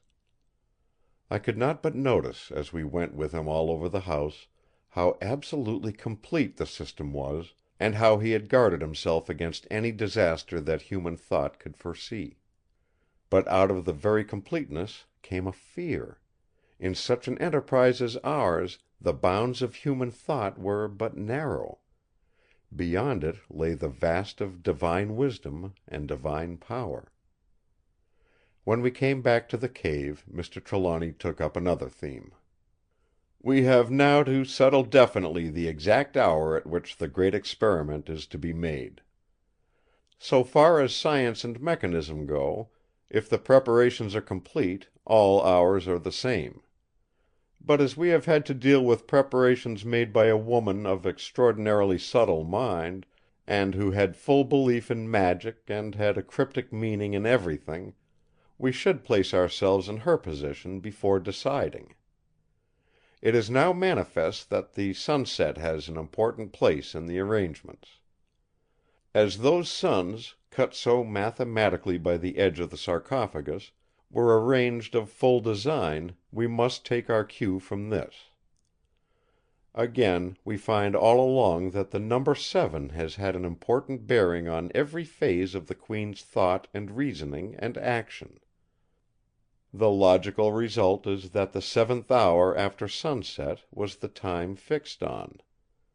This is borne out by the fact that on each of the occasions when action was taken in my house, this was the time chosen. As the sun sets tonight in Cornwall at 8, our hour is to be 3 in the morning." He spoke in a matter-of-fact way, though with great gravity, but there was nothing of mystery in his word or manner. Still we were all impressed to a remarkable degree. I could see this in the other men by the pallor that came on some of their faces, and by the stillness and unquestioning silence with which the decision was received. The only one who remained in any way at ease was Margaret, who had lapsed into one of her moods of abstraction, but who seemed to wake up to a note of gladness. Her father, who was watching her intently, smiled; her mood was to him a direct confirmation of his theory. For myself, I was almost overcome. The definite fixing of the hour seemed like the voice of doom. When I think of it now, I can realize how a condemned man feels at his sentence, or at the sounding of the last hour he is to hear. There could be no going back now. We were in the hands of God. The hands of God! And yet, what other forces were arrayed? What would become of us all, poor atoms of earthly dust whirled in the wind which cometh whence and goeth whither no man may know? It was not for myself. Margaret! I was recalled by Mr. Trelawny's firm voice: "Now we shall see to the lamps and finish our preparations." Accordingly we set to work, and under his supervision made ready the Egyptian lamps, seeing that they were well filled with the cedar oil, and that the wicks were adjusted and in good order. We lighted and tested them one by one, and left them ready so that they would light at once and evenly. When this was done we had a general look around, and fixed all in readiness for our work at night. All this had taken time, and we were, I think, all surprised when, as we emerged from the cave, we heard the great clock in the hall chime 4. We had a late lunch, a thing possible without trouble in the present state of our commissariat arrangements. After it, by Mr. Trelawny's advice, we separated, each to prepare in our own way for the strain of the coming night. Margaret looked pale and somewhat overwrought, so I advised her to lie down and try to sleep. She promised that she would. The abstraction which had been upon her fitfully all day lifted for the time. With all her old sweetness and loving delicacy she kissed me good-bye for the present. With the sense of happiness which this gave me I went out for a walk on the cliffs. I did not want to think, and I had an instinctive feeling that fresh air and God's sunlight, and the myriad beauties of the works of His hand, would be the best preparation of fortitude for what was to come. When I got back, all the party were assembling for a late tea. Coming fresh from the exhilaration of nature, it struck me as almost comic that we, who were nearing the end of so strange, almost monstrous, an undertaking, should be yet bound by the needs and habits of our lives. All the men of the party were grave. The time of seclusion, even if it had given them rest, had also given opportunity for thought. Margaret was bright, almost buoyant, but I missed about her something of her usual spontaneity. Towards myself there was a shadowy air of reserve, which brought back something of my suspicion. When tea was over, she went out of the room, but returned in a minute with the roll of drawing which she had taken with her earlier in the day. Coming close to Mr. Trelawny, she said: "Father, I have been carefully considering what you said today about the hidden meaning of those suns and hearts and Kas, and I have been examining the drawings again." "And with what result, my child?" asked Mr. Trelawny eagerly. "There is another reading possible." "And that?" His voice was now tremulous with anxiety. Margaret spoke with a strange ring in her voice, a ring that cannot be, unless there is the consciousness of truth behind it. "It means that at the sunset the Ka is to enter the Ab, and it is only at the sunrise that it will leave it." "Go on," said her father, hoarsely. "It means that for this night the Queen's double, which is otherwise free, will remain in her heart, which is mortal and cannot leave its prison place in the mummy shrouding. It means that when the sun has dropped into the sea, Queen Tera will cease to exist as a conscious power till sunrise, unless the Great Experiment can recall her to waking life. It means that there will be nothing whatever for you or others to fear from her in such way as we have all cause to remember. Whatever change may come from the working of the Great Experiment, there can come none from the poor, helpless, dead woman who has waited all those centuries for this night, who has given up to the coming hour all the freedom of eternity, won in the old way, in hope of a new life, in a new world such as she longed for." She stopped suddenly. As she had gone on speaking, there had come with her words a strange, pathetic, almost pleading tone which touched me to the quick. As she stopped I could see, before she turned away her head, that her eyes were full of tears. For once the heart of her father did not respond to her feeling. He looked exultant, but with a grim masterfulness which reminded me of the set look of his stern face as he had lain in the trance. He did not offer any consolation to his daughter in her sympathetic pain. He only said: "We may test the accuracy of your surmise, and of her feeling, when the time comes." Having said so, he went up the stone stairway and into his own room. Margaret's face had a troubled look as she gazed after him.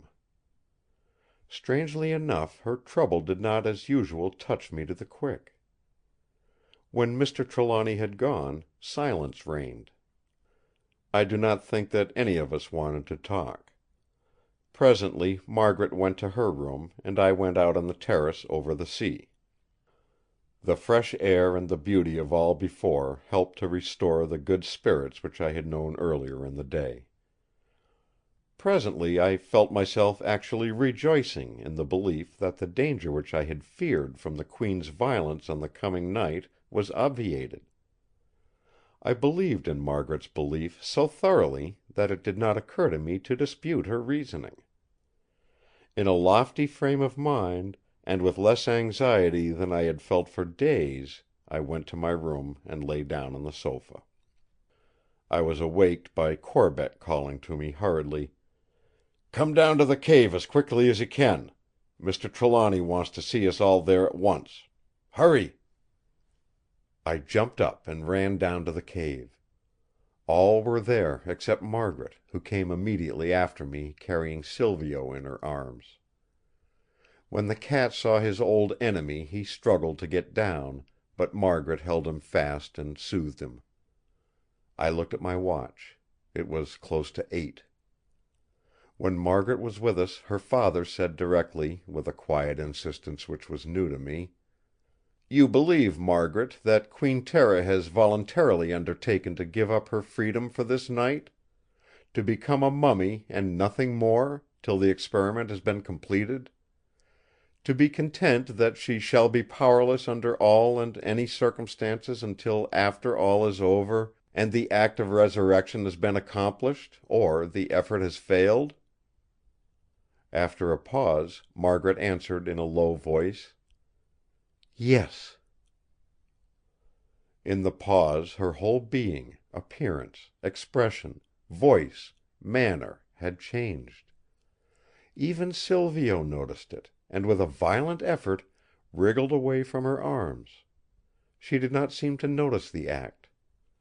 I expected that the cat, when he had achieved his freedom, would have attacked the mummy, but on this occasion he did not. He seemed too cowed to approach it. He shrunk away, and with a piteous meow came over and rubbed himself against my ankles. I took him up in my arms, and he nestled there content. Mr. Trelawny spoke again: "You are sure of what you say? You believe it with all your soul?" Margaret's face had lost the abstracted look. It now seemed illuminated with the devotion of one to whom is given to speak of great things. She answered in a voice which, though quiet, vibrated with conviction: "I know it! My knowledge is beyond belief."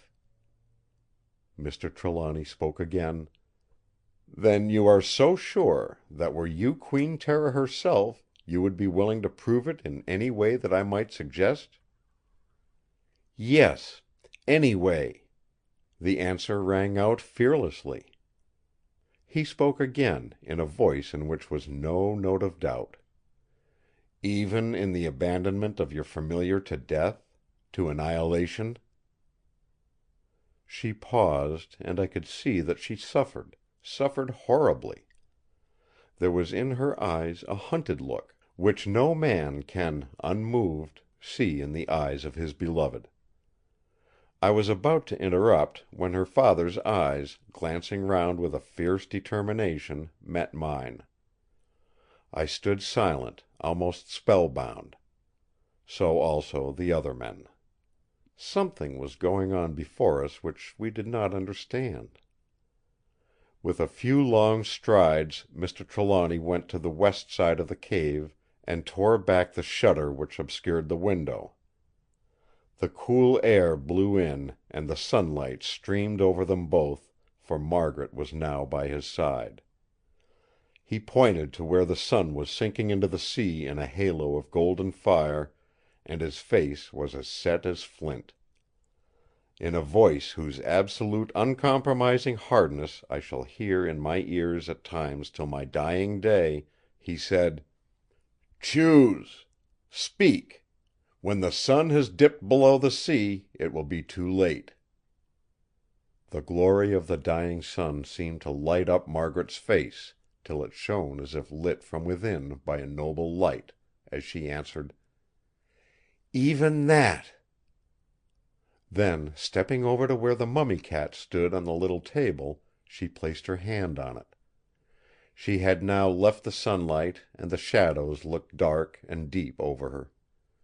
In a clear voice she said: "Were I Tera, I would say, 'Take all I have. This night is for the gods alone.'" As she spoke, the sun dipped, and the cold shadow suddenly fell on us. We all stood still for a while. Silvio jumped from my arms and ran over to his mistress, rearing himself up against her dress as if asking to be lifted. He took no notice whatever of the mummy now. Margaret was glorious, with all her wonted sweetness, as she said sadly: "The sun is down, Father. Shall any of us see it again? The night of nights is come." End of chapter 18. The Jewel of Seven Stars, by Bram Stoker. Chapter 19. The Great Experiment. If any evidence had been wanted of how absolutely one and all of us had come to believe in the spiritual existence of the Egyptian queen, it would have been found in the change which in a few minutes had been effected in us by the statement of voluntary negation made, we all believed, through Margaret. Despite the coming of the fearful ordeal, the sense of which it was impossible to forget, we looked and acted as though a great relief had come to us. We had indeed lived in such a state of terrorism during the days when Mr. Trelawny was lying in a trance that the feeling had bitten deeply into us. No one knows till he has experienced it what it is to be in constant dread of some unknown danger which may come at any time and in any form. The change was manifested in different ways, according to each nature.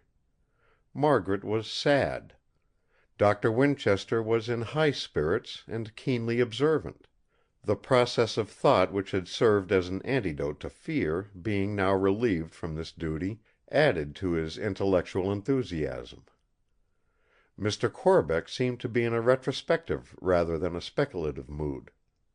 I was myself rather inclined to be gay; the relief from certain anxiety regarding Margaret was sufficient for me for the time.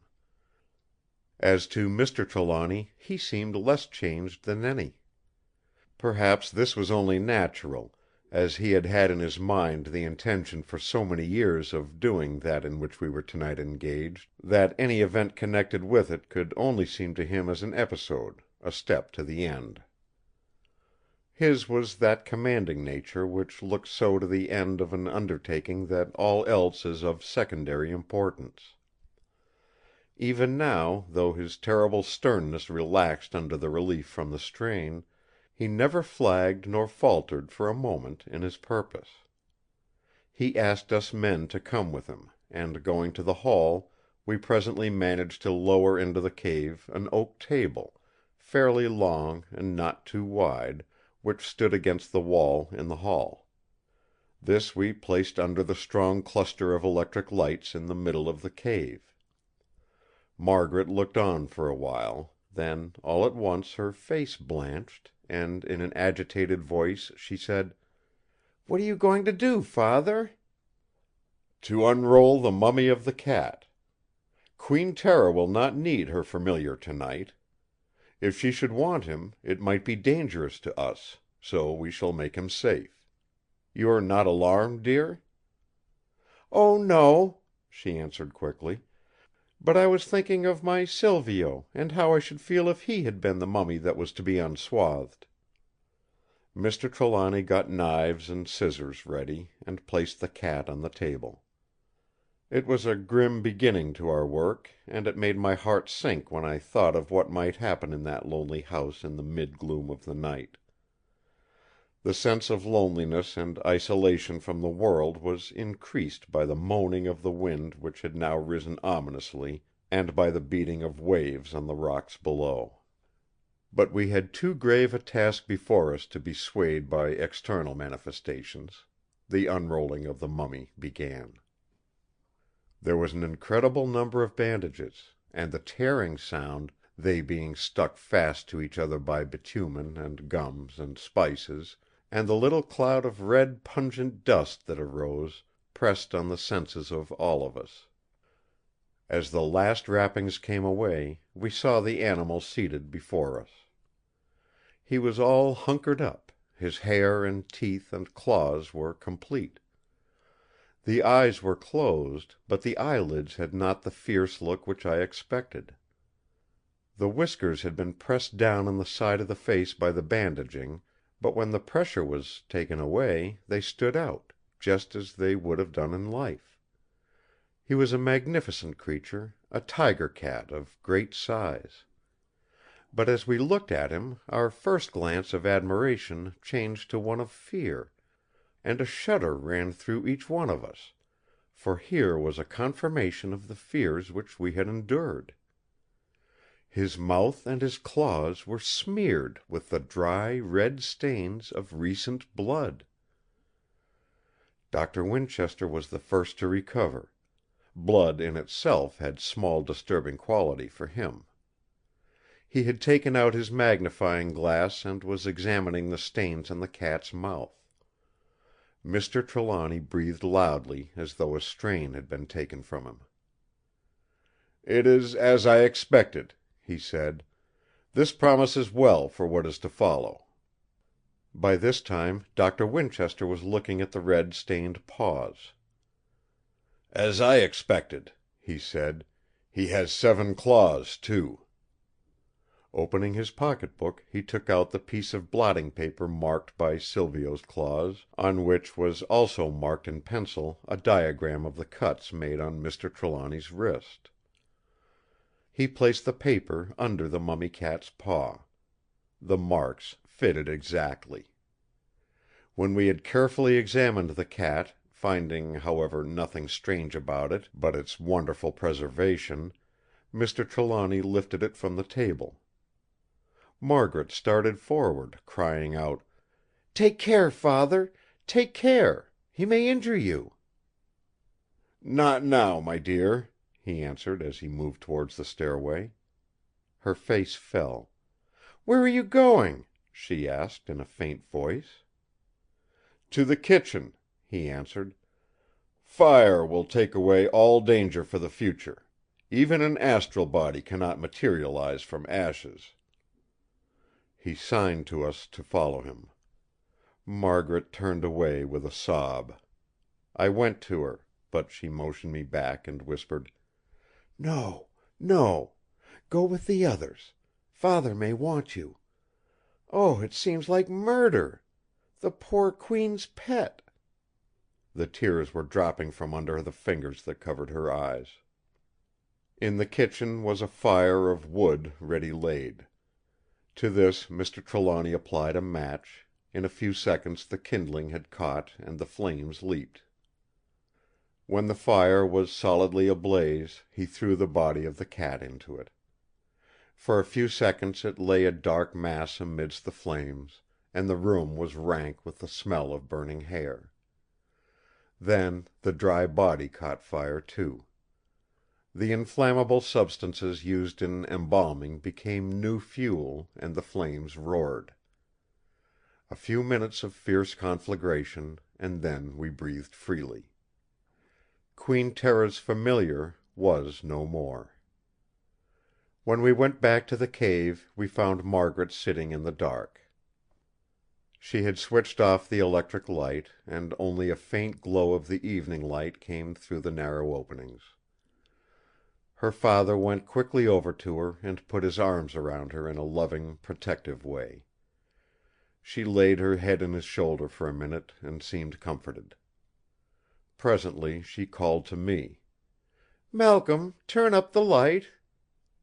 I carried out her orders, and could see that, though she had been crying, her eyes were now dry. Her father saw it too, and looked glad. He said to us in a grave tone: "Now we had better prepare for our great work. It will not do to leave anything to the last." Margaret must have had a suspicion of what was coming, for it was with a sinking voice that she asked: "What are you going to do now?" Mr. Trelawny too must have had a suspicion of her feelings, for he answered in a low tone: "To unroll the mummy of Queen Tera." She came close to him, and said pleadingly in a whisper: "Father, you are not going to unswathe her! All you men... and in the glare of light?" "But why not, my dear?" "Just think, Father, a woman! All alone, in such a way, in such a place! Oh, it's cruel, cruel!" She was manifestly much overcome. Her cheeks were flaming red, and her eyes were full of indignant tears. Her father saw her distress, and, sympathizing with it, began to comfort her. I was moving off, but he signed to me to stay.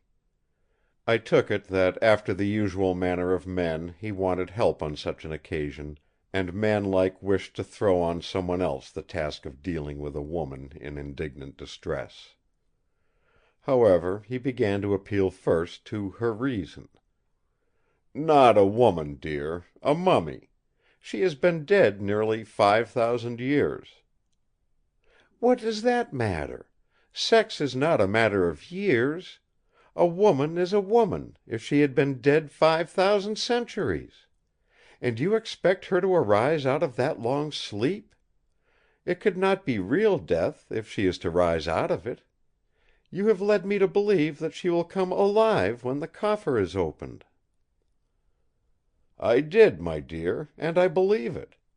But if it isn't death that has been the matter with her all these years, it is something uncommonly like it. Then again, just think, it was men who embalmed her. They didn't have women's rights or lady doctors in ancient Egypt, my dear. And besides," he went on more freely, seeing that she was accepting his argument, if not yielding to it, "we men are accustomed to such things. Corbeck and I have unrolled 100 mummies, and there were as many women as men amongst them.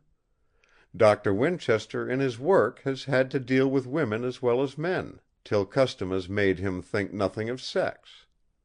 Even Ross has in his work as a barrister—" He stopped suddenly. "You were going to help too?" she said to me, with an indignant look. I said nothing; I thought silence was best.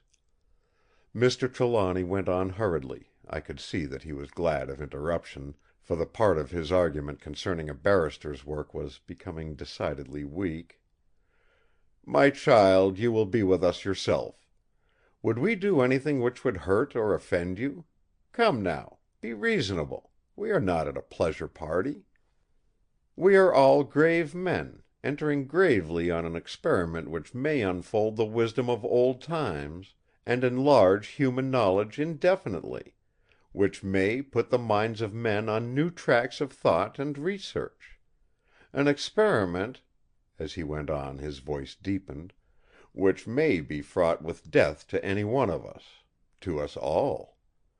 We know from what has been that there are, or may be, vast and unknown dangers ahead of us, of which none in this house today may ever see the end. Take it, my child, that we are not acting lightly, but with all the gravity of deeply earnest men. Besides, my dear, whatever feelings you or any of us may have on the subject, it is necessary for the success of the experiment to unswathe her. I think that under any circumstances it would be necessary to remove the wrappings before she became again a live human being instead of a spiritualized corpse with an astral body.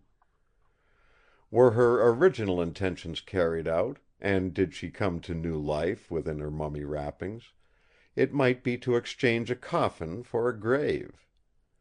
she would die the death of the buried alive.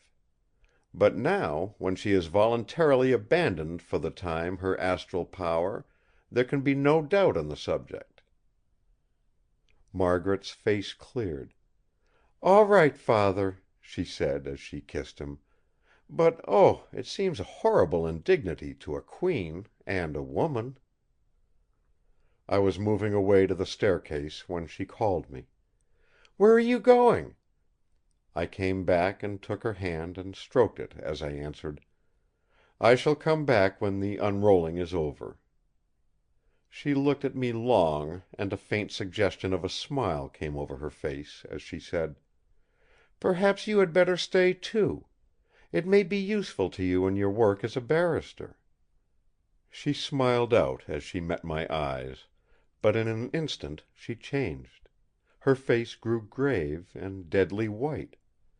In a far-away voice she said: "Father is right. It is a terrible occasion; we need all to be serious over it. But all the same, nay, for that very reason, you had better stay, Malcolm. You may be glad, later on, that you were present tonight." My heart sank down, down at her words, but I thought it better to say nothing. Fear was stalking openly enough amongst us already. By this time Mr. Trelawny, assisted by Mr. Corbeck and Doctor Winchester, had raised the lid of the ironstone sarcophagus which contained the mummy of the Queen. It was a large one, but it was none too big. The mummy was both long and broad and high, and was of such weight that it was no easy task, even for the four of us, to lift it out. Under Mr. Trelawny's direction we laid it out on the table prepared for it. Then, and then only, did the full horror of the whole thing burst upon me. There, in the full glare of the light, the whole material and sordid side of death seemed staringly real. The outer wrappings, torn and loosened by rude touch, and with the colour either darkened by dust or worn light by friction, seemed creased as by rough treatment; the jagged edges of the wrapping cloths looked fringed; the painting was patchy, and the varnish chipped. The coverings were evidently many, for the bulk was great; but through all showed that unhideable human figure, which seems to look more horrible when partially concealed than at any other time. What was before us was death, and nothing else. All the romance and sentiment of fancy had disappeared. The two elder men, enthusiasts who had often done such work, were not disconcerted; and Doctor Winchester seemed to hold himself in a business-like attitude, as if before the operating table. But I felt low-spirited, and miserable, and ashamed; and besides I was pained and alarmed by Margaret's ghastly pallor. Then the work began. The unrolling of the mummy-cat had prepared me somewhat for it; but this was so much larger, and so infinitely more elaborate, that it seemed a different thing. Moreover, in addition to the ever-present sense of death and humanity, there was a feeling of something finer in all this. The cat had been embalmed with coarser materials; here, all, when once the outer coverings were removed, was more delicately done. It seemed as if only the finest gums and spices had been used in this embalming. But there were the same surroundings, the same attendant red dust and pungent presence of bitumen; there was the same sound of rending which marked the tearing away of the bandages. There were an enormous number of these, and their bulk, when opened, was great. As the men unrolled them, I grew more and more excited. I did not take a part in it myself; Margaret had looked at me gratefully as I drew back. We clasped hands, and held each other hard. As the unrolling went on, the wrappings became finer, and the smell less laden with bitumen, but more pungent. We all, I think, began to feel it as though it caught or touched us in some special way. This, however, did not interfere with the work. It went on uninterruptedly. Some of the inner wrappings bore symbols or pictures. These were done sometimes wholly in pale green color, sometimes in many colors, but always with a prevalence of green. Now and again Mr. Trelawny or Mr. Corbeck would point out some special drawing before laying the bandage on the pile behind them, which kept growing to a monstrous height. At last we knew that the wrappings were coming to an end. Already the proportions were reduced to those of a normal figure of the manifest height of the Queen, who was more than average height. And as the end drew nearer, so Margaret's pallor grew, and her heart beat more and more wildly, till her breast heaved in a way that frightened me. Just as her father was taking away the last of the bandages, he happened to look up, and caught the pained and anxious look of her pale face. He paused, and taking her concern to be as to the outrage on modesty, said in a comforting way: "Do not be uneasy, dear. See, there is nothing to harm you. The Queen has on a robe. Ay, and a royal robe too." The wrapping was a wide piece the whole length of the body. It being removed, a profusely full robe of white linen had appeared, covering the body from the throat to the feet. And such linen! We all bent over to look at it. Margaret lost her concern, in her woman's interest in fine stuff. Then the rest of us looked with admiration, for surely such linen was never seen by the eyes of our age. It was as fine as the finest silk. But never was spun or woven silk which lay in such gracious folds, constrict though they were by the close wrappings of the mummy cloth, and fixed into hardness by the passing of thousands of years. Round the neck it was delicately embroidered in pure gold with tiny sprays of sycamore, and round the feet, similarly worked, was an endless line of lotus plants of unequal height, and with all the graceful abandon of natural growth. Across the body, but manifestly not surrounding it, was a girdle of jewels. A wondrous girdle which shone and glowed with all the forms and faces and colors of the sky. The buckle was a great yellow stone, round of outline, deep and curved, as if a yielding globe had been pressed down. It shone and glowed as though a veritable sun lay within.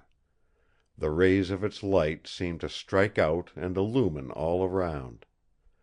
Flanking it were two great moonstones of lesser size, whose glowing, beside the glory of the sunstone, was like the silvery sheen of moonlight. And then on either side, linked by golden clasps of exquisite shape, was a line of flaming jewels, of which the colors seemed to glow. Each of these stones seemed to hold a living star, which twinkled in every phase of changing light. Margaret raised her hands in ecstasy. She bent over to examine more closely, but suddenly drew back and stood fully erect at her grand height. She seemed to speak with the conviction of absolute knowledge as she said: "That is no cerement. It was not meant for the clothing of death. It is a marriage robe." Mr. Trelawny leaned over and touched the linen robe. He lifted a fold at the neck, and I knew from the quick intake of his breath that something had surprised him. He lifted yet a little more, and then he too stood back and pointed, saying: "Margaret is right. That dress is not intended to be worn by the dead. See! Her figure is not robed in it. It is but laid upon her." He lifted the zone of jewels and handed it to Margaret. Then with both hands he raised the ample robe, and laid it across the arms which she extended in a natural impulse. Things of such beauty were too precious to be handled with any but the greatest care. We all stood awed at the beauty of the figure which, save for the face cloth, now lay completely nude before us. Mr. Trelawny bent over, and with hands that trembled slightly, raised this linen cloth which was of the same fineness as the robe. As he stood back, and the whole glorious beauty of the Queen was revealed, I felt a rush of shame sweep over me. It was not right that we should be there, gazing with irreverent eyes on such unclad beauty. It was indecent. It was almost sacrilegious. And yet the white wonder of that beautiful form was something to dream of. It was not like death at all. It was like a statue carven in ivory by the hand of Praxiteles. There was nothing of that horrible shrinkage which death seems to effect in a moment. There was none of the wrinkled toughness which seems to be a leading characteristic of most mummies. There was not the shrunken attenuation of a body dried in the sand, as I had seen before in museums. All the pores of the body seemed to have been preserved in some wonderful way. The flesh was full and round, as in a living person, and the skin was as smooth as satin. The color seemed extraordinary. It was like ivory, new ivory, except where the right arm, with shattered, blood-stained wrist and missing hand had lain bare to exposure in the sarcophagus for so many tens of centuries. With a womanly impulse, with a mouth that drooped with pity, with eyes that flashed with anger, and cheeks that flamed, Margaret threw over the body the beautiful robe which lay across her arm. Only the face was then to be seen. This was more startling even than the body, for it seemed not dead, but alive. The eyelids were closed, but the long, black curling lashes lay over on the cheeks. The nostrils, set in grave pride, seemed to have the repose which, when it is seen in life, is greater than the repose of death. The full red lips, though the mouth was not open, showed the tiniest white line of pearly teeth within. Her hair, glorious in quantity and glossy black as the raven's wing, was piled in great masses over the white forehead, on which a few curling tresses strayed like tendrils. I was amazed at the likeness to Margaret, though I had had my mind prepared for this by Mr. Corbeck's quotation of her father's statement. This woman—I could not think of her as a mummy or a corpse—was the image of Margaret as my eyes had first lit on her. The likeness was increased by the jewelled ornament which she wore in her hair, the disc and plumes, such as Margaret, too, had worn. It, too, was a glorious jewel, one noble pearl of moonlight lustre, flanked by carven pieces of moonstone. Mr. Trelawny was overcome as he looked. He quite broke down, and when Margaret flew to him and held him close in her arms and comforted him, I heard him murmur brokenly: "It looks as if you were dead, my child!" There was a long silence. I could hear without the roar of the wind, which was now risen to a tempest, and the furious dashing of the waves far below. Mr. Trelawny's voice broke the spell: "Later on we must try and find out the process of embalming. It is not like any that I know. There does not seem to have been any opening cut for the withdrawing of the viscera and organs, which apparently remain intact within the body. Then again there is no moisture in the flesh, but its place is supplied with something else, as though wax or stearine had been conveyed into the veins by some subtle process. I wonder could it be possible that at that time they could have used paraffin? It might have been, by some process that we know not, pumped into the veins, where it hardened." Margaret, having thrown a white sheet over the Queen's body, asked us to bring it to her own room, where we laid it on her bed. Then she sent us away, saying: "Leave her alone with me. There are still many hours to pass, and I do not like to leave her lying there, all stark in the glare of light. This may be the bridal she prepared for, the bridal of death, and at least she shall wear her pretty robes." When presently she brought me back to her room, the dead Queen was dressed in the robe of fine linen with the embroidery of gold, and all her beautiful jewels were in place. Candles were lit around her, and white flowers lay upon her breast. Hand in hand we stood looking at her for a while. Then, with a sigh, Margaret covered her with one of her own snowy sheets. She turned away, and after softly closing the door of the room, went back with me to the others who had now come into the dining room. Here we all began to talk over the things that had been and that were to be. Now and again I could feel that one or other of us was forcing conversation, as if we were not sure of ourselves. The long wait was beginning to tell on our nerves. It was apparent to me that Mr. Trelawny had suffered in that strange trance more than we suspected, or than he cared to show. True, his will and his determination were as strong as ever, but the purely physical side of him had been weakened somewhat. It was indeed only natural that it should be. No man can go through a period of 4 days of absolute negation of life without being weakened by it somehow.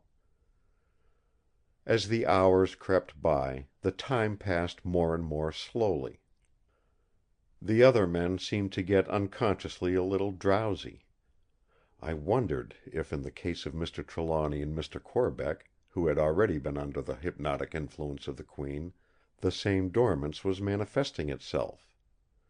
Dr. Winchester had periods of distraction which grew longer and more frequent as the time wore on.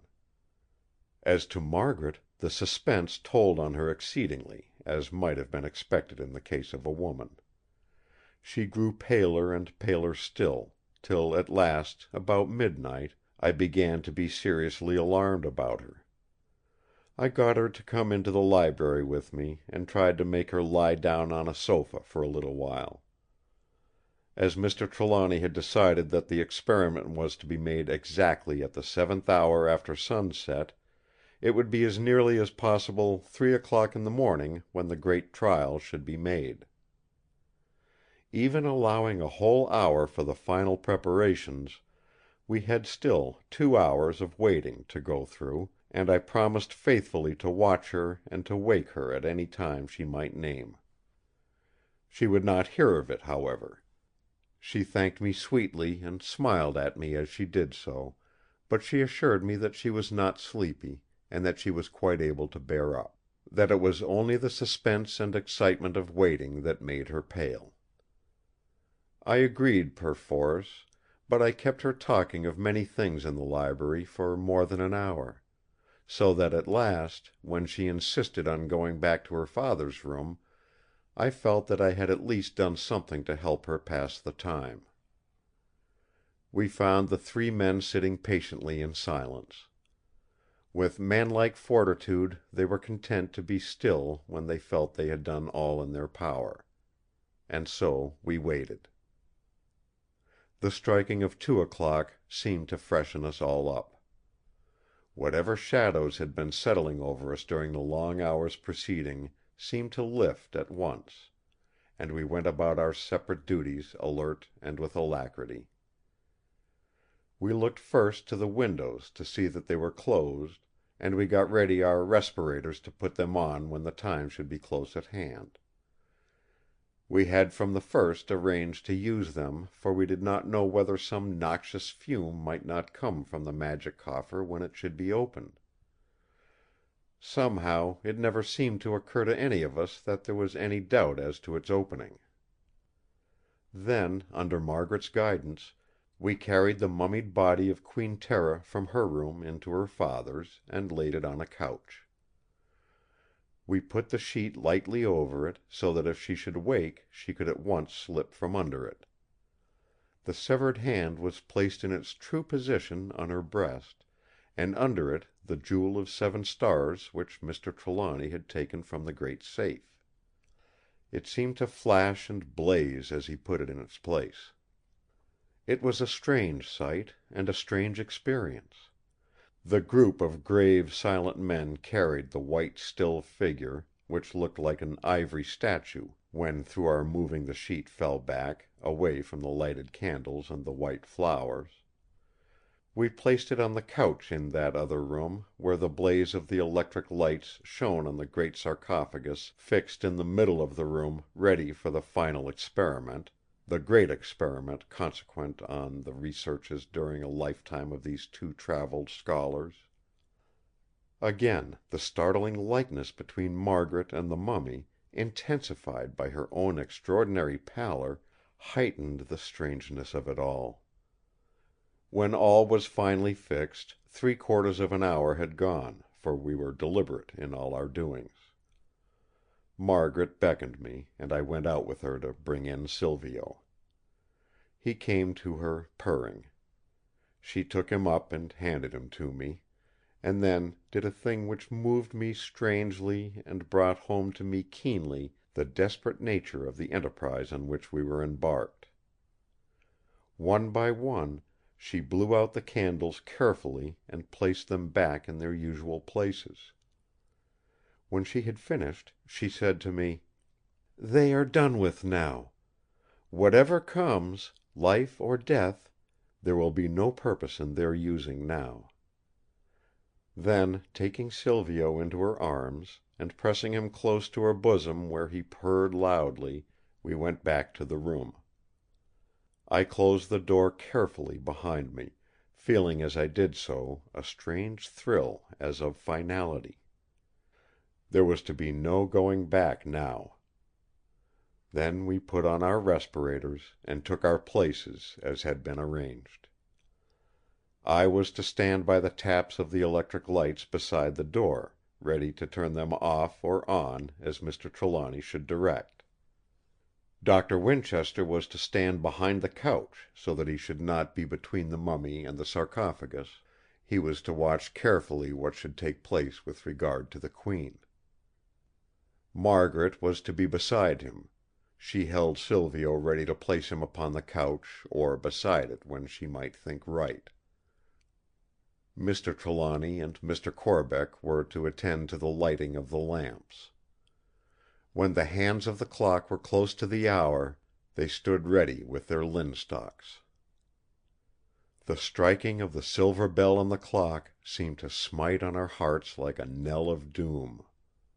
1, 2, 3. Before the third stroke the wicks of the lamps had caught, and I had turned out the electric light. In the dimness of the struggling lamps, and after the bright glow of the electric light, the room and all within it took weird shapes, and all seemed in an instant to change. We waited with our hearts beating. I know mine did, and I fancied I could hear the pulsation of the others. The seconds seemed to pass with leaden wings. It were as though all the world were standing still.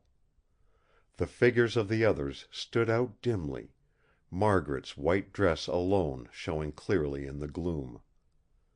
The thick respirators which we all wore added to the strange appearance. The thin light of the lamps showed Mr. Trelawny's square jaw and strong mouth, and the brown shaven face of Mr. Corbeck.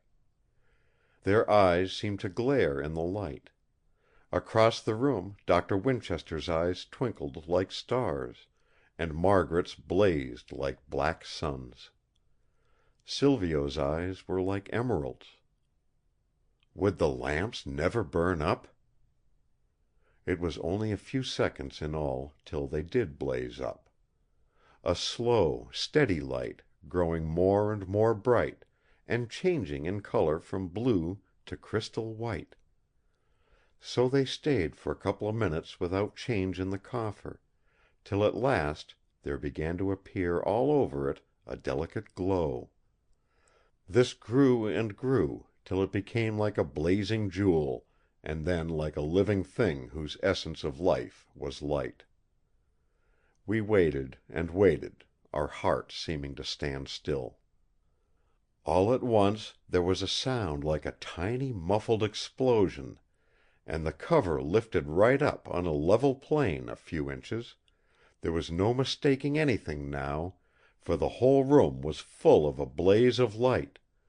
Then the cover, staying fast at one side, rose slowly up on the other, as though yielding to some pressure of balance. The coffer still continued to glow; from it began to steal a faint greenish smoke. I could not smell it fully on account of the respirator, but even through that I was conscious of a strange, pungent odor. Then this smoke began to grow thicker, and to roll out in volumes of ever increasing density till the whole room began to get obscure. I had a terrible desire to rush over to Margaret, whom I saw through the smoke still standing erect behind the couch. Then, as I looked, I saw Doctor Winchester sink down. He was not unconscious, for he waved his hand back and forward, as though to forbid anyone to come to him. At this time the figures of Mr. Trelawny and Mr. Corbeck were becoming indistinct in the smoke, which rolled round them in thick billowy clouds. Finally I lost sight of them altogether. The coffer still continued to glow, but the lamps began to grow dim. At first I thought that their light was being overpowered by the thick black smoke, but presently I saw that they were, one by one, burning out. They must have burned quickly to produce such fierce and vivid flames. I waited and waited, expecting every instant to hear the command to turn up the light; but none came. I waited still, and looked with harrowing intensity at the rolling billows of smoke still pouring out of the glowing casket, whilst the lamps sank down and went out one by one. Finally there was but one lamp alight, and that was dimly blue and flickering. The only effective light in the room was from the glowing casket. I kept my eyes fixed toward Margaret; it was for her now that all my anxiety was claimed. I could just see her white frock beyond the still white shrouded figure on the couch. Silvio was troubled; his piteous mewing was the only sound in the room. Deeper and denser grew the black mist and its pungency began to assail my nostrils as well as my eyes. Now the volume of smoke coming from the coffer seemed to lessen, and the smoke itself to be less dense. Across the room I saw something white move where the couch was. There were several movements.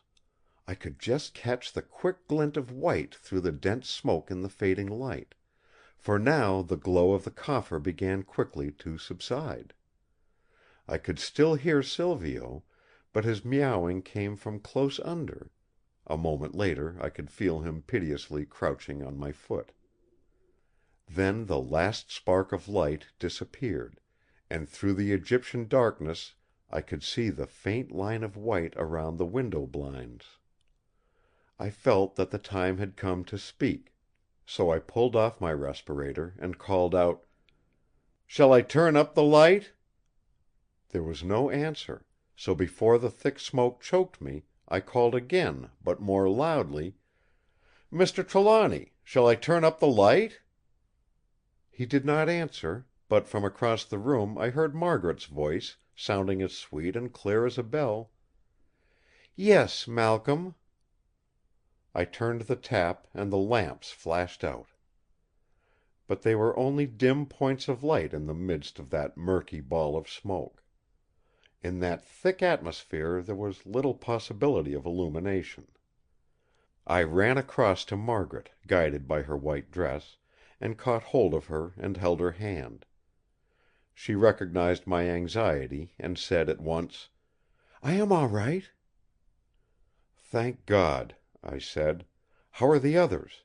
Quick, let us open all the windows and get rid of this smoke."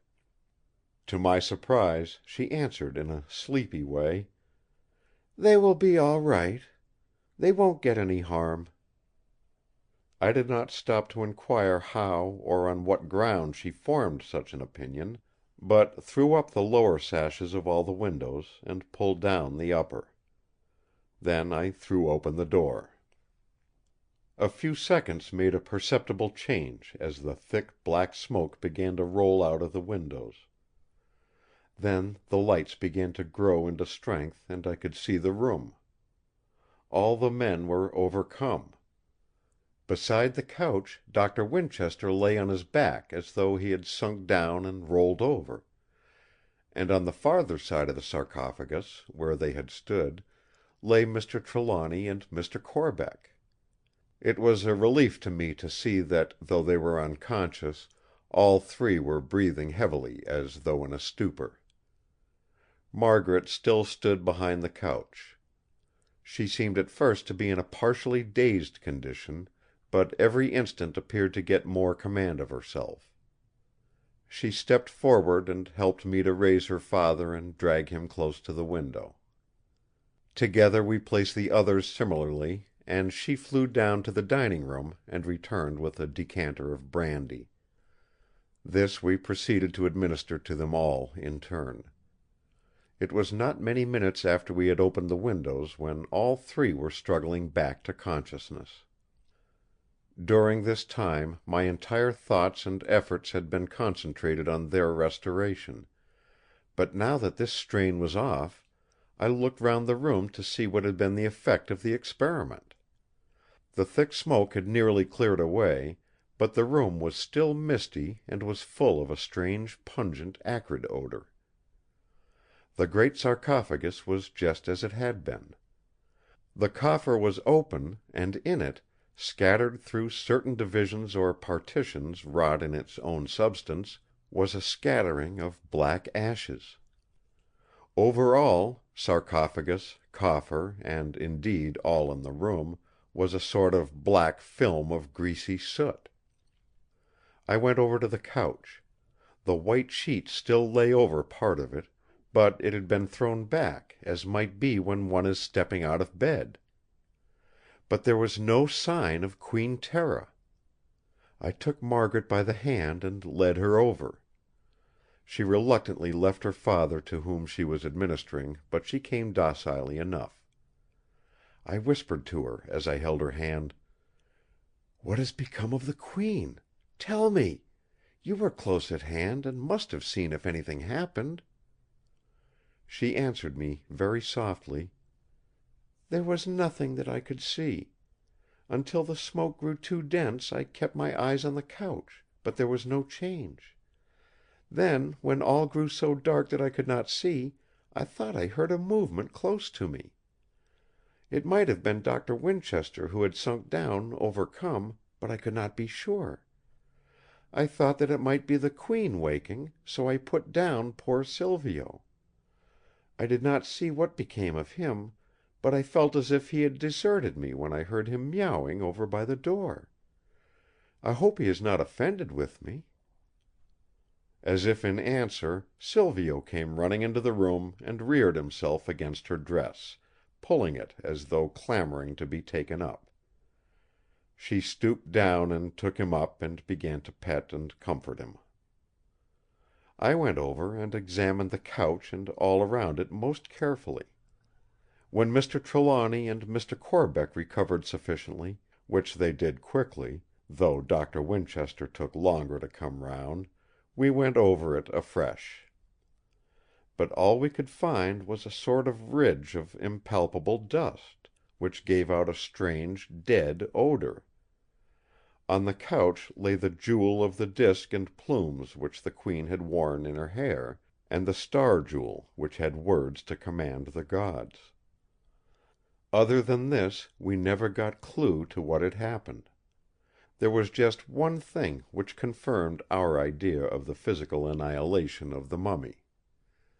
In the sarcophagus in the hall, where we had placed the mummy of the cat, was a small patch of similar dust. In the autumn Margaret and I were married. On the occasion she wore the mummy robe and zone and the jewel in which Queen Tera had worn in her hair.